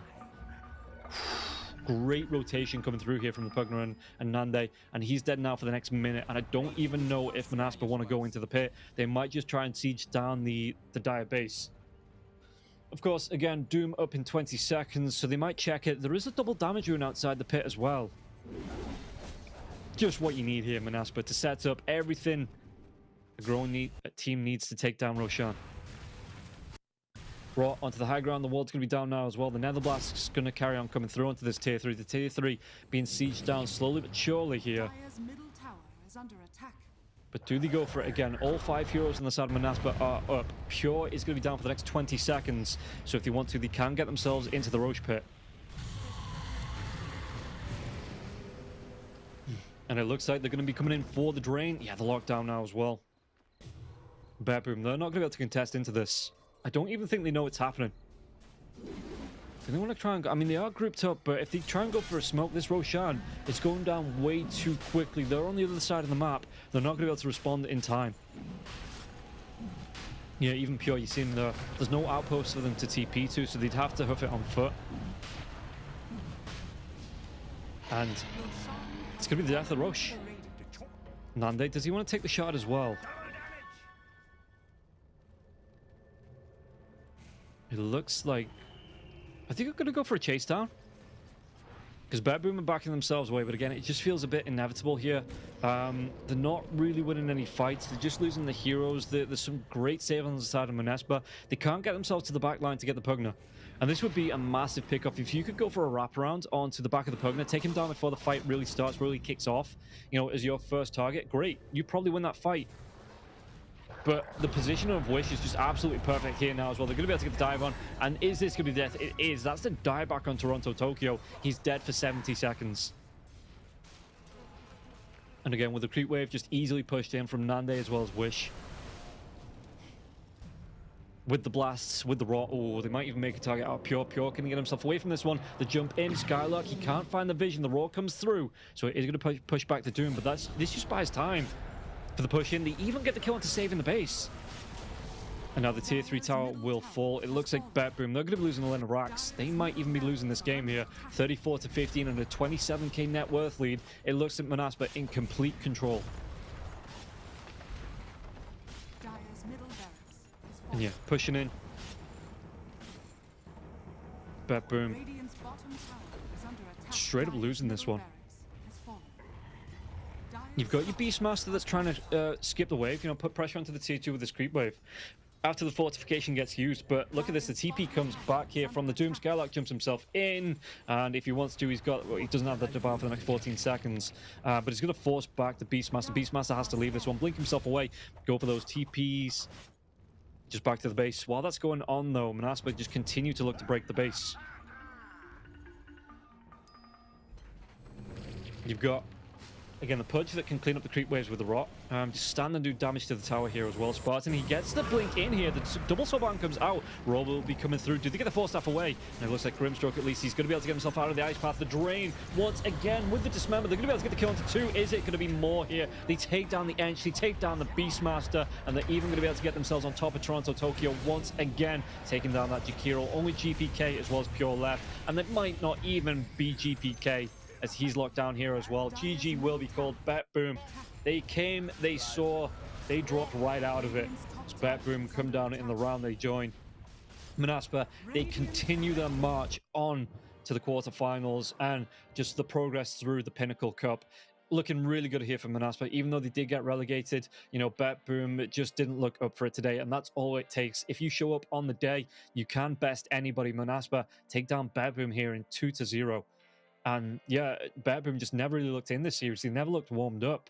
Even after just coming off the DPC tour, they just could not get themselves going. And Manaspa, I thoroughly deserve this one. They set up some great drafts. They were able to take the heroes down, execute some great ganks as well. Even in the first game with the Anti-Mage, getting his ass kicked, basically. You know, he was able to recover, come right back into it. Manaspa, they deserve this victory here, guys. That is going to be the third series of the day. We're going to take a look at the bracket and how this series has affected it. Moving through. Yeah, Manaspa and D2 Hustlers will be playing up for their chance in the semifinals. And it's looking really good for the Western European teams. As we move through, Manaspa, they will take the victory. Boom get knocked out. And yeah, Manaspa, they get themselves another $1,000 for taking the series as the victory. Well deserved, in my opinion. You know, they really did come into this game. They had a goal and they just executed mostly perfectly after the initial laning stage of the first game. From that point onwards through the second game, they look pretty much flawless. And yeah, that's going to be Manaspa moving on against Boom. There is at least one more series to come, but there is going to be a technical break, so don't worry. You know, if the stream goes down, it will be coming back up. There's going to be a bit of a technical break here before we get into the fourth and final series, so don't worry, guys. Stick around. We're going to take this break now, and we'll be back with the fourth and final in a few. Get yourself something to eat, go stretch, and we'll be back with this final series right after this.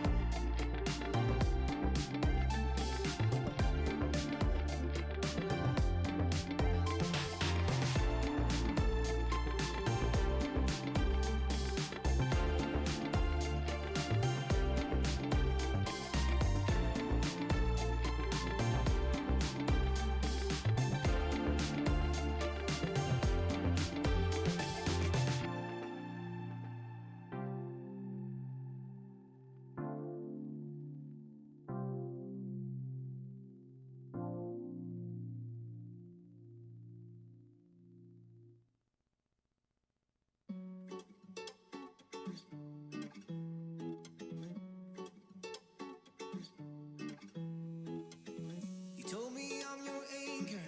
I told you you're my pole. Through the wind and fire, we try to hold on. We built this ship together, searching for a home. Despite the storm that hit us, we're still on board. Dancing in the moonlight, the world just stopped and stares. We got no destination, I'll take you anywhere. All the doors we've opened and all the books we've closed. Words just come together, story that we never told. So far taken for my own. You said just keep holding on. If you're about to break, I'll always be your captain. From our failures we have grown. You said just keep holding on. If you're about to break, I'll always be your captain. I'll be your captain. I'll always be your captain.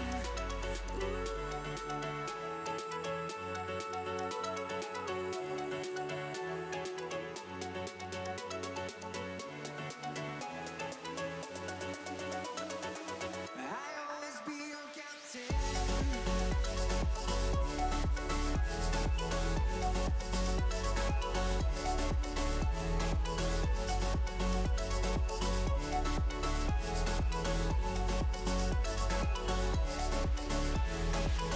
You told me I'm your anchor. I told you you're my pole. Through the wind and fire, we try to hold on. All the doors we've opened and all the books we've closed. Words that come together, a story that we never told. So far taken for my own. You said just keep holding on. If you're about to break, I'll always be your captain. From our failures we have grown. You said just keep holding on. If you're about to break, I'll always be your captain. Be your captain. I'll always be your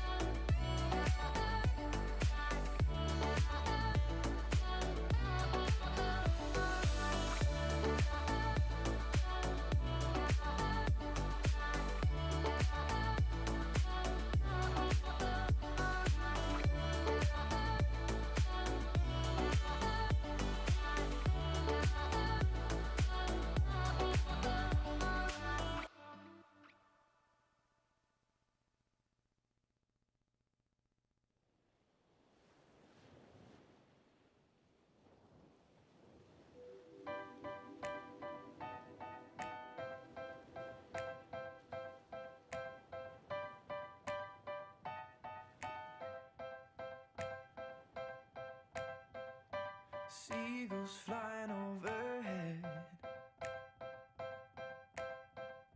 and owls down in the sand, little crabs walking over our legs, and we were together just like lovers should have been. Like the changing tides, you have changed your mind, and now you are no longer mine. But last summer you were holding my hand. Last summer you were laying in my bed. Last summer we were more than just friends. But that was last summer. That was last summer. And I miss the salt in my hair, and I miss your emerald stare, and I wish you were still here in your red sundress, watching the sunset by the pier. In your red sundress, watching the sunset by the pier. Last summer, you were holding my hand.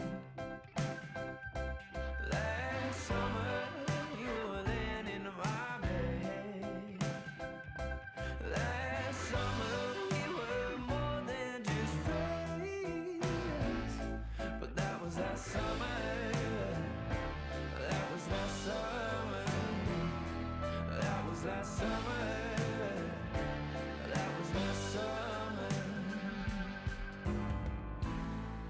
Like the changing tides, you have changed your mind.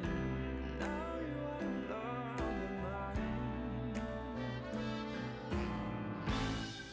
With tears in my eyes, I recall the times when I had you by my side.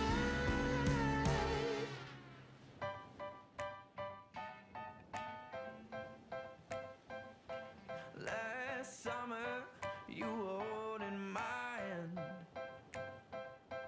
Last summer, you were laying in my bed. Last summer, we were more than just friends. That was last summer. That was last summer when you were holding my hand. Last summer, you were laying in my bed. Last summer, we were more than just friends. That was last summer. That was last summer. That was last summer. That was last summer. That was last summer.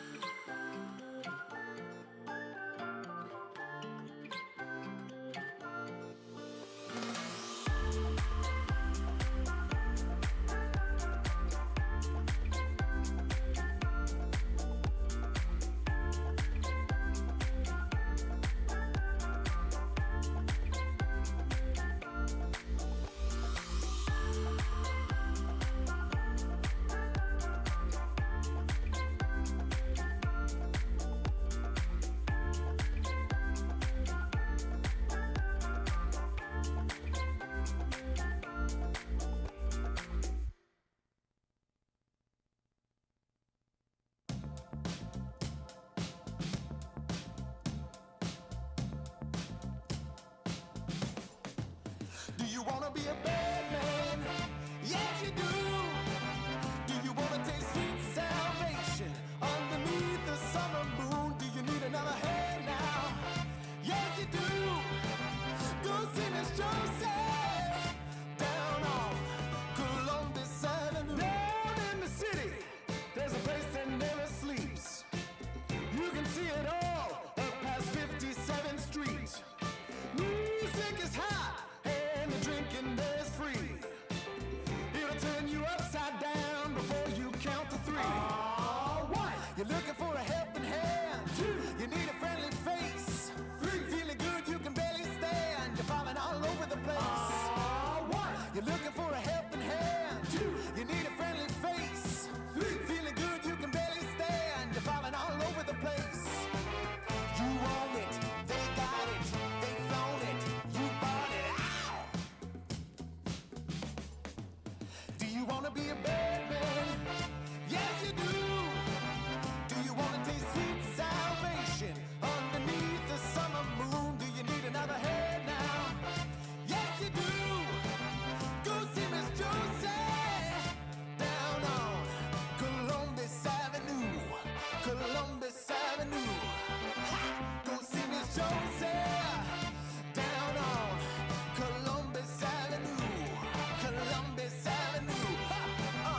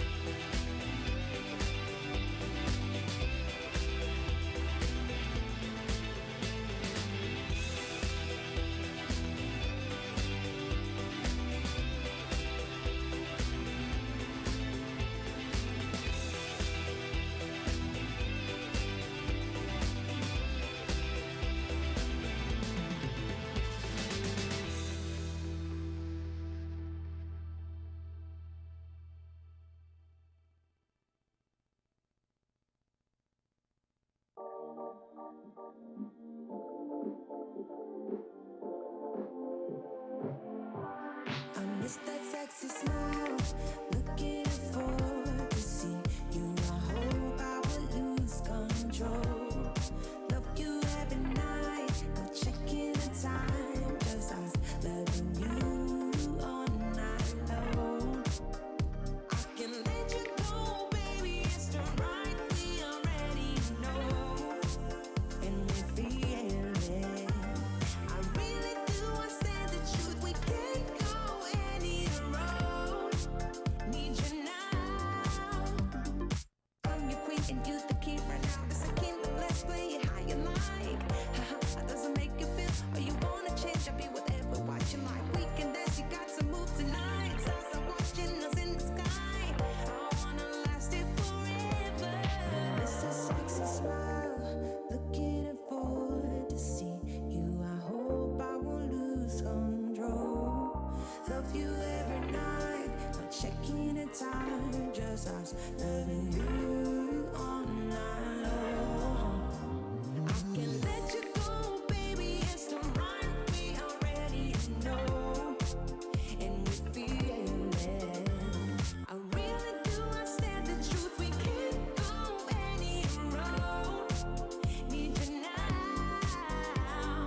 Let's change the clothes, we have a drive. You know how you make me feel alive. Come close to me, I'm obsessed with your different kind of style. Don't you ever leave, step out my side. On my head, cause I don't have much time. I wanna hug you forever.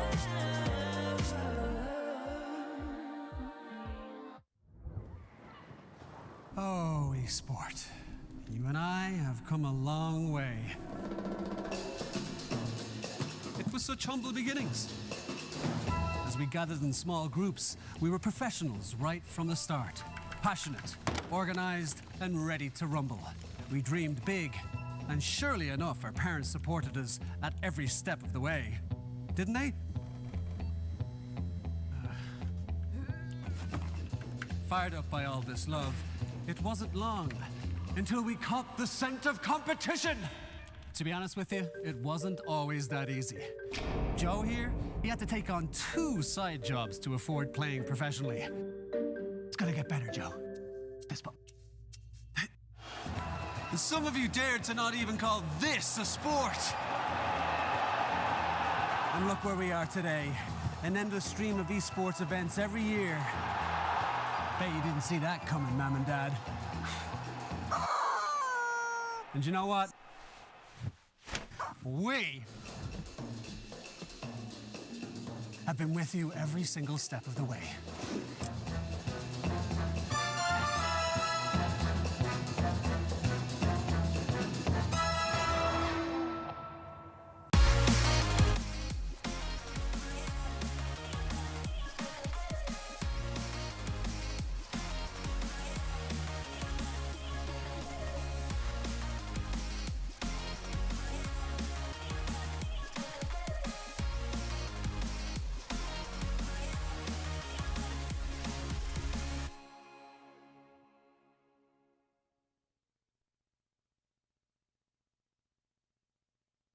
Dream of working with people you watch on screen.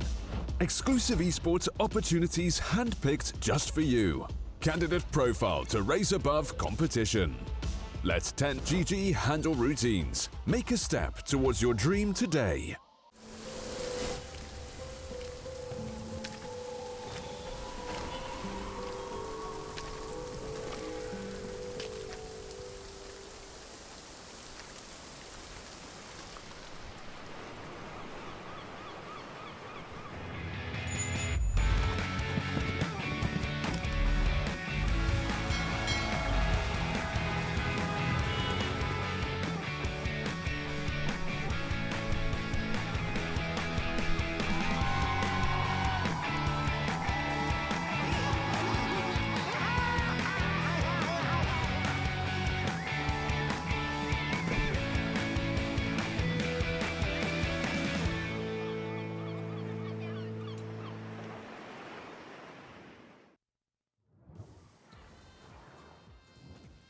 Welcome back in, everybody, to the final series of the day. In the last series, we saw Manaspa just go on an absolute storm against Bet-Boom.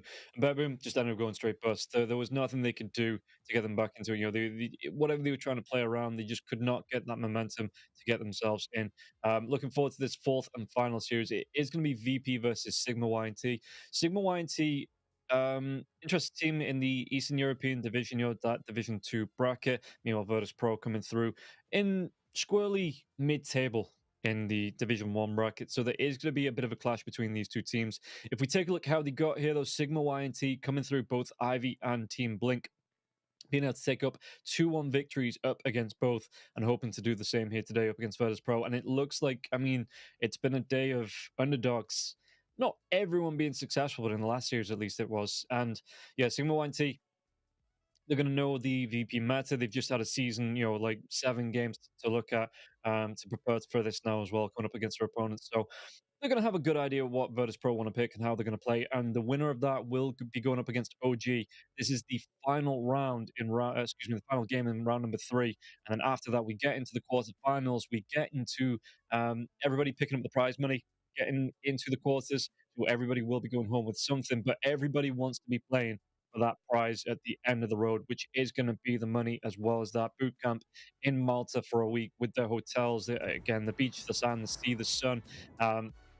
Those Malta vibes, which is why our tournament's named as such. And we'll see who it is going to be here getting into this final game, like I say, VP. And are the favourites coming into it? But Sigma.YNT, they have that surprise up to you. As we look at the rosters, we'll see here the players coming through for both sides. So Virtus.pro, Kiritic, Squadix, Notice, Saish, and FNG. We'll see. I mean, Sigma.YNT should be very familiar with Kiritic because he did play in Namiga in Division 2 in the last tour. So they should know his ins and outs. They should have plenty of games to look at to be able to study. The Virtus.pro looking pretty good in Division 1. And coming through here, we'll see how they're going to do in the Malta Vibes, the Pinnacle Cup, because, you know, they should be looking solid. They've got themselves warmed up. It should be a good match. And against Sigma.YNT, they've had themselves a few games as well, so they should be in the swing of things. But yeah, at the minute, we'll see Sigma.YNT for you, Corruptible, as well as Queasy Vanscore and Dark Lord. They've had a good road to get here as well, like I say, between Team Blink and Ivy. It is a good warm up, and they've showed that they can put it out of the bag. And we'll see if they've got that momentum up their sleeves to carry on going here in the third series, you know, that third round, get themselves some more money, get themselves moving on into a good position in the quarterfinals up against OG. But yeah, Sigma.YNT, they are the underdogs coming into this, and they're going to know it. So maybe they've got something up the sleeve. Maybe they've got an idea that they want to be going to, just to take an advantage up against VP. Maybe they've seen a couple of VP's losses. You know, they've studied them and they've got some ideas how they want to try and deal with this game up against VP. And VP, you know, they're not going to be a soft touch. They're not going to be a pushover coming into this, even if Sigma have some ideas. So as we get ourselves ready for this first game, we'll see what they want to be drafting, as we will be able to jump into that draft pretty soon and see Sigma.YNT if they've got any surprises up their sleeve.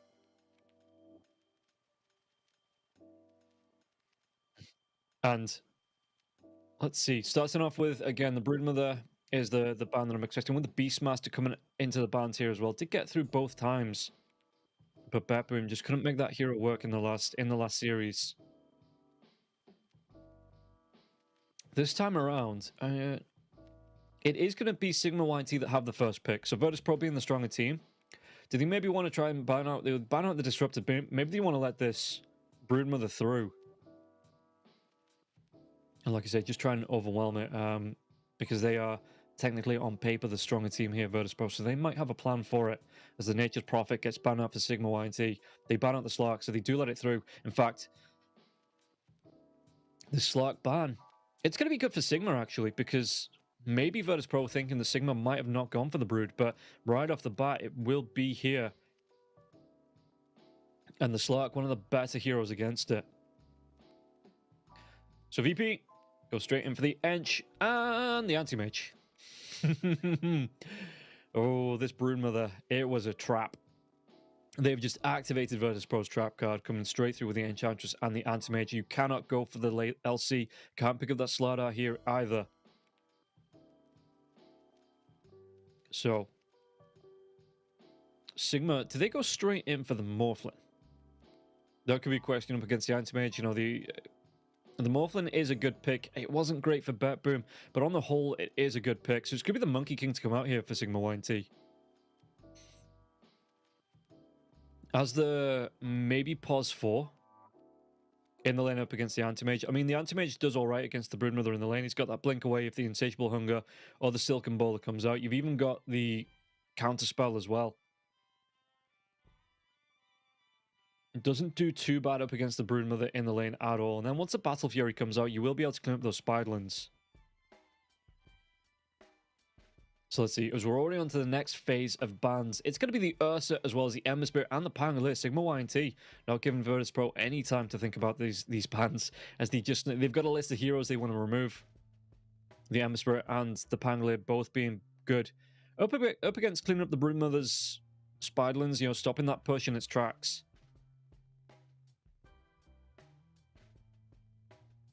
So I wonder, Sigma.YNT, whether this is going to be the pos 4 Monkey King, or they run it as the carry. I've even seen a couple of mid Monkey Kings over the past few days as well, so that's not going to be ruled out either. But with VP still banning out the Ursa and the Drow Ranger, maybe thinking this is either going to be the mid or the support Monkey.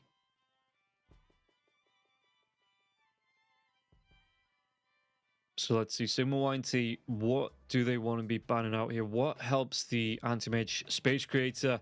A mid lane winner as well. Something like the OD might not be too bad for Virtus.pro. Or maybe even the Storm Spirit for Virtus.pro. You know, good jumping, can get on top of the Broodmother, lock down the Monkey King as well. The Monkey King not going to be able to tree dance himself away from this one. A decent amount of magic damage as well. Can sack the lane in terms of looking for rotations and ganks. Buy that space and time for the Anti-Mage by putting some early pressure. Once the 6 comes out, you know, you get the point into the vortex. And you just look to put pressure onto the off lane, maybe jump into the mid lane as well with your supports. And just take the aggro away from this Anti-Mage in the game.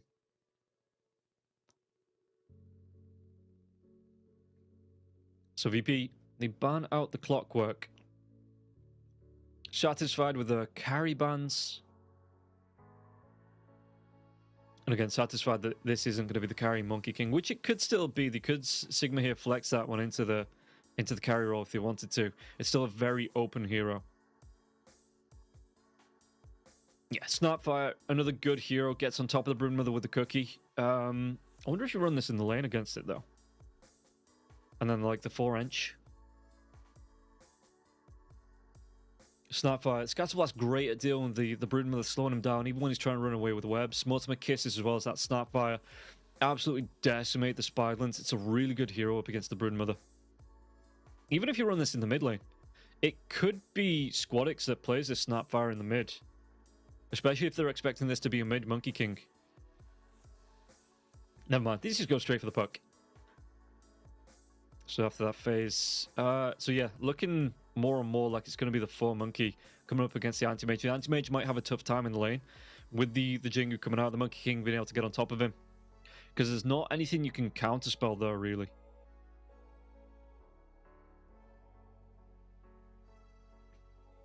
So Sigma.YNT. What else did they want to be picking up? As VP can respond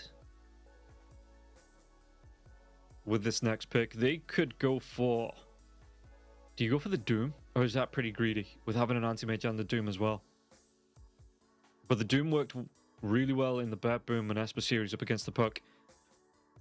You know, if you can get that lockdown, it forces him to build into a Lincoln Sphere as well. If you get the lockdown coming through from the Doom, puck just cannot do anything in these fights. Not the strongest right clicker in the world. So we'll see what exactly Sigma.YNT want to pick up here and how Virtus.pro are going to respond.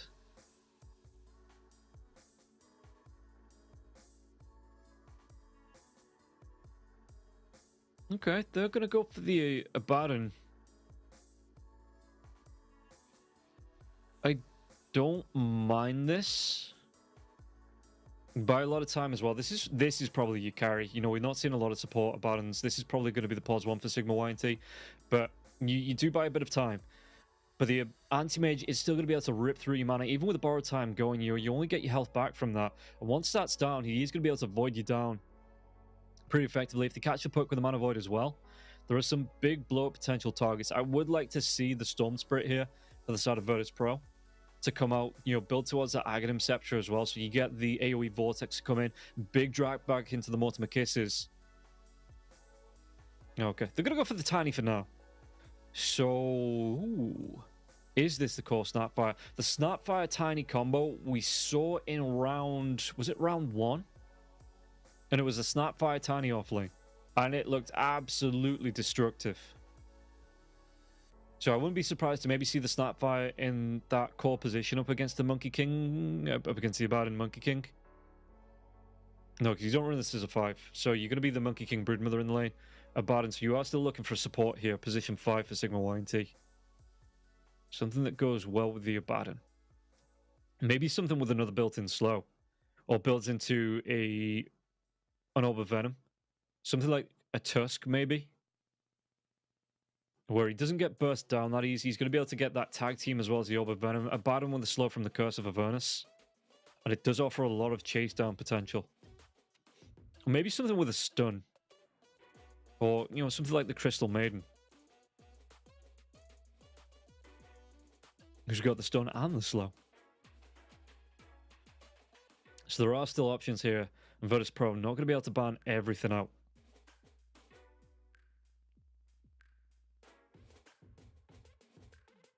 And yeah, with this Tidehunter ban, they are thinking that it is going to be the mid Snapfire up against the puck. Potentially, or maybe even the mid Tiny. You know, run the Snapfire as the 4. They ban out the Undying. Rubik is still left. Whether you want to run the Rubik as a 5, because there are some good spells to steal everything on the Snapfire's kit. Avalanche wouldn't be too bad on the Tiny here as well. Maybe get yourself a sneaky mana void, turn that one back around onto someone like the Ench.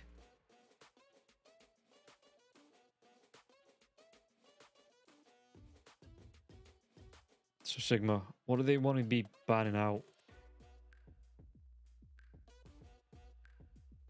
What else is good against the Abaddon as well? Offlane wise, would you go for maybe something at a bit of range? Maybe like the Razor? They ban out the Doom, so they do ban out that Doom. The Doom wouldn't have been bad. I don't think it would have been a bad pick at all. How many... No, probably not the Timbersaw.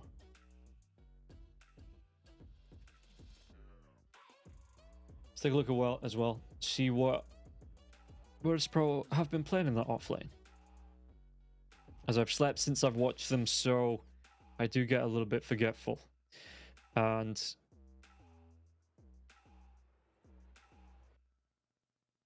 okay, so they're playing Centaurs. They're playing, even playing the offlane Earthshaker as well. The offlane Earthshaker, actually, it's not a bad pickup. Yeah, playing Dooms and Primal Beast himself, but the Primal Beast is going to be removed. What else? The Beastmaster, that was taken out as well. The Doom's all been banned. They did play... God, they played the Tinker. But that was in the mid lane. That was in the mid lane. Yeah, tied in the off with the Conqueror in the mid as well. So a lot of these heroes that Virtus.pro are comfortable on have been removed. Maybe they do run the Snapfire Tiny, one of those as the offlaner, and pick up the Lesh. It adds push potential to your lineup. You can run it in the mid lane. It's not bad against the puck as well. I don't think you get overwhelming potential on the puck to the point where you're going to be able to pick up a load of kills.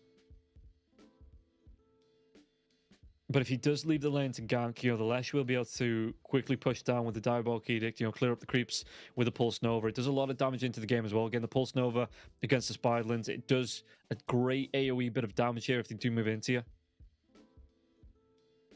So Sigma.YNT, what is going to be the final pick?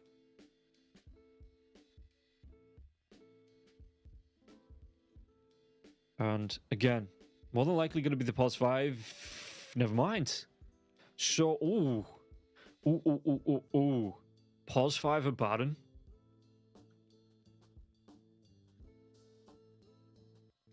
Terrorblades, yeah, as the carry. Puck in the mid lane, Monkey King and Broodmother off. See, right. Here's my problem with this. It depends what Virtus.pro draft. We'll see what they want to draft. But if it is that Terrorblade position 1 into the Snapfire Tiny lane, Snapfire has the Cookie Scatterblast into an Avatos combo for the Tiny. That is a lot of magic damage. And the Terrorblade starting off level 1. So they go for the Darkseer. Okay, so it's not going to be what... Do they want to be putting... That's still going to be a lot of damage, even when the Metamorphosis comes up. You know, Dark Lord, once that's being popped on top of him. Yeah, so Tiny mid. If we take a look at the players as well, see how they're going to be feeling coming into this one.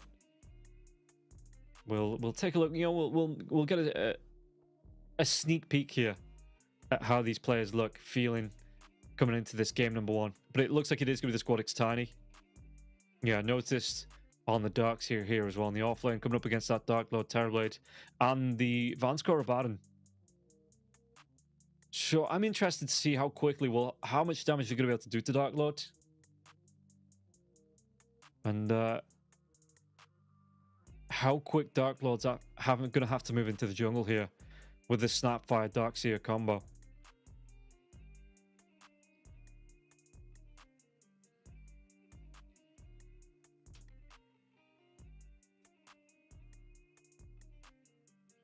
As Virtus.pro is probably going to be the one that I back, right? Because they're the stronger team. I know that kicked me in the ass in the last series, but you know they are the stronger team. They've had a great series. Sigma.YNT, they're only just warming up. They did lose their series yesterday in the DPC, so Virtus.pro looking a little bit stronger, I think, coming into this, and did finish, I want to say 4th. Yeah, no, they did. They finished 4 and 3 in the DPC, in the Eastern European DPC. So that is a good, respectable position for them to be in. And Sigma.YNT going to be at least a division behind. And we'll see if it's going to be enough here for them to get the win.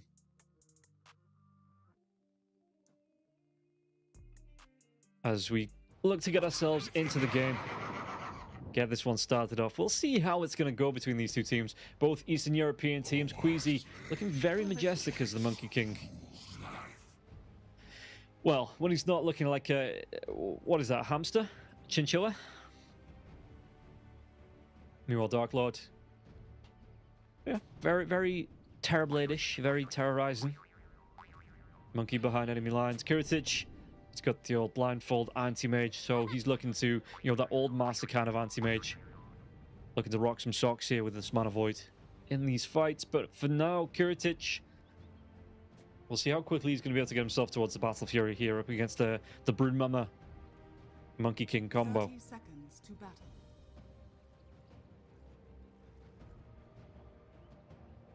Queasy, yeah, Corruptible, he's got the spin webs down at level 1. It doesn't surprise me, but he will be seen here by one of the Observer wards, so he's going to be able to get that deny off. As yeah, we do see the spin web. Does mean he can move up onto the cliff. But FNG is going to be able to track him. FNG not skilling anything up just yet.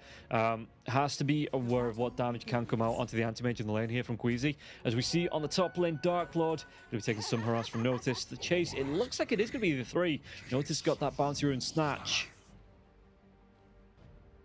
So anti-mage starting off with a mana break, but Queasy not skilled anything up. Yeah, and he's got himself that Orb of Venom as well. Probably wants to go into... We've seen the position 4s. If there's a Photic Shield, Vanscore, he will get that pop. The Sage Notice is going to take some damage from this.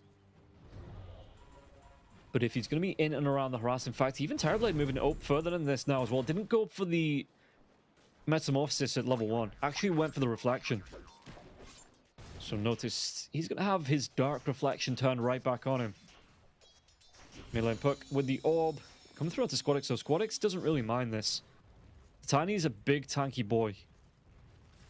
And he doesn't really care about the harass that comes up fairly early on for you. For you, though, he's got to be careful about this Avatos combo coming through. Tiny going to start with a tree, so he can get that tree toss damage off. Top lane, though, flicking to the bottom lane.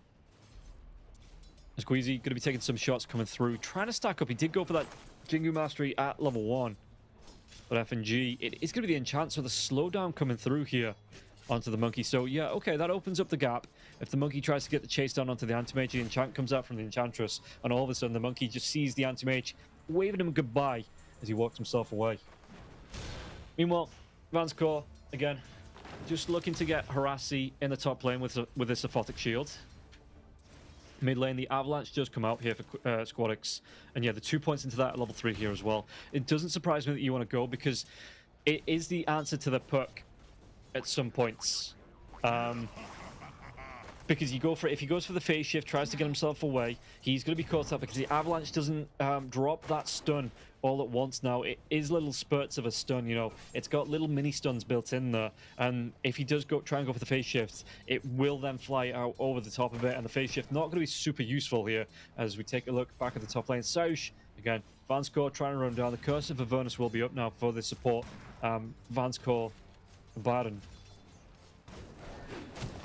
Bottom lane, a lot of damage coming through though. Queasy, he might try and turn this one around as Jingu comes out. The mischief is Kiritich could be able to get himself away from this one. The impetus shot, it doesn't finish off the Monkey King. He doesn't get the kill. And now the salve comes out, but FNG, is he looking for another go here? Queasy will be able to salve himself back up. Mid lane for you, taking a decent amount of damage. Squadix, now it starts to stack up. Yeah, you can see the puck going to go for the 2 points into the orb, one into that waning rift. And the damage, it will start to stack up onto the Tiny. So the Tiny got to be a little bit careful. But again, he will be able to turn it right back around onto the puck. So for you, he's out of bottle charges now as well. He's going to be another minute and 10 seconds before the water runes are up. Notice though on the top lane, what's he going to be able to do? Scatterblast slow down onto these two heroes. The Vanscore looking to put out a lot of damage onto Sausch. And Sausch just has to move himself away. Noticed in the trees, Dark Lord, though, he is level 3. Has the 2 points into the meta. So notice, there's that melee hero. This is why I'm surprised he went for this Darkseer in the offlane. Vanscore is going to be able to clean up the ion shells as well. It's looking rough for the Darkseer. But, I mean, coming into the late game, Vanscore once again, a Aphotic Shield will come through. Notice he doesn't want to take the blast from this.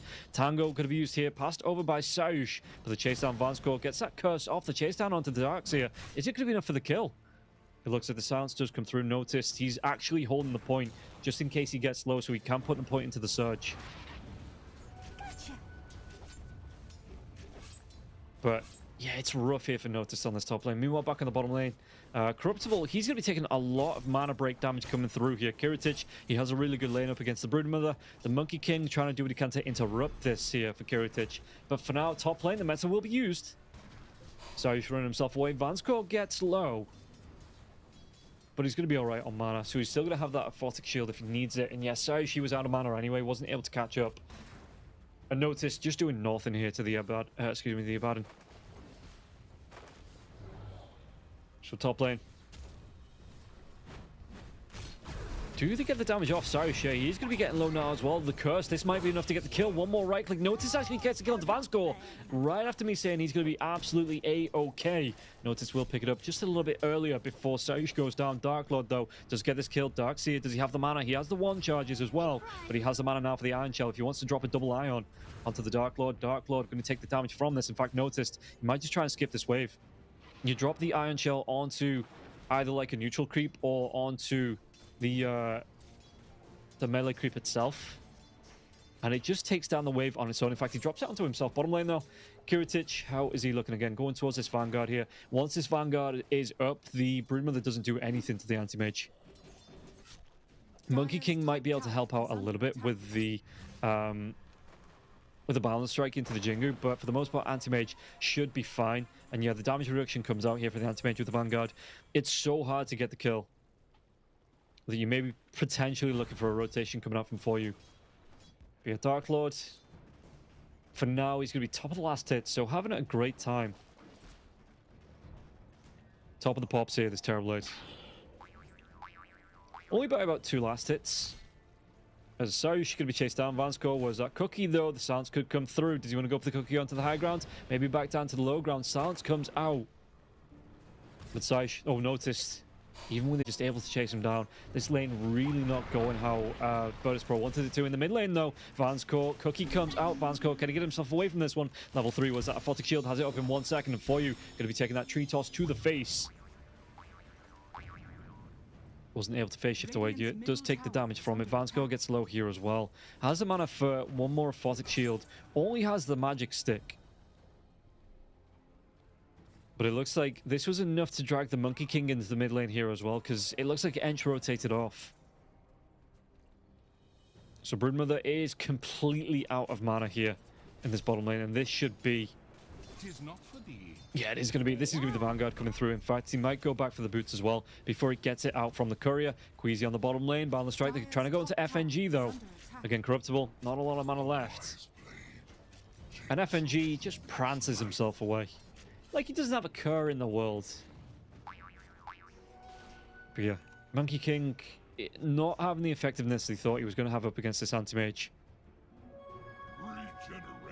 Even Tiny getting himself a regen rune. He wants that quick blink as well. Vanscourt gets pretty darn low. Can they get the kill onto him? Being chased down now as well. Was that Photic Shield? He does have it. But Squadix with the rotation up to the top lane. They just pop the Abaddon like a balloon. And yeah, noticed he's getting the pull through. He's trying to skip this wave, put the pressure onto the Dark Lord, but Dark Lord has the 2 points into the Conjure Image. So he has illusions to work with here, bottom lane. Warpine Raider coming in. The blink forward now from Kiritich as well. The Nutshot comes out. The Mana Void is going to be enough for the kill. It should be. One more right click. FNG picks it up. Really well done. The scan going to be used? Maybe just to see where the Monkey King is at night time. But yeah, the Warpine Raider coming in with a Seed Shot. It was just enough. They've got the lockdown onto Queasy as well, the mid lane, though. Vanscourt has rotated in, offering some protection to the rune. Who's going to get it? Which way does it go? It's going to be the Bounty Rune bottom. So the Illusion Rune bottom. So it is going to be the Puck that gets it. Yeah. Bounty Runes coming up in the next 50 seconds. How's the Brood looking in terms of net worth? Not awful. Still stacking up net worth here in this lane.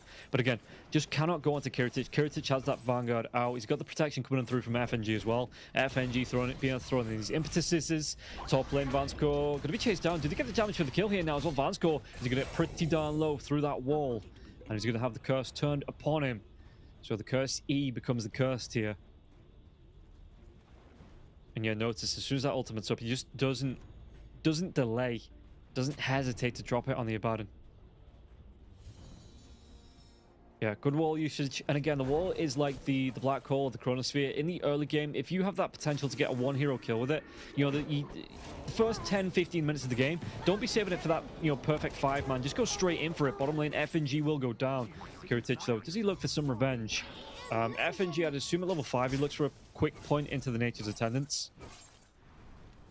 Yeah, Broodmother gets a 6. He will be able to make the babies out of FNG here. Top lane, though. Dark Lord gets caught out. Sunder comes through. Notice he needs to run himself away. The Dream Coil's going to be used now as well. Do they get the kill onto the Darkseid? Darkseid's going to get low. The Avalanche, it will be used from the Tiny. They might be able to get revenge kills. They take down for you. And Dark Lord, maybe even Queasy now as well with this Ion Shell. Can they get chased down onto the Monkey King? Monkey trying to get himself away. But the Mortimer Kisses, they will rain down. And even through his mischief, they get the kill. Not what the Monkey King wanted. Being taken down by a lizard, of all things. I don't know how it goes. I suppose it's a fire-breathing lizard, though. So fire-breathing lizards sets the monkeys for a flame. And all of a sudden, the monkey's going to panic. And he did. And he gets caught out and killed off. How's FNG looking? Trying to get himself towards... Did he just take this rune? As the Abaddon does start to rotate in. Vanscourt, yeah, FNG just snatches it. The slowdown comes through there as well. That's 2 points into the impetus, but doesn't want to follow up anymore. Just teasing Vanscourt a little bit. There's Broodmother. How easy looking here. Anti-Mage again has that Vanguard up. So not easy to farm up here. Is Dark Lord going to be scouted by Notice? Notice with the Iron Shell just wants to match the Dark Lord's rotations in the jungle, it seems. He's not really that push hero like you see from the Lycan. You know, you see the... What? Mana Void from Kiritich onto Corruptible, but that was way early. I think... I think he just uses Soaring. Maybe. No, maybe he didn't. But it wasn't enough to get the kill. Kiritich maybe just looking for some harass. But if you're not going to be able to finish the kill, Anti-Mage can't, you know, you can't do the job because you've got to be looking out for those spin webs. And those webs down will help the Broodmother just regen right up. While the strike comes out once again, they're going to have the magic damage. They take down F and G. Okay, so even the Dream Core dropped for that. Squadix still in the mid lane. He takes down Van's Core with the burst damage here. Yeah, 4 points into the Avalanche, 4 points into the toss. And no borrow time, so Yabaden, he had no chance. Bottom lane, the TP rotation comes in now. Tiny has that blink dagger. Does he want him to try and make the move? He does. The Avatos comes through now as well. They have the damage and they have the kill onto Corruptible. Kiritich, he takes him down. And even through the balance strike, he's not going to be able to do enough, this Monkey King, to save his Broodmother's life. The tier 1 tower did go down. It looks like the Darkseer was creep skipping. And with the... No, Snapfire doesn't have any points to the Little Shredder. But he was still able to do the damage to take the tower down. Just notice, just trying to steal these stacks away from Dark Lord. May even be able to get himself in. Nope. Vansko takes the bounty rune. Mid lane, though. Queasy's out of mana. So Queasy ain't going to be able to do anything. The cookie comes out top lane. The wall's down now as well. They've got the vacuum back onto Dark Lord. And this Terrorblade in the top jungle. He might go down. The Sunder comes out now. Notice he's going to be getting caught with it once again. Drop the wall for this. Do they want to stack up again? The Sunder now is down. Double seeds. Okay, so everybody's going to be able to heal up in these Virtuous Dales. It was a good attempt onto the Terrorblade there as well, but the Terrorblade gets the Sunder off. And yeah, noticed he just needs to be careful about how close. I get that he wants to get the Iron Shell damage off, but with these Sunders being up, the Monkey King going to join the fight now as well. Vansko comes in, and it looks like they get the kill into Sayush. Notice, can he get himself away from this one? Surge is up in 7. He was walking himself away anyway. So yeah, Squadix just continues to push out. Has that Blink Dagger like we saw. Using it really effectively. As the tier 1 tower on the bottom lane has gone down. But the Anti-Mage not going to be super fussed about this. You know, how far off the Battle Fury is the AM? Ooh, does he split the Vanguard? As Corruptible, you're saying, nah, I can steal your XP. He might be able to, yeah, he might be able to split the Vanguard. If he wants to. And then he's just the Void Stone away from being able to pick up the Battle Fury. Squadix gets another kill there. The Tree Toss comes out. There was no shield. And the Abaddon Vansko will go down. This Tiny's having a really good game here. Squadix, what is he? Out of the 10 kills, he's been involved in 7 of them. Yeah, no, he's having a really good time in this game. And this is where you've got to worry, because he can match the rotations coming through from the puck. Has great blow-up potential as well with his burst damage. Where the puck has a bit of control coming through with the Dream Coil, but it doesn't have quite the burst damage as a Tiny. And now, with the Blink Dagger as well, this Tiny, he could be anywhere, waiting, watching, looking to get a kill. And he gets another one on Vansko. So yeah, the T1 tower, that's going to be pressured. It will go down.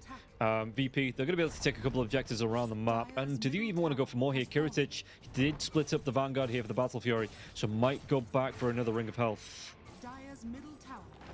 It looks like he's got it queued up. Yeah, after the Manta Style, maybe just goes right back into it before he starts the Manta Style, really. Just to make sure, again, that he's got that protection up if anything does kick off. You all noticed, still trying to take the map away here from the Terrorblade, from Dark Lord. And his supports are being pressured because, again, they've got to match the rotations of the supports of the side of VP. Maybe even to look to back up the puck. Because this Tiny now, he is active on the map, going towards his Echo Saber as well. He is going to be able to blow up anyone that he catches out on the side of Sigma.YNT. Because you don't really have that big tanky hero. Unless the Aphotic Shield's up with the Borrowed Time for Vansko, which the Borrowed Time is up now. It just gets to 6, and they might be able to get the kill onto Sayush. Sayush! He's trying to get the cookie to low ground. Does he have that TP now as well? He might just deny himself to the tier 2. He will go down. Neither hero gets the kill, but he will still fall. So, but yeah, you've got to watch out. If you do have that Borrowed Time available, the Avatos, it won't be a killer blow. But it will get you really... Well, it won't get you low because you probably heal up with the Borrowed Time because it activates after that toss comes out. So you might get a little bit of a ticks of heals from that. So Vansko, with this Borrowed Time now, is not going to be food for the Tiny. You take a look at the win percentage, 84% in favor of VP 15 minutes into the game. And if you think that's going to be enough for you to convince you that VP win this, guys, don't forget you can get yourself over to pinnacle.gg/welcome and put it in the bonus code CUP23. You will get yourself a bonus up to $100 on your deposit. It is only for 18s and over, and there's other esports you can bet on as well, not just the Dota. A wide range of markets for you to be able to bet on. But don't forget that is pinnacle.gg/welcome and use the code CUP23, and you will be able to get yourself a bonus $100 on your first deposit, up to $100 on your first deposit, 18s and over only. VP, they are hunting. Who are they going to be able to find out? Broodmother on the bottom lane now once again. Might be this catch here with the rotation here for the Tiny Spylands, though they will spot it out. So the Broodmother in the trees, just looking to escape. Yeah, looking to give the walk away. Kiritich is going to be here, though. So they want to try and go for this. This is the double damage rune on the Tiny as well. Corruptible back behind the tier 1 tower, though. And Kiritich, well, yeah, doesn't want to overextend. Maybe not. The Tiny might come into this. They've still got Squadix and Sayush backing them up. If he shows here Corruptible, he's going to be straight up squished. As it looks at the Tiny, he TPs himself to the top lane. So looking to group up with Notice and FNG. Dire's middle tower is under attack. Is that the... It's got to be the Echo Saber here for the Tiny, right? Yeah, it is. He's got it flying into him now, it seems.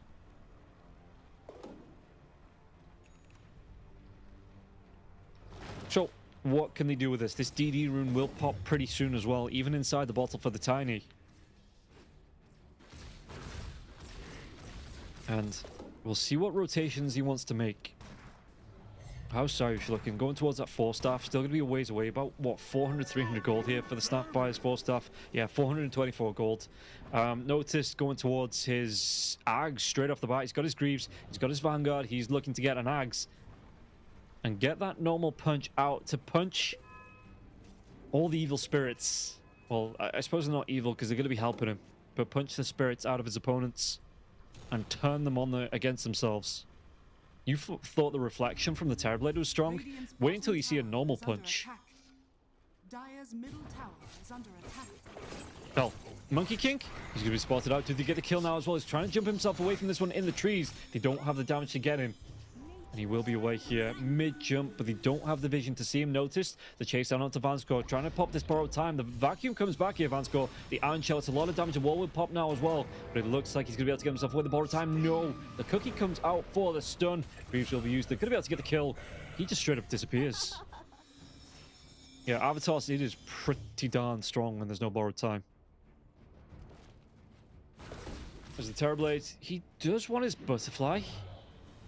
So, Sanjin Yasha? Sanjin Yasha here for the Terrorblade. No BKBs, no Skardis, just Falcon Blade, Sanjin Yasha, and the Dragonlance right into the Butterfly. So yeah, no BKB, no Skardi.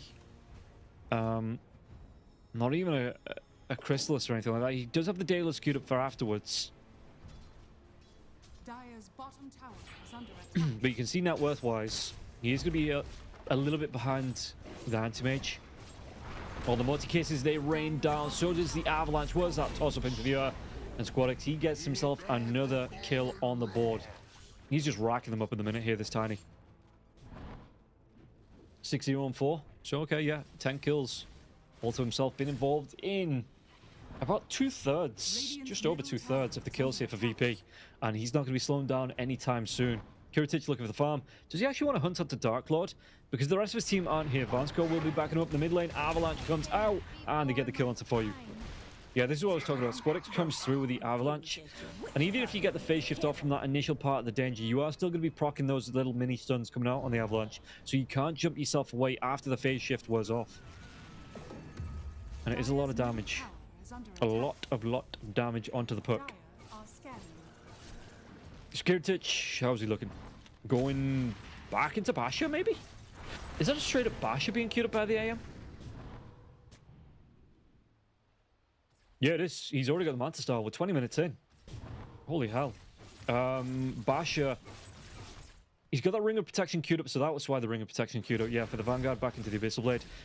Basha probably comes out first, and he might even look to fight here, Kiritich, because it doesn't seem like he's being a whole lot of pressure being put on him. So I don't think he wants the BKB. He just wants straight up Basha into the Skadi. Now the chase down. Do they get a kill here, though? Squadix Thunder comes out. Oh, Squadix. He's losing a lot of health, but he's got himself a surge away from this one. Corruptible, he wants to kill. He's going to be able to slow him down, spawn Spiderlings, even being able to use the Silken Bowler.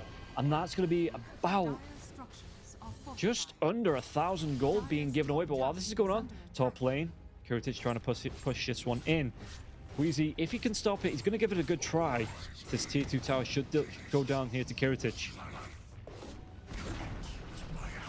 So yeah, push come through, Anti-Mage. He takes down this tier 2 tower. We'll be able to get the creep wave with it as well. And again, yeah, this Anti-Mage is just not being shut down. They did get the kill onto Squadix.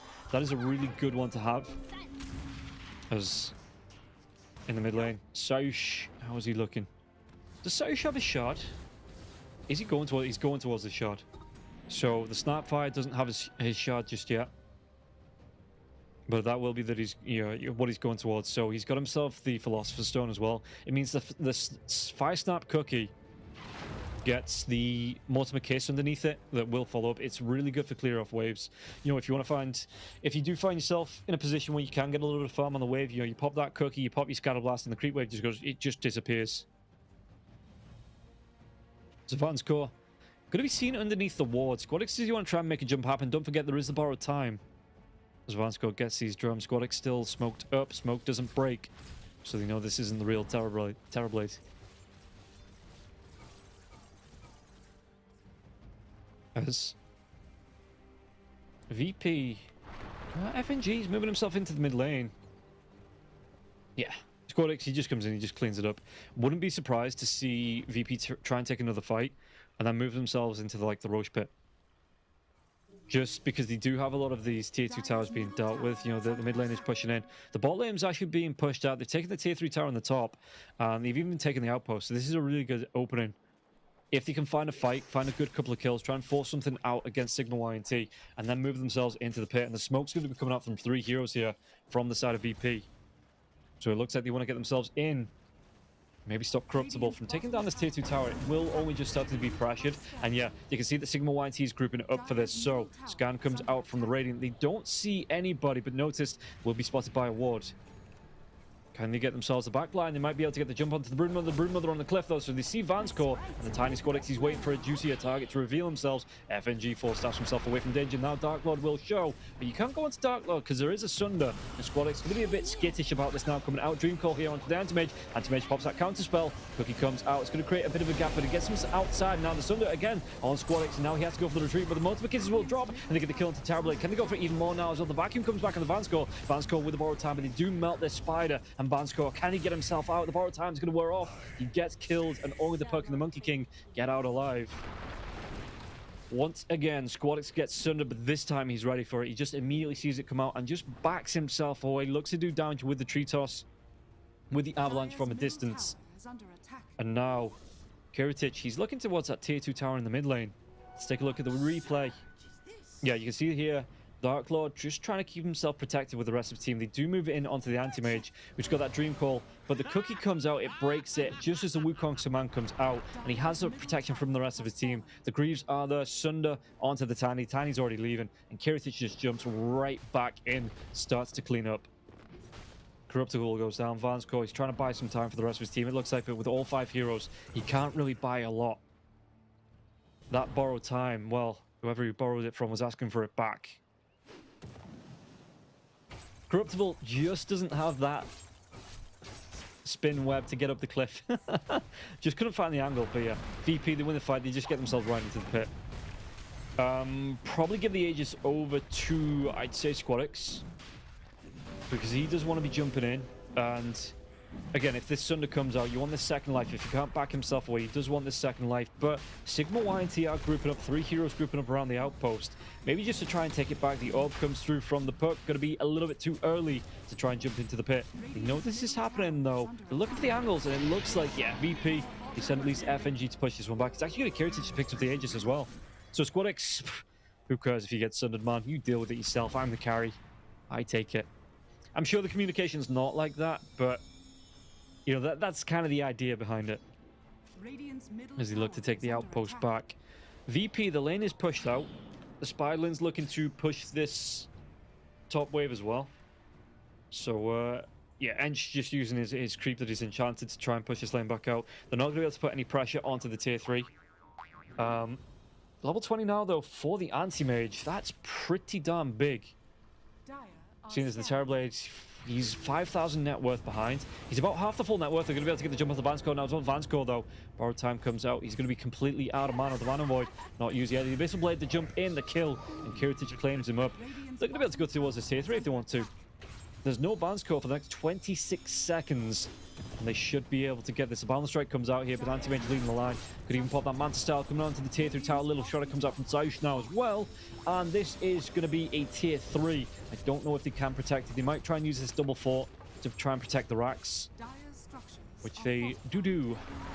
But they jump in top lane though. Did they get the kill onto the puck? The puck phase shift lasts just long enough.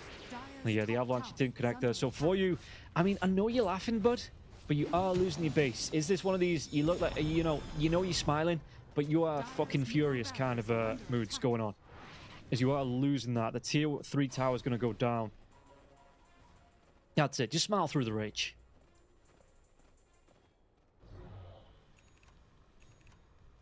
Queasy going into the Diffusal Blade. Yeah, this is kind of what you see, but the Monkey King position 4.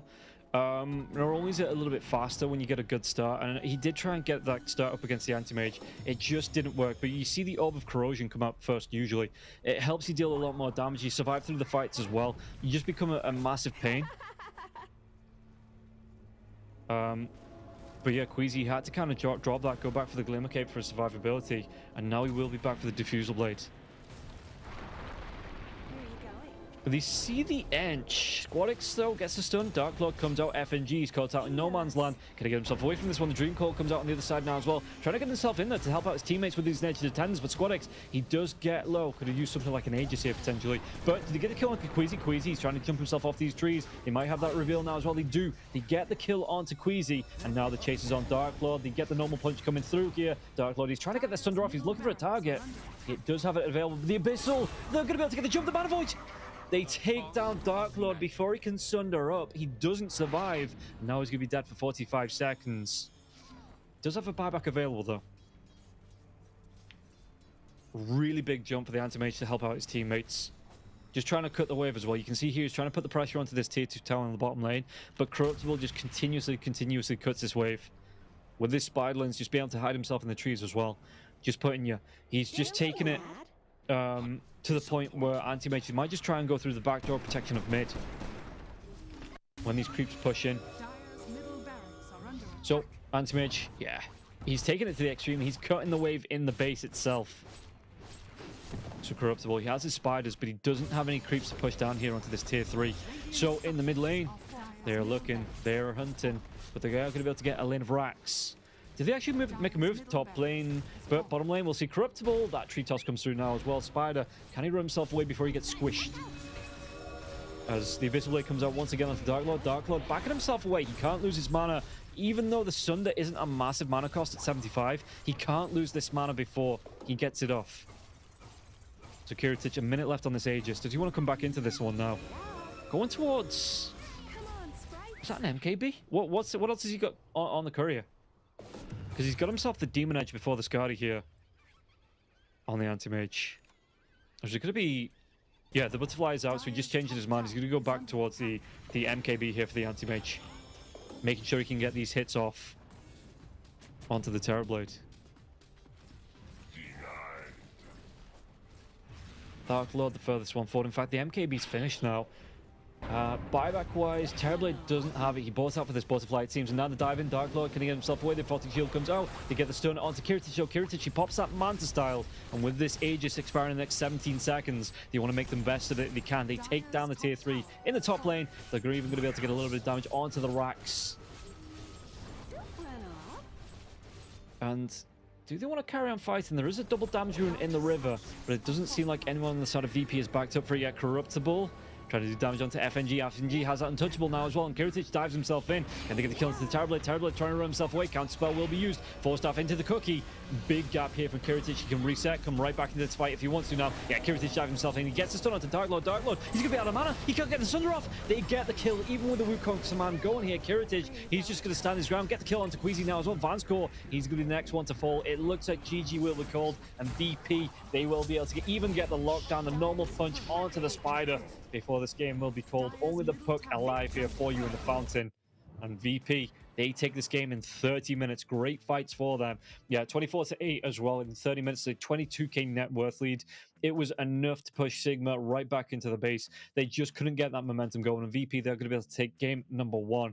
And in convincing fashion as well. This is what I was talking about between the difference between the two teams. VP looking solidly mid-upper table in the Division 1 bracket. Meanwhile, Sigma, YNT not starting off great in Division 2. Had a great start to this tournament, but it's just not paid off for them in this game against Virtus.pro. Virtus.pro looking a hell of a lot stronger. So we'll see if it is going to be another 2-0, guys. But first, we're going to take a break, and we'll be back after this quick break. We'll play some ads, everybody's favorite part of the broadcast. I'll be back with game number 2 after this.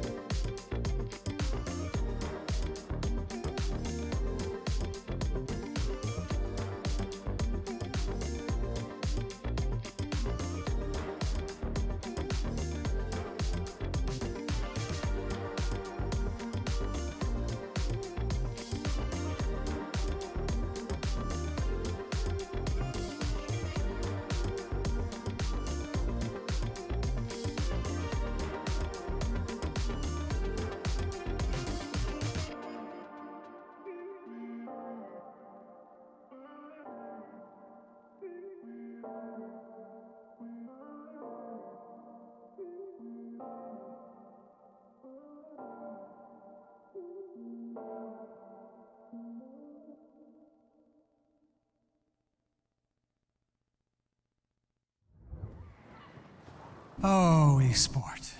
You and I have come a long way. It was such humble beginnings. As we gathered in small groups, we were professionals right from the start. Passionate, organized, and ready to rumble. We dreamed big, and surely enough, our parents supported us at every step of the way. Didn't they? Fired up by all this love, it wasn't long until we caught the scent of competition. To be honest with you, it wasn't always that easy. Joe here, he had to take on 2 side jobs to afford playing professionally. It's gonna get better, Joe. Some of you dared to not even call this a sport. And look where we are today. An endless stream of esports events every year. Bet you didn't see that coming, Mom and Dad. And you know what? We have been with you every single step of the way.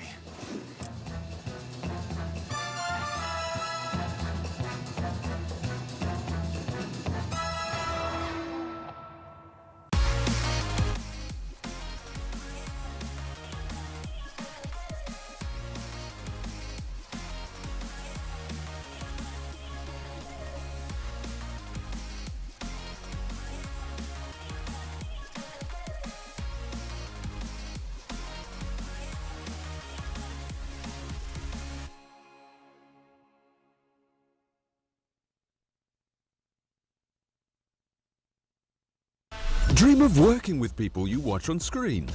Exclusive esports opportunities handpicked just for you. Candidate profile to raise above competition. Let 10GG handle routines. Make a step towards your dream today.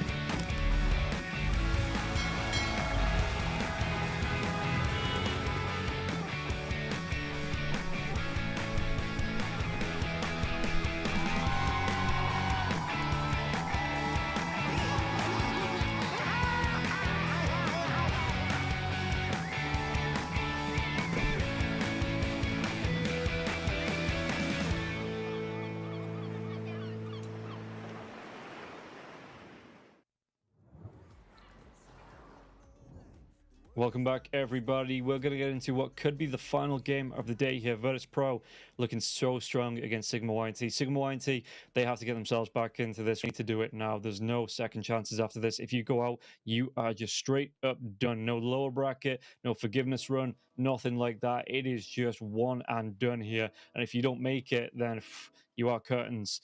And Virtus.pro, they are looking to move on. You know, again, they've come through the DPC. They are red hot here in this series. And Sigma, they've got to find a way to get themselves back in. So maybe it comes down to a bit of a draft issue. Vanscourt on the Abaddon and Queasy on the Monkey King, it just didn't work in that last game. Vanscourt, you get the idea behind it. You know, he protects out the Terrorblade. He did a lot of damage onto the Darkseer in the early laning stage as well. They weren't really able to get going early on. But once Notice got that 6 off, was able to get the chase down onto the Abaddon because the Abaddon went roaming and Abaddon didn't hit that 6 for quite some time. The walls were coming out, the illusions coming through, the damage coming through from the FNG on the Enchantress as well. There was just nothing that Vanscourt could do. So I would like to see a little bit of a different draft. You know you are the, on paper, Sigma.YNT, they are the weaker team. So maybe just look for something that can go for early fights. You know, try and force the aggression onto Virtus.pro and look to really take the game to them. So I am talking like the Storm Spirits coming out, the Ember Spirits coming out if they're not ban out, the Dragonites that's going to be able to rotate. Maybe you get something different like the Queen of Pain or the Zeus in there though as well that's got the burst damage potential. Look for the Pudge Crystal Maiden combo. You know, make this offlane a living hell for Virtus.pro. Really look to chase them down. Go for a Faceless Void as soon as that ults up. Look to fight. You know, look to really step on Virtus.pro's toes. Make sure they can't build any momentum and just really be able to do the damage and push them out of this second game into a third game, which I know we all want to see. Maybe not Virtus.pro. Virtus.pro, they do want to clean this one up in a 2-0 fashion, but An OD, something like that. You know, the lane winners coming out. Hell, throw a Viper in there if you want to. We saw a couple of Huskars, or I saw a couple of Huskars yesterday. So something like that that does, you know, is designed to win the lane and put the pressure onto Virtus.pro and make them have to compete from the back foot. But Virtus.pro, they are looking pretty darn strong, and I wonder if I just take a look at the actual table itself from the Pinnacle Cup, we'll see who they're going to be playing up. It's OG, I want to say. In the next round, whoever wins this one goes on to face up against OG. And that's going to be a pretty good game. We've seen the Western European teams be a bit better than the Eastern European teams here in the Pinnacle Cup, and only ex-Hellraisers up against Alliance is the ones that break that, I do believe. Let me just take a look through. No, Na'Vi did take down Ancient Tribe as well, but apart from that, one move have been taken away by D2 Hustlers. Manaspa getting, to me, a surprise win up against BetBoom, but BetBoom just did not look like they were at the races today. That was their last series. Yeah, and congrats to Manaspa to move through there up against D2 Hustlers. They've got themselves, well, both D2 Hustlers and Manaspa have a really good window to move themselves through into the semi-finals, and I'm sure that's going to be a great competitive match that nobody wants to miss coming up in 2 days? No, tomorrow. Tomorrow at 12 BST. So, yeah, how many hours is that? 17 hours? Looks like it is going to be a great matchup. Yeah, Na'Vi versus Into the Breach. In the next part of the table, Hellraisers and Old G. Yeah, being able to come through from Cybercats. And yeah, the winners of this move through to get face up against OG. So there is a potential here, if ex-Hellraisers don't perform, there's a potential that Old G and OG will face off. We are ready for the second game draft as we get into it. We'll see if there is going to be any surprises here from Sigma.YNT, or if it's just going to be that same old here. Virtus.pro banning out the Disruptor. This time Sigma.YNT just like, nah, no Broodmother. We don't want it and you can't have it. So they do take it away. Dragon Knight comes out here for Virtus.pro as well in this final ban for the phase. And Sigma.YNT take out the Beastmaster. So the Nature's Prophet available here, first pick for Virtus.pro if they want it. Enchantress. Yeah. And she's just a really good hero in the meta currently. Just the amount of harass that it throws out. Again, can build into that semi-core role as well. So, no surprises to see it come out. If they do want to pick up the Prophet, I mean, both Prophets are here. They can go for the Natures and the Death Prophet here if they want to Sigma.YNT in a double combo. Leaving that Death Prophet on the table from that last ban phase. So what's it going to be? It's going to be Snapfire. Yeah, Snapfire, Nature's Prophet, good combo. Does a lot of damage, some good push potential come out there as well. Snapfire just bursts down heroes. That's the entire job. The multi-kisses fly out. The core in the Sprout, it enables the setup for the Snapfire's multi-kisses, or something like the Cookie into that there as well to do the damage. Burst through the Enchantress without having to go for the right clicks. You know, Virtus.pro, they go straight for the Primal Beast. Oh boy.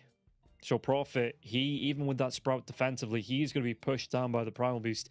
The Primal Beast with the Trample, as well as that Onslaught, say goodbye to your trees. You will be able to clean up these treants as well. Meanwhile, Sigma.YNT, they ban out the Ember. VP, what's it going to be for them? Taking with the Clockwork. Yeah, okay, makes sense. Just a really nice hero.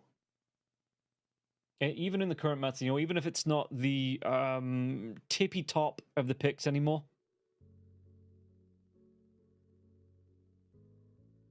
You know, it is still a really popular hero.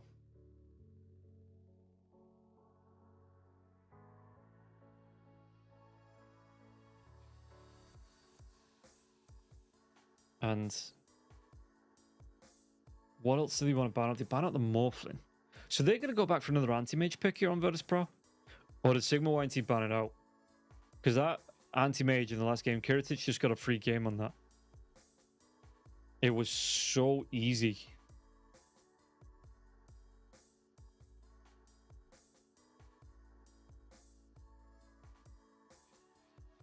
So yeah, maybe they do go back, pick that one up. Pangoli going to be the ban here for Sigma.YNT. So not wanting that push down, that chase down hero to come out here for Squadix. Squadix looked really good though on the Tiny. It was really hard for anybody to get any momentum, because Squadix was just rotating around the map, looking to find these picks, looking to get the kills out, and yeah, there was nothing Sigma could do to stop him until the Sunder came out from that one fight from Dark Lord on the Terrorblade. But apart from that, he learned his lesson. He learned to engage, get a lot of burst damage onto the Tiny, onto the Terrorblade from the Tiny, disengage, and let the rest of his team finish the job. So the perk ban will come through here from Virtus.pro.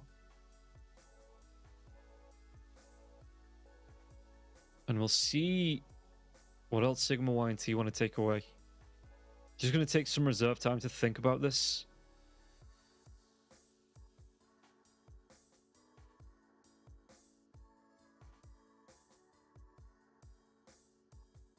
And what's it going to be? Because there's still a lot for Virtus.pro to pick up. This is probably going to be the FNG Enchantress again. I'd expect it to be the Noticed Primal Beast, so maybe looking to... maybe you put Cyrus on the Enchantress this time and just try and do a lot of damage, because you can enchant slow a target, and then the Primal Beast just comes up. He's going to have the trample, and there's no real way for the Nature's Prophet, if this is going to be the carry Nature's Prophet, to try and run himself away. Might just be able to, if he's quick enough, get that TP out. Maybe the cookie comes out from the Snapfire there as well. But the Ench Primal Beast off lane, do you give this over to FNG again? You probably give it over to FNG again. For Sigma, yeah. They're taking the time to think about this next pick and ban, because they do have the pick right after this ban. So we'll see what it's going to be ban-wise, what they want to be picking into. And they take out the Bat Rider. So mid lane and the Pangolier. What do they want to be picking up? Another melee hero, I guess. Did they go monkey mid? We've seen a couple of that these days, in the past couple of days. Sure, all right. Even if you're going to do that, it's too early to pick it up like this. So maybe just looking for your second support. Maybe even your carry, if you think you're coming up against this Primal Beast in the lane. Crystal Maiden comes out. Yeah, so is that going to be the Crystal Maiden Nature's Prophet, or is this going to be an off-lane Nature's Prophet? The Virtus.pro. Ooh, question now. Is this going to be the Pudge for the side of Sigma.YNT? And do Virtus.pro, if they think it is, do they block pick it? I mean, Crystal Maiden with the Nature's Prophet still isn't bad in terms of a lane. You get the Frostbite out. You're going to be able to get a lot of right-click damage coming through from the Treants. Nature's Prophet probably goes for the Blightstone to stack that up. So you can do a lot of damage there as well. The Crystal Nova comes out for another slow. And it's really hard for who... I mean, on top of the Primal Beast, this Frostbite Crystal Nova will really reduce the damage that comes out from the trample. So Sigma.YNT, it's a good pickup, even if it's not the Pudge combo, even if it's just the Prophet into the Crystal Maiden. Just try and deal with the Primal Beast in the lane. But VP go for the Storm. And all of a sudden, yeah, Anti-Mage comes out again. It doesn't surprise me. It's going to be the Ursubur, though. So this is going to be the off-lane Nature's Prophet, unless you want to do something funky, like throw it on the mid lane here. Sigma.YNT. It is going to be the off-lane Nature's Prophet, Ursa, Crystal Maiden combo, which means you are going to be opening up the Fury Swipes Overpower combo with the Frostbite here, the Crystal Maiden. Probably goes for the Crystal Nova first. And then level 2, level 3. This Crystal Maiden Ursa combo is going to look very, very scary as they ban out the OD as well. But this was what I was talking about. Just picking a lane winners, picking really strong heroes that are going to win a fight. OD would have been another one of those. They'll put the pressure onto the side of Virtus.pro and maybe force Anti-Mage to come fight a little bit earlier, throw his life away a little bit earlier too.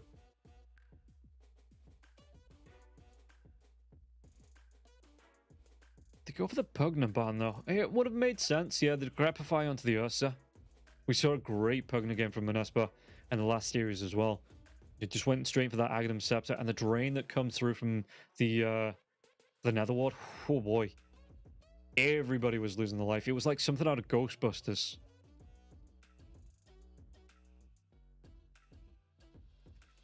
So Tiny going to be the final ban here for Virtus.pro. What does Sigma.YNT want to take away? They have a minute of reserve time left. So you just take away the Hoodwink. Okay, yeah, plays at a distance from the Ursa. So what's left here? I mean, Sigma.YNT can respond to anything that Virtus.pro pick up on this, and the Ursa does pretty good against the Primal Beast as well. Because the Primal Beast wants to come in, but the Ursa is just to be able to Fury Swipe him down. With that Frostbite there as well, it is a good combo in the lane, just to be able to deal with the aggression coming through from the Primal Beast. So what, maybe you throw this as a position 4. Just pivot a little bit. Go for something... maybe something at range from the Ursa, but how many ranged offlaners are there? I mean, Razor isn't really that popular anymore. You're not going to play the Sniper in the offlane. Viper, yeah, still gets burst down.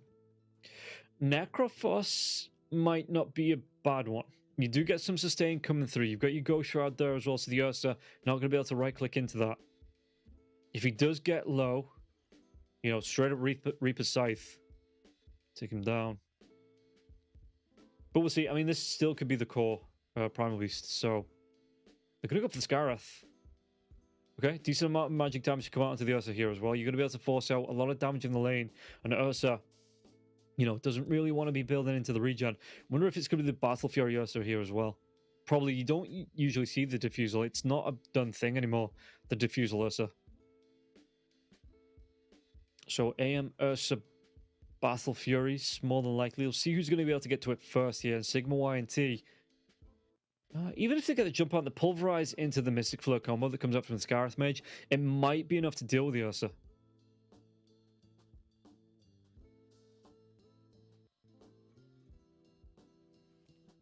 So what's the final pick here, Sigma.YNT? Gonna be the Death Prophet.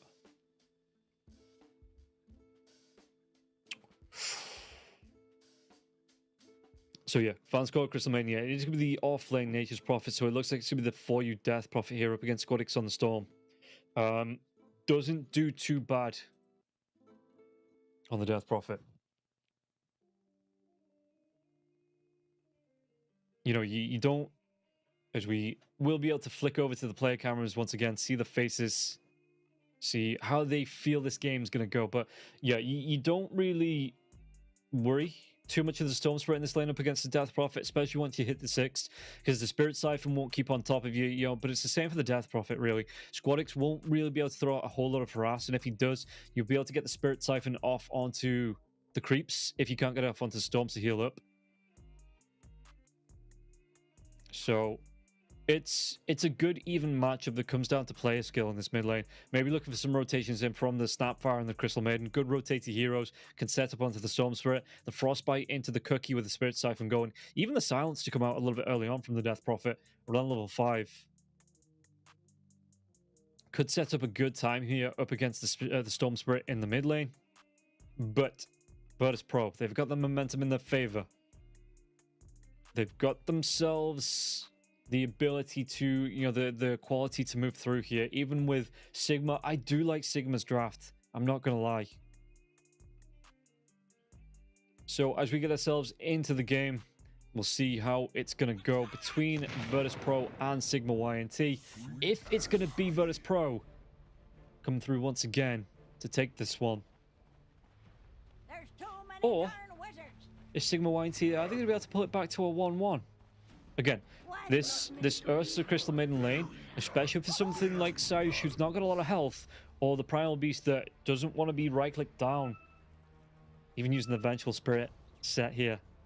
Okay, it's a pretty cool set, to be honest, here for the Scarrath Mage. But yeah, both heroes in this off lane for the side of Virtus.pro. It is fairly terrifying, this lane. And we'll see if Sigma.YNT, are they going to be able to execute it and get a good couple of kills off as the Death Prophet? Yeah, okay. Some good hats for both teams. Yeah, we'll see if it's going to be enough to get the advantage back here, Sigma.YNT. Sigma.YNT, they're dropping tips. Just, you know, they're playing it friendly. I mean, you're going to assume friendly because you do always have to assume friendly, right? You know, there's no beef in Dota. There's no one's got any faults with anybody. Nobody's trying to kick off. You know, everybody's friends, right? Right? Yeah, there's no aggression, no bad seeds, no bad apples. Disappointment. As we'll see the bounty runes. Is that one of the rivers still there? It is. Shaish will be able to pick it up. just after he drops his observer. So the tip comes out. And VP get 3. Let's see, Squadix in the mid lane just wants to go straight towards his bottle. And yeah, he's going to have a little bit of gold over it thanks to those 3 bounty runes. So Squadix, he's got a little bit of an advantage here on the death profit. In the mid lane, the bottom lane corruptible with Queasy. They might be able to put some harass onto Kiritich, especially when the cookie comes through. They don't particularly have a lot of lockdown after that cookie. The Sprout, he just blinks himself away from it. So we'll see what the trait damage will be here. Top lane, sorry, again, just trying to force the harass out onto Dark Lord. Dark Lord, though, it might actually be Vansco they try and go to here. Notice Crystal Nova is going to be used here, but the damage coming through. Notice he comes in with the onslaught. The right-click damage onto Vansco. Vansco, is this going to be enough? One more right-click, and Sayush picks up the first blood. Really well done. I talked about how scary this lane is going to be for the side of VP, but VP right off the bat here put themselves on the front foot, at least in the top lane. Yeah, decent amount of gold coming through. And it just means Sayush, he's going to be able to get himself some more mangoes, a wand, a stick, you know, in this lane. Even going to go towards the mana boots. And a null tally to come out as well. And that's kind of used to be how you played this top lane, or you played against the Scarith Mage. You sat back, you let him burn through all of his regen, all of his mana, and then you came back into the lane to win it. But with the way the lane's going at the minute, Dark Lord taking a lot of damage for you in the mid lane now as well. Are all my predictions just wrong? Am I not a good player? No, it's the players that are wrong. Yeah, the Death Prophet in the mid lane takes a lot of harass coming through from the Storm Spirit. The Spirit Siphon's the only level, should be level 2 now, but Squadix with these remnants as well as the overload damage, actually doing a lot to for you, and for you, he's suffering for it here. Of course, it helps that the Storm Spirit, Dark Lord on the top lane, can he get himself away, trying to use the Earth Shock. It's not going to be enough damage here from Sayush, but he gets him pretty darn low, and that might even be worse. That you have to spend time as the Ursa regenning up. You are out of regen. Noticed with the pause. Right back in. Notice. Come on, make up your mind, mate. Okay, a little bit of lag. Yeah, Ursa's completely out of regen now. Trying to go towards that Ring of Health. Vansco.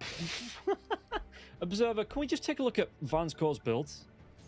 Yeah, you had the items up there. 9 mangoes on the Crystal Maiden. So, doesn't want to be going in for the mana regen anytime soon. It is, you know, it stacks with the regen as well. It's something like 0.7, I think.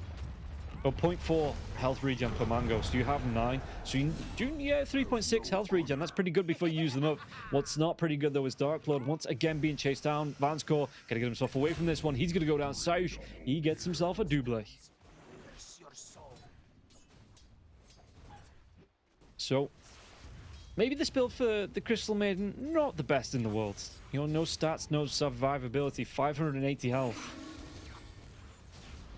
And not the fastest hero in the world either, so it does mean your opens being run down.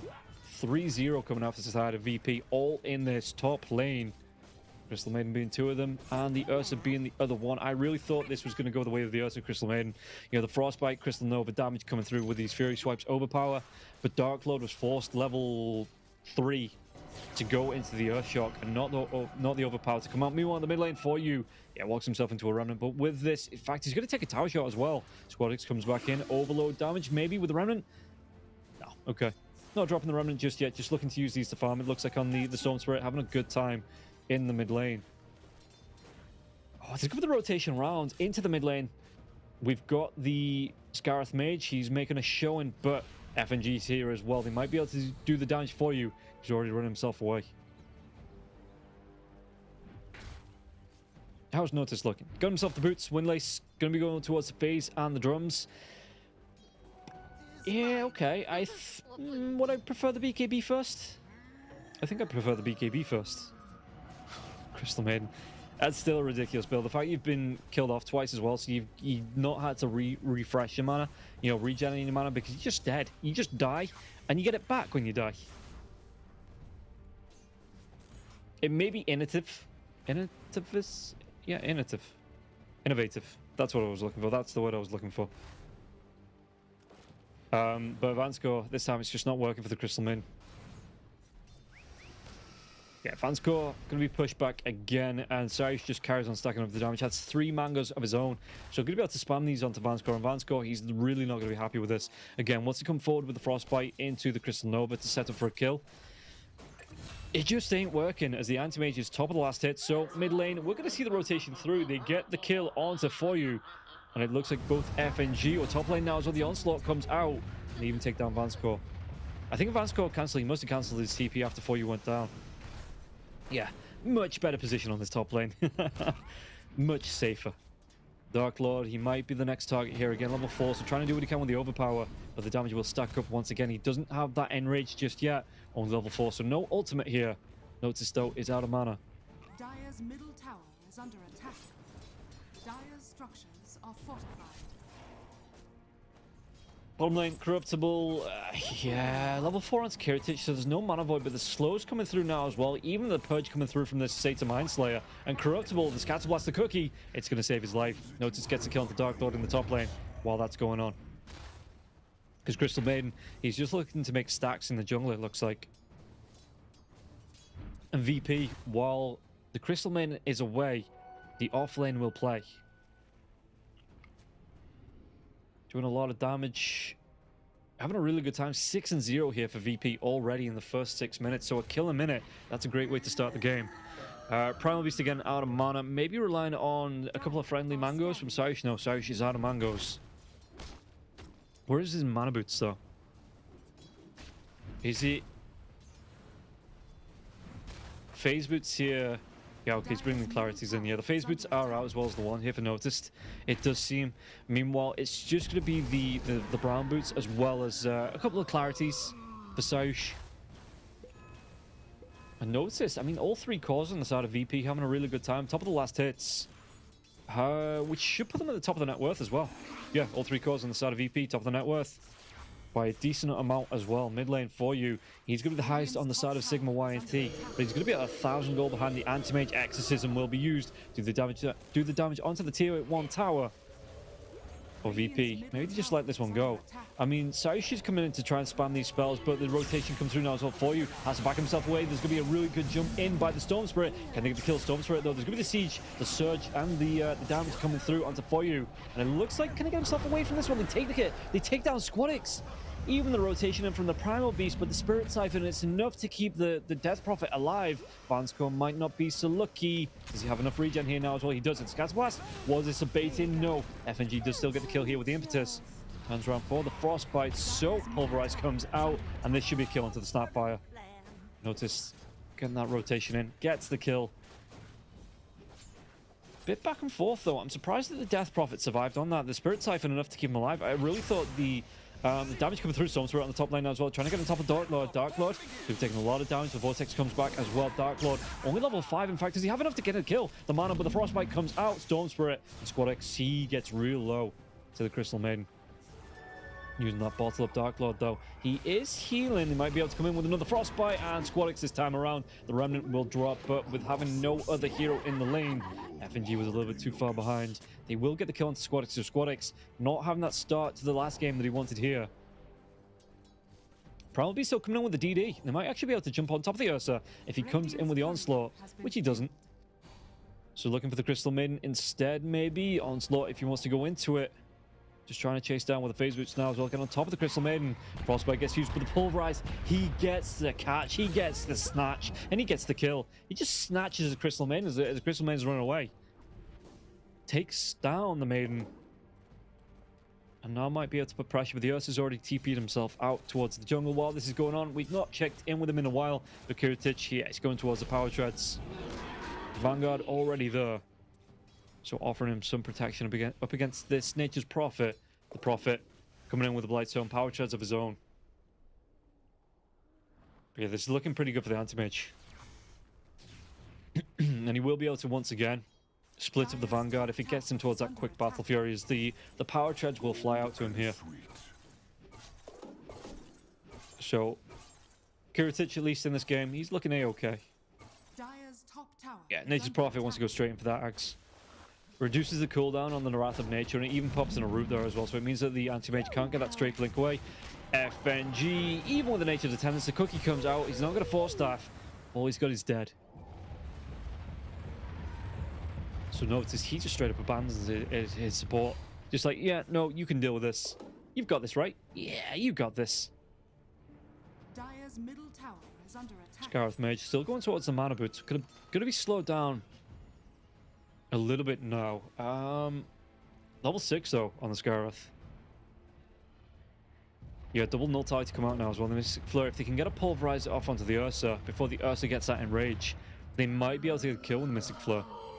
But Dark Lord is level 7, so like I say, pulverized there, it is Mystic Flare. The sounds comes out there as well. Even Vansco walks himself into it. Vansco trying to keep himself alive with the stick. Doesn't matter. Notice gets a kill. Yeah, mistake from Vansco. Walking himself right into that Mystic Flare. It comes out. Obviously, they didn't know. They didn't know the Scarith Mage was going to be here. They had no idea. You know, there's no wards or anything spotted out. So the Crystal Maiden walks in to try and stop the Primal Beast, but it was way too late as well. The Ancient Seal, it stacks up the damage. 2 points on that there as well. So it does increase the magic damage by 25%. Which both Pulverize as well as Mystic Flare are. So it really does stack the damage onto the Ursa, and the Ursa had absolutely no chance with that. Mid lane, tier 1 tower, Exorcism will be used, Fortification comes out of these treants, they're looking for the double push in. It leaves the anti-mage solo on the bottom lane uncontested here, but they are going to lose the tier 1 tower top. If they take down this tier 1 tower mid, it will open up the map for Sigma.YNT to maybe try and invade the triangle here for the Radiant, where the Storm Spirit is looking to catch up a little bit with farm. Yeah, Witchblade to come out here for the Storm Spirit. Storm Spirit has himself a regen, but not making a dive, just trying to get the regen out on the mana. Carry on farming up. Not really overcommitting after those last 2 engagements where he did go down, he got picked off. Top lane though, once again, the Mystic Seal comes out, excuse me, the Ancient Seal and the Mystic Flare with the Pulverize. Gnosis and Zayush just running this top lane, and the Ursa can do nothing about it now as well. The silence comes out. Or did he get the kill onto Squadix against Squadix? That silence wears off. He's got a full belt of mana, and he will just be able to zip himself away into the Roche Pit, maybe baiting away those Mortimer Kisses. The deny comes out from FNG on the rune. Yeah, the Storm Spirit's away, so they didn't have enough damage to get the kill, and as soon as that silence wears off, Storm Spirit, he just zip-zaps himself right out of there and gets himself out of danger. How's Kiritich looking? Got himself the broadsword. Going towards the Claymore next. Not going to be too far away from the Claymore now as well. Vansco slowed down by the concussive blast, but not enough to get the kill. Dire's top tower is under attack. It's Kiritich. Yeah, this Claymore. Well, about 100 gold away from the battle, from the Claymore. And then again, probably splits out the Vanguard. Gets the Battle Fury as bottom lane. It looks like Sigma.YNT once again. Oh, how far away is the Exorcism? Exorcism is still 42 seconds away. So they're not going to be able to Exorcism the bottom tier 1, but with the treants as well. As, again, 4 heroes near enough from the side of Sigma.YNT. They will be able to do the damage onto this tier 1 tower. Potentially take it down as well. Get Corruptible closer to that Axe, and he's only going to be about 900 gold away now. Well, after taking the tower, about 600 gold away from the Axe here on the Nature's Prophet, while defending the tier 1 tower in the mid lane as well. Okay, Sigma.YNT, they're defending their part of the map. Well, apart from that top lane, where Zayush and Notice just keep destroying it. Dire's top tower is under attack. Queasy, how is he looking here, Queasy? That... No, it's not late enough for the shard to come in, so it's just going to be the fluffy hearts. He goes towards the Force Staff. He might go towards death as the jump from Squadix comes in, but the Freezing Field gets UT'd by the Crystal Maiden. All of his mana, and FNG, the silence comes out. It's caught in the trees, but the bird was still. Does he have enough to heal himself up as well with the... He doesn't. I thought the Nature's Attendants might have kept him alive with the Virtus Stale there as well. But it just was not to be. As Notice continues to push in, has the drums, has that BKB in about 700 gold. Looking really good for Notice. Notice at the top of the net worth. And once that BKB's up, he's not only going to be able to put the pressure onto the top lane, he's going to be able to get these kills. Has to be careful though, with smoke coming into the jungle. And it looks like Notice, can he get himself away? The Rotovatos comes out, the silence now as well. Morty Kisses, he's a big tanky boy. Hey, even the Exorcism is going to be committed from this. But he's going to be able to get that onslaught away from danger, pops the uproar. And it just leaves.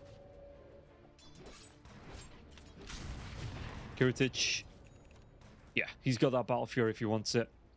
Can break down the Vanguard. Might need to drop something to do it, but just away from the rest of Sigma.YNT, so nobody steals anything, nobody breaks anything. He gets that Battle Fury out now for the Anti-Mage. As Sayush notice they are hunting once again. Who are they going to be able to find? They have a really nice deep ward down as well. But the Ursa's on the bottom lane, and they might be able to get the kill onto FNG. FNG, can he get himself away? Is he just buying time for his teammates to rotate over? That smoke still coming, and FNG still alive here. There's going to be a really good onslaught in now as well. On top of Queasy, Storm Spirit even gets that dive in as well with the ball landing, the drag back, and the kill. Sayush, he takes down Vanscore. And didn't even use his ultimate to do it. So they've still got this now. If they're going to be able to get themselves on top of the Death Prophet, or the Nature's Prophet, or the Ursa. And you just see the Ursa having to go all the way back to base. As VP, they've crossed the river, and they have no intention of leaving. Yeah, you can't just politely ask these house guests to leave. They're looking to take everything for themselves here. 90% chance of winning this here from Virtus.pro.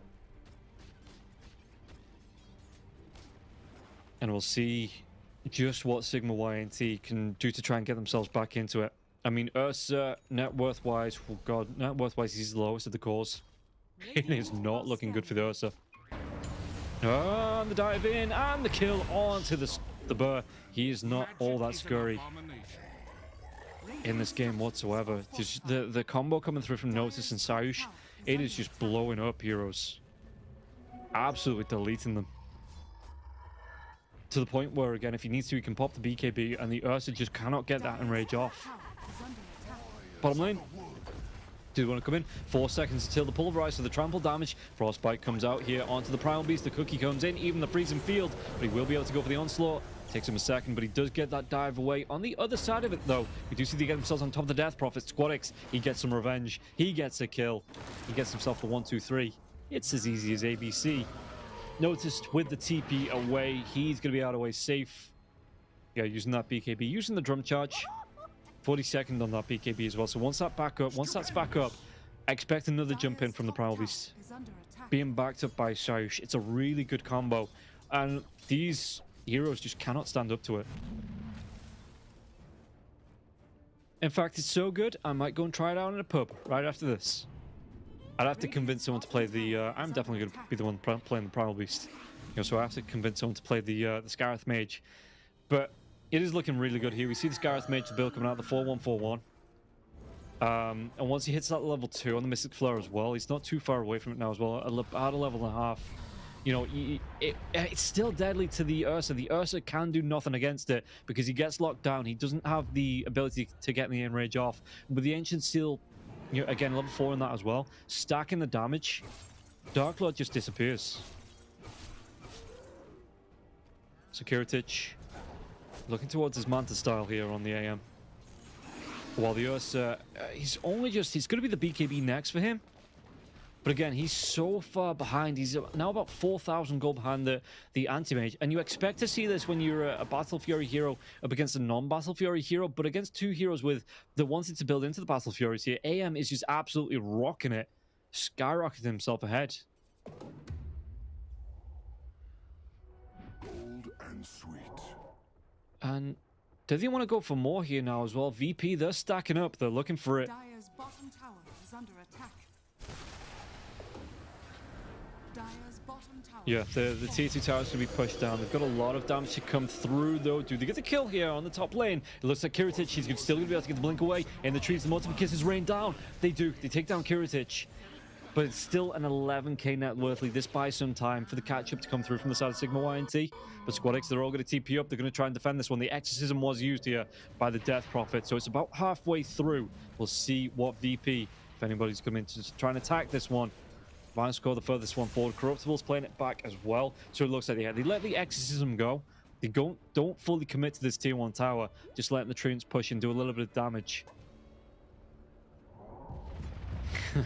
Primal Beast, though. He is hunting through the dire jungle. The boy is hungry.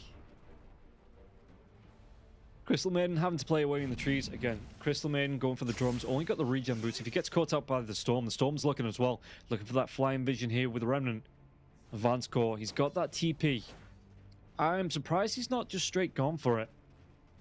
Because if he gets caught out, he's pretty dead. Yep, jump in. Squadix, he's still looking for him. He's going to be able to get it with the flying vision now as well. Squadix, the drag back and the kill. Takes down the Crystal Maiden. The Crystal Maiden just did not go for the TP away. Maybe just not finding anywhere safe to TP to. as noticed, just continues. Yeah, back to the fountain. That would have been safe. But Sayush Are scanning. is on the hunt with Noticed again. This Ursa bird. This time the scan comes out in the river. Ursa is going to go straight for the TP. Yeah, they're just playing it safe here on the side of Sigma.YNT. Not wanting to... If they get caught out again, it is curtains for them. You know, it's a really good jump mechanic here for VP. And VP... So they're taking full advantage of it. Ursa, how's he looking? If he wants... Storm Spirit now as well to jump onto Corruptible. Corruptible, can he get himself away from this one now as well? He pops out Wrath of Nature, so the root comes out, but the Storm Spirit, he's still going to be able to get the kill. The silence comes out though. Does he get it with the right clicks? No. He has to wait for that silence to wear off. Didn't drop a remnant to get the kill there onto the Nature's Prophet. But the win probability, 93% in favor. Dark Lord will be coming up against the Anti-Mage here in the lane. The mana burn coming through though. Dark Lord, he gets pretty darn low. But those Fury swipes stacked up and no one else to back him up here. Anti-Mage, he has to pull that ripcord. Has to go for the blink away. Yeah, 9 stacks on the Fury swipes. One more, he probably would have been dead. While that's going on though, VP, they find themselves another couple of kills. Just absolutely cleaning up. Running this game here, 19-6, a 13k net worth lead. And I really don't know how Sigma get themselves back. And they could, if they can delay long enough for the Ursa to get the blink battle Fury, excuse me, the blink BKB. And it looks like it is going to be BKB for Ursa here, and not the... Yeah, so not the BKB right off the bat, but just straight into the blink for Dark Lord. And then maybe they go for a quick fight into the Roche pit. The Squadix just looking up top lane, looking to push out one out still. Watch out for the silence though. He's going to go for the in for the Hex, and not the BKB of his own. Pretty tanky boy though, with that Sanj and Kaya here on the Storm Spirit. But 5-man smoke into 3-man smoke. VP. Are they trying to look for Squadix? And Squadix is going to be able to get himself away from this one. They might actually be moving over. Yeah, Squadix is just going to go straight for the TPO. Oh, it's a long one. Because he went to the outpost. It was a very long one. He could potentially have been caught there. They are hunted on the side of Sigma.YNT, but just couldn't close the gap quick enough. And now, well, 4 versus 5. Do they feel lucky enough to make a jump here, VP? Do they feel strong enough and far enough ahead? It looks like they do. The Mystic Flare comes out. There's a Pulverize now as well. But the Mystic Flare, I think they were just out of it. Now the jump in. Exorcism has been used, but the Storm Spirit, BKB for you. Trying to look for the kill onto Saj and Kiritich on the back lines. He takes down Vanscore. He wants to go for more. Corruptible looking for the TP out. And Dark Lord jump on the top line though. With that Exorcism being down now, that's a great kill to get. Queasy, he might be the next one. The jumping from the Storm Spirit. The Remnant Cookie down to the low ground, but the Storm Spirit is just going to be able to follow. They do get the kill, and FNG cleans up.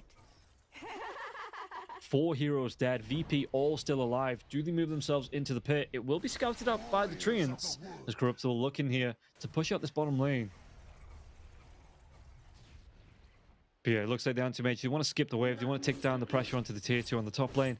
Maybe get themselves a tier 2 so they can take this outpost before they go into Roche. 23 minutes in and an 18k net worth lead. A kill a minute for VP. They are looking really darn good in this game number 2. And Sigma.YNT, not really. Counterspell comes out a second too late, so the Frostbite will still connect. Not reflected onto the Crystal Maiden. Item-wise, anything big we should be looking for? 4U's already used that BKB, so that 9-second BKB will be down. Ursa, he's got the Blink Dagger going towards that BKB, but BKB's still going to be a ways away here. Oh, do they actually try and go? The root comes out onto the edge. Yeah, the overpower. And this is why the... no, he's got a Glimmer Cape. He might be able to get himself out alive. He's looking for that high five. He's looking for a sign of life. He's looking for anything. He's going to be able to find Kiritich, and Kiritich jumps in. He's going to be out of mana now as well. Pops that Enrage to chase down. He wants the deer. He wants his dinner. But it looks like the bird this time. It is going to be the deer that gets one over on the bird. For you with that TP out. No basher on the Anti-Mage. There was a lot of damage though. GG's just going to be called. Yeah, Sigma.YNT, they know they have no chance in this game to come back into it. And VP, they are going to be able to take this one in 24 minutes. GG. And good luck next here for Virtus.pro.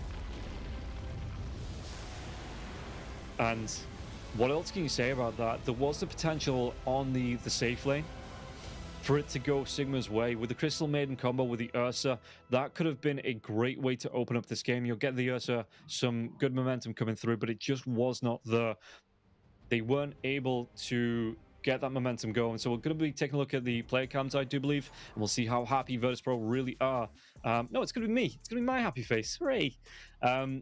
But yeah, coming through the day, we see Virtus.pro. They are going to be closing out this last series. And Sigma.YNT just could not get themselves back into it. So looking at all 4 series of the day, you know, we take a look. Again, D2 Hustlers coming through against One Move, 2-0. Cybercats forcing Old G to a 3-game series here, but the rest of them, Bet Boom going down to Manaspa, 2-0, and Virtus.pro, yeah, very dominant coming up against Sigma.YNT. Sigma.YNT, there's just a bit of a gulf of quality between these two teams, and it showed in this best of 3. Virtus.pro were able to easily lock this one down. So we'll take a look at the brackets and how this is going to affect it here. Yeah, OG going to be playing up against Virtus.pro in the next round. Both teams coming through from the 3rd round invite, moving themselves through into the quarterfinals to play up against each other. So that is going to be a great match. So we'll take a look at how this game actually affects the two teams. The Sigma.YNT, they're not going to go home empty-handed. They get themselves $1,000 from coming through the last round. Meanwhile, Virtus.pro, they move themselves through into the quarters. They've got themselves $1,000 as well. So both teams earning some money, but obviously Sigma.YNT, they wanted to go a little bit further. Virtus.pro, going to be the crusher of dreams. The bad news buzz being delivered here to Sigma.YNT. You do get knocked out, and Virtus.pro move themselves through. So this is going to be it for the round of 3. We will be moving through into the quarterfinals. I do believe moving forward now as well. This is my last day, so if you want to support me, you know, it's in the bottom left here. You know, I am at RobinRoll on Twitter. That's where you're going to be able to find me. I'm going to be doing more Dota over the coming days, but for now, for me on the Pinnacle Cup, just want to give a good shout out to our Observer 2 production as well for having me on, and for Pinnacle Cup for having me on this event. And we'll be moving forward with Blue Scale, Kips, Atomo, and Hurry Freak, bringing the rest of the Dota here on the Pinnacle Cup. So again, thank you for me, and I'll see you hopefully on the next Pinnacle Cup. But for now, goodbye. Oh, esport. You and I have come a long way. It was such humble beginnings. As we gathered in small groups, we were professionals right from the start. Passionate, organized, and ready to rumble. We dreamed big, and surely enough, our parents supported us at every step of the way. Didn't they? Fired up by all this love, it wasn't long until we caught the scent of competition. To be honest with you, it wasn't always that easy. Joe here, he had to take on 2 side jobs to afford playing professionally. It's gonna get better, Joe. Some of you dared to not even call this a sport. And look where we are today. An endless stream of esports events every year. Bet you didn't see that coming, Mom and Dad. And you know what? We have been with you every single step of the way.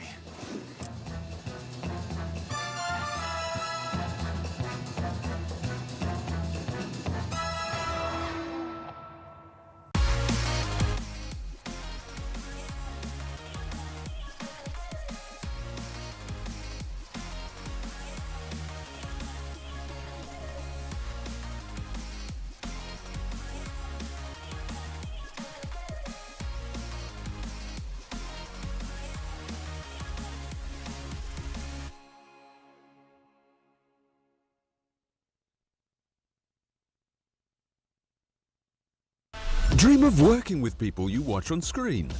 Exclusive esports opportunities handpicked just for you. Candidate profile to raise above competition. Let 10GG handle routines. Make a step towards your dream today.